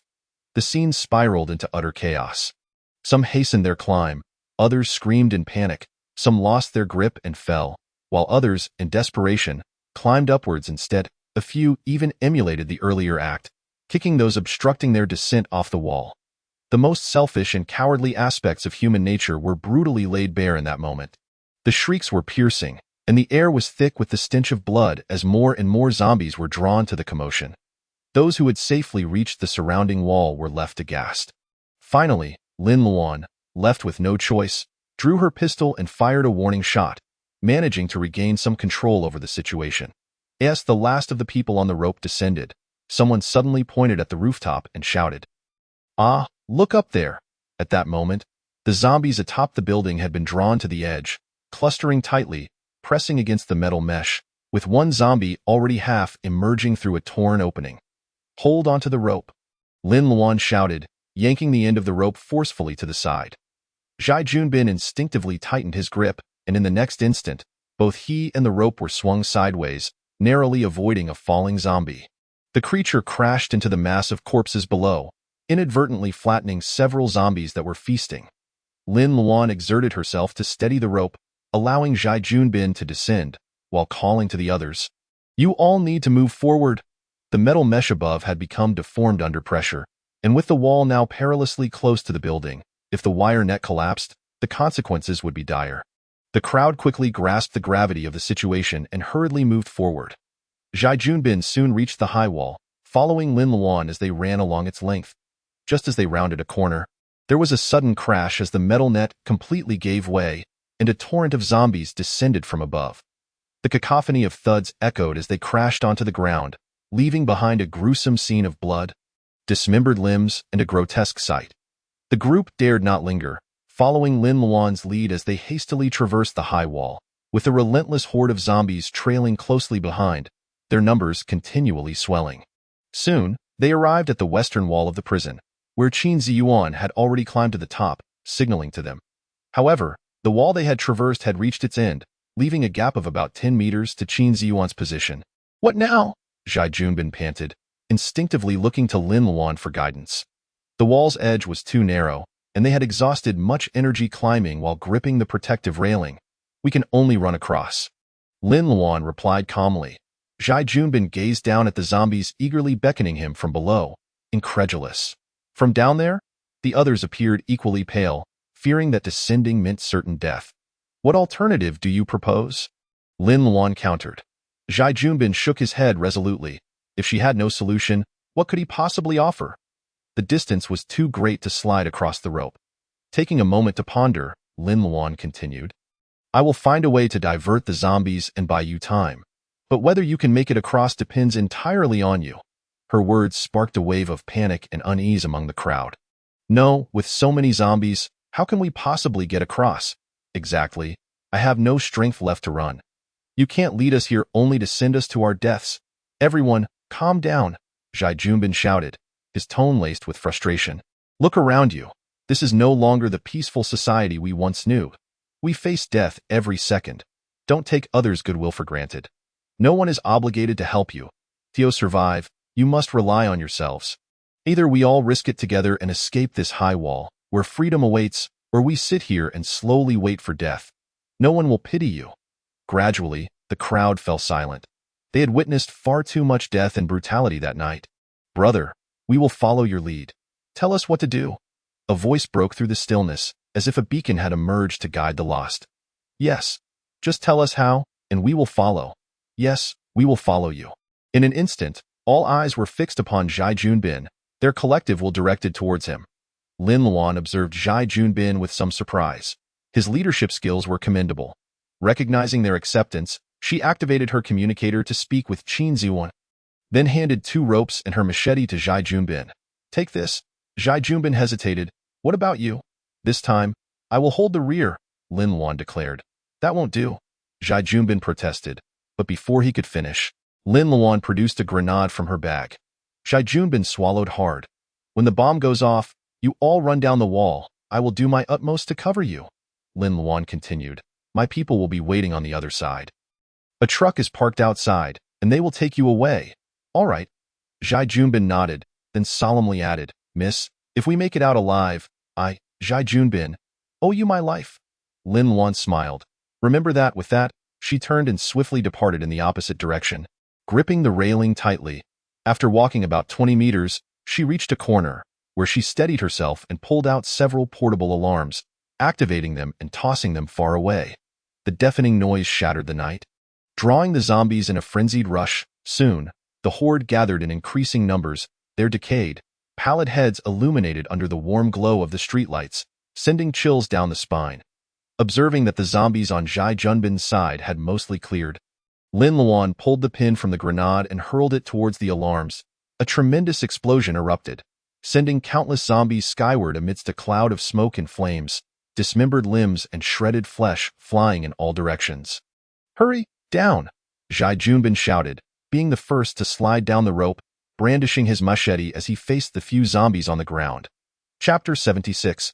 Claiming what is rightfully yours, the others followed suit, descending in an orderly fashion. The distance of 10 meters felt fleeting, yet in the throes of escape, it seemed interminable. However, under Zhai Junbin's leadership, the group displayed an unprecedented unity. No one was left behind. They pulled and supported one another, sprinting desperately toward the light of the signal. The surrounding zombies were quickly drawn to the running crowd, stumbling after them. Gunfire erupted as Lin Luan stood atop the wall, firing her weapon repeatedly, blasting the approaching zombies to buy them time. With her cover, they finally reached the base of the wall, where Qin Ziyuan had lowered a rope, helping each of them ascend one by one. Zhai Junbin was the last to climb up, sitting on the wall's edge, gasping for breath, the heightened alertness and exertion leaving him utterly spent. Outside the surrounding wall, everyone lay exhausted, sprawled across the truck bed. "Brother, that girl hasn't come over yet," Zhai Junbin panted, calling down to Qin Ziyuan. Qin Ziyuan glanced at him. "She has other matters. We must leave first." With that, he opened the driver's door and climbed inside. Zhai Junbin stared in surprise, turning to see that Lin Luan had vanished from the opposite wall. Inside the cab, Wu Yihao frowned. "She wouldn't really go, would she?" "She can be quite stubborn," Qin Ziyuan replied, stealing a glance in the rearview mirror, ensuring everyone had descended before starting the truck. "But we can't just let her go alone. Aren't you worried?" Wu Yihai adjusted his glasses, a flicker of concern crossing his face. "Yet, I have faith in her ability to extricate herself from danger." Qin Ziyuan candidly remarked that our presence was more of a burden than a help. Wu Yihai pursed his lips, falling into a morose silence. Meanwhile, Lin Luan was recklessly maneuvering her vehicle within the prison, heading straight for the warehouse. The sudden turn of events caught everyone off guard. Consumed by the instinct to survive, none paid heed to the abundant provisions within the warehouse. Clearly, Lin Luan had noticed. Not only had she observed it, but she was also intent on claiming it for herself. With the warehouse now overrun by zombies and the living having fled, who knows when reinforcements would arrive? Rather than let such resources rot away in the warehouse, she might as well take advantage of the situation. The off-road vehicle sped forward, toppling countless zombies, the undercarriage crushing them, the windshield nearly smeared with blood. The warehouse was finally within sight. Lin Luan abruptly turned the steering wheel and pressed the accelerator to the floor, the vehicle hurtling toward the warehouse doors with a violent crash. With a resounding bang, the tightly shut doors were flung open. Lin Luan slammed on the brakes, opened the sunroof, and leaped onto the roof of the vehicle, brandishing an AK as she unleashed a barrage of gunfire at the zombies charging from outside the door. Amid the rapid gunfire, bullets flew, splattering brains and blood in all directions. Taking advantage of the brief moment when the zombies were cleared, Lin Luan jumped down from the vehicle and dashed into the warehouse. Inside, the dim yellow lights illuminated neatly stacked supplies: grains, flour, salt, oil, sauces, canned goods, snacks, and beverages, all arranged in rows, an impressive sight. Over 2 levels, hundreds of people had gathered supplies for more than a month, totaling dozens of tons. All contained within. Lin Luan's eyes sparkled with excitement as she moved rapidly, her hands deftly making the provisions disappear in an instant. Moments later, the once overflowing warehouse was left desolate, its walls bare. Lin Luan quickly ascended to the second floor, employing the same method to strip it of food, but in doing so, she unexpectedly discovered 2 corpses lying at the foot of the right wall. The bodies, evidently deceased not long ago, were mostly intact, yet their skulls were gruesomely shattered, the brains hollowed out, leaving behind empty craniums illuminated by the dim light. A chilling sight indeed. A wave of unease washed over her, and Lin Luan tightened her grip on her weapon, scanning her surroundings warily. This level had been completely emptied of food. The space was clear. Apart from the 2 incongruous corpses, there was nothing else in sight. However, a window had been shattered from the outside, shards of glass littering the ground, indicating that something had broken in with its prey. The air was tinged not only with a faint metallic scent of blood, but also with a barely perceptible hint of decay. So subtle it almost went unnoticed by Lin Luan. Just then, a sudden drop of liquid plopped onto her hand. Instinctively glancing down, she saw a drop of bright red fluid. A chill ran down her spine. A foreboding sense of dread enveloping her.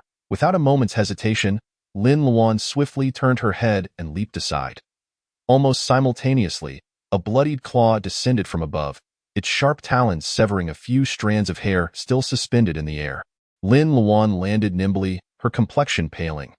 Had she hesitated for even a second, her head would have undoubtedly met a similar fate. However, when she finally glimpsed her assailant, a deeper chill coursed through her. Directly above where she had just stood, a zombie clung to the ceiling, its form nearly double that of an ordinary zombie, its skin shriveled and blackened, with menacing fangs bared and sharp claws extending from its fingers and toes. Its crimson eyes fixated on her with insatiable greed. Lin Luan's expression hardened, and she raised her weapon, unleashing a flurry of gunfire. This was a Tier 3 mutated zombie, remarkably swift and immensely powerful, capable of piercing steel with its claws and exhibiting a degree of autonomous awareness.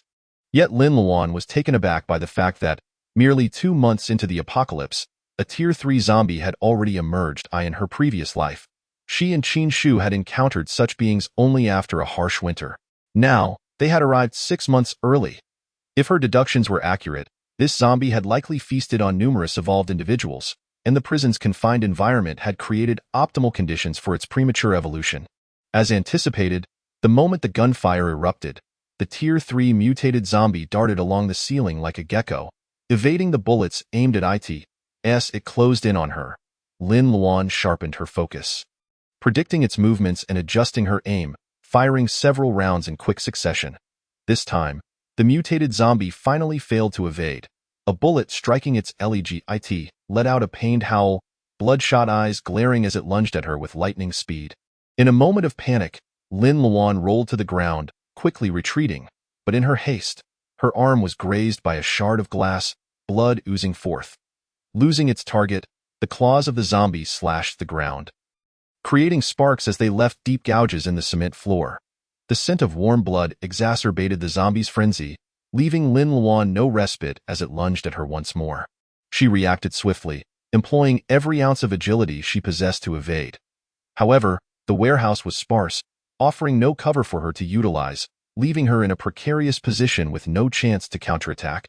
For a moment, it was a stalemate, with Lin Luan and the zombie engaged in a relentless chase, the tide of battle gradually turning against her. Just as she contemplated retreating to safety, a sudden epiphany struck her. Lacking resources to utilize, she could simply create them. With this thought in mind, when the zombie lunged at her again, Lin Luan stood her ground, as the zombie closed in, its glistening claws inching toward her vulnerable neck.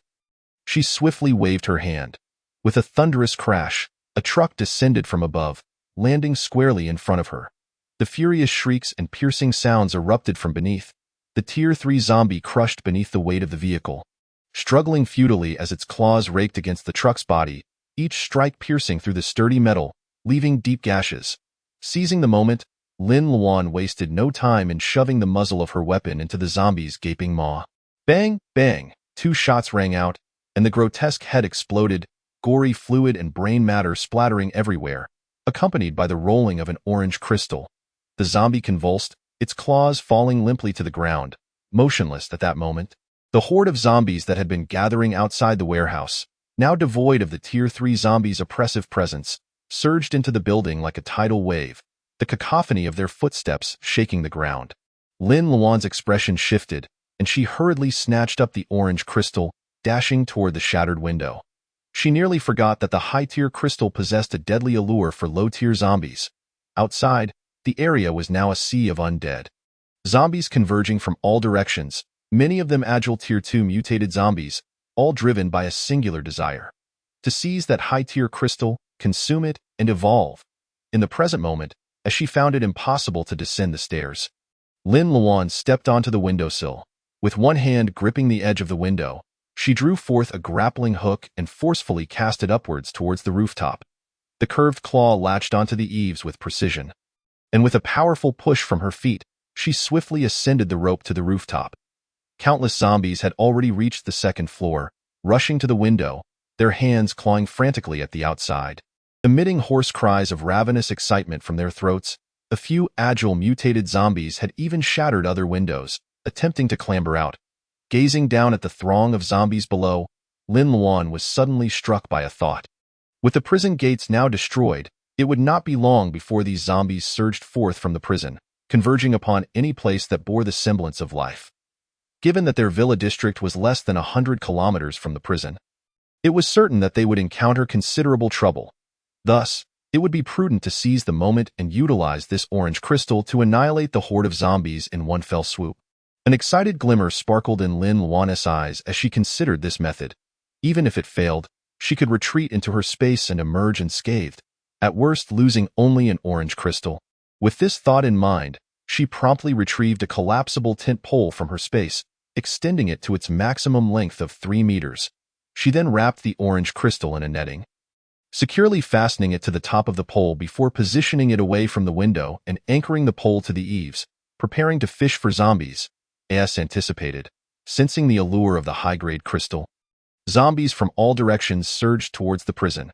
Their grotesque faces, illuminated by the dim light, resembled demons pouring forth from the gates of hell, sending chills down one's spine. Stealing her nerves, Lin Luan retrieved several household gas canisters she had previously collected, laying about 10 of them on the rooftop. Fortunately, the slope of the roof was gentle enough for the canisters to remain stable. She then proceeded to open the valves of each canister, releasing a noxious odor into the air. With their supply of explosives limited, it would require at least half their stock to obliterate the zombies in one go. While explosives were difficult to procure, gas canisters were readily available. As Jai Junbin nodded and said, "However, I have a request. May I have my wife accompany you?" "She is pregnant, of course. Bring her over," Qin Ziyuan replied without hesitation. The gasoline was soon evenly mixed, and the remaining survivors climbed onto the small truck. Zhai Junbin led his wife, Wang Zhehui, to the front of the off-road vehicle. Wu Yihao and Limu occupied the front seats, while only Yunshu and Gaudi were in the back. "Thank you so much." Zhai Junbin expressed his gratitude as he opened the rear door and carefully helped Wang Zhehui into the vehicle. Although she was clad in a loose t-shirt, her slightly protruding belly was still evident. "There's no need to be so polite," Yunshu said with a smile, pulling Gaudi aside to make room. "We'll be counting on you during the journey." After exchanging pleasantries, Zhai Junbin reassuringly patted Wang Zhehui's shoulder before turning to depart. Chapter 79. The thief. Wang Zhehui's gaze followed her husband until he boarded the small truck, at which point she withdrew her sight. She sat upright in her seat, her complexion pale from a night of travel and fear. Noticing her unease, Yunshu engaged her in conversation. "How many months along are you?" "Already 21 weeks, over 5 months.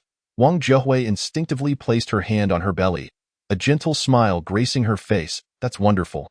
The morning sickness has passed, and your appetite must have returned," Yunshu, now a mother herself, reflected with deep sentiment. "Indeed," Wang Zhehui sighed, a hint of melancholy crossing her features. "Unfortunately, this child has come at an inopportune time. I can barely manage to eat, let alone eat well." After 8 years of marriage to Zhai Junbin, she had struggled to conceive, enduring countless medical consultations and hardships. Just when she finally became pregnant, the apocalypse struck. In these cruel times, a woman lacking strength faced insurmountable difficulties, and it was even more challenging for a pregnant woman. "Don't dwell on it too much. Surviving is what matters," Yunshu consoled her. "As long as you two are together, things will surely improve in time." "Yes, that's what I believe too." Wang Zhehui tenderly caressed her belly, feeling the gentle movements within, her eyes reflecting a newfound resolve. No matter what, she was determined to bring this child safely into the world. The 3 vehicles set off in succession, with Wu Yihao leading the way in the off-road vehicle, Lu Gang driving the small truck in the middle, and Qin Ziyuan bringing up the rear in the large truck.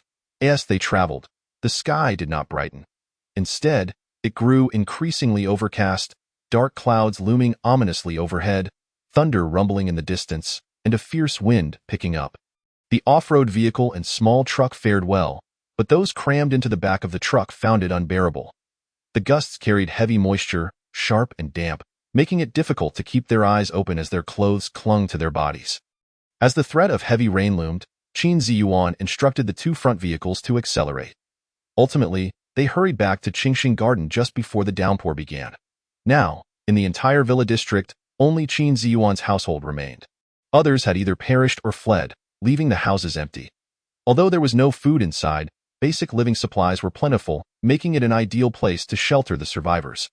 Everyone disembarked, and aside from the 6 injured individuals whom Qin Ziyuan arranged to isolate, the others scattered in small groups to find accommodations. Soon, a thunderous roar like a wild beast echoed through the sky, bright flashes of lightning cleaved the heavens, and heavy rain cascaded down. It seemed as if the heavens were finally delivering the rain owed for 2 months. The torrential downpour transforming the previously stifling weather into a refreshing coolness. Everyone hurriedly secured doors and windows, retreating into their homes. Although the future remained uncertain at that moment, as they donned perhaps ill-fitting yet clean and tidy clothes and lay on soft, comfortable beds, they experienced a long-awaited sense of relaxation. The deluge continued unabated for an entire day and night, accompanied by a significant drop in temperature. Lin Luan did not return until the following afternoon. Upon entering the neighborhood, she noticed shadows moving within many of the previously vacant houses, deducing that Qin Ziwan had brought the survivors back. She drove her car directly into the garage and was about to enter the house when she heard a series of hoarse cries emanating from within. Frowning, Lin Luan quickly stepped inside. Inside the living room, Lei, Yunshu, and Limu were gathered, all wearing troubled expressions, while the source of the noise was Gowdy. Be a good boy, shouty, don't cry. Look, your voice is hoarse, if you want something. Just tell your sister, and I will fetch it for you immediately. Lei crouched beside him, offering comfort. What is going on? Lin Luan inquired. The three turned to see her and instantly sighed in relief. Boss, you're finally back, Limu exclaimed, approaching with a look of despair. This child has been crying non-stop for some reason. We tried everything, but nothing works. Originally, he thought the child was quite well behaved, not crying or making a fuss, simply following his lead. But upon waking, he found the child had completely transformed into a little demon. Lin Luan then noticed the coffee table piled high with various items, food, drinks, and toys, all things children loved, but clearly, they held no allure for Gowdy. Suddenly, she recalled something, her gaze sweeping towards Gowdy's small hands, and indeed, he was missing something. Where's his Rubik's Cube? Huh? Limu paused, remembering that after putting the child to sleep last night, he had taken it off the bed to prevent it from bothering him and had placed it on the table in his room. Quickly go get it for him. With the Rubik's Cube? He won't fuss, Lin Luan, drawing from her experience, urged. Limu hurried to his room, yet when he returned, he was empty-handed, his expression one of utter despair. It's gone. I distinctly remember placing it on the table last night, and I saw it this morning when I got up. Have you searched thoroughly? How could something be lost so suddenly? Lei chimed in anxiously. The child had been crying all morning, and seeing him so distressed made her heart ache.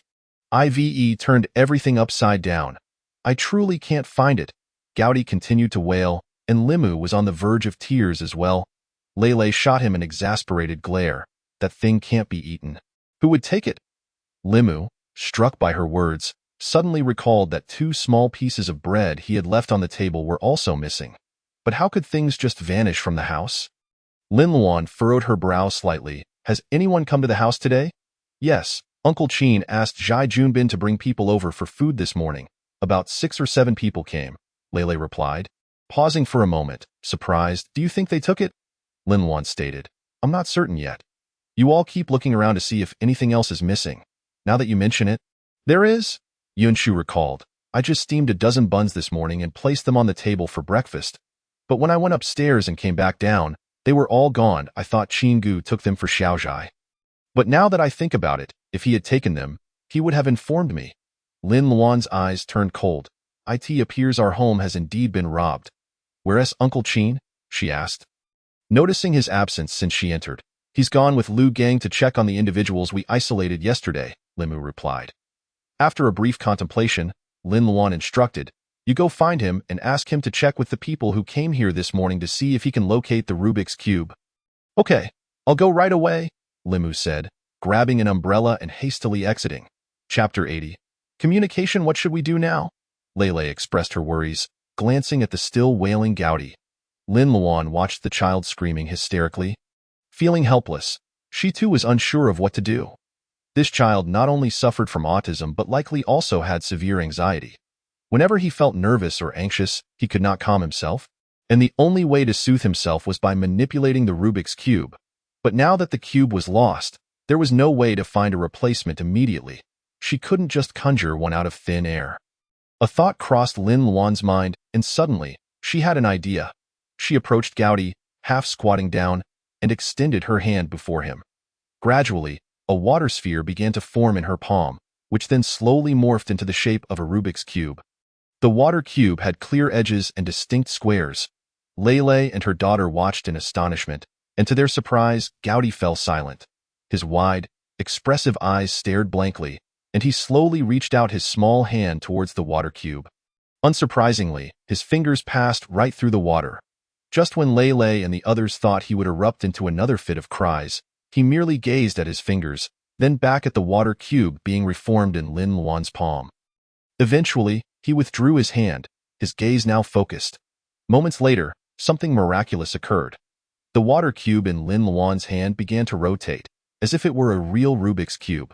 Although the movement was slow, it was undeniably happening. The others were baffled, their eyes wide in amazement as they stared at Lin Luan, marveling at her mastery of water-based abilities. Yet Lin Luan herself was equally astonished at this moment. It was not she who controlled the rotation of the Rubik's Cube, but Gowdy. She could distinctly sense an invisible force continually spreading into the water cube under her command. Lin Luan did not intervene, allowing his mental energy to penetrate her mental barrier, enveloping, slicing, and manipulating the water cube at will. Meanwhile, she could not help but ponder that this child's extraordinary abilities were likely even more formidable than she had imagined. To achieve such feats required not only immense mental strength but also exceptional control and focus, something he managed to accomplish at such a tender age, marking him as a true prodigy. Alas, this child was unable to communicate normally with others. As far as she knew, autism was a developmental disorder caused by neurological dysfunction, and children with autism struggled to engage in communication because their thinking and behavioral patterns differed significantly from those of typical individuals, rendering them unable to comprehend spoken language or express their thoughts fluently, thus relegating them to their own world. Observing Gowdy engrossed in his play, Lin Luan suddenly entertained a thought.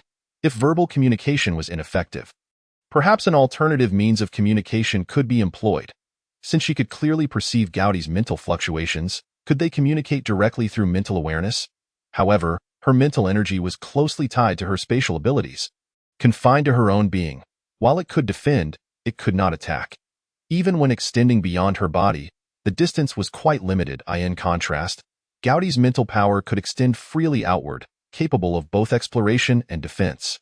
Therefore, if she wished to engage in mental communication, it would necessitate that Gowdy actively transmit his mental energy to her. The present moment presented a splendid opportunity. Lin Luan immediately began to gently merge her mental energy with his, endeavoring to convey her intended expression directly to him. In the next instant, Gowdy abruptly lifted his head, his clear and bright eyes fixating on Lin Luan. Yet, in an instant, he shut his eyes, collapsing backward. Lin Luan reacted swiftly, reaching out to catch him. What was wrong with him? Lele looked at the motionless child with his eyes tightly shut, feeling somewhat anxious. Indeed, why had he fainted so suddenly? Yunshu was equally tense. Lin Luan inspected Gowdy's somewhat pale complexion, placing her hand on his pulse, swiftly confirming her suspicions. He was merely exhausted, having fallen asleep. The child lacked restraint, depleting all his abilities at once, resulting in his fainting. However, Lin Luan was not prepared to disclose Gowdy's abilities for the time being, fearing that he might be exploited by those with ulterior motives. Lele and her mother exchanged glances, realizing that the child was emitting soft snores. Evidently in a deep slumber, at that moment, a commotion was heard outside, signaling the return of Limu and the others. Come, hand me Xiaodi, I will carry him back to the room to sleep. Yunshu extended her hands to take Gowdy from Lin Luan. Cradling him as she ascended the stairs, the front door swung open, with Limu rushing in first. Boss, we found him. He was indeed stolen. When we arrived, that guy was playing with the cube, and we caught him red-handed. He exclaimed indignantly, only to realize that Gowdy was nowhere to be seen, quickly inquiring, where's the child? He's asleep. My mom took him upstairs, Lele replied, extending her hand towards him. Where's the cube? Hand it over before you lose it again. Limu mumbled under his breath, his expression somewhat aggrieved, yet he obediently retrieved the cube from his pocket and passed it over. Worrying that Gowdy might wake and cause a stir, Lele took the cube and turned to ascend the stairs, intending to change her bandages in the process.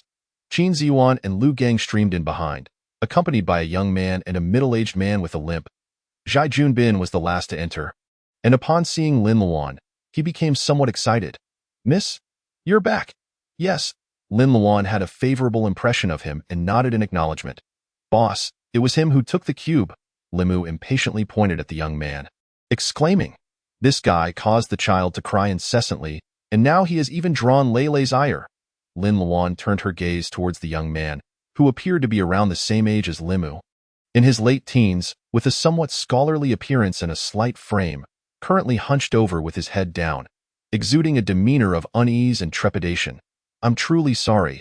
This child is rather thoughtless and has caused you trouble," Zhai Junbin said awkwardly, feeling embarrassed since this individual was under his watch.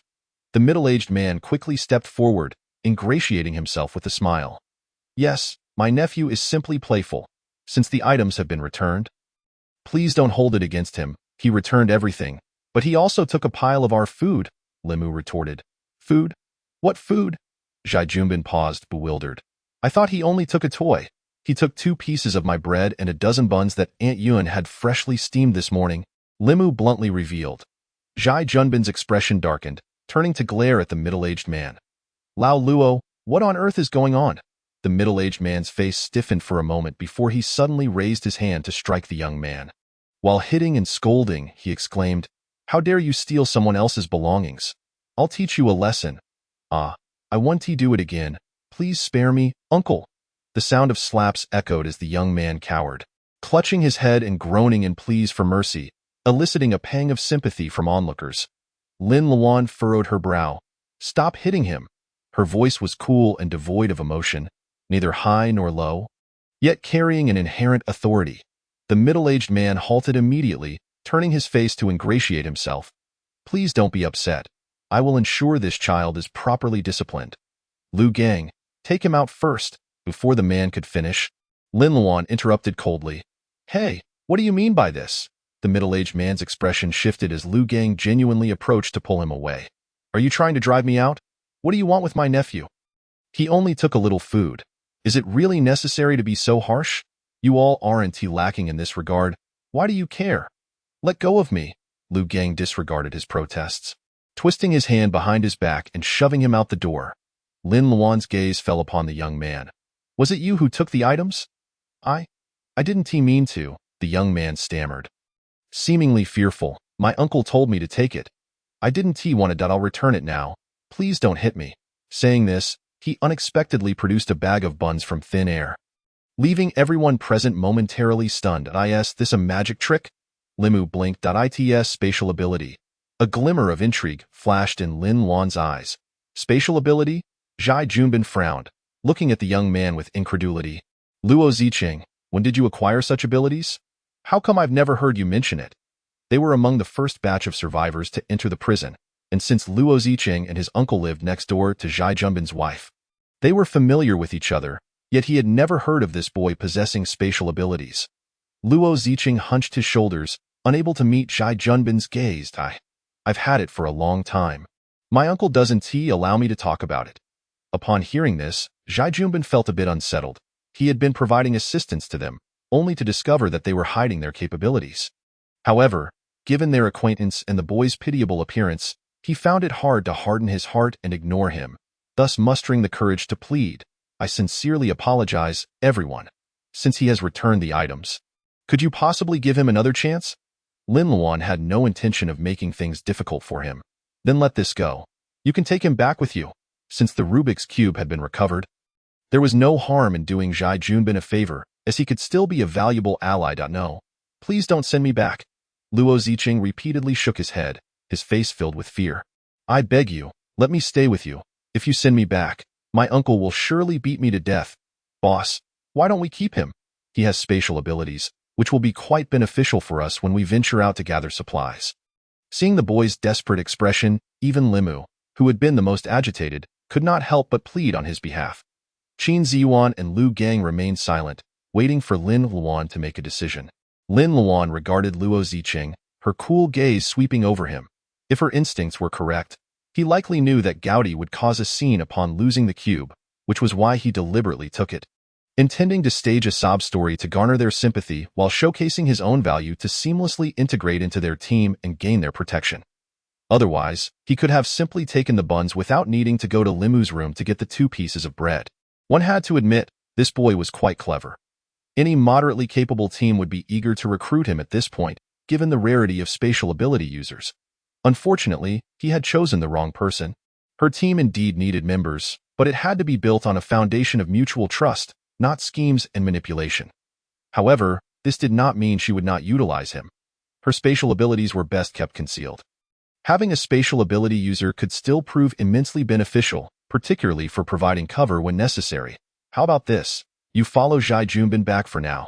With him around, your uncle won't dare to harm you. We are indeed planning to recruit a few people, and you are welcome to join us when the time comes. Lin Luan paused, glancing at Lu Gang. You should also accompany them. If his uncle dares to make any trouble, just kick him out of the community.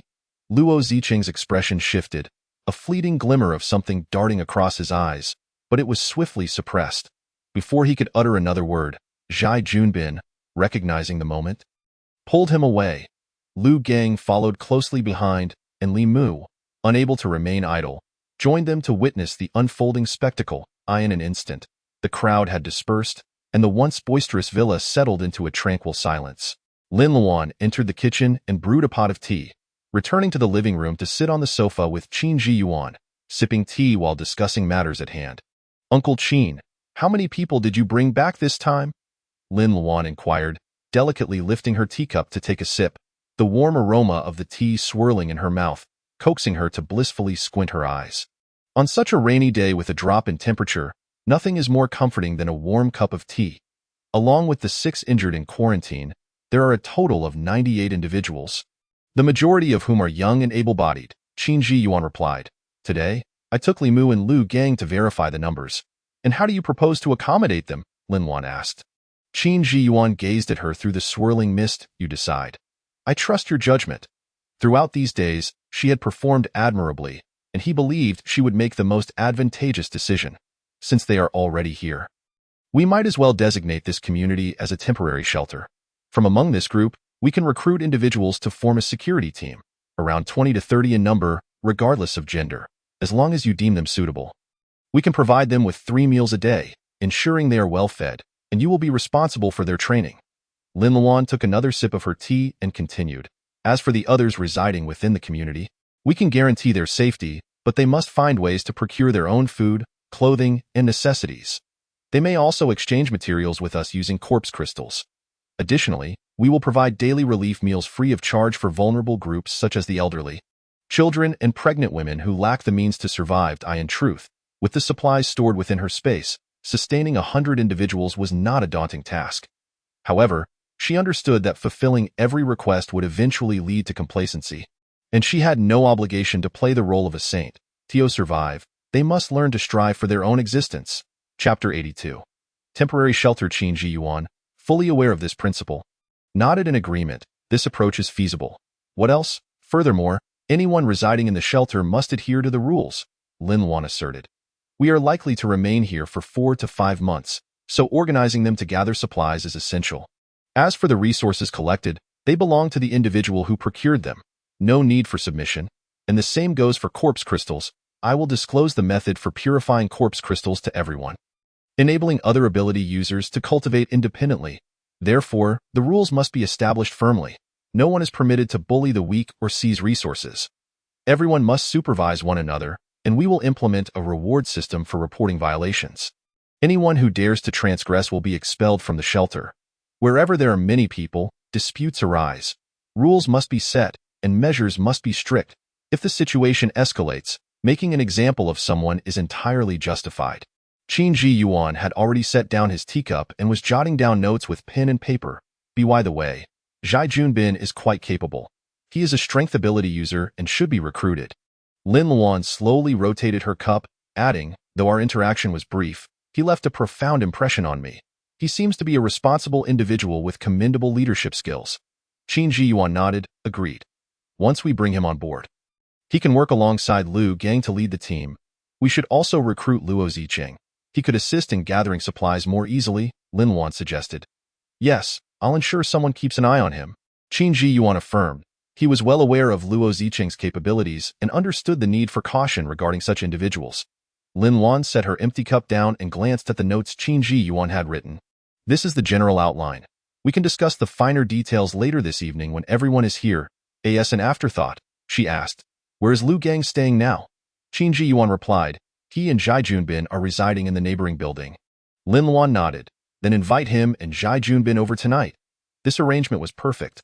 Although she had included Lu Gang in the team, he still needed time to prove his trustworthiness. That moment. Within a villa in Qingxin Garden, Luo Ziqing lounged on the sofa, hands spread out, his gaze cast downward, concealing his turbulent emotions. Suddenly, he kicked the coffee table in front of him, erupting in anger. Damn it. Are those people out of their minds? Even that fool can move in, so why can't I? Why not? Why not?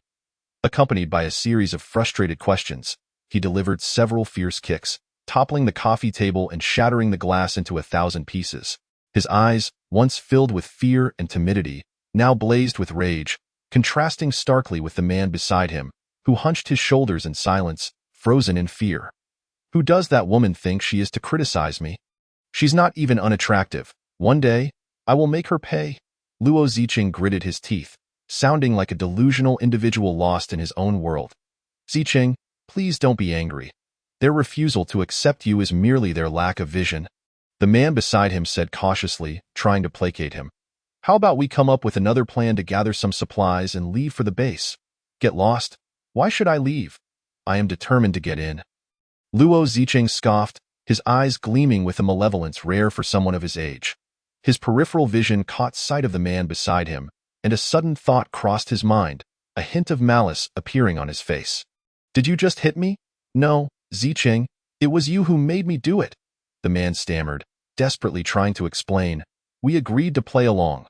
Luo Ziqing smirked, rising from his seat and drawing a baton from behind his waist. Advancing step by step towards him, I was right, but the plan failed, and I won. Take this beating for nothing. Don't you agree? That evening, Yun Shu prepared a lavish dinner to celebrate everyone's safety. And aside from Gao Di, who remained asleep and absent, everyone relished the meal, their mouths watering with satisfaction. After the feast, they gathered in the living room to discuss important matters. Qin Ji Yuan reiterated the plan Lin Luan had proposed in the afternoon, and everyone expressed their strong support. Mu, brimming with excitement, exclaimed, are we going to form a large gang? Imagine strolling around with a bunch of little brothers. How cool would that be? You only care about being cool. Have you thought about how to support them? Wu Yihao replied with a disapproving glance. It's not about quantity. It's about quality. Qin Ji Yuan nodded. Exactly. We are merely establishing a temporary shelter, not forming a team. For their survival, they must rely on themselves. Before long, Lu Gang and Zhai Junbin arrived. Everyone shared their thoughts passionately, discussing the safety renovations of the community and the exchange rates for corpse crystals and supplies. Questions arose regarding the supply of resources, as sustaining 20 to 30 people while providing free relief meals was no small feat. Lin Luan did not elaborate, simply stating that they had a warehouse stocked with sufficient supplies. Moreover, the city of Ji had abundant resources, and as long as they had the capability, there would be no shortage of materials to collect. Subsequently, Qin Ji Yuan reviewed the discussed plan and assigned tasks to each individual. As night deepened, everyone dispersed to their rooms to rest and rejuvenate for the work awaiting them the next day. Once Lin Luan returned to her small attic, she eagerly entered her space. Indeed, she found several large glass cups and jars filled with corpse crystals that had completely dissolved on the little table inside the RV. Among them, the yellow solution was derived from soaking a third-tier corpse crystal. Having sought refuge in her space before the explosion, she emerged only when the raging fire was extinguished by the torrential rain, discovering that the warehouse had been reduced to rubble, leaving behind a chaotic scene devoid of zombies. However, she had managed to collect a considerable amount of corpse crystals from the edge of the explosion, resulting in a significant windfall. With an ample supply of corpse crystals, Lin Luan's first thought was of the phoenix tree. Previously, she had used spring water to nourish the land, allowing her space's ecology to flourish, which in turn enhanced her control over it. Thus, she speculated that the entire space could continually upgrade, with the key to its evolution lying in that phoenix tree.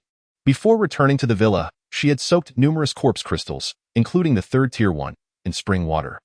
This yellow crystal had the potential to enable a first-tier ability user to advance, and Lin Luan eagerly anticipated the miracles it could bring. Chapter 83. The mutated spring water. Now, the phoenix tree had grown to a height of 3 meters, its trunk considerably thickened, yet it still paled in comparison to the charred tree stump. Lin Luan transferred all the prepared corpse crystal solution to the small branches outside and gradually poured it into the roots of the phoenix tree. Previously, she had tested this method, and even without diluting the solution, the phoenix tree absorbed it remarkably well. In an instant, the tree began to sprout branches and leaves at a visibly rapid pace. With the last cup of yellow crystal solution poured in, the phoenix tree soared nearly 15 meters high, its trunk diameter reaching about 50 centimeters. The bark gleamed in a vibrant green, smooth to the touch, while the leaves flourished abundantly, giving it an elegant and majestic appearance. Such was the essence of a single jade tree standing tall, surrounded by 1,000 green leaves, a visual marvel indeed. Even though Lin Luan was psychologically prepared, the vigorous growth still filled her with astonishment. At that moment, she, closely attuned to her surroundings, sensed a subtle anomaly. Suddenly, her figure vanished from the spot, and Lin Luan instantly teleported into the cave, her clear phoenix eyes brimming with surprise. She beheld the spring water in the pond surging violently, akin to boiling water, while the originally crystal-clear liquid gradually transformed into a creamy, milky white. It was not until the source of the spring on the stone wall began to flow forth a milky substance that the tumult in the pond began to subside. At this moment, a delicate mist wafted across the water's surface, rendering the entire cave dreamlike and ethereal, reminiscent of a fairyland. Regaining her composure from her astonishment, Lin Luan gazed at the seemingly spirit-infused, mutated spring water, unable to suppress her curiosity about whether it possessed some miraculous properties, as described in certain fantastical novels. With this thought in mind, Lin Luan immediately scooped a cup of spring water. Bringing it close to her nose, a refreshing fragrance wafted into her senses. Taking a gentle sip, a thin sweetness began to spread from her tongue, gliding down her throat and settling in her abdomen, where a warm current surged forth, permeating her entire being, evoking an indescribable sense of comfort. Lin Luan's eyes sparkled. The revitalizing and restorative effects were evidently far greater than before.